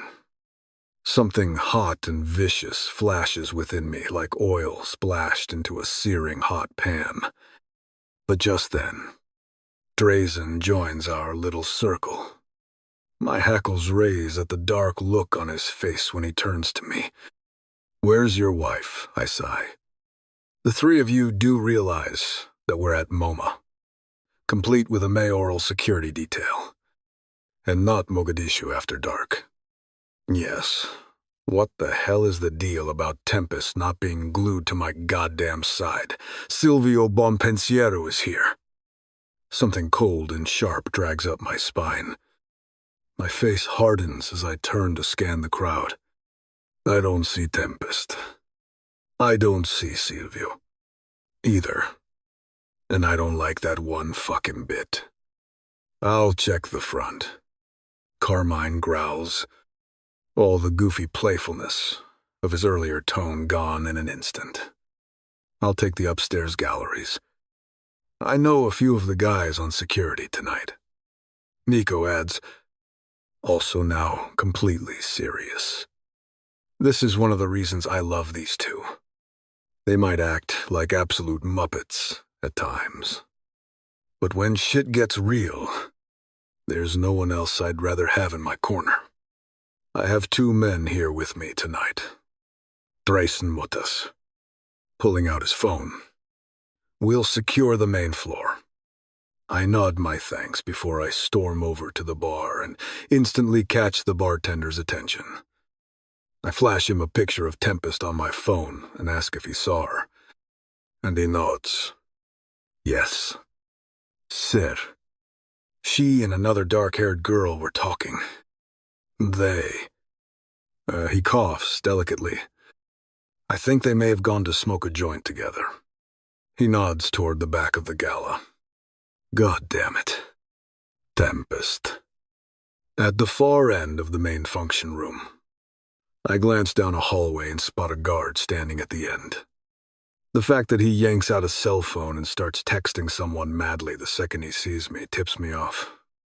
The nervous look in his eyes as I storm toward him pushes me over the edge. "Sir," he begins. "This area is off. You know who the fuck I'm looking for." We snarl, grabbing him by the collar and slamming him to the wall. And I have a feeling you know who I am, too. He swallows. "Mr. Sartore, you have 2 seconds to tell me where the fuck my wife is." He pales and jams a finger behind him. Courtyard, I leave him shaking as I stalk around the corner and down one dark hallway. Then another. It's when I round the last corner that I freeze. The first thing I see is a girl standing inside the hallway, snickering to herself as she puffs on a joint. her face pressed to the glass door. But it's what I see on the other side of the door that has me charging like a predator. The girl shrieks and drops the joint as I wrestle her to the side and yank the door open. I barrel out into the chilly courtyard to where Silvio Bonpensiero is snarling down at Tempest on her knees, one hand holding a fistful of her hair and the other one raised as if to strike her again. Again. Because the terrified look in her eyes and the pink mark on her cheek tell me he already has struck her once. That makes him a dead man. I slam into him like a train, knocking him off his feet so hard that one of his shoes actually flies off. I'm vaguely aware of the girl I shoved aside a second ago, screaming as I straddle Silvio's chest and start to hit him. And hit him. And fucking hit him. I pound his face until I feel the bridge of his nose and a few teeth break. Until I feel his orbital crack under my fist. Until blood is pouring from the pulpy, swollen mass that used to be his mouth and nose. Until I feel, see, and know nothing but the satisfaction of inflicting pain on this piece of shit for touching Tempest. I ignore the cold. The raw throbbing in my hands, the screaming of the girl inside. I ignore it all, until a soft, gentle hand lands on my arm. Danci. I go still, my nostrils flaring and my blood roaring as I glance to the side. Tempest is kneeling beside me, her eyes locked with mine, filled with concern and yet also understanding as she touches my arm. You're going to kill him. I know. Tell me to do it. I rasp thickly, my eyes locked with hers. And I will. The girl behind me screams over and over even as I ignore her. Just say the word. And he's fucking. Don't kill him, Tempest says quietly, shaking her head. Please. He glared down at Silvio, who's completely unconscious now. Standing. I kick him hard in the side of the ribs one last time, still ignoring the screams of the girl behind me. My hand slips into Tempest's and grips it tight. We're leaving. Now. The near-lethal cocktail of emotions still roaring through my system when we get home is equal parts vengeance and fury, shaken with half a teaspoon of fear. I don't know what that motherfucker was prepared to do, or how badly he was prepared to hurt her. That's where the vengeance and the fury come from. But Silvio isn't the only one I'm angry at. And I know damn well that my wife knows it. Tempest was silent the whole drive home from the gala. She remained quiet in the elevator. And when I opened the door to the penthouse, she's still mute now, looking almost meek as she stands in the front entryway, wearing her coat and looking scared as I storm across the living room to the bar cart. I pour myself a heavy splash of bourbon and knock it back before pouring another and whirling on her. What the fuck was that when I glance back at her? Tempest's eyes are narrowed. Excuse me, you heard me. She barks a laugh. I'm sorry. Am I the one on trial for that prick ambushing me and fucking slapping me? Want to tell me how you managed to get yourself out to that courtyard in the first place? Her mouth purses. By following a complete stranger out there to smoke weed. Right, I snap. Her lower lip quivers. Fuck you. That's not fair, no. But it's the truth, I hiss. Why the hell do you even care? Because you're my wife. Only when it suits you, she fires back. Istormo or two hair. Sneering. Don't. I seethe. Don't even try to play that card. You're reckless. And we both know it. I yell loud enough for her to tremble. You have no fucking clue about the consequences of your choices and actions. Her eyes gleam. You are way out of fucking line. Asshole. Your impetuousness is fucking dangerous. Tempest, I fire back. You have zero impulse control. You just do things. And you act without once thinking of what might happen. She's so angry she's shaking. But I can't stop. I'm not trying to be an asshole. But this woman has wormed her way so fucking deep under my skin, and I care so fucking much that it's impossible to brush this off anymore.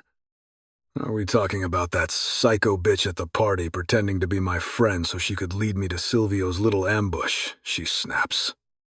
Or is it jealousy about Venom, the other, careful, little hurricane? I hiss dangerously. What I do with my free time, asshole, is none of your fucking the fuck it's not, I roar. You are my fucking wife. So tell me one more goddamn time how you slinking off to private rooms at Club Venom isn't any of my business. I'm all ears. She swallows. We never talked about exclusivity. We're talking about it right now. I snarl, lurching into her and lifting her face to mine, watching the hazel-green fire flicker in her eyes. I slowly shake my head. I'm through believing in coincidences, meaning my lips curl. I want to know how you know about Apex. Her brow furrows. What, the rings? Tempest. She pales, and I know I've hit a nerve. I want answers. Now. You followed that fucker back to the private room for a reason. She sneers. Maybe I just wanted to fuck him, she gasps sharply as I kiss her hard enough to bruise, making her yelp and whimper when I bite down on her plump bottom lip until I taste copper. No, you didn't. I hiss. Her eyes narrow. What makes you so damn sure? Because I fuck you better than anyone else ever could. I snarl. And I know you know that. She sucks on her lip, her chest heaving. You went with him because of the rings. You tried to fucking stab me at our wedding because of the rings. She whimpers as I twist her face up to mine, looming over her. So I'm telling you for the last fucking time. I want answers. At first, I think it's just something in her eye. But suddenly, she's crumpling. Fuck. I catch her as she falls, gently holding her against me. She doesn't just start to cry. It's like she's ripping her entire soul open in front of me. And then she tells me everything. Every horrible, nightmarish detail. Every secret from the darkest parts of her past that rips my heart in two as they fall from her lips. Holy fucking God. She tells me about Nina, and how when they were 17, they went out and got into this exclusive dance club with fake IDs. How they met a bunch of cool, rich guys a few years older than them who invited them into their VIP booth for drinks.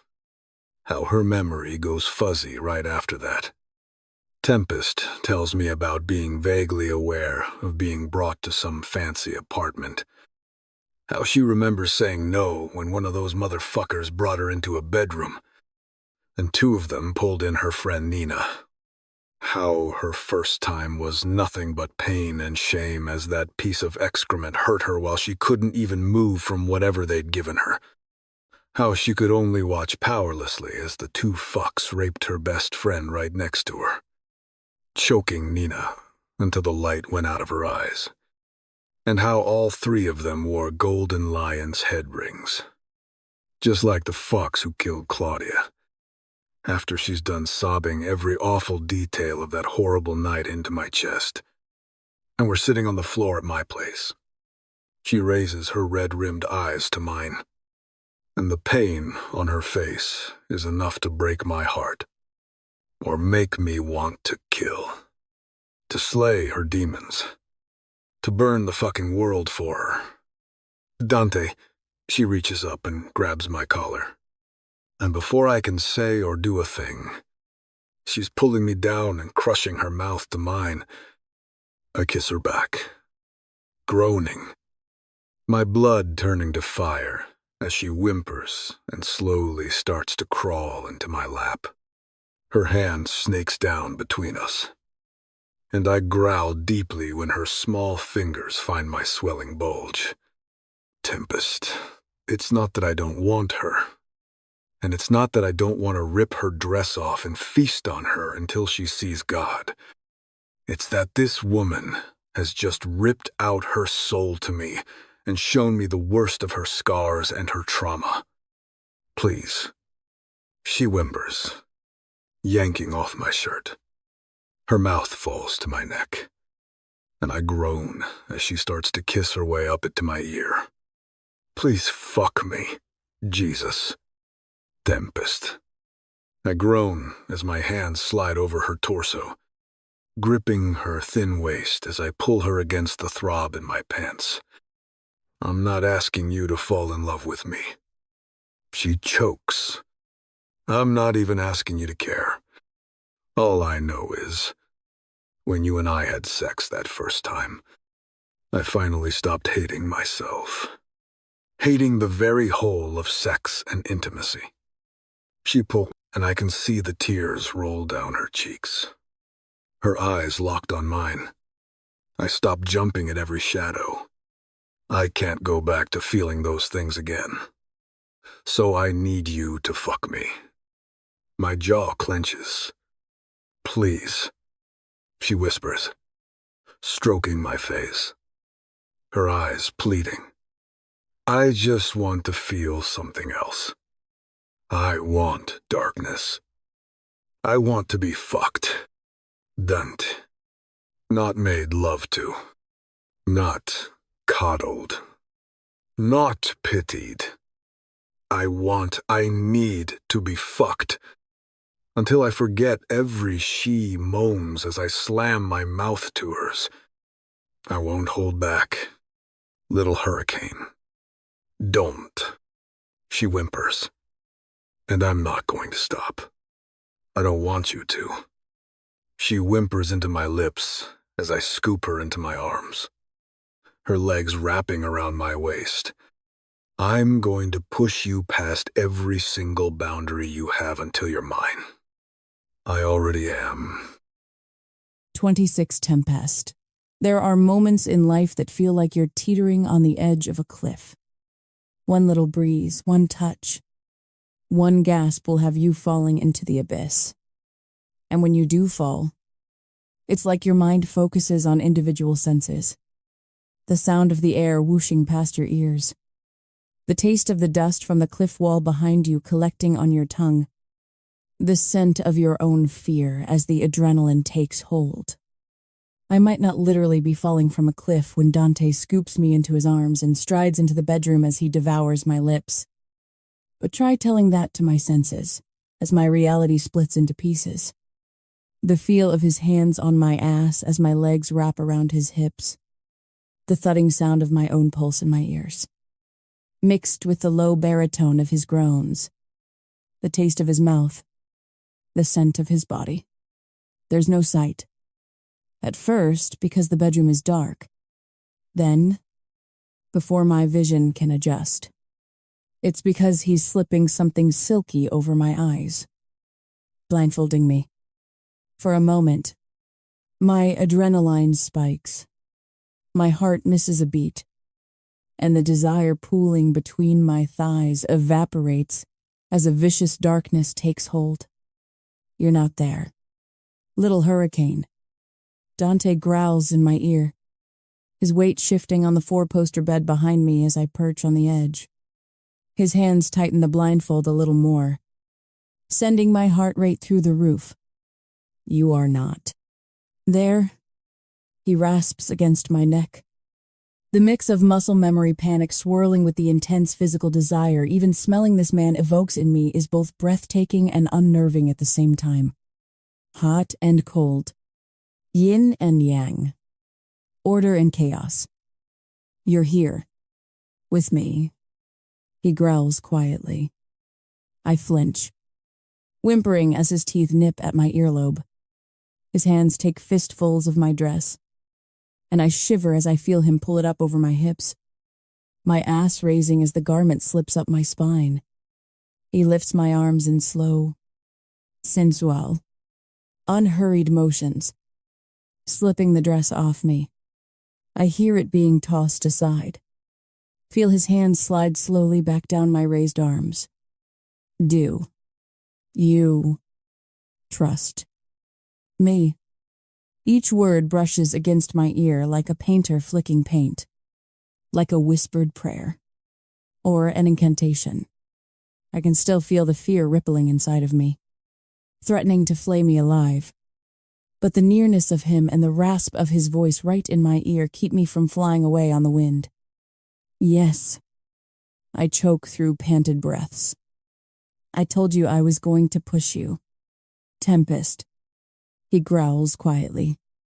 I warned you I was going to break down your boundaries. Are you sure you trust me? I nod again. Yes. Good girl.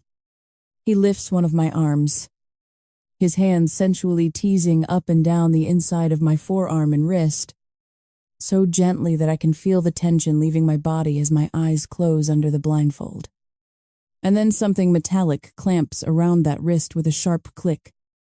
Oh fuck. It's still me. Dante murmurs into my ear, stroking the other arm.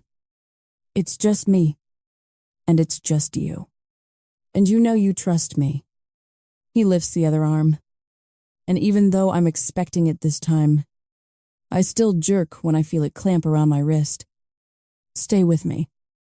Little hurricane. He growls softly. Stay right here with me. His hands slide down my arms, over my shoulders, and then slip down to the sides of my ribcage. It's only then that I realize my arms are both up, totally immobilized. Just like that other night long ago, the fear begins to flood my core, my breath coming in short, staccato gasps as I start to shake. But slowly, his warm, strong hands slide over my skin until his fingertips tease over my breasts. Even through there's fear, the feel of his touch and the scent of him have my nipples tightening to points against his palm as he cups my breasts, lifting and squeezing until his fingers pinch the aching buds. Oh, fuck. I'm shaking from the mix of adrenaline and fear.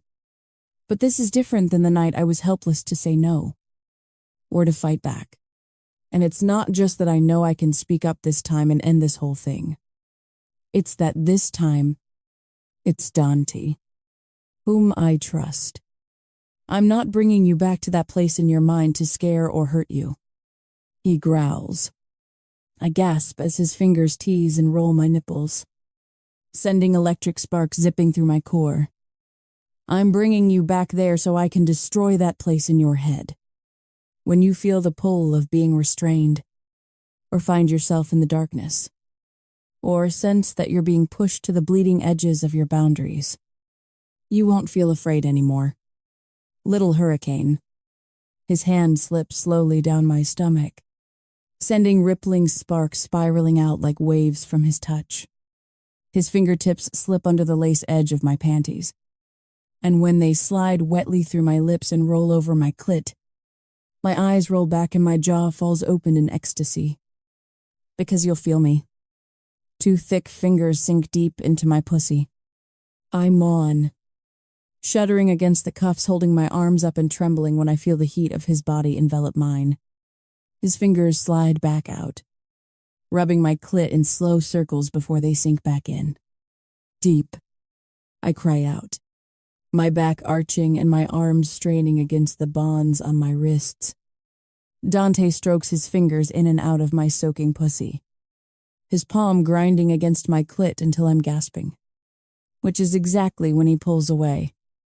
Suddenly, his fingers are tracing my lips. Wet, slick, tasting of me. Suck. I groan, opening my mouth and letting my lips close around the fingers he was just teasing my pussy with. I taste good. His fingers leave my mouth, and I hear him slide off the bed to stand right in front of me. His hands grip my hips and my ass, lifting me up slightly before he slides me back on the bed. We're only just starting. Baby girl. His hands skim up my thighs, making my hips rise on their own accord as his fingers slip into the waistband of my panties. The lace slips down my legs before I feel his hands wrap around one ankle. He lifts that foot, placing it on the bed and pushing it out to the side. I almost expect it this time when a cuff clicks shut around it, but I still burn with heat. If it's too much, tell me, he growls, his hands sliding up my thighs until they stop just short of touching my pussy. Will you stop if I do? I whisper. Maybe. Fuck. That shouldn't be so hot. He lifts and clamps my other ankle, making my face heat at the lewd, vulnerable position that has me sitting on the edge of the bed with my legs spread as wide as they can go. His hand cups my pussy, a finger dragging up through my slick lips as I gasp sharply. It's insane how fucking wet I always get for him. I can feel it dripping out of me and coating his fingers, and my face throbs with embarrassment at just how much there is. Don't get shy, Dante growls quietly. Do you have any fucking idea how much I like how drippy and messy your sweet pussy gets for me? I jolt when I feel his breath hot on one thigh, then the other, then back, all the while inching closer and closer, until suddenly, his tongue drags through my lips, and I cry out loudly. Good girl, he growls, licking me again. Let me hear how much you want my tongue on this pretty pussy. Please. I choke. Don't stop, oh. His tongue plunges deep into me, like he's trying to get every drop of me or taste me from the inside out. My eyes roll back again under the blindfold, my whole body spasming and jolting as Dante devours my pussy. I moan when his tongue drags up to my clit, his lips wrapping around the throbbing nub, his tongue swirling over it. He does it again and again, adding pressure as he sucks until my body begins to shake and clench. Slowly, he sinks 2 fingers into me, stroking them in and out against my G-spot as he tongues my clit. His thumb dips lower, and when it just brushes over my puckered back hole, electric sparks explode throughout my core. Oh my fucking God, if you're going to pray to someone, little hurricane, he rasps against my pussy. It better be me, because I don't see God down here with his tongue buried deep in your messy little cunt. The breath explodes from my lungs with a whine of pleasure as he attacks my pussy again. His tongue is everywhere, licking, teasing, tasting, swirling. His lips hum and suck, and his fingers push deep, stroking my most intimate places. My muscles contract and pull tight, straining against the cuffs on my wrists and ankles as I drown in the pleasure of his mouth. When I come, it's like the whole world goes white and explodes into flames. My head drops back, my entire body arching shamelessly against Dante's tongue. His mouth stays where it is, still sucking my hypersensitive clit and sending aftershocks thrumming through my core. When he pulls away, he leaves his fingers inside me. I feel him stand, and when he slides between my spread thighs, I realize he's naked. I whimper as I feel his throbbing hard, swollen cock press hotly against my breasts. The fingers of one hand stroke in and out of me as his other hand cups my cheek. His mouth slams to mine, sending my pulse skyrocketing. His tongue dances with mine, and I suck it hungrily into my mouth, tasting myself in his kiss. Are you scared yet? Little hurricane, I shake my head. How about now? I gasp as he pushes me back. A metallic sliding sound accompanying the feel of the arm restraints sliding back a little on some sort of track. When they come to a stop, I'm leaned halfway back down to the bed, with my arms still over my head and my legs still spread wide. Scared, I shake my head again. No. Dante makes a tisking sound. How about now? Adrenaline redlines through my system as his hand suddenly wraps tight around my throat. He squeezes a little, making it feel like every nerve ending in my body is exploding into flames simultaneously. And now he growls, a menace to his voice. Are you scared yet? Do whatever you want to me. I gasp, shuddering with pleasure as my pussy tightens around his fingers. You're not going to scare me. I feel him stiffen and pause, his lips an inch from mine. No, I shake my head. No. I choke. Because I want you to do anything you want to me. Careful what you wish for. Little hurricane. He growls. Please, let's start with seeing how well you can take every inch of my cock. It happens so fast, it takes my breath away. His fingers slip from between my legs. And suddenly, the huge head of his cock is pushing into me. Fuck. He always feels big. But it's like he's even harder than usual this time. If that's even possible. Like he's extra eager to fuck me. Which is exactly what he does. I moan when Dante rams his cock deep into my needy pussy. His thickness stretches me to my limit, knocking the air from my lungs before he slams his lips to mine. I moan into his mouth, desperate to wrap my legs around him before remembering that my ankles are held fast. Knowing that I'm bound and wide open for him to use as he pleases, I've literally never been so turned on. It's the loss of control that puts me in charge. It's the immobilization that sets me free. It's facing the past and telling it to go fuck itself because I'm not afraid of it anymore that breaks whatever hold it still has on me. When I cry out into Dante's mouth, it's a scream of freedom, a sob of release, and a plea for more. His hand tightens on my throat, his tongue dancing with mine as his other hand fists my hair. The hand on my neck drops to my breasts, pinching and rolling my nipples as he fucks me hard. The hand in my hair yanks my head back, exposing my neck as his lips drag from mine to bite and suck at the tender flesh. His hand drops between my legs, and when he starts to rub my clit as he fucks the living hell out of me, I come completely undone. Dante louder. He growls into my neck.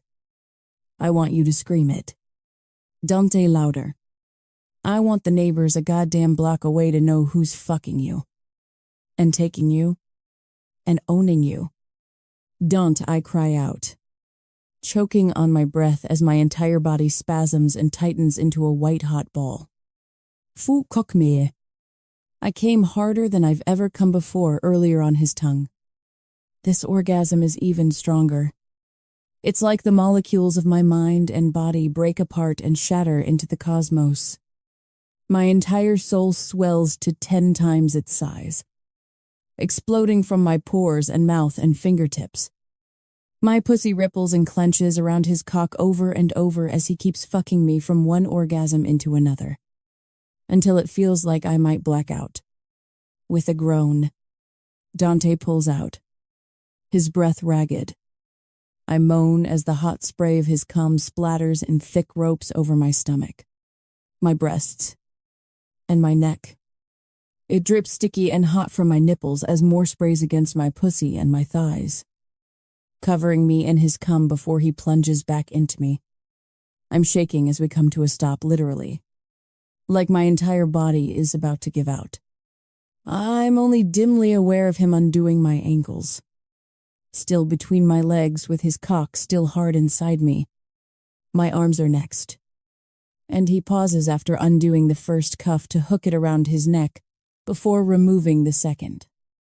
I cling to him with all 4 limbs, limp and shaking as he picks me up gently and carries me into the bathroom. He sets my ass on the edge of the vanity as he uses his foot to kick on the tub. It fills with steam and bubbles as we stay like that. My legs around him, his cock still inside of me, his mouth gently kissing mine as I come back to earth. And that's exactly how we stay once the tub is filled and he carries me over and sinks into it with me still impaled on his cock, and my lips locked with his. 27 Tempest, whatever happened to him. It's a strange thought.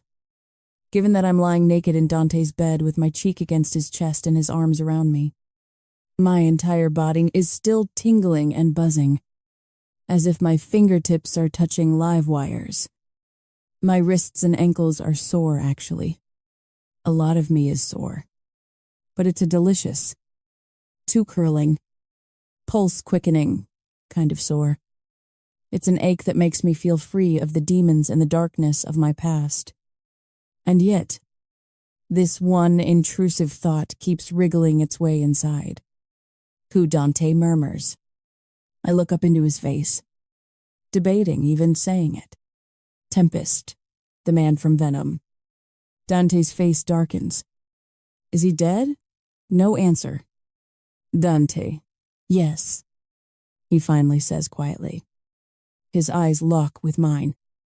He's dead. My throat bobs heavily, and I don't realize my fingers are curling to claws against his chest until his hand lands gently on mine. Talk to me. Tempest. Don't murmur. Tilting my chin up so my eyes meet his. My lips curl into a surprised smile. I'm okay. The second I say it, I realize exactly how true it is. I'm not merely okay.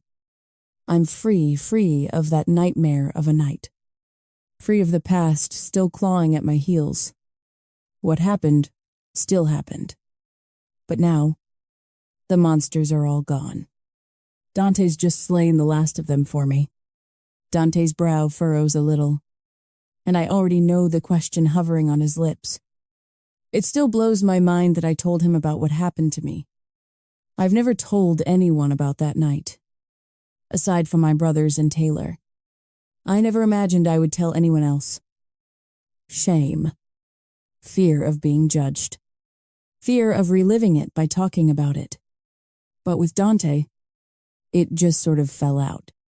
It wasn't forced. It wasn't something I felt I had to do. And weirdly, telling him didn't shove me back into that darkness. It opened the blinds and let the light in, banishing the shadows. Letting him into the worst parts of my past felt like opening my soul for him to wrap his hands around it, which should terrify me. And yet, it doesn't. Instead, it's like a weight's been lifted from my chest. Dante's brow creases. Was he? I whisper it out. He was the second of the 2 who killed Nina. And Dante already has the other ring. The one with mismatched eyes. From the guy who choked her life away. I allow it to truly sink in. All 3 of the monsters from that night are dead now. My lip retreats between my teeth as I glance up at him again. My brows furrowing. Can I ask you something? He nods, pushing a lock of dark hair back from my face. Why did you do it? I say softly. What? Kill him, yeah. He frowns. You're my wife. Tempest. He murmurs darkly, his eyes flashing.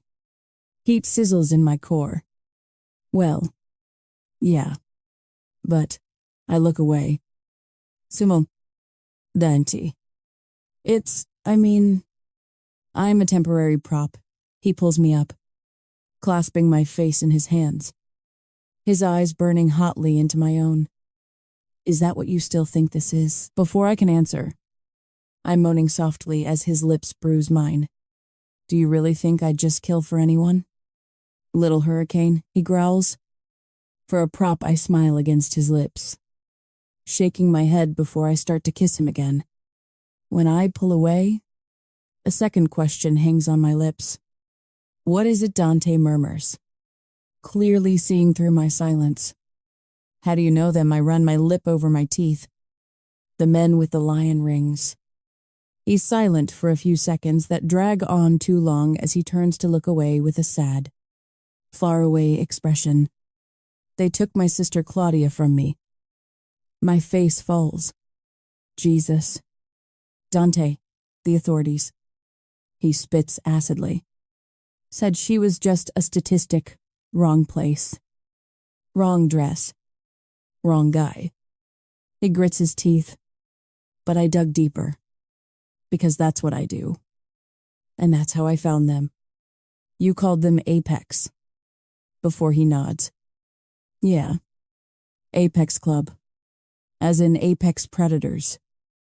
My stomach twists and knots. Sour bile creeping up my throat. They're a bunch of sadistic, rich douchebags who were in the same frat together and went to the same business school. And they... His gaze stabs violently into the wall. That's how they get their kicks. They hurt women. Part of me wants to throw up. There's a fucking club of them, from what I can tell. Dante spits. There were 7 of them. He turns his head and lets his gaze hold mine. I killed 5. My heart clenches. Holy shit. Well, 6. Now. Dante grunts. But there's one I've never been able to track down. A man named Brett Sinclair. I spit the name like a curse. Brett Sinclair. What happened to me never made the news. Mostly due to a court gag order Brett's lawyers rammed through. But my brothers agreed to it. Not because they gave a fuck about sullying the Sinclair name, but because they were worried about it ripping me apart if the media got wind of the story. I nod, numbly. Yeah, he's dead. My eyes squeeze shut, and I turn away. You don't need to tell me. Tempest. Dante murmure. No. I want to. I swallow, tasting bile. They never knew I was awake. I think they thought I was totally out, like Nina was. So afterward, I shudder. Afterward, they just left me on the side of the street in Chelsea.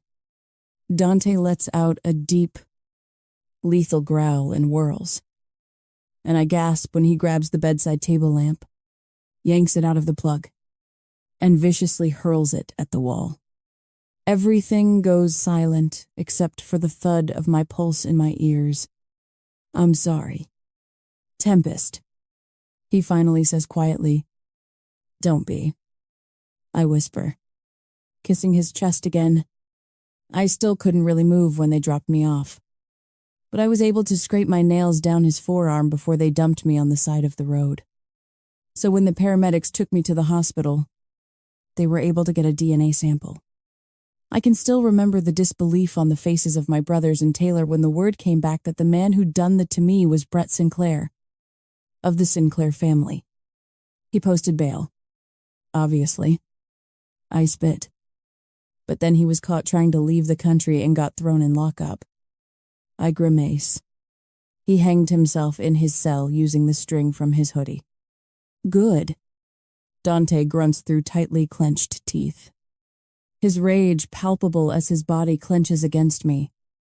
His family covered it up. But I shake my head. There's your 7th guy you've been looking for. We're both silent a minute before I slowly lift my head from his chest. My brows lined with worry. What if there are more, I murmur. Then I'll destroy them. He murmurs back, his quiet tone belying the look of sheer malice and savagery on his face. He slides me onto his lap, kissing me slowly before I pull back a little.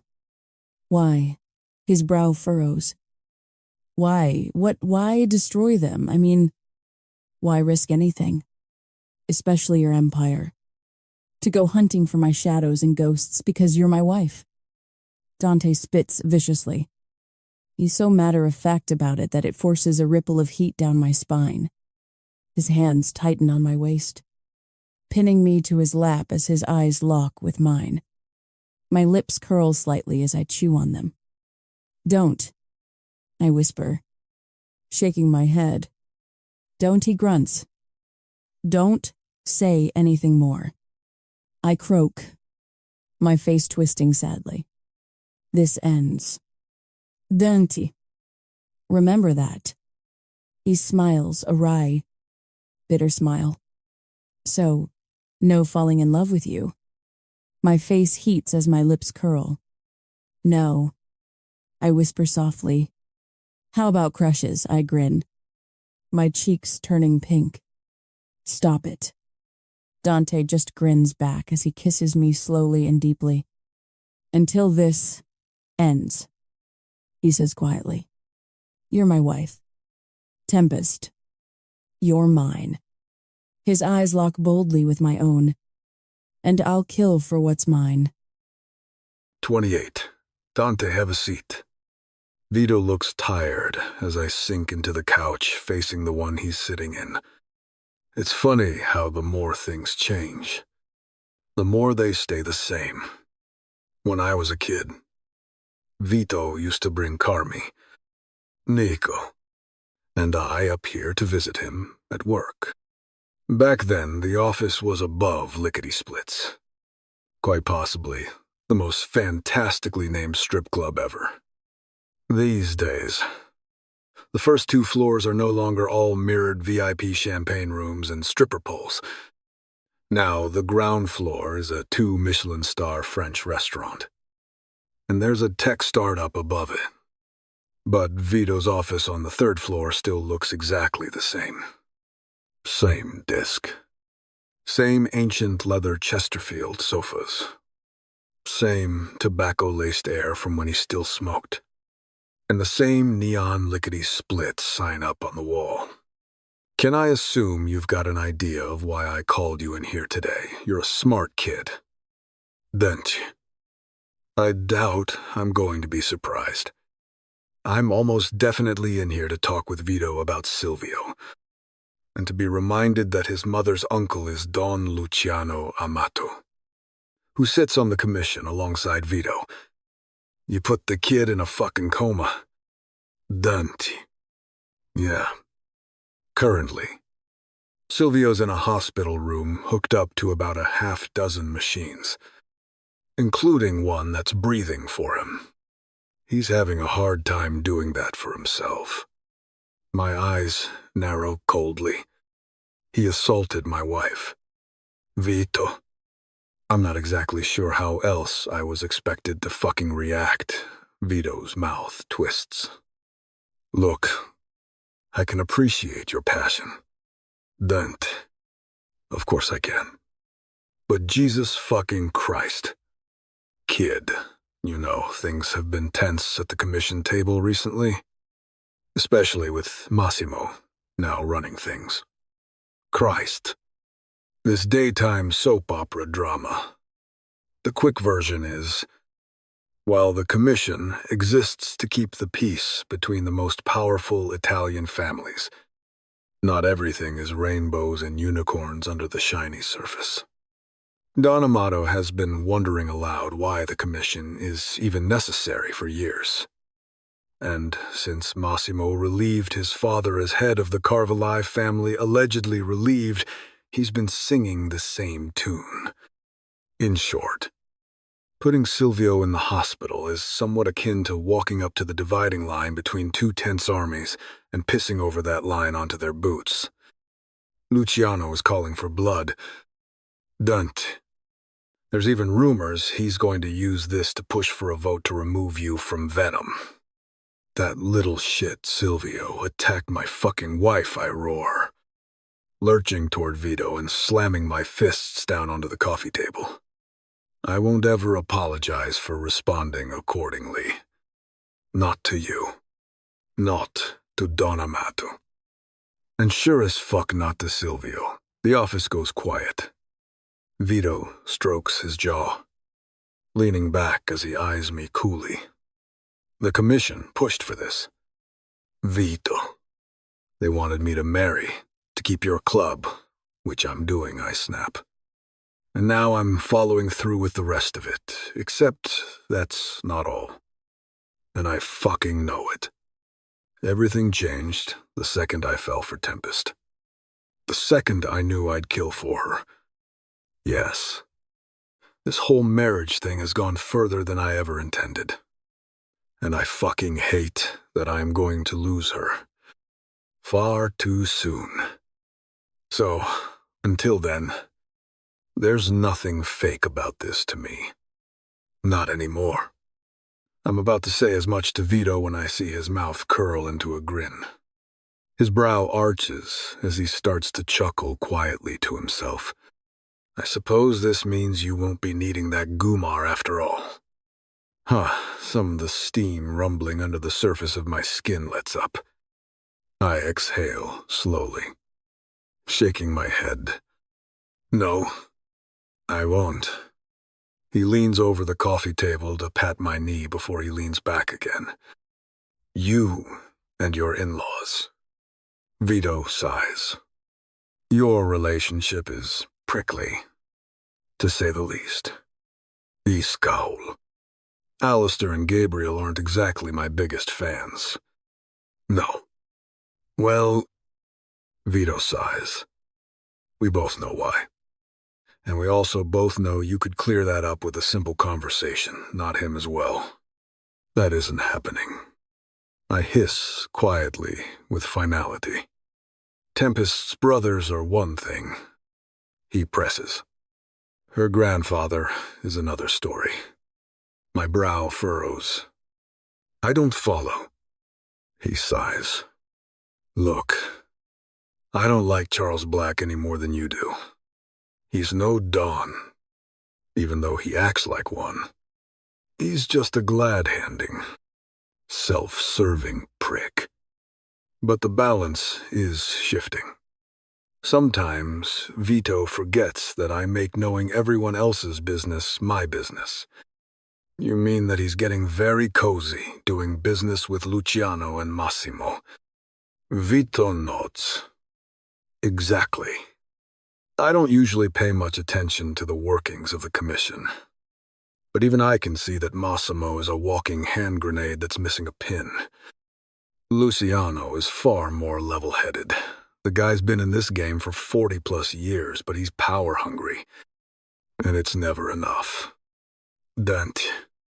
You know, I don't like to push you to get involved with family politics. He really doesn't. I've always appreciated that about Vito. He's got every right to call in every favor he wants from me, given the life he set me up for. But he never goes there. So the fact that he's asking right now speaks volumes. But I need Charles to stop working with Massimo and Luciano. Not just me. Michael Genovese and Cesare Marchetti feel the same. Charles, working with those guys, is dangerous for all of us. And I need it shut down. I do owe this man almost everything I have. After all, let me see what I can do. He smiles as he stands and shakes my hand. Thank you. I nod. Of course. But seriously, if Luciano or his fuckhead great-nephew say a goddamn thing about Tempest, or try and come after her again, he snarl. I'm done playing diplomat. Vito smirks as he walks around the table and claps me on the shoulder. I think the entire city is clear on the consequences of laying a hand on your wife. My friend, Tempest is asleep by the time I get home much later, after checking in at Venom. And my bed. I grin as I close the bedroom door behind me and walk to the foot of the bed. Watching her sleep. I don't even remember the exact day when she switched from sleeping in her room to sleeping in mine. It just happened. I brush my teeth, shed my clothes quietly, and slip in behind her, wrapping her in my arms. Tempest murmurs quietly in her sleep, her lips curling into a lazy smile as she snuggles back into me. Fuck. This started as fake. Now I've never felt anything more real. The more things change, the more I want them to stay the same. The more I want this moment to last forever. Ventinov. Tempest. Tempest. Someone's calling my name. But it sounds as if it's being spoken underwater. Why do I feel so sluggish? I frown and glance down. Why the hell am I sitting on the floor next to the toilet in Dante's bathroom, blinking to try to clear the fog in my head? I force myself to stand. Tempest. Are you okay? My brow furrows as my hand comes up to push the hair back from my face. I turn, frowning again at the vomit in the toilet, tinged with red. Oh, that can't be good. Slowly, the events of the last 5 minutes come back to me. I was getting dressed for dinner and suddenly felt both lightheaded and nauseous. So I ran into the bathroom. I'm not sure how I ended up on the floor, but I'm starting to think it was after I realized I was throwing up blood. I'm fine, I called to Dante through the closed bathroom door. Be right out. I flush the toilet and walk on slightly unsteady feet to the sink, where I splash cold water on my face and rinse my mouth out with mouthwash. I'm getting sicker. Deep down, I know it's true. Even if I keep coming up with every excuse in the book to explain my worsening symptoms, that I slept badly, that I need to eat more than Pam's smoothies, which she's been amazing enough to keep sending to Dante's house. The central air in the penthouse. The weather. Basically anything I can blame instead of the increasingly obvious reality that I'm dying. The sand in my hourglass is running out. Taking a deep breath, I open the bathroom door to find Dante standing right there. But it's not anger or suspicion on his face as I exit the bathroom. It's concern. Sorry. I was zoned out on my phone. I lie. Ready to go, his hand comes up to touch my chin gently, lifting my eyes to his. Are you okay? He rumbles quietly, sending a bolt of I don't know what deep into my chest. Something's changed with us. I could say it happened the night of the fireman's ball, when Silvio attacked me. I could say it was when we let our pain bleed out together, me telling him about what happened to me, and him telling me about Claudia. But not so very deep down.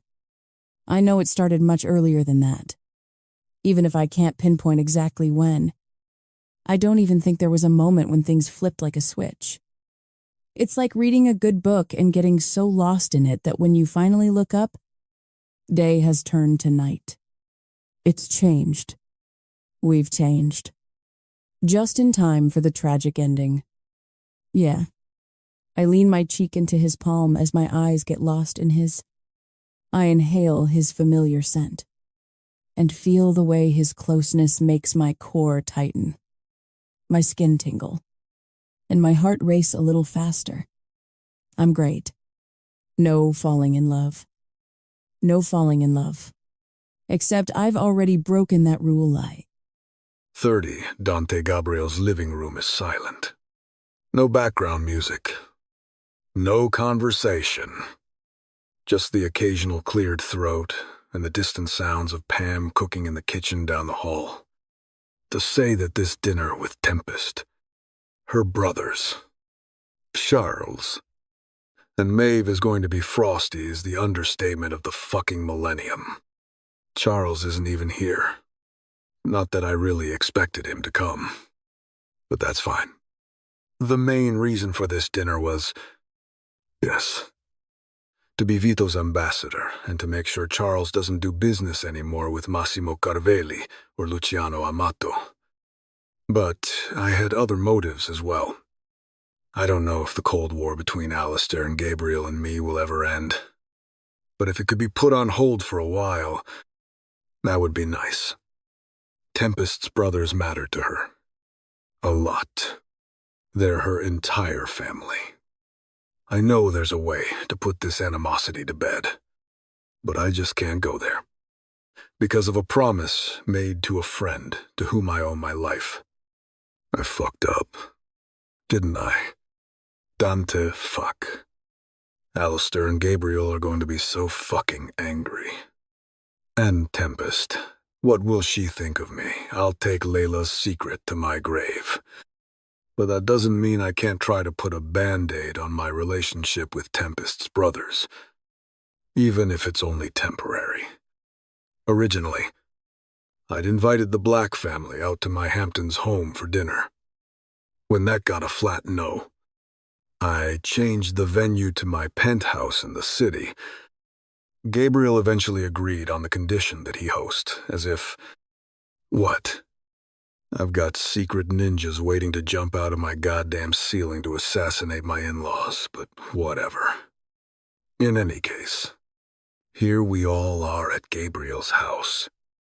Gabriel and Alistair stand on one side of the room, occasionally shooting me a dark look. On the other side of the room, Tempest talks quietly with Maeve, who I guess has managed to get away from Charles for the evening. Suddenly, the door to the living room opens, and Pam steps in with an awkward look on her face. Mr. Black. Sir. She smiles weakly. Mr. Black is here. This should be interesting. Charles strides in with a deep scowl on his face, which only gets darker when his gaze lands on Maeve. You left the house without saying goodbye. Sweetheart. He rumbles quietly. Maeve stiffens as she slips behind Tempest. If you had, the older man mutters, eyeing her sharply before clearing his throat, I would have given you a ride. He exhales as he turns to level a cold look at his grandsons. Well, what's for dinner, Alistair? And Gabriel glance at each other before walking over to Charles and me. Tempest shoots me a look before pulling Maeve out of the room and into the adjoining dining room. Well, look who decided to grace us with his presence. Alistair growls at his grandfather. Charles ignores him as he turns to arch a brow at me. I know why you called for this absurd dinner. Don't you? I smile icily. And why is that? Charles, because Vito wants to work together again. Well, that depends. On my smile drops. On if you're still working with Massimo and Luciano. Charles scowls before he can stop himself. Ismirk. Honeymoon over already. He shoots me a look. Luciano is all over the place. And your cousin, distant cousin, Mutta. Charles frowns. Whatever he is to you, he's a fucking sociopath. And I don't trust him not to shoot me in the back of the goddamn head. Much less to respect my business interests. I lift a shoulder. Well, in that case, Vito might be interested in, not so fast. Gabriel growls, stepping between Charles and I and glaring at his grandfather. Maeve's 18 now, which makes her legally an adult. Charles frowns. Where are you going with? She's going to be living here now. Not with you. The room is quiet for a second before Charles begins to laugh. Is that a fact Gabriel doesn't bat an eye? It is. I'm done pretending I don't see the abject fear in her eyes whenever you're in the same room as her.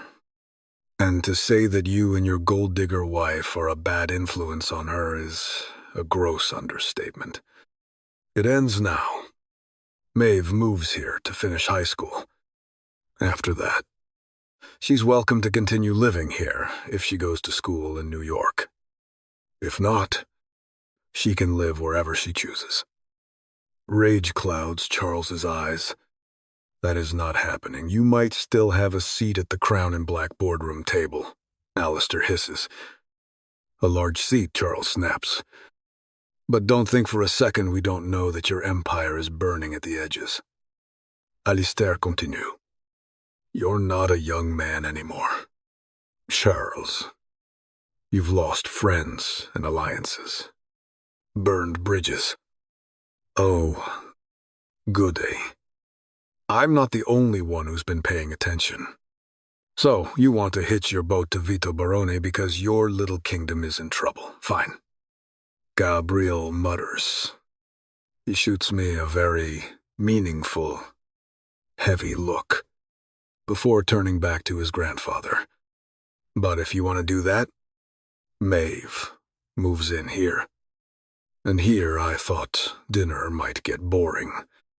Charles barks a laugh, turning to me. Tell Vito I'll be in touch for the two of us too. Their condition applies. I say, turning to nod my chin at Tempest's brothers. Or there is no deal with Vito. Charles stares at me, a vein in his temple pulsing. Excuse me, I'm sure you heard me. Maeve moves in here, or else there's no deal. Charles sputters and fumes. You don't have the authority to speak for Vito today. I do. The living room is pin-drop silent for a second. Charles glares at me. Then his grandsons. Fine. He finally snaps. Fine. After he strides away, I glance at Gabriel and Alistair. None of us says anything for a moment. But Gabriel nods slightly with his chin. You know. I've been meaning to send you both thank you notes for your generous wedding gifts. Alistair rolls his eyes. Eat shit. Don't. I didn't get you anything. Neither of us did. I smile. Well, I'm sure we could head down to that famous black family wine cellar and find something to remedy. What the fuck is all of this? Dante Alistair breaks in. I mean fucking seriously. What the hell is this dinner you were so desperate for all about? You wanted us to watch you play diplomat and conduct mafia fucking business in our father's house. Are you shitting me? I exhale slowly. This isn't about me. It's about Tempest. And I hate that I can't tell them why this is so important to her.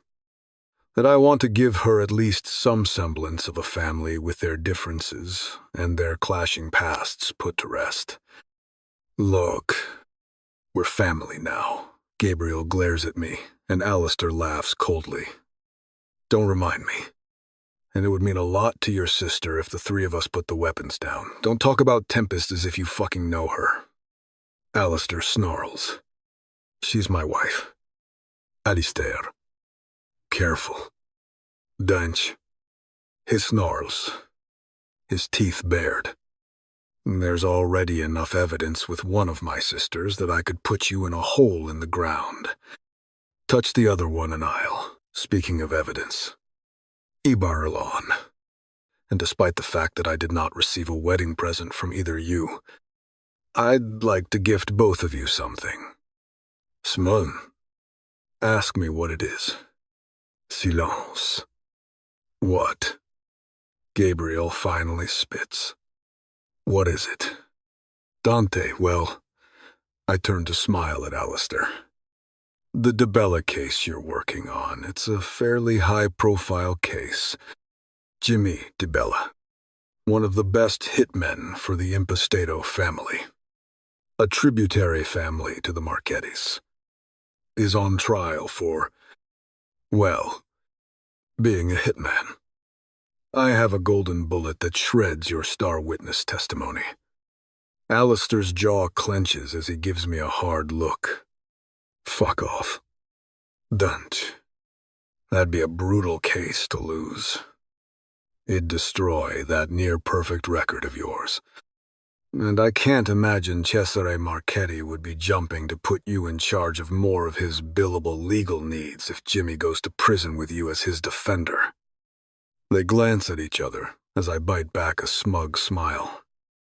They know I'm right. What sort of a golden bullet, Alistair mutters. Here. I hand him a thumb drive. That star witness had an ongoing secret affair with DeBella 2 years ago. He tries to hide it, but there's not stopping the way Alistair's jaw clenches at the news. Neither of them has ever admitted it. Obviously, given that it's the Mafia, and they're both so far in the closet they can't even find the door. But your witness went apeshit on DeBella when Jimmy tried to end things. Trashed his apartment. Torched his clothes. Smashed up his car. Real psycho shit. DeBella didn't report it. Or him. Because, well, I shrug. The gay thing. Not to mention that Mafia hitmen tend to prefer not to call the cops for anything. Alistair stares at me. There's proof of this. I nod at the thumb drive in his hand. It's all on there. And for you, Gabriel. Since we don't want you feeling left out, I pass him a second thumb drive. That drama with the prostitute the media briefly stirred up a year ago. Concerning Governor Atkins, his shoulders tighten. Why would I give a shit about Governor Atkins? Dunno. I smile. But I'm sure the political consulting firm you've had 3 meetings with might give a little bit of a shit about it. Gabriel stiffens. So does Alistair, who turns and glares at him. We were going to talk about that. It's nothing. Gabriel murmure back. Anywho, those weren't just rumors. I nod my chin at the second thumb drive, and I think your consulting firm would love to dig into it. They both drop their gazes to the thumb drives, then raise their eyes back to me suspiciously. Why are you doing this? Alistair growls. Because we might not like each other. And I know that's putting things mildly. But I'm Tempest's husband, and you're her brothers. We don't have to be best friends. But can we at least put the fucking guns down for her? They're silent for a second. Then Gabriel sighs heavily. Fuck it. Fine. Like you said, Alistair grunts. We don't have to be best friends. He holds up the thumb drive. But if this is what you say it is, then thank you. Guy's Tempest pokes her head in. Dinner's ready. We all step into the dining room, and Gabriel turns to Pam as she sets a tray of food down on the table. Pam, could you please grab a bottle of the 95 Chateau Margaux? I can open it up here. Right away. Mr. Black. Ismirk. Glancing at him. My. Gabriel. That's an $8,000 bottle of wine. Yeah. Well, happy wedding. You prick. Again, we're not going to be best friends. But weirdly, the dark cloud over all of this does begin to lift slightly. I mean, sipping a glass of obscenely expensive wine doesn't exactly hurt, either. I can't help but smile when I hear the high-pitched squeal from the other room when Tempest tells Maeve she'll be moving into Gabriel's house. Even Charles seems fine now that he's calmed down. Pam brings out dinner perfectly done pork chops with a peach glaze, and we all tuck in. It's no Norman Rockwell scene. It's not all bubbly laughter and witty conversation. But it's not deathly silence and dark looks, either. I suppose that's what they call a good start. Tempest is chatting away with Maeve, but she turns to flash a quick smile at me. Thank you, she mouths. I just nod. Because if I let myself dwell any deeper on any thoughts about the time we have left, I'll go insane. So then, Tempest, Gabriel chuckles mid-story. She completely ignores what Dad said, and when he's not looking, she takes this whole fucking chocolate cake. Remember, there are like 30 people coming over for her 9th birthday any second. But she takes that fucking cake upstairs. Gabriel stops short. His face is pale and growing paler. Fuck. He groans, holding his stomach. He lurches to his feet and awkwardly stumbles to the side, away from the table. Tempest jumps to her feet next to me. Gabriel, he shakes his head, one hand clawing at the wall next to him. I'm fine. His face turns ashen before he suddenly twists away and starts to vomit against the wall. Shit. Gabriel drops to his knees, still throwing up as Alistair and I run over to him at the same time. I've got this. Alistair grants at me, turning back to his brother. Hey, bro. Let's get you to Alistair's eyes roll back. He suddenly groans and slumps to the ground, just in time to puke all over the floor. Oh, fuck. I'm aware of Charles dropping to his knees too as I make a beeline for Tempest. It's the food. Something's in the but Tempest and Maeve aren't turning gray. They're not throwing up or falling to the floor. They're just gaping in horror as everyone collapses around them. Tempest, my legs give out, sending me sprawling to the ground in front of her. My vision blurs. Call 911. She's screaming my name as I start to vomit.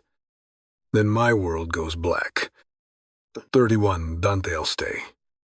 I shake my head, looking up into Tempest's eyes as she sits perched on the edge of my hospital bed. I'll be sprung within an hour. A scowl comes over her face. Says who? The doctors. Which doctors? She blurts, her tone suspicious. I smile. I'm fine. Little hurricane. Her cheeks flush a little pinker, like they always do when I call her that, which always makes me want to keep saying it. Besides, I think I need to have a chat with your brothers. We turn to see Alistair and Gabriel, each in their own hospital bed, glaring at us from beyond the glass partition separating my room from theirs. I'm a grown woman. Tempest mutters under her breath. Neither of us needs to explain a thing to them about our relationship. Say relationship. Arrangement. I grit my teeth a little. We live together. We share a bed every night.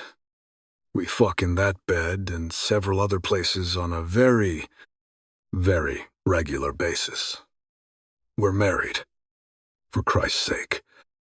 But we both stop short of calling this what most people would, despite how close we've gotten, and opening up to each other. We've both still kept our defenses up a little, because we both know this has a time limit, and calling this anything but an arrangement hurts too much. Tempest. Lorenzo's waiting for you downstairs.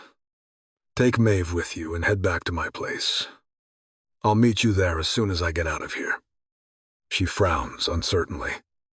We're not, do you think we're in danger? No. I quickly shake my head. But tain't. Arsenic poisoning. That's what made the four of us fall down, puking all over the place before blacking out. We were fucking poisoned by arsenic. It can happen with old bottles of wine. I lie, smiling at her. It wasn't the food. That became obvious because Tempest and Maeve, who ate it, were fine. But they didn't have any wine. It was just Gabriel, Alistair, Charles, and I who did, and ended up in hospital hooked up to IV drips. Even Pam had to get checked out by the paramedics when they arrived at Gabriel's house. Because of the tiny sip of the outrageously expensive wine she blushingly admitted she'd snuck for herself. You don't think it's deliberate? No. Of course I do. But I'm sure as fuck not going to freak her out with that little tidbit right now when she's clearly at her wit's end after everything that's happened tonight. Right now. I just need her to get to my place, where Lorenzo and some more of my men can discreetly watch over her and keep her and Maeve safe. Tempest sighs and nods. Okay. I'll grab Maeve from Charles's room downstairs and go find Lorenzo. Perfect. I'll see you soon. She smiles a little, her cheeks blushing as she leans down and kisses me on the mouth, tenderly, with her brothers glaring at us through the glass. Fuck it. My hand comes up to caress her face as I kiss her back a little harder. When she pulls away, her lips are swollen and her face is pink. Was that for me, I growl? Or them? You? My brothers can mind their own fucking business. I grin as she turns and sachets out of the room, turning to give me a wink in the doorway before she slips out. After she's gone, I swivel my gaze to Gabriel and Alistair, who both just sit there glaring at me. Well, guess I'm the one traveling for this meeting. Being poisoned by arsenic sucks. It fucks with your concentration, your balance, makes your stomach go nuts, and can cause all sorts of mayhem to various organs. Short version. Getting up out of bed and making my way to the room next door is the opposite of fun. I grit my teeth as I step into Alistair and Gabriel's room, pulling my IV drips behind me. I sink into a chair by the window, inhaling deeply as nausea washes over me. Thanks for the wine. Gabriel. I grunt. Think I'll pass next time. Neither of them laughs. Alistair's brow only furrows deeper at me. What the fuck was that? He snarls. Arsenic. The doctors said it at least 5 times. Alistair, with our sister. Asshole. He snaps. Well, Alistair. I smile thinly. When 2 adults decide to get married, fuck off. Dante. Has spits. What you and Tempest have is an obscene business arrangement. Nothing more. I'm still looking as hard as I can for a way to cancel it. So don't even joke about being in love with her. You fuck. I don't realize I'm clenching my jaw until it twinges with pain. Alistair. Gabriel shoots his brother a warning look. Then he glances at me. What did Tempest make of all this? I told her old wine bottles can sometimes be tainted with arsenic. Alistair scowls. You're in the habit of lying to our sister. I'm in the habit of protecting her, I snap. Enough, Gabriel thunders. He glares at his brother. Then his gaze swivels to me. Can we agree to not talk about Tempest right now? Fine. I shrug. Then I peer at him closer. Where the hell did that bottle come from? He exhales. It was a gift from a client about 2 months ago. What client? He shakes his head. Not one who'd want me dead. Margaret Worthington. The socialite. When he nods, I blow air through my lips. Margaret Worthington is an 84-year-old society lady whose father was a telecommunications tycoon. She's used his money to fund hospitals, women's shelters, and orphanages across New York for decades. The woman is a fucking saint. I was helping her with some estate planning. Gabriel says, her will, how her trusts are structured, how to keep the money flowing to all those charities after her death. That sort of thing. He lifts a brow. My billable hours were a bit more than perhaps she expected. But I doubt she'd try and kill me over that. So someone snuck in. I grunt. I'm sure you both have enemies. Anyone stick out? Alistair rolls his eyes. I handle some serious fucking criminal cases. There's probably 100 people on Rikers Island who'd want me dead. Probably just as many who jerk off fantasizing about shoving a gun down Gabriel's throat. Great. Thanks for the visual. His brother mutters.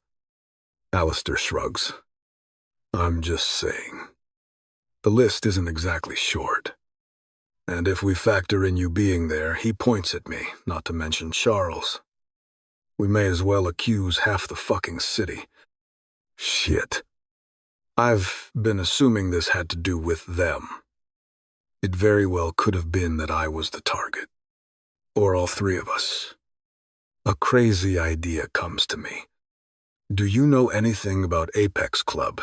They both instantly go quiet. And Alistair sits up in his hospital bed a little more, looking at me coldly. I'm going to ask you this once and only once. Dunch? He growls.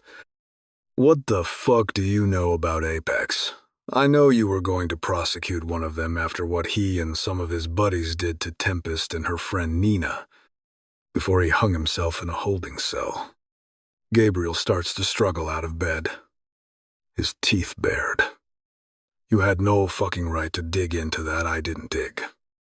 I say quietly. She told me. Gabriel pauses, staring at me in disbelief. He turns to his brother, then back to me. Tempest told you, I nod. She did. Alistair frowns. If any of Brett's friends wanted us dead, they could have done something years ago. I wasn't suggesting that either of you were the target. I growl. Gabriel arches a curious brow. You, I nod. And why exactly would Apex Club consider you an enemy? Because they killed my sister, Claudia. I hiss quietly. So I've spent the last 15 years hunting them down and killing them, one by one. The hospital room goes pin-drop silent. Gabriel's looking at me with concern, his brow furrowed. Alistair almost looks like he's holding back a smirk. There were 7 of them. Total. I growl. In their little club. How do you know that? Gabriel mutters. I turn to him. Because I caught number 6 not very long ago. When he tried to hurt Tempest, he told me. And you believed him, Alistair murmurs. People tend to tell the truth when they're getting their fingers hacked off. Alistair. He and Gabriel glance at each other, then back at me. Did you do that to him for information? Or because he tried to hurt Tempest? Let's just say the information was a nice bonus. Gabriel curls his lip.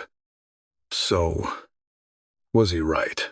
Gabriel frowns and doesn't answer immediately. For fuck's sake. Gabriel. I snap. This is about knowing if anyone else is coming after Tempest. He and his brother glance at each other again. When Alistair nods subtly, Gabriel draws in a breath and turns back to me. 7's the number we were told. 2. He scowled.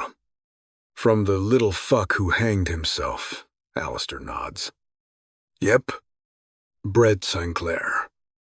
He all but spits the name. Good fucking riddance. This time, he actually does turn his head and spit. I can't say I blame him. But then, something occurs to me, and my eyes narrow. Forget his Apex buddies. Would his family want either of you? Nope. Gabriel grunts with finality. I frown. You seem awfully sure about that. Alistair smirks. There's only one Sinclair left, and he sends us a Christmas card every year from one of his several mansions around the world. My brow arches. Why the fuck would he do that, after Brett offed himself in the holding cell? The Sinclair family went to shit. His parents got divorced when it turned out Mrs. Sinclair Jacqueline had been banging her tennis coach, Grant Sinclair. Brett's dad took everything and left Jacqueline with shit. A few years later, Grant and his new girlfriend died in a car crash, and the entire fortune went to Grant's weirdo slacker brother, Chris. I mean, this guy was trying to start a fucking kombucha company, and then woke up one morning to a dead brother and a bank account worth $8 billion. They hated each other, I think. But that was the only family Grant had left. So now Chris sends us Christmas cards. Like a macabre thank you note. I frown. And the ex-wife Jacqueline, also dead. Gabrielle sighs. She managed to hang on a few years by selling off her furs and jewelry. But she ended up broke and was found dead of a drug overdose in some hotel in Vegas a year or two ago. Well, shit. I mutter. We're back at square one. Alistair eyes me appraisingly. You really killed 6 of those fuckers, I nod. So, now they're all dead. He muses quietly. Tempest know that. She does. Good. He growls. Just then, the door swings open, and Lorenzo walks in briskly, a hard look on his face. What's going on, I growl. Where's Mrs. Sartor and Miss? Black are safely on their way to your place. Sir, with some of my most trusted men. But you need to see this immediately. He holds up a plastic bag marked evidence. From one of our boys on the NYPD. He passes the bag to me, and I frown at the cork inside.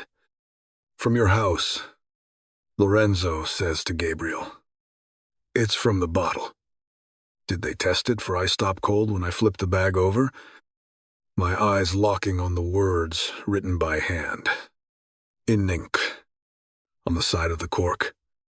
Even a single lion can bring the savannah to its knees. You missed one of us. I'm yanking IV drip lines out of my arm in seconds. Whirling to Lorenzo. Get me home. No. Then I turn to Gabriel. I'm sending Maeve with you back to your place. Along with 10 men. Just in case. Gabriel nods. And Tempest, I'm taking her out of the city, where she'll be safe. 32 Tempest. I love New York City. I was born here, and I've lived here my entire life reveling in the gorgeous chaos of it. That said, getting out of it from time to time is great. Even if that getaway is less vacation and more fleeing clear and present danger. When we first start to drive to the Hamptons, Dante is incredibly convincing at making it sound like he just needs a break from work. And that is why we're headed out there. Or at least, it would be convincing if I was a complete idiot. Old wine bottles don't randomly produce arsenic. I Googled it. His eyes swiveled to mine for a second. Look, this is just a precautionary. Someone tried to kill you. My heart is pounding. And my brothers, and your response is for us to just leave, and there are 10 of my best men watching your brothers. And Maeve. And even your turd of a grandfather. I frown. But you don't even like my brothers. Well, his hand slides across the middle column of the Mercedes SUV, his fingers lacing tight with mine. I kinda like you. So, figured I'd keep them safe. 2. My face heats. Kinda like me. Huh, don't let it go to your head. I turn away, grinning like an idiot out the passenger window. He is a real turd of a grandfather. Isn't he? Dante chuckles as the car accelerates down 495, and the city begins to recede. The first few days we're out at Dante's house.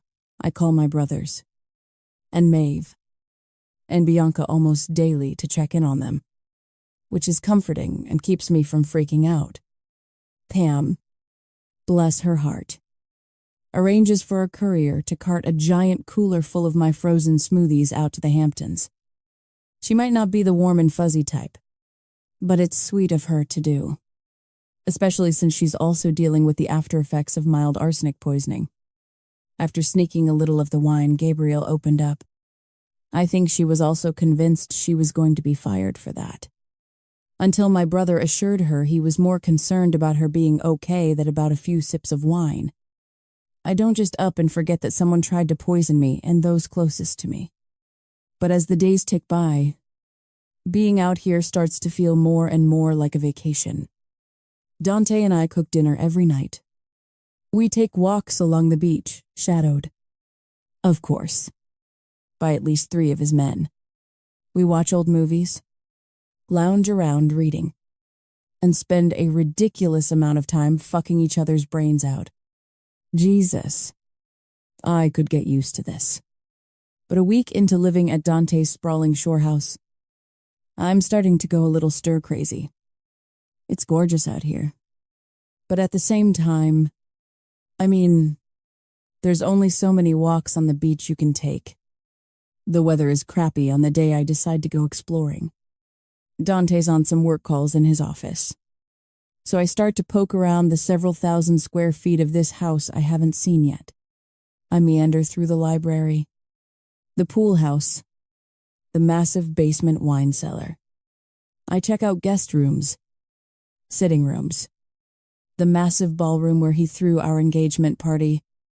Eventually, I open a door to what appears to be Dante's second home office. It's small, with gorgeous built-in bookshelves and huge picture windows overlooking the Long Island Sound. It's the kind of home office that makes me want to get my shit together and figure out what the heck I want to be when I grow up so I can work out of it. At least, if I was going to grow up. I'm getting worse. The spells of confusion and dizziness are becoming more frequent. My appetite sucks, to the point that I'm basically living off smoothies, water, and the odd cracker, and I threw up more blood a few days ago. I resolutely shove all of that aside.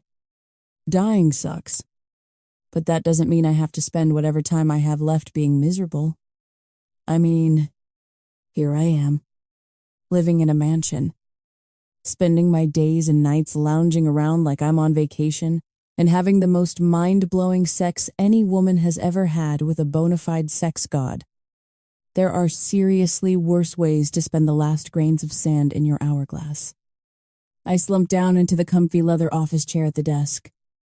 For a few minutes, I just swivel idly, looking out the window at the ocean. Then, of course, my curiosity gets the better of me and I start to paw through the desk for no other reason than I'm bored. There are some financial records, some contractors' receipts for work done on Club Venom, an opened invitation to some gala at the plaza, and a buyer's information packet on a yacht. Oh, yacht. Then, beneath some random papers in the bottom drawer, I find it a dark wooden box. Something in the back of my brain tells me to leave it alone.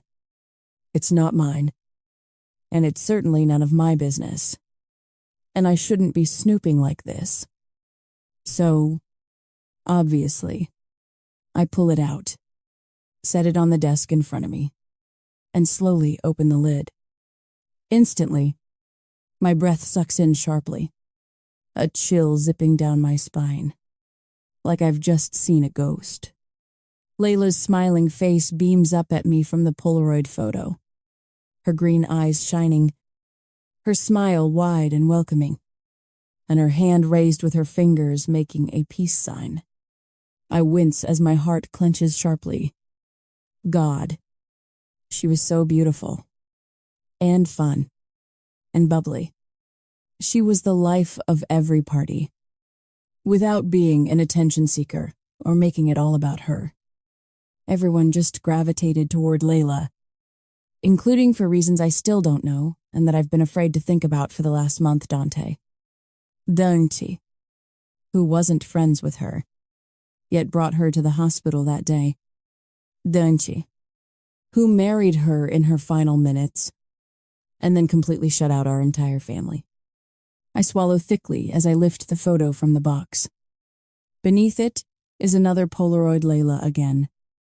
But this time, she's taking a selfie with her arm around Dante's shoulders. He's smiling.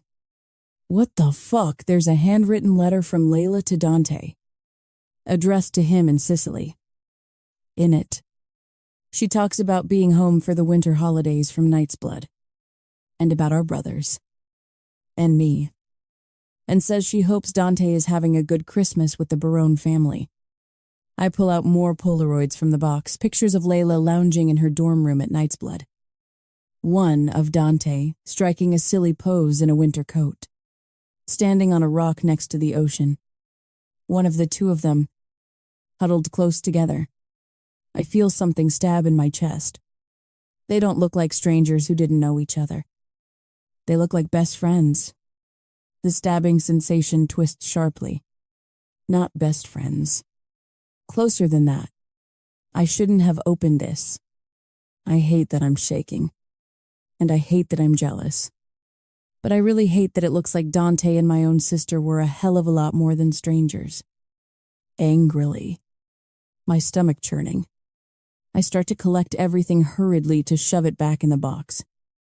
In my haste, I bump the box with my elbow and tips over, dumping the rest of the contents across the desk. I was hurt before. I felt sick and devastated and jealous beyond belief to see those photos. But nothing on earth can prepare me for what I find myself staring down at that. There in black and white, on the desk. Dante looks up from his desk when I come surging into the room. He mutters something into his phone before he hangs up and gets to his feet. Whoa. What's going? I want the truth, I blurt, shaking as tears stream down my face. My entire body feels like it's wrenching in two, my heart twisting around itself as my stomach ties into knots. Dante blinks in confusion. Tempest, tell me, I scream. What were you and my sister? He goes still. Go ahead, I yell. Go ahead and lie. Tell me you didn't even know each other. Tell me you just happened to take her to the hospital that night and fucking marry her. Dante's jaw ticks. It was a complicated situation. Tempest. He growls quietly. As were the reasons for my actions that horrible day. Complicated because she was fucking pregnant. I hurl the ultrasound picture with Layla's name at the top at him. My vision blurs as I start to shake uncontrollably. You motherfucker, I scream again. You Tempest. Listen to, I'm going to be sick. I whirl aimlessly in circles as my breathing comes faster and faster. This is fucked up, I wheel on him abruptly. Is this some sick, twisted fetish of yours? Fuck one girl and then fuck her little sister. 2, I never slept with Layla.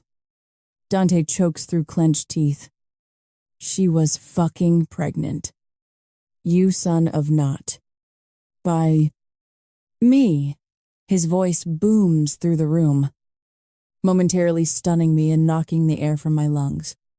Dante charges around the corner of his desk, and before I can run, he's grabbed me by the wrists and yanked me tight against his chest. Listen to me. Get your fucking hands off of me, I scream and sob, tears flowing down my face. Get away from me, I hate you, I fucking hate your sister. Tempest Dante roars abruptly, shocking me into silence. His eyes burn into mine, his jaw clenching as a vein pops on his forehead. Your sister. He chokes a little more quietly. Saved my life. and she was my best. And for a while, my only friend. 33 Dante, 15 years ago, hope can die. An inch from my toes. The cliff drops to the swirling black waves below. The wind howls in my ears, clawing its way down my back and chilling the cold, hard lump knotted in my chest.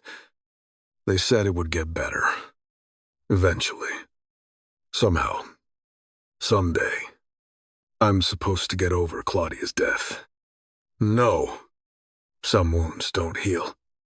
Some pain cuts too deep to bleed its way back out again. My freshman year here at Knight's Blood was supposed to be a new start after what happened to my sister. I've even got Carmi here with me. But coming here has only underscored what I've tried to overlook. Ever since my parents died and Vito took in my sisters and me, we may be living in a house that the Mafia built. But we are not Mafia. I'm here at Knight's Blood because of Vito's influence. Power, notoriety, and money. Carmine is, too. But the difference between us is blood. Every Mafia-connected student at Knight's Blood is here because of their parentage. I'm only here because Vito called in favors. And every day I spend here highlights that even more. It's not as if Carmine and I don't spend time together. It's just that he's got his own thing going on, with other Mafia heirs, other students that one day he'll either do business with or make war on. That won't be my future. Though, so I find myself on the periphery. My soul still ripped into pieces from losing Claudia. I've tried, God knows I've tried. For her. For myself. For Bianca. Of course. For the Barone family. Too. After all they've done for us. But sometimes trying isn't enough.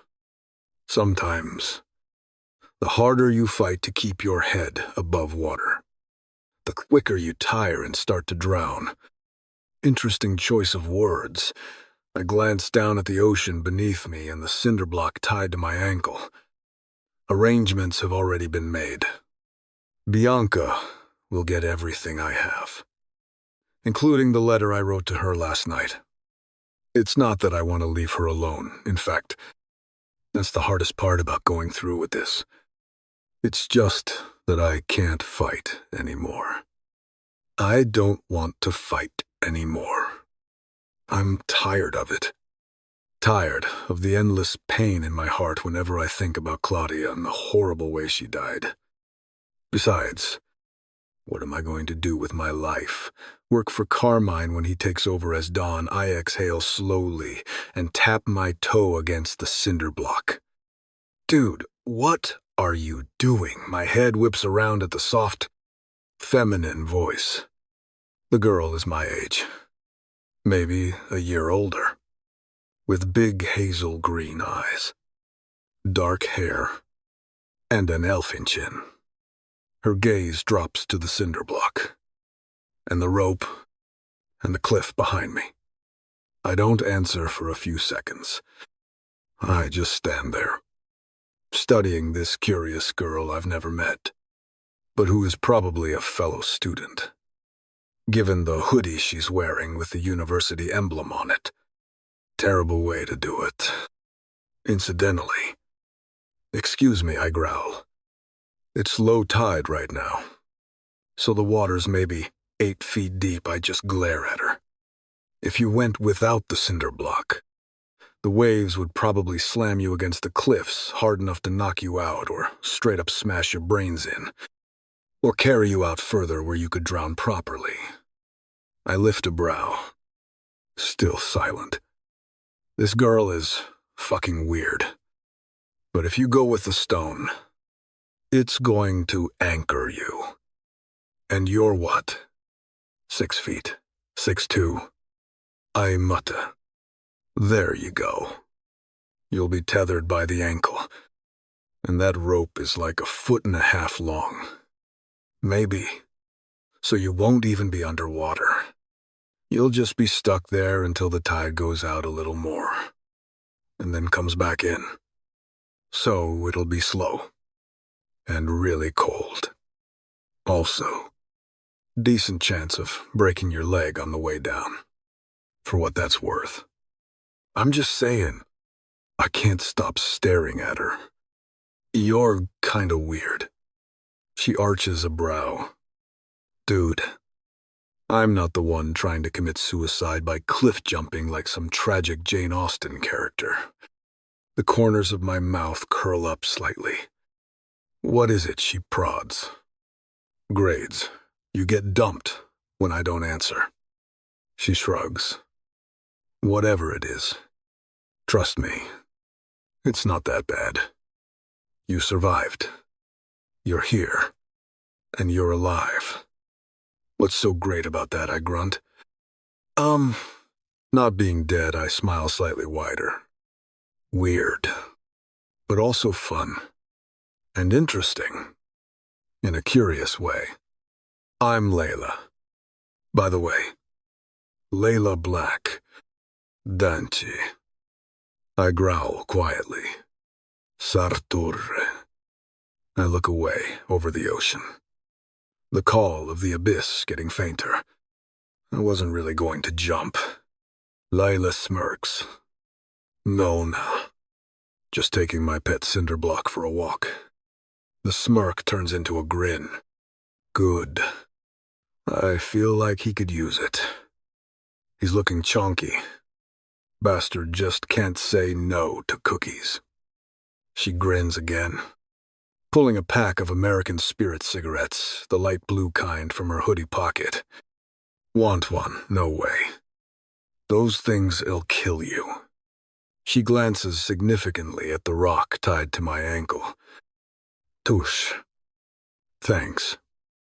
I'll take one.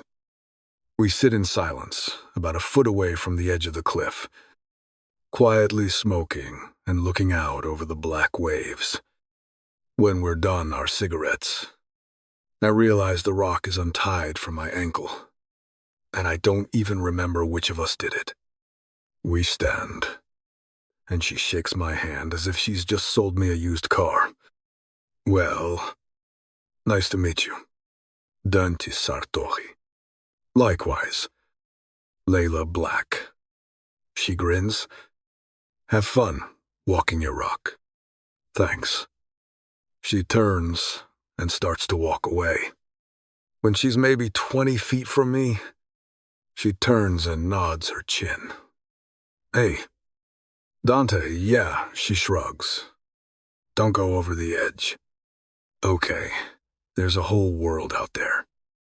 13 years ago, sometimes. The darkness and sadness that grips your heart come from something so visceral.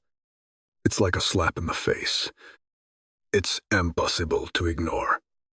And it drives you to do reckless, stupid, hopeless things like stand on cliff edges with cinder blocks tied to your ankle.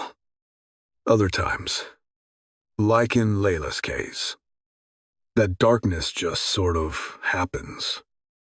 And there's no telling when, or how hard it'll hit. Depression is a motherfucker. So is addiction. The machines looming over Layla's hospital bed beep rhythmically. I grit my teeth so hard it hurts as I stand there looking down at my best friend. She looks so frail, so weak, almost lifeless already. How the fuck did it come to this? Layla's always said she has an addictive personality. I've seen that clearly over the 2 years that we've been friends. Cigarettes are the big one. But also guys who should have treated her so much better. And no, it's not a jealousy thing on my part. Seeing Layla date shitheads who treat her like dirt. It's protectiveness. Layla is, objectively speaking, a very pretty girl. But there's nothing between us. And nobody on campus would assume we were an item. Because we hang out in private, Not because either of us is ashamed of the other or anything. It's just that she's got her own world, with her own friends and her brothers Gabriel and Alistair. And I've got mine, with Carmi and Nico, and the other Mafia types. Layla says our platonic relationship is because I remind her of her brothers in different ways. She also says it's because she's my Wish.com version of Claudia, which feels somehow disrespectful to both her and my dead sister, and yet is also hilarious. Hilarious. I look down at the shell of a girl lying half dead in the hospital bed.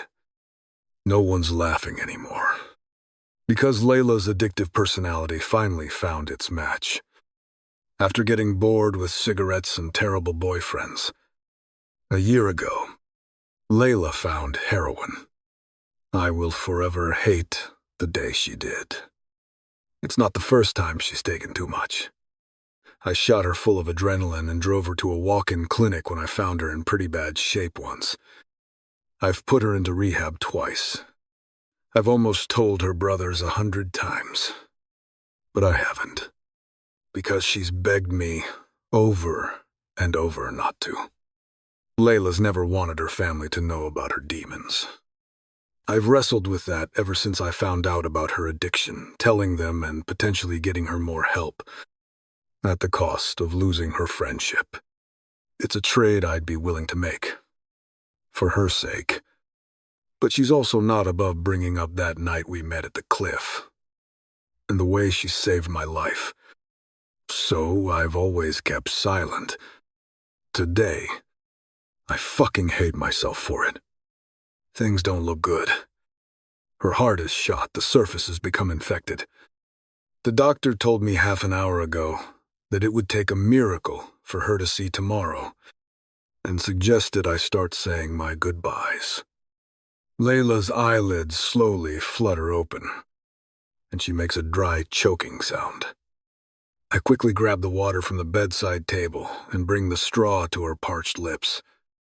After she swallows, her head sinks back into the pillow, a pained expression on her face. She turns away from me. I fucked up, didn't I? Dante, when I don't say anything. She glances back at me. How bad. This time it's me that looks away. Shit. She murmurs quietly. Tears bead in her eyes as she swallows thickly. Fuck. Alistair and Gabriel are gonna be so fucking angry at me for this. You can get better. I hiss. You're not going to Dante. Her face is pained as she struggles to lift her hand to mine. I reach for it, grabbing hers and squeezing. You're not. I am. She croaks, a wry smile on her face. I can feel it. She looks down, her head slowly shaking side to side. I'm so sorry. Don't be. Lila, just rest. I called a specialist in New York. He's going to be here tomorrow, but I won't be. She looks up at me, her eyes no longer sad, just resigned. I'm sorry I made you cover up my sins. She whispers, It's fine. I grunt. Don't worry about it. She sighs. And my God, Tempest. What the fuck is my sister going to think when she learns about this? I fight back tears as I grip her hand tighter. Don't you? Yeah. Layla's face twists into something between a smile and sadness. There's something else. No one else knows. But I want you to. She starts to cry. I'm pregnant. Hoy. Fuck. I blink quickly, my breath coming faster. It's early, she says quietly, her face twisting in pain. It's super early. I hold her as she cries, cradling her against my chest as she sobs out her pain. Jason, I growl. She nods against me, and my face turns furious. Her dealer. Her scumbag. Piece of shit dealer who she's also been sort of dating. He's the motherfucker who led her from cocaine to fucking heroin. And now he's knocked her up just in time for her to overdose. I'm going to fucking kill him with my bare fucking hands. Literally. Don't. Please, she murmurs when I start to shake with rage. Just, she exhales. I want it to be you that tells them. My siblings.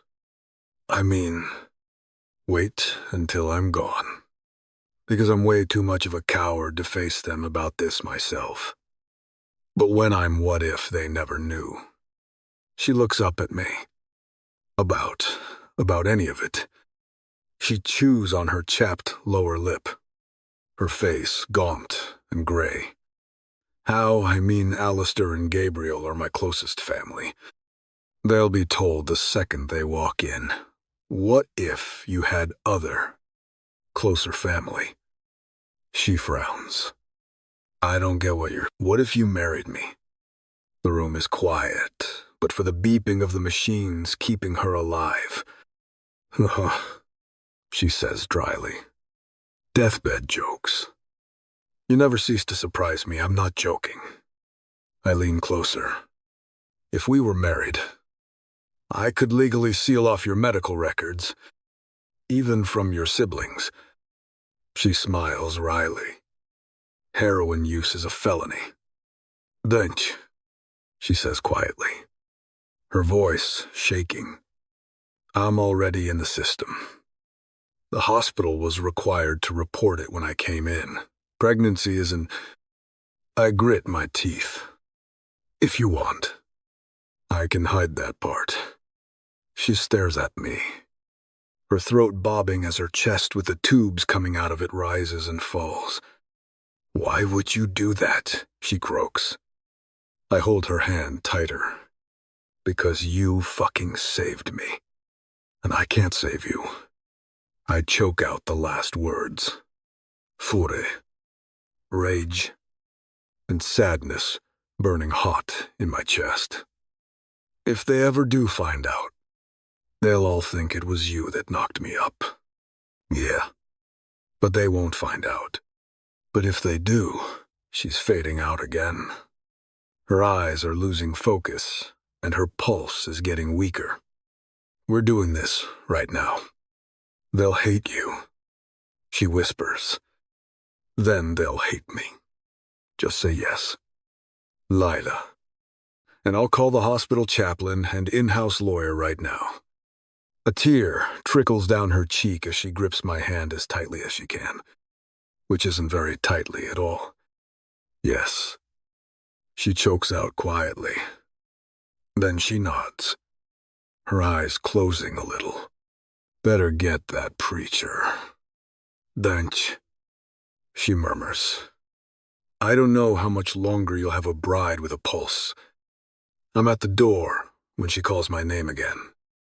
Oh, and Dante. She opens her eyes and grins a sleepy smile at me. Remember, don't go over the edge. Okay, 20 minutes later. The documents are signed. And Layla is my wife. 5 minutes after that, I'm a vidover. An hour after that, I'm kicking in Jason's front door and committing my first murder with my bare hands. As promised. And then I mourn the loss of my best friend, who saved me, whom I couldn't save back. Present Tempest is sobbing by the time I finish telling her everything. She collapses into my arms, clinging to me as she raises her tear-streaked face to mine and kisses me hard. You never said anything, she sobs. I promised her. I choke through clenched teeth. I couldn't break that. So why now I look away, my arms circling her tightly. Because your sister always used to tell me to not go over the edge. And going one more second without telling you the truth was going to be going over that edge. Tempest sinks into my arms as I hold her tight, our lips locked. Our hearts beating together. Two toxic souls crashing together. 34 Tempest-hour week in the Hamptons turns into 2. And then 3. 3 weeks in a 10 to 1,000 square foot home on the beach. Constantly having the most incredible sex ever, pretty sweet. That said, I do miss my New York life. At times, Gabriel, Alistair, Bianca, and Taylor have all come to visit. And Pam, bless her, keeps sending those smoothies out like clockwork. Still, it's not the same. The not-so-sweet part is that Charles has used what happened at the dinner party to go back on his word about Maeve moving in with Gabriel. He's been stalling ever since, blaming the unsafe atmosphere around my brothers for not allowing the move to go as promised. Which is obviously complete horseshit. If my grandfather gives a single shit about his own daughter, it pales in comparison to the shit he gives about power and using her to somehow gain more of it. 3 weeks after we get out here, I'm sitting in the library reading a book when there's a knock on the door frame. I grin without even looking up. Oh, good. It's the pool boy with my daiquiri and fresh sunscreen. I think you're overdressed for a pool. I giggle as he walks over and plucks the book from my hands. And the fact that he slips a bookmark into it before he tosses it to the side is just, yeah. Chef's kiss. Dante leans down to kiss me softly. His tongue explores my mouth, his hand tangling in my hair. When he finally pulls away, I'm breathless and aching for him. What was all that for, I breathe. That, he murmurs, was me telling you to get dressed. We're going out. I blink. I'm sorry. What? For the last 3 weeks, we haven't left the grounds of this house at all. With the threat of what happened with the arsenic poisoning hanging over us and all. And now we're going out. Dante smiles a thin, grim smile. My brow furrows. Wait. What is it? They found the guy. My eyes widen. Seriously, he nods. Ken Freeman. He's a nobody. A rich trust fund drug addict. But his first cousin was Lance Hammond. When my brow furrows, his darkens. Lance was an Apex club. Ken was hoping to get revenge for his death. I guess. I shudder. My stomach nodding. Oh, and he's dead. By the way, holy shit. I breathe. Ken OD'd on fentanyl-laced cocaine. A concerned neighbor called the cops, and they found arsenic, rubber gloves, and chemistry equipment, plus copied keys to Gabriel's back basement door in his apartment. Apparently, your brother lost his keys a few weeks ago for half a day before his dry cleaner found them in one of his trouser pockets. My head spins. Wait. So, it's over. He grins as he leans down to kiss me. Yeah. Little hurricane, he murmurs. It's over. So we're going out. Whatever you want to do. We'll dancing. I blurt. I want to go dancing. That awful night ruined clubs for me. But then Dante happened. The man broke down my walls and pulled me out of my own head, showing me things I'd forgotten that I used to enjoy, like dancing at clubs. Dante arches a brow. I was thinking dinner at a Michelin spot. Or you said anything. I grin. I pick dancing. I mean, unless you're scared of sucking at it. And I giggle as he kisses me hard. Get your dancing shoes on. If you don't know, the Hamptons are a total capital S scene. Manhattan Trust Fund brats. Finance bras. Celebrities. Heirs to Fortune 500 companies. And the usual socialite crowd. Which is pretty much everything I hate. but it does mean the sleepy little towns that dot the coast of Long Island that together make the Hamptons are littered with five-star places for dinner and drinks. And some fantastic dance clubs. Dante and I, him in gunmetal gray pants and a white shirt with the sleeves rolled up. Me in a short black dress that flares out at the hips and up at the beach cider. The crowd looks a little less douchey than the usual. And it turns out that Dante knows one of the guys on the door. That's Leo. He murmurs in my ear after the guy waves us through the line and inside. He works security at Venom when he's not here. I smirk as we step into the steamy heat and neon-tinged darkness. I wonder if anyone else from Venom will recognize you. Doubt it. No one, aside from my staff and a few select VIPs, know my face.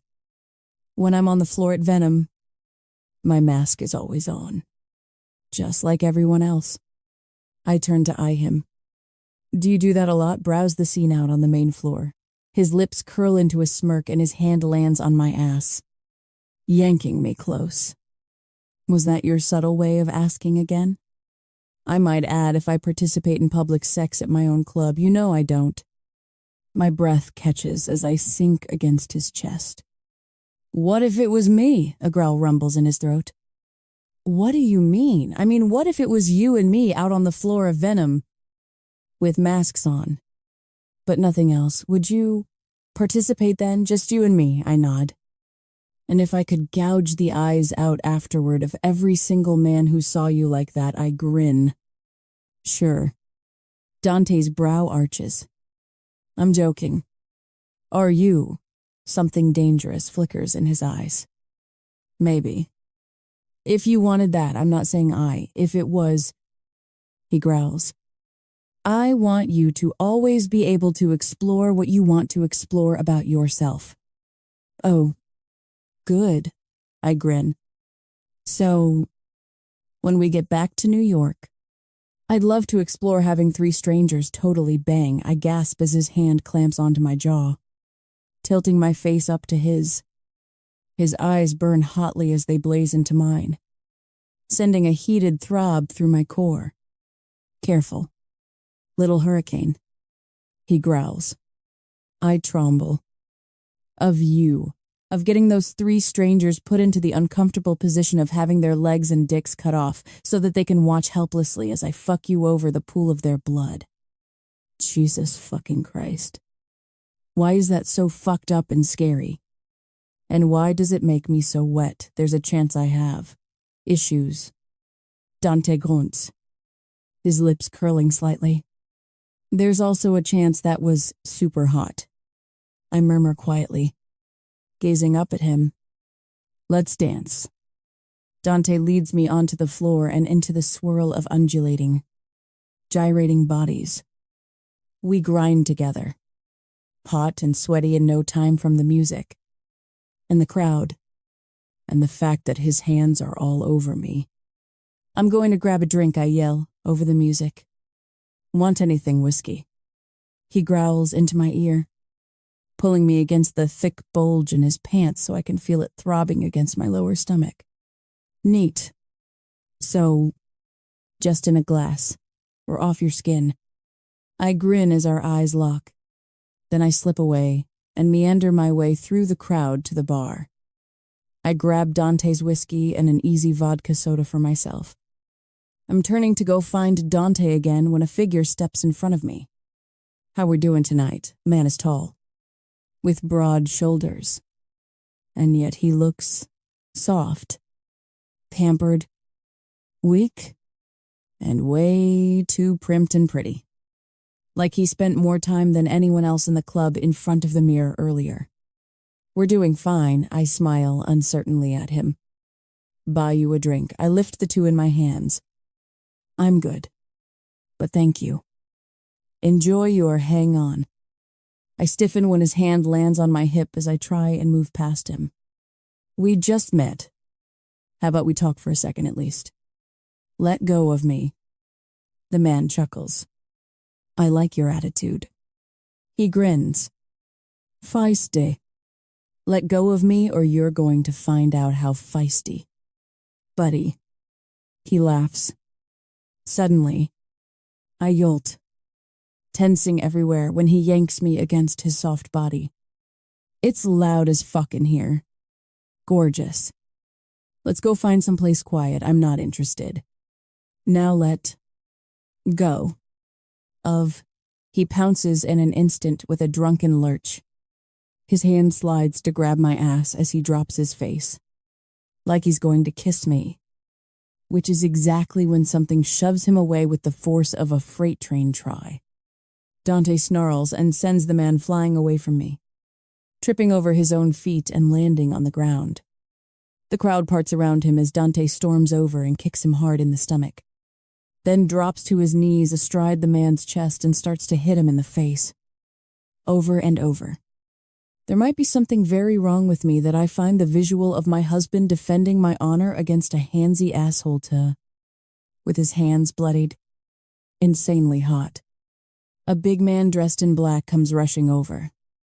I realize Dante stands and Leo yanks the asshole off the floor by his collar. We've got an empty storage room downstairs. Mr. Sartore, Leo murmurs, glancing at Dante. If you want me to bring him down there for a little more privacy. Dante's eyes narrow as he walks up to the bloodied, drunk douchebag. What's your name? Carl. The guy sobs through bloody lips. Please, Carl. That woman you just put your fucking hands on is my wife. The man goes pale. But tonight's your lucky night. Carl, you see, I'd rather spend my time fucking my wife than breaking every bone in your body. But I will say this. He grabs Carl's collar and yanks him closer. If I ever see you again here or anywhere else, I'll fucking kill you. Understand, Carl nods pathetically. Get him the fuck out of here. Leo, you got it. Mr. Sartore. I rush into Dante's arms as Leo drags a sniveling Carl away. Your hands, I gasp, taking them in mine. Let me get you some ice. Instead, Dante suddenly grabs me and yanks me after him as he dives back into the crowd. In the very center of the mass of swirling, grinding humanity, he spins me around quickly and then tugs me back against him. My ass squirms against his bulge, and I whimper softly. Fuck. He's hard as steel. His hands skim up and down my sides, teasing the sides of my breasts and grabbing my hips.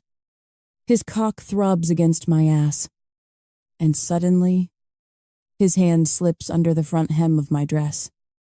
Dante, he just bites down my neck from behind, making me moan as his fingers tease the edge of my panties. They push down lower under the lace, cupping my bare pussy as I start to tremble and shake. His fingers roll over my clit and then delve deeper, curling as he sinks 2 thick digits into my eager pussy. I am soaked. You'd better be wet for me. Not him. He rasps dangerously into my ear, like a knife's edge teasing over tender flesh. I moan as he starts to finger me hard and fast, his palm grinding against my clit. I turn my head, my eyes locking with his in the neon darkness. I'm always wet for you. His mouth crushes to mine as his fingers stroke in and out of me. My legs shake and buckle, my body writhing under his touch. His other hand slips between us. Then, suddenly there's a tug, and his hand is gripping the back of my dress and yanking it up over my ass. Dante yelp, my heart hammering as I feel his hand on my bare ass. Something else presses hotly against my ass, and my eyes bulge. Holy fuck. Is he for real? Dante's thick. Swollen cock slips between my thighs from behind.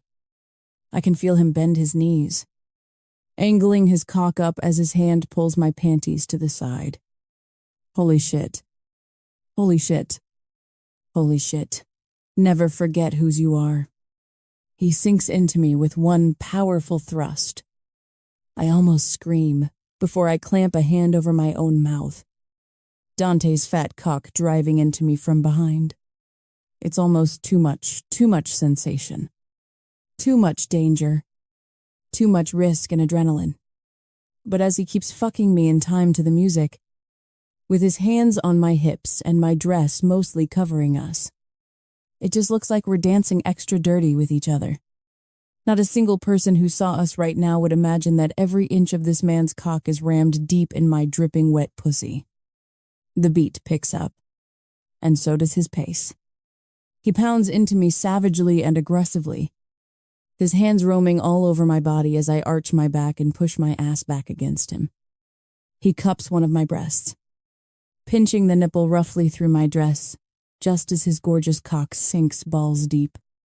All of it slams together the crowd, the music, the public nature of this, and the thrill of being caught or seen. And, of course, him, and his godlike ability to fuck me exactly how I need it. And suddenly I'm shattering for him. Just as I cry out, Dante grabs a fistful of my hair and twists my face around.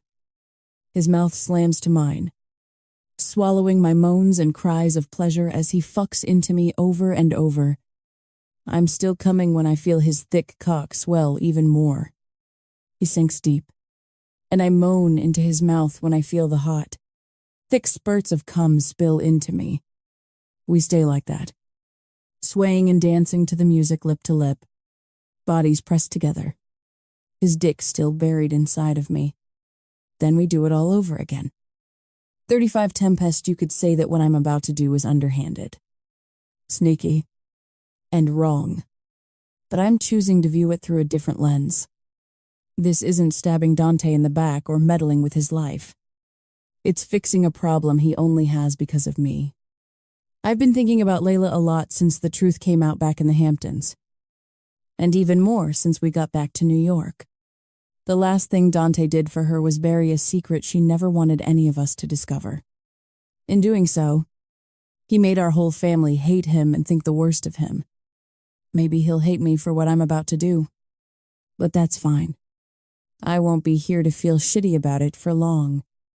And before I go, I can fix this problem for him.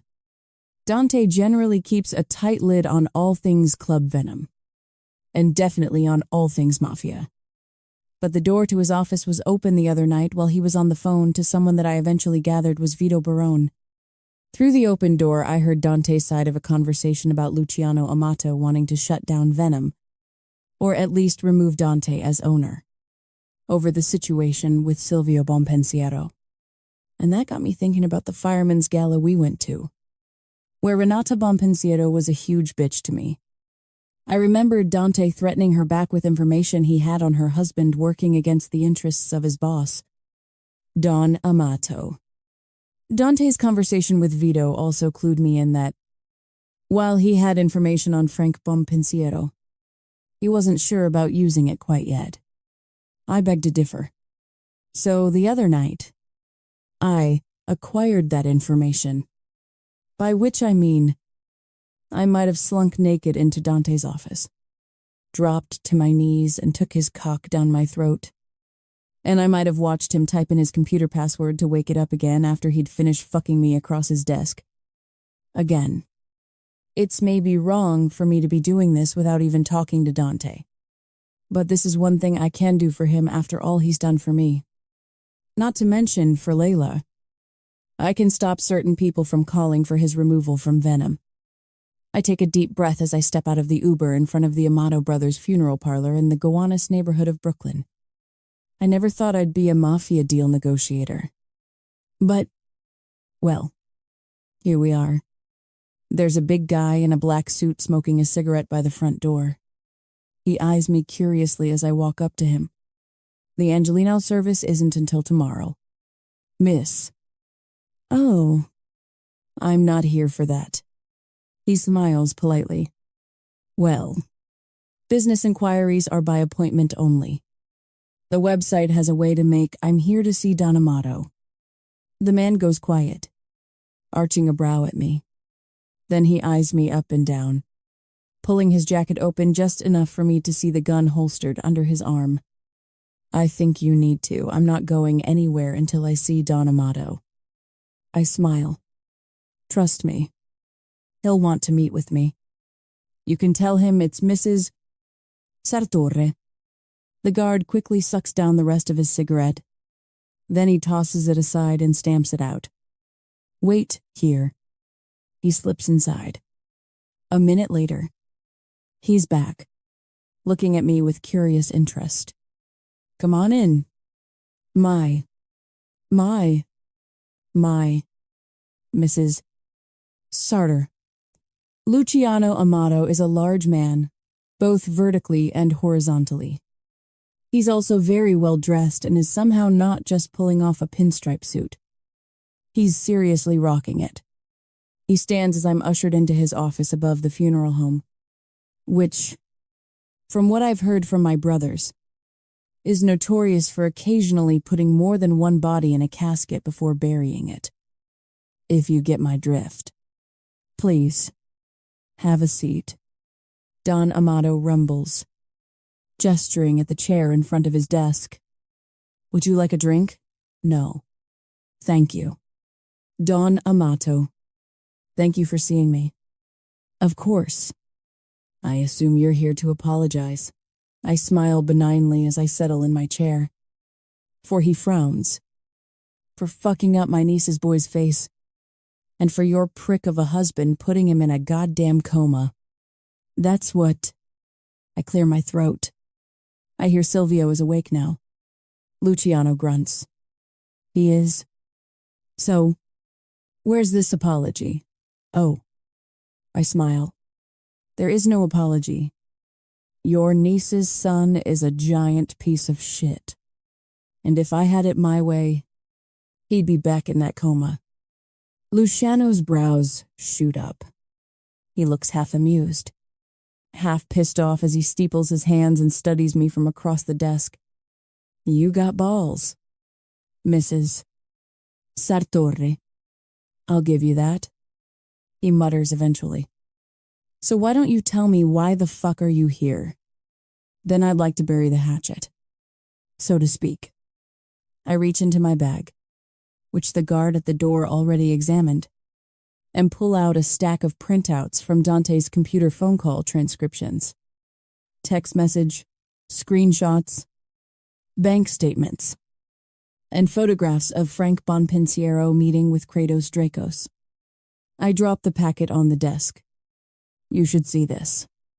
Luciano doesn't immediately look down. What is this? It's a packet of information concerning you coming here like this. This Dante's idea, no. Mr. Amato. I smile frostily. It's mine. His eyes finally drop to the pages on the desk.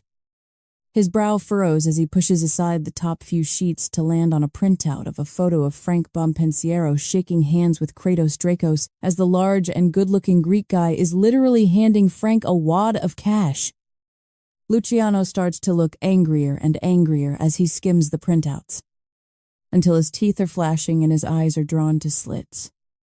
Slowly, his gaze lifts to me. Where'd this shit come from? Let's just say my husband is skilled at collecting information when he wants to. Luciano smiles grimly. Apparently so. He drums his fingers on the table before he raises his eyes past me. Polly, he roars, making me half jump out of my chair. Polly, get in here. The door to the office opens. And the big guy from outside steps in. Yes. Don Amato, where the fuck is Frank Bonpensiero right now? The guy frowns. Like, right now. Right now, I think he's over in Sheepshead Bay on business. Luciano leans back in his chair, cracking his knuckles. Go get him. Bring him here. Oh. And Polly, his lips curl. Clear my schedule for the rest of the day and open up one of the free embalming rooms downstairs. Yeah, you got it. Boss. When Polly leaves, Luciano levels his cold eyes at me. We're done here. Mrs. Sartorre. I nod silently, standing and turning to go. But you can tell Dante and Vito the next time you see them that my threat regarding Club Venom is off the table. Capisce, I turn and incline my head. Thank you. Don Amato. He smirks. He was smart to marry you. A sweetheart. And I don't mean just to keep his little sex club. I blush as I dip my head again. Thank you. 36. Dant. I'd like to think I've accomplished a lot in my life. I conquered depression and my grief for my sister. I founded Club Venom and built the empire I sit atop today. I've hunted demons and brought monsters to their knees. But tonight, I have a whole new challenge to deal with. One I'm not sure I'll survive. Tempest wants to come to the club. Not through the back door. To hide out in my office. Through the front. As my wife. My date. And Club Venom guest. Not as Taylor. Either. As herself. At first it was a firm, oh, hell no from me. But my wife can be persuasive. My balls are still tingling, and my cock is still a little sore from her persuasiveness earlier. Also, the idea of having her here is growing on me. I mean, this is my castle, and she's my queen. Obviously. It's not as if either of us is going to be joining in with the group activities in the main room. But if Tempest wants to watch, why not? Funny. I never once pictured myself being okay with bringing a woman here whom I was interested in. But here we are. But before all of that, I'm on the phone in my office. Having come to Venom early, not just any phone call. Either.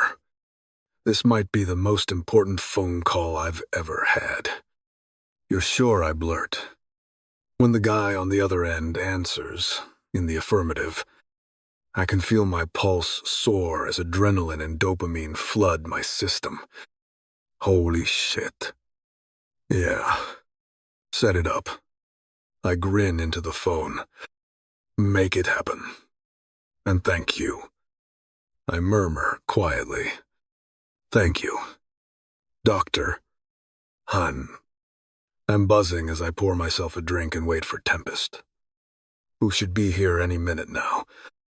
I'm practically bouncing up and down as I grin and slam down my drink. Then I glance at the time. She was supposed to be here 5 minutes ago. I make myself a second drink and wait, checking in with some of my people as the evening's festivities get underway. When it's been another 20 minutes and there's still no word from Tempest, I call her. She doesn't answer. Half an hour later, she's still not here. Hasn't checked in with the front door staff, and isn't answering her phone. My skin begins to tingle. The hairs on the back of my neck beginning to prickle. I send Tempest my 10th text message of the evening, even though she hasn't replied to or even read a single one of them. My ears ringing. I call her again. Nothing. My jaw clenches and I try Lorenzo instead. Where are you? Hey. Boss. He grunts over speakerphone. I'm in the car. Almost at the Hamptons' house. Bianca needed a ride back to the city. I roll my eyes. Jesus Christ. Lorenzo. I mean, I know the guy views her as the kid sister he never had. But come on. She can take an Uber.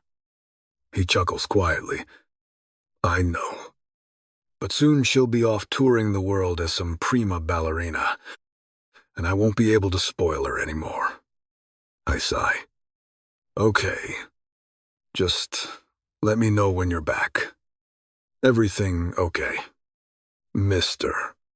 Sartor, he growls. Concern in his voice. It's fine. Lorenzo. I shake my head. I can handle it myself. Call me when you get back with Bianca. I drum my fingers on the desk, ready to call Tempest yet again, when suddenly my phone lights up with a text from her Tempest. Come fuck me. I exhale slowly, the knots of worry dropping away from my shoulders. Someone's feeling a little forward tonight. Me, I thought we had plans for Venom Tempest. Plans have changed. Unless you're not man enough, my brow arches. And I smirk. Someone's feeling very forward tonight. Me, you're in trouble in 20 minutes. I leave some of my best people in charge of the club and jump in my SUV to speed home. I leave it with the valet and head into the lobby, where suddenly I freeze as I lock eyes with Gabriel and Alistair End, who are sitting on the bench against the wall next to the concierge desk. Scowling. Evening. Mr. Sartor. Sir Joey, the front desk guy, smiles at me.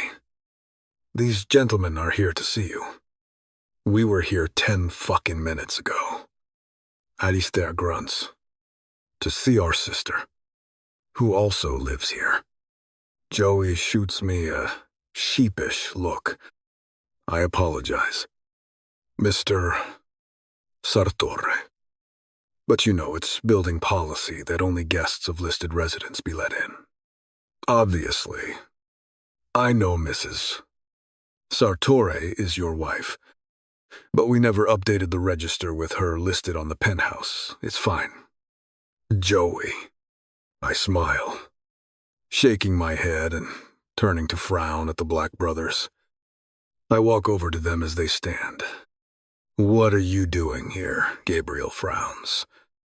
Tempest texted me that she needed help with something at your place. I got here 5 minutes ago and was surprised to find this guy he elbows Alistair already here with the same message from her. I get the distinct impression someone whose name starts with T and ends with Empist is playing a game of surprise mediation between her brothers and I, which should piss me off. But fuck it. If that's what she wants, so be it.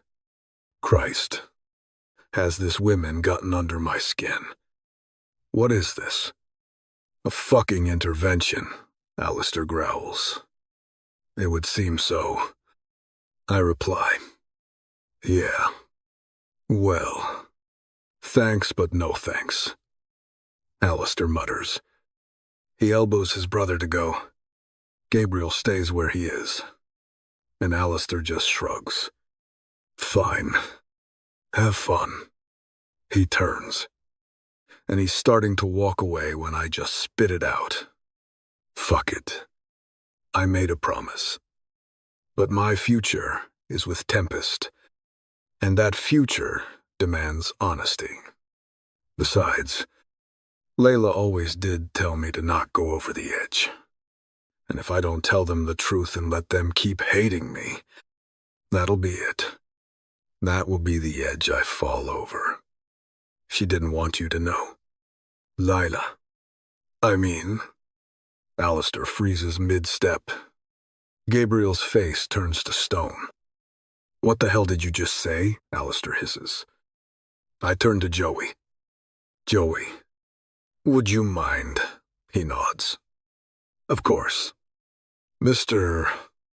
Sartore. He steps past us and outside to light a cigarette, giving us the lobby to ourselves.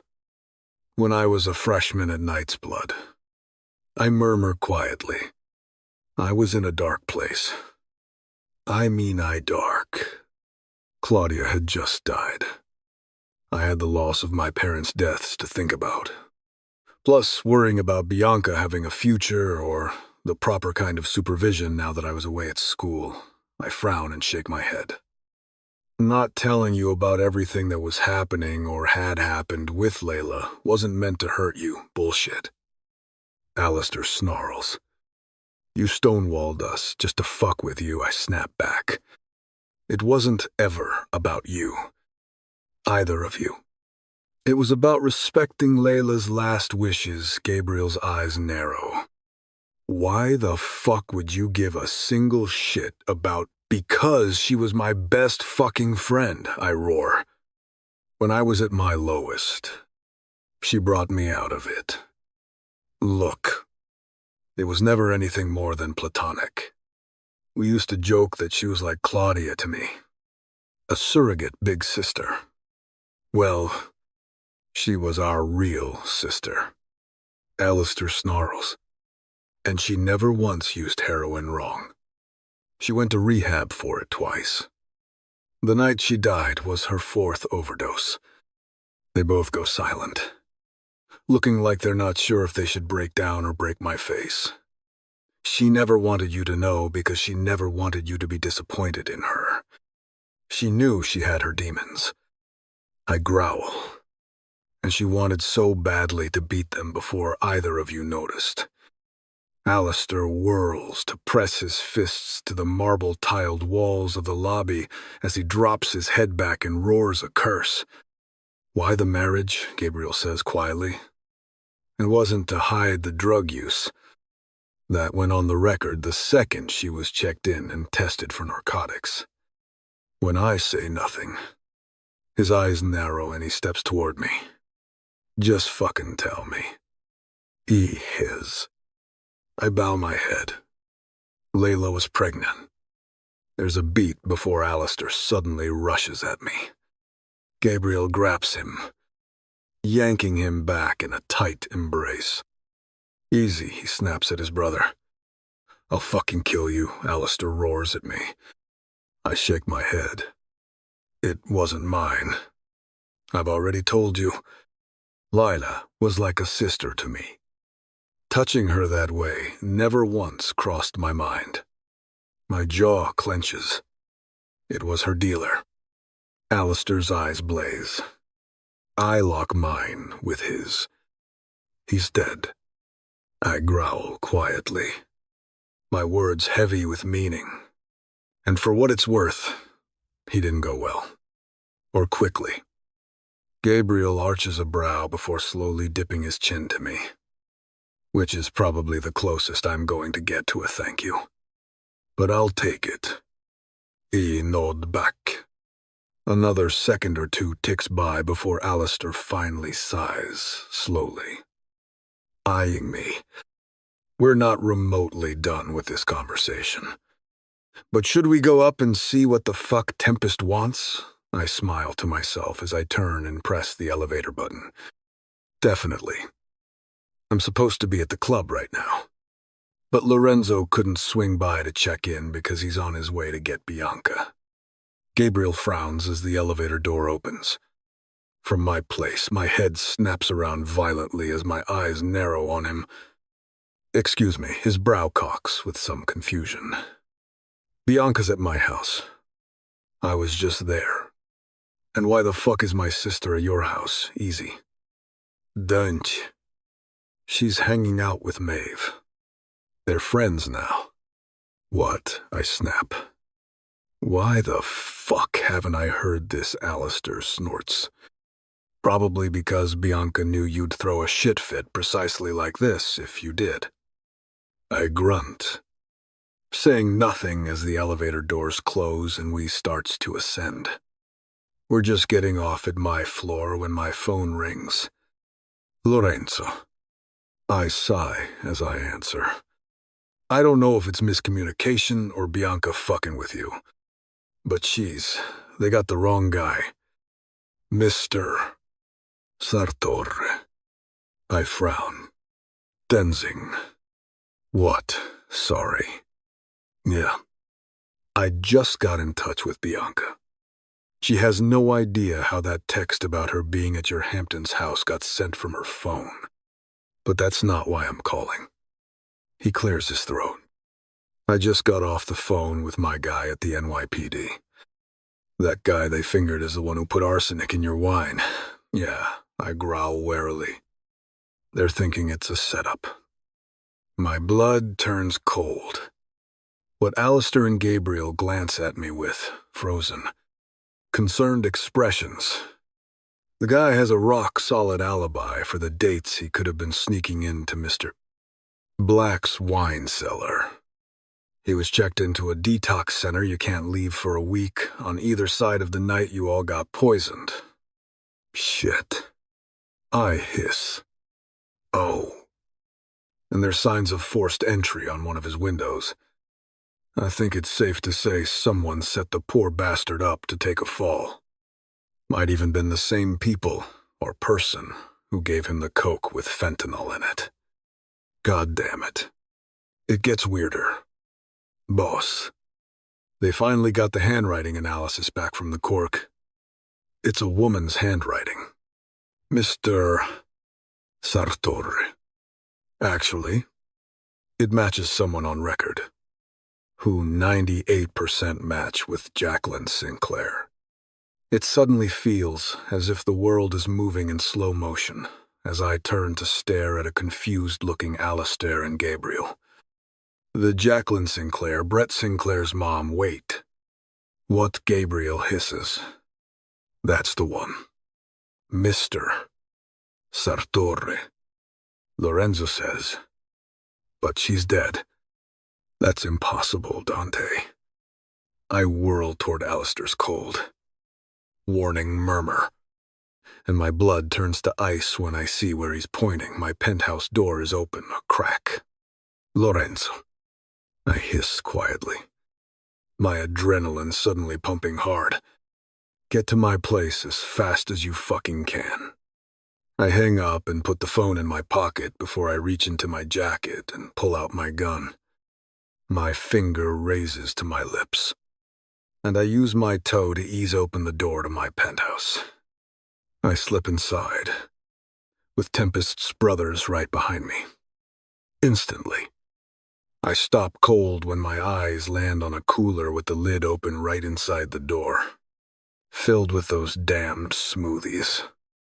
One of them is open and tipped over onto the floor in a disgusting, creamy greenish puddle. Something is very wrong.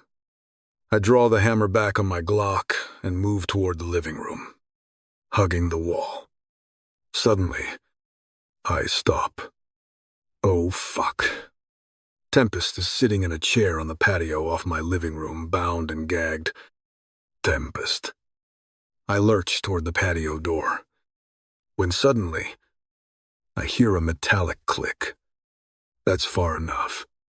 Dante, put the gun on the floor and kick it over here. Now. Holy shit. I know that voice. What the fuck? Gabriel hisses when he comes up behind me. Pam, Gabriel's housekeeper, steps out from behind the staircase, aiming a gun at my head. I'm so glad you could make it. Mr.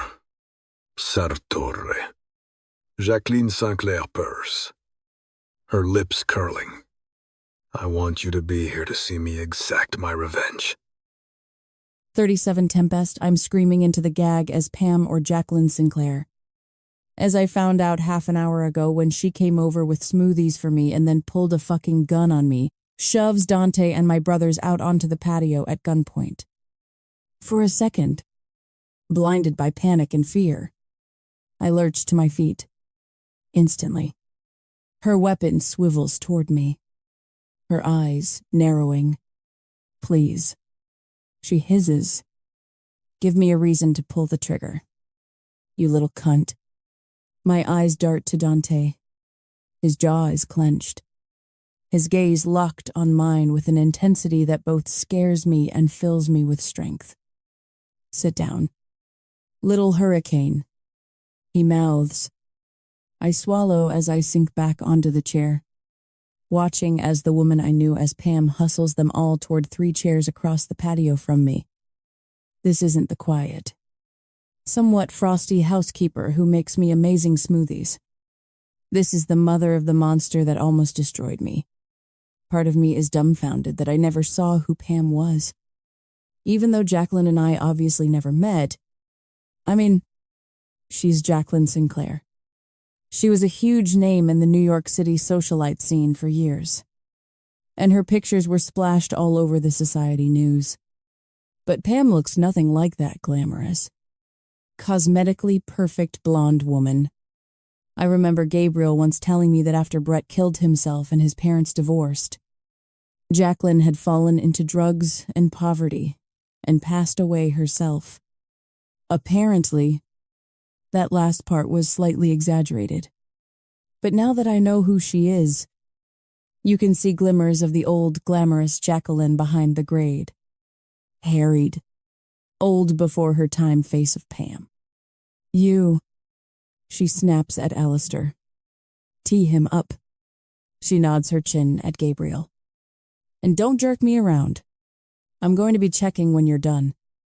If it's loose, I use a bullet. Got it, Alistair, nods silently. Kneeling behind Gabriel's chair and tying our brother's hands tight. Now him. She nods at Dante. And don't bullshit me. Mr. Black. Alistair ties Dante's wrists behind him. When he's done, Jacqueline makes Alistair sit in the third chair, where she ties him up herself. She stands, hefting the gun meditatively and smirking as she walks over to me. I've dreamed of this moment. You know, she hisses. Every night, while I clawed my way back from the gutter. After I inserted myself into your home and bowed to you. She sneers. Made your fucking bed. Did your laundry? Cooked your food? She shakes her head. A wild look in her eyes. You couldn't just take the fucking money like the rest of those gold-digging little whores who chased after my darling Brett and then cried rape. You couldn't just take the fucking money because your son was a piece of shit rapist. Alistair roars behind her. She whirls, a livid look on her face as she marches over. I scream through the gag as she slams the butt of the gun against my brother's temple, making him groan and jerk back. Blood trickles down the side of his head as he blinks quickly. Don't you dare talk about my Brett that way, she screams. Slandered, maligned by the press, driven to hurt himself like that, she shakes her head, raises the gun, and aims it right between Gabriel's eyes. I start to scream through the gag. Jacqueline pose, turning to arch a brow at me. Something you'd like to say? Bitch Jacqueline marches over to me, swinging the gun in her hand and making me flinch. Dante roars, his arms bulging as he yanks at his binds. Jacqueline ignores him as she reaches out and yanks the gag from my mouth, allowing me to suck in sweet, clean air. Let them go, please, I blurt, tears streaming down my face. You can hurt me if you want. Hurt me for what I drove Brett to Tempest, Dante roars. Stop it. Don't talk to her. Gabriel bellows. I ignore them both, my eyes leveling with Jacqueline's. This is a trade I can easily make. She wants someone to kill, to feel like she's avenged her shithead son. Fine. That can be me. I can do that. But it's not going to be either of my brothers.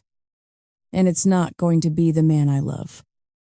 I stiffen the second the word even enters my head. Love. I love him.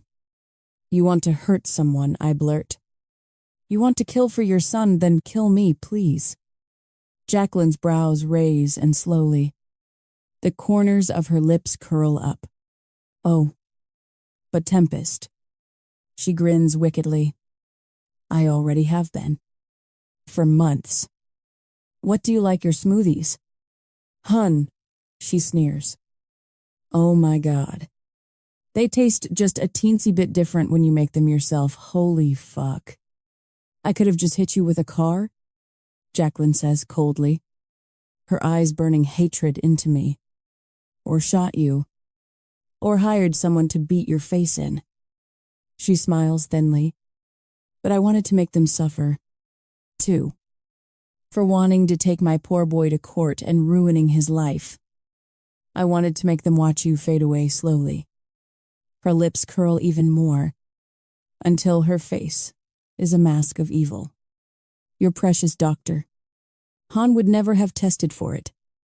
Because, well, Who would ever think arsenic when you already show all the signs of methylmalonic acidemia? No. Tempest.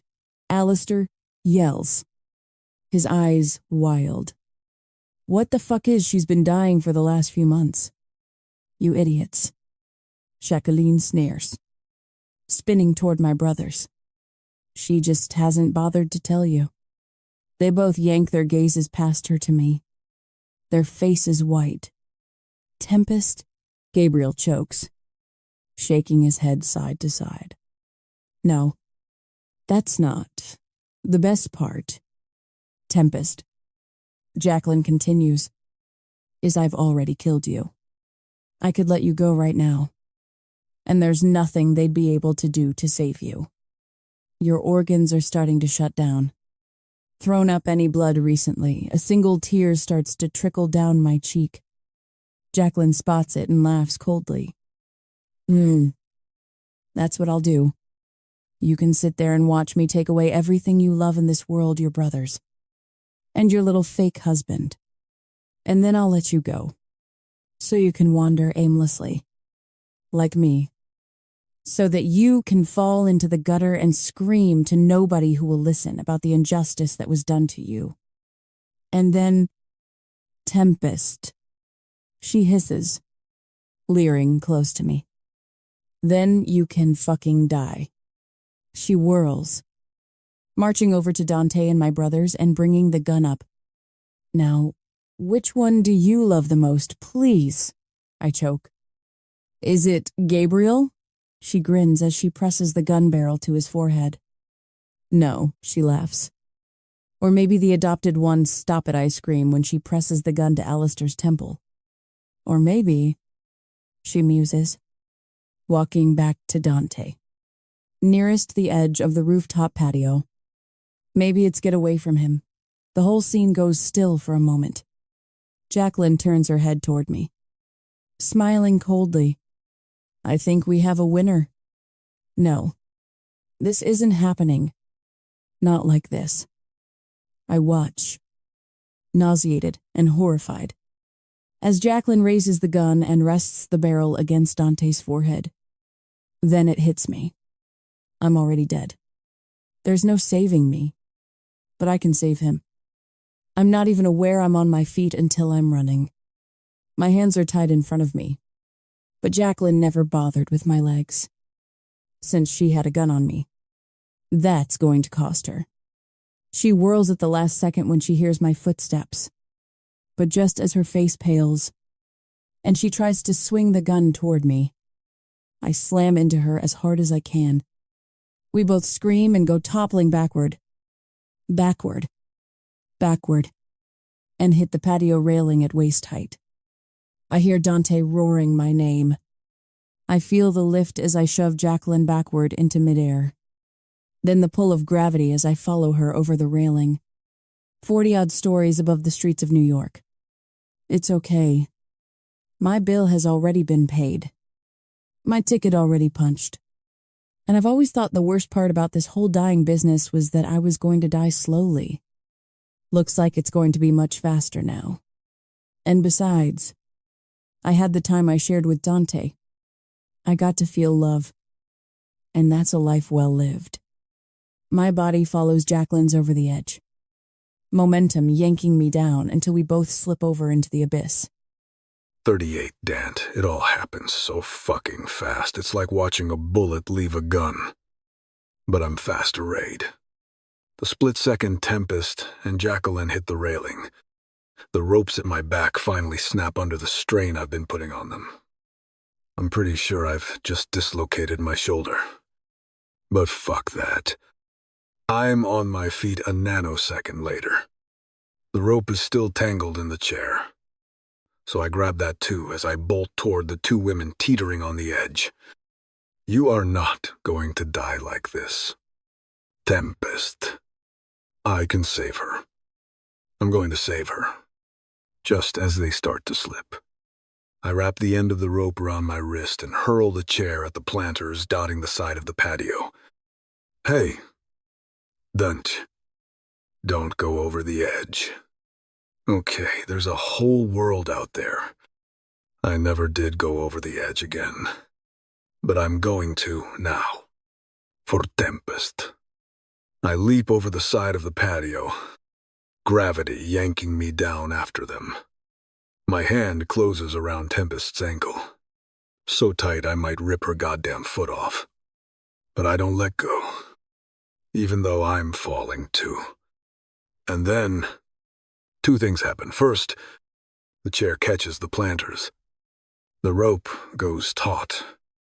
And if my arm wasn't yanked out of the socket before, it sure as fuck is now. I roar as my arms stretch past their breaking point, one hand holding the rope that's tangled in the chair against the railing above, the other holding Tempest's ankle. Then the second thing happens. Jacqueline's face is white as she makes one last-ditch reach with her outstretched hand and snags the rope tying Tempest's wrists together. Shit. Tempest screams as her arms go too tight from Jacqueline's weight. I see pure, searing white pain as both arms dislocate from their sockets. Agony exploding through every nerve in my body. But there's no fucking way I'm letting go. Time does pause for a second then. I think the three of us dangling 44 stories above the streets of Manhattan. Jacqueline holding to Tempest. Me holding Tempest. The chair holding me. The chair that starts to creak very loudly a second later, hey. Tempest's screams. Her hair whipping wildly in the wind as she looks up at me. Her big hazel green eyes are terrified as they lock onto mine. I'm not letting go, I hiss. I'm not letting go, Dante. I glance up just as the rope gives slightly. Gabriel looks over the edge, frantically grabbing at the rope. The end I'm holding is fraying quickly, more quickly than he can pull the three of us up. Suddenly, Alistair is there too, grabbing on the rope as well and hauling us up. Fuck you. My head snaps down just in time to see Jacqueline raise the gun in her hand toward Tempest. Oh, fuck. Tempest screams as the first shot explodes from the gun. But Jacqueline's spinning in midair, and her shot is way off. Her next one might not be. My eyes raise to Gabriel right before he disappears from the edge, and I hope to God he and I are thinking the same thing. A second later, he returns. And indeed, he's got the gun I dropped before. Shoot her, I roar. Gabriel's eyes are wild. His aim all over the place as Alistair keeps slowly pulling us up. Gabriel, I bellow at him. Shoot, I've only shot a fucking gun like twice before. He roars back. Tempest starts to shake violently. My eyes snap back down, widening when I see hers roll back in her head as her mouth begins to froth. Oh, God. No. She's having a seizure. She's fucking dying. Suddenly, just as Jacqueline raises her gun, I feel hands grabbing my ankles. The wind slows, and the wild spin of all three of us goes still. I let go of the rope, feeling the arms around my ankles tighten.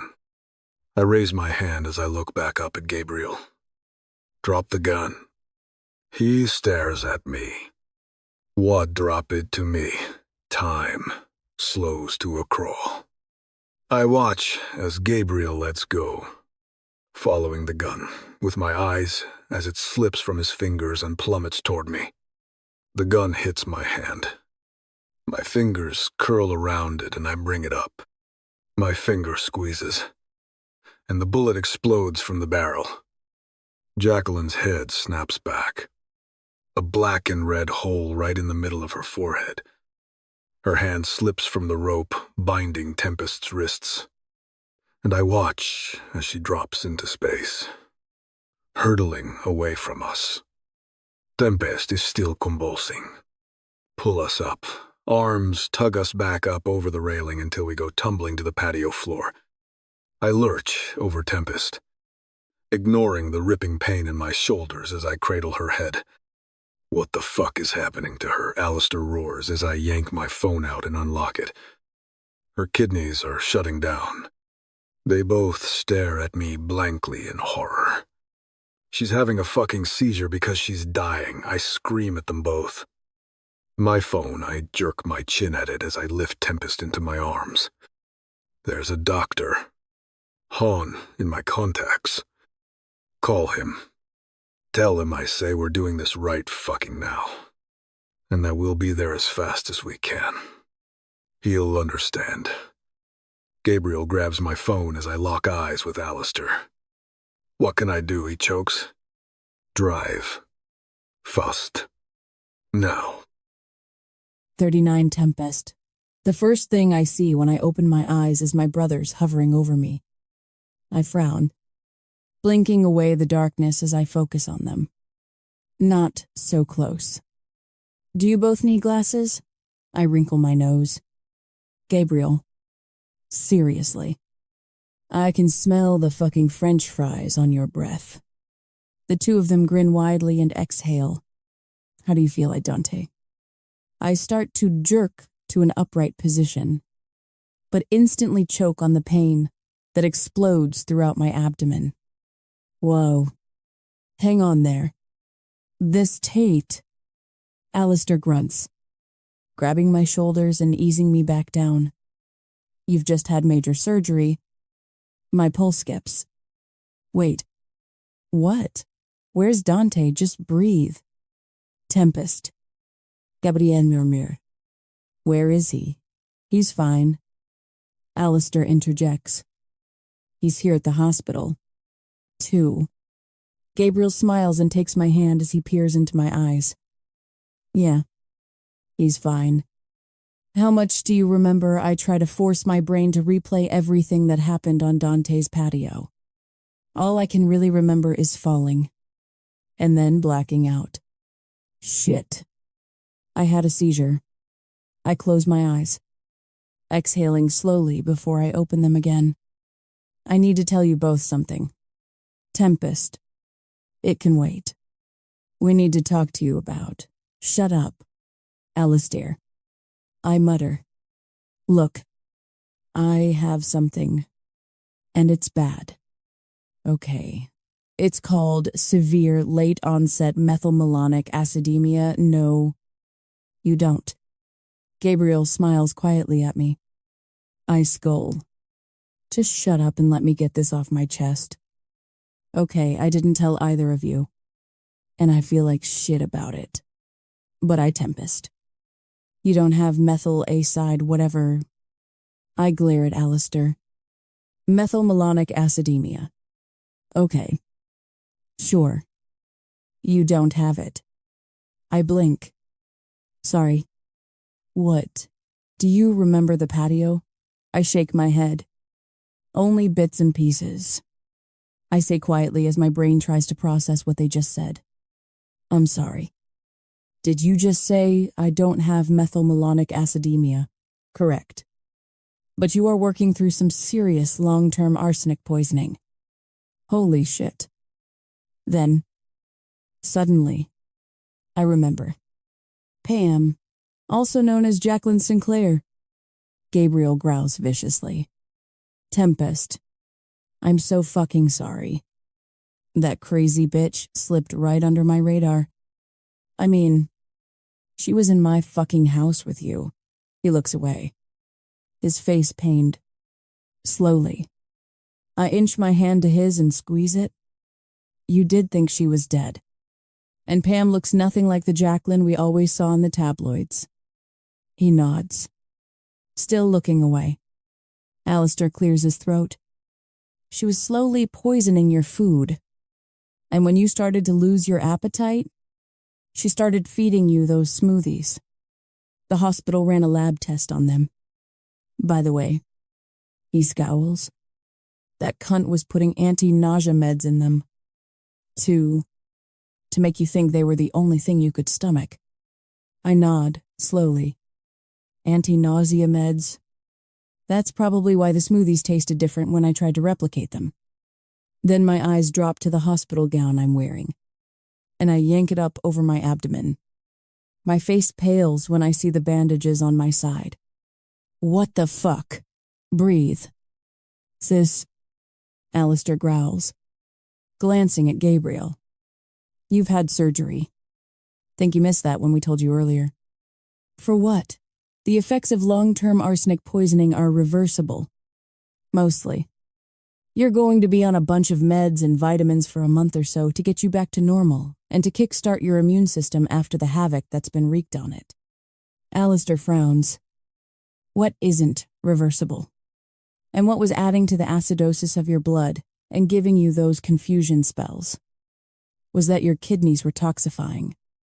My eyes go wide and a sick feeling pools in my stomach as I look back down to my abdomen at the gauze and bandages wrapped around it. At the swollen, bruised skin. At the tubes snaking in and out of my veins and the incision site. Jesus fucking Christ. They're both still in there. Gabriel chuckles. Which I didn't know was how they did it until your procedure. But you've got a new one in there. Too. My eyes snap to his. Who Dante? He smiles. My mouth falls open. What? He talked to Dr. Han a little while back and had some tests run. Turns out, he's a perfect match. So after we pulled you back onto that roof while you were seizing, Dante called Dr. Han, asked for the operation to be prepped, and we hauled you in. I stare at my abdomen once again before my head snaps up. I want to see him. Now. Alistair chuckles. Figured as much. Now. Alistair eye blurred. My heart racing.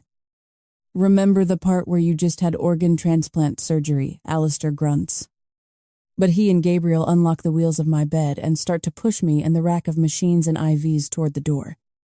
They wheel me into the hall, where an orderly checks my notes and confirms that I am allowed to be taken into Dante's room. When the door opens, my heart surges when he looks up from where he's talking with Lorenzo and Bianca, the latter of whom squeals and rushes over to me. Oh my God. Tempest? She blurts, squeezing my hand tightly.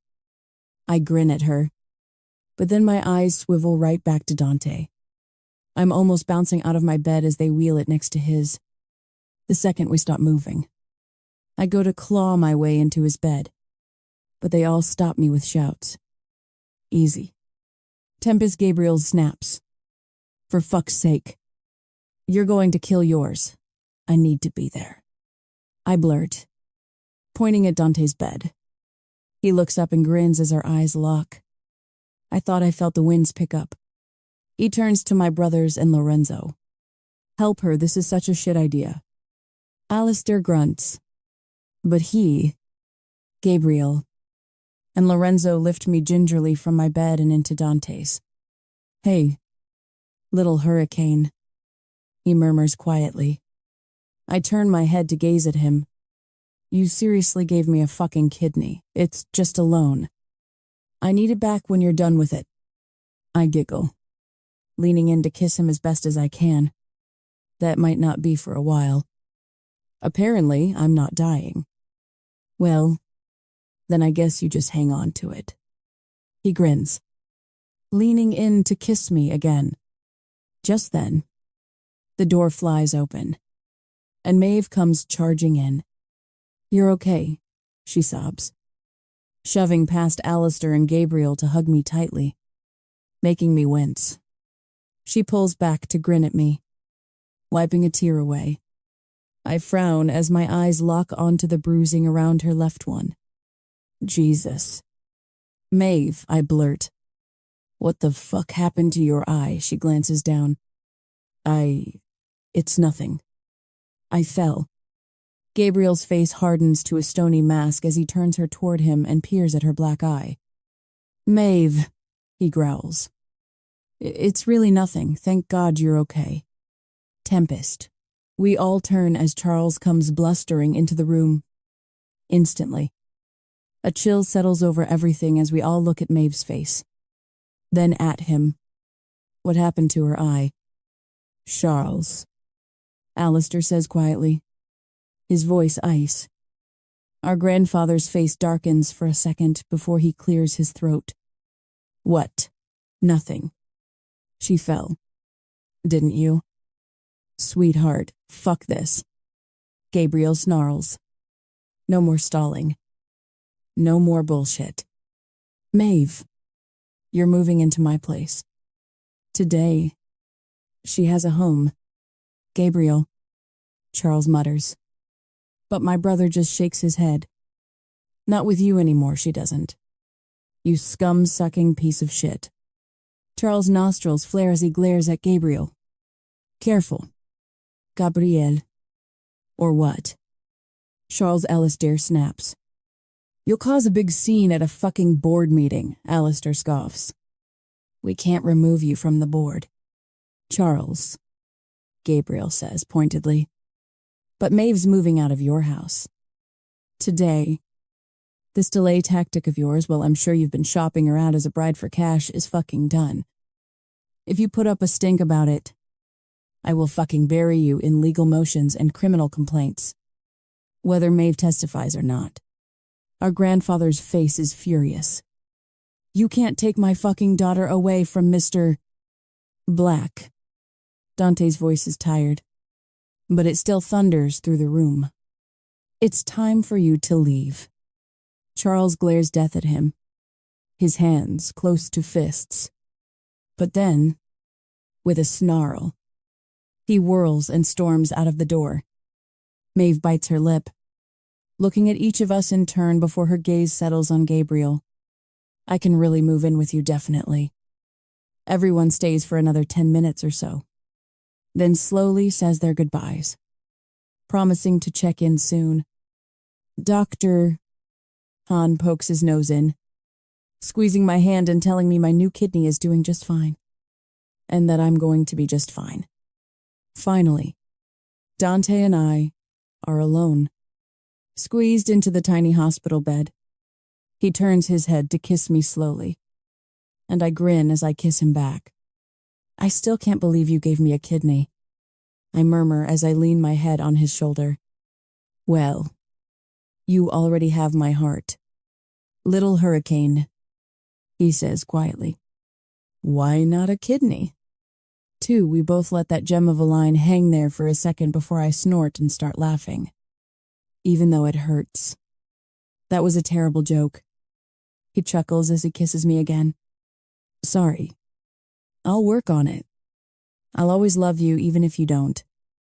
Yeah, he grins as he leans in, his lips brushing mine. Good. Because I'll always love you. 2.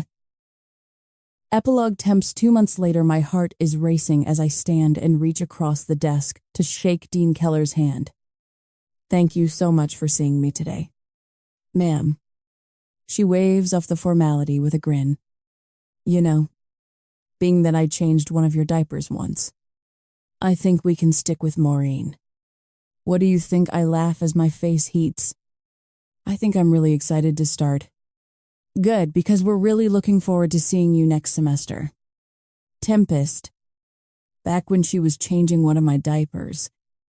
Maureen Keller was one of New York City's top hotshot attorneys, and good friends with my dad.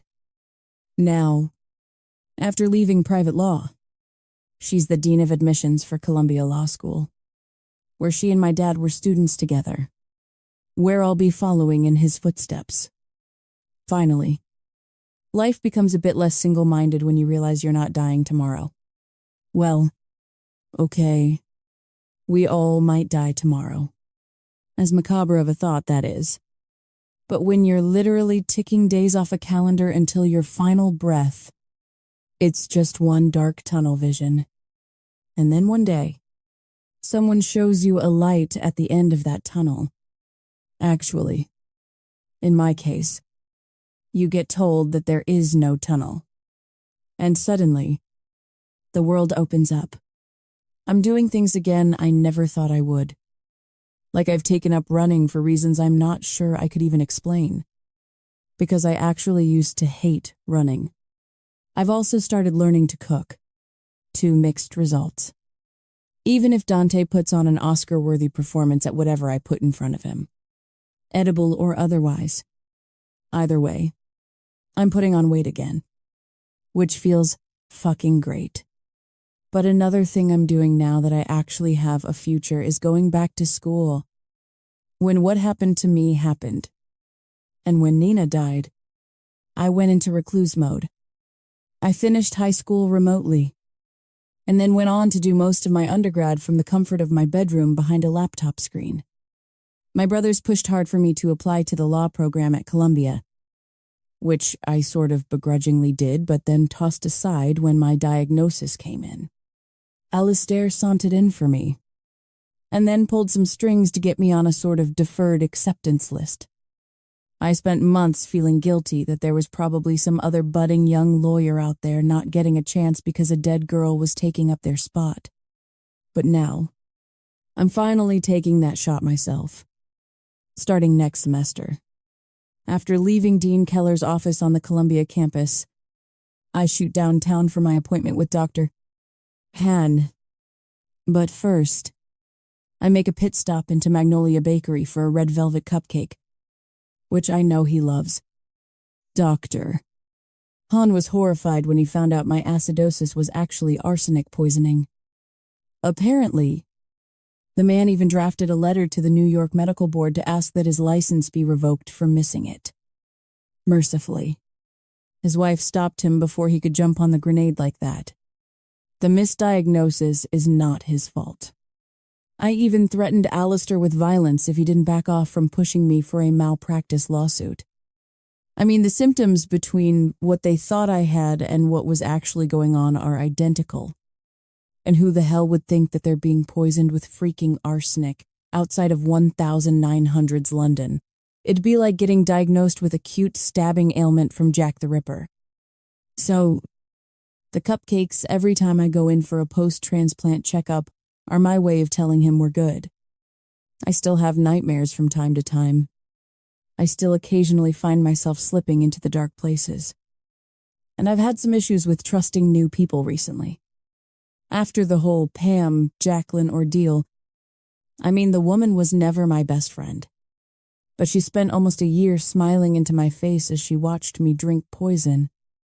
The night of that ill-fated dinner party, when Dante, Charles, and both of my brothers went to the hospital after Jacqueline had given all the wine glasses a rinse of poison.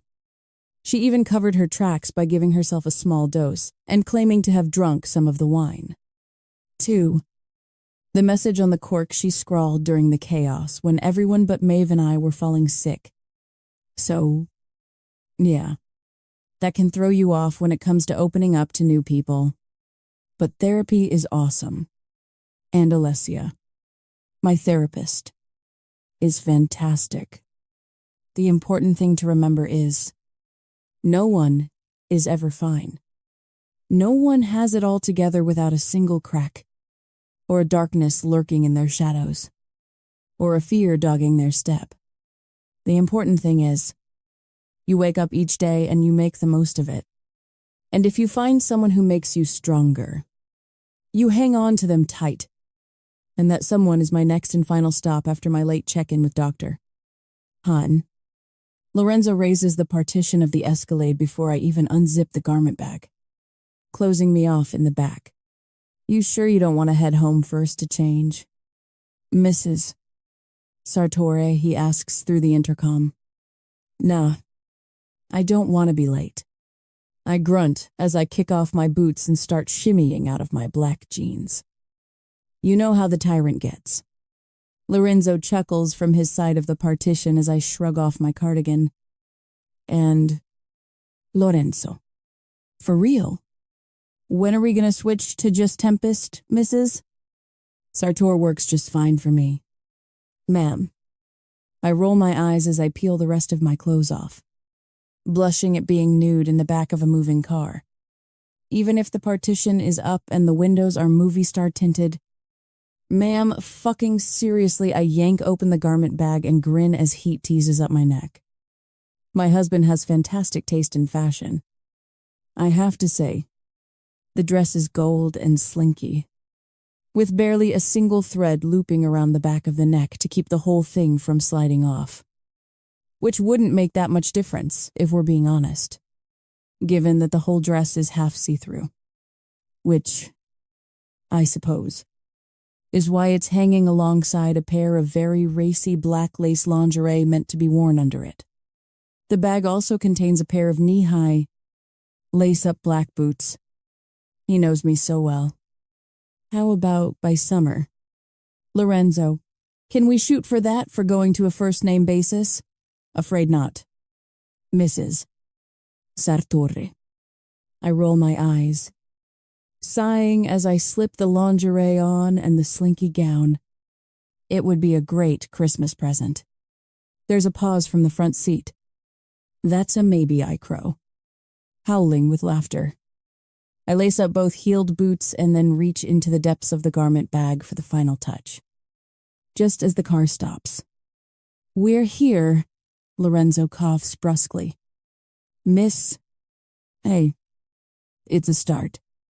I pull on my gold and black mask and step out of the car. Don't wait up, outside the SUV.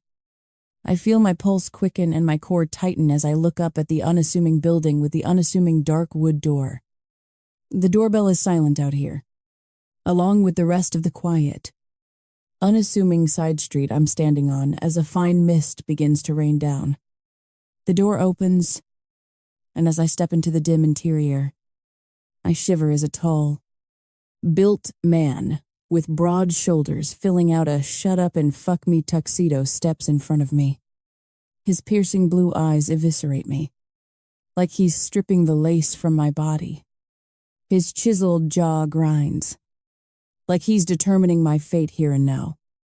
He reaches for me, and I feel a pulse throb deep inside of me as his powerful hand grabs my hip possessively and pulls me into him, enveloping me in his clean, slightly spicy scent.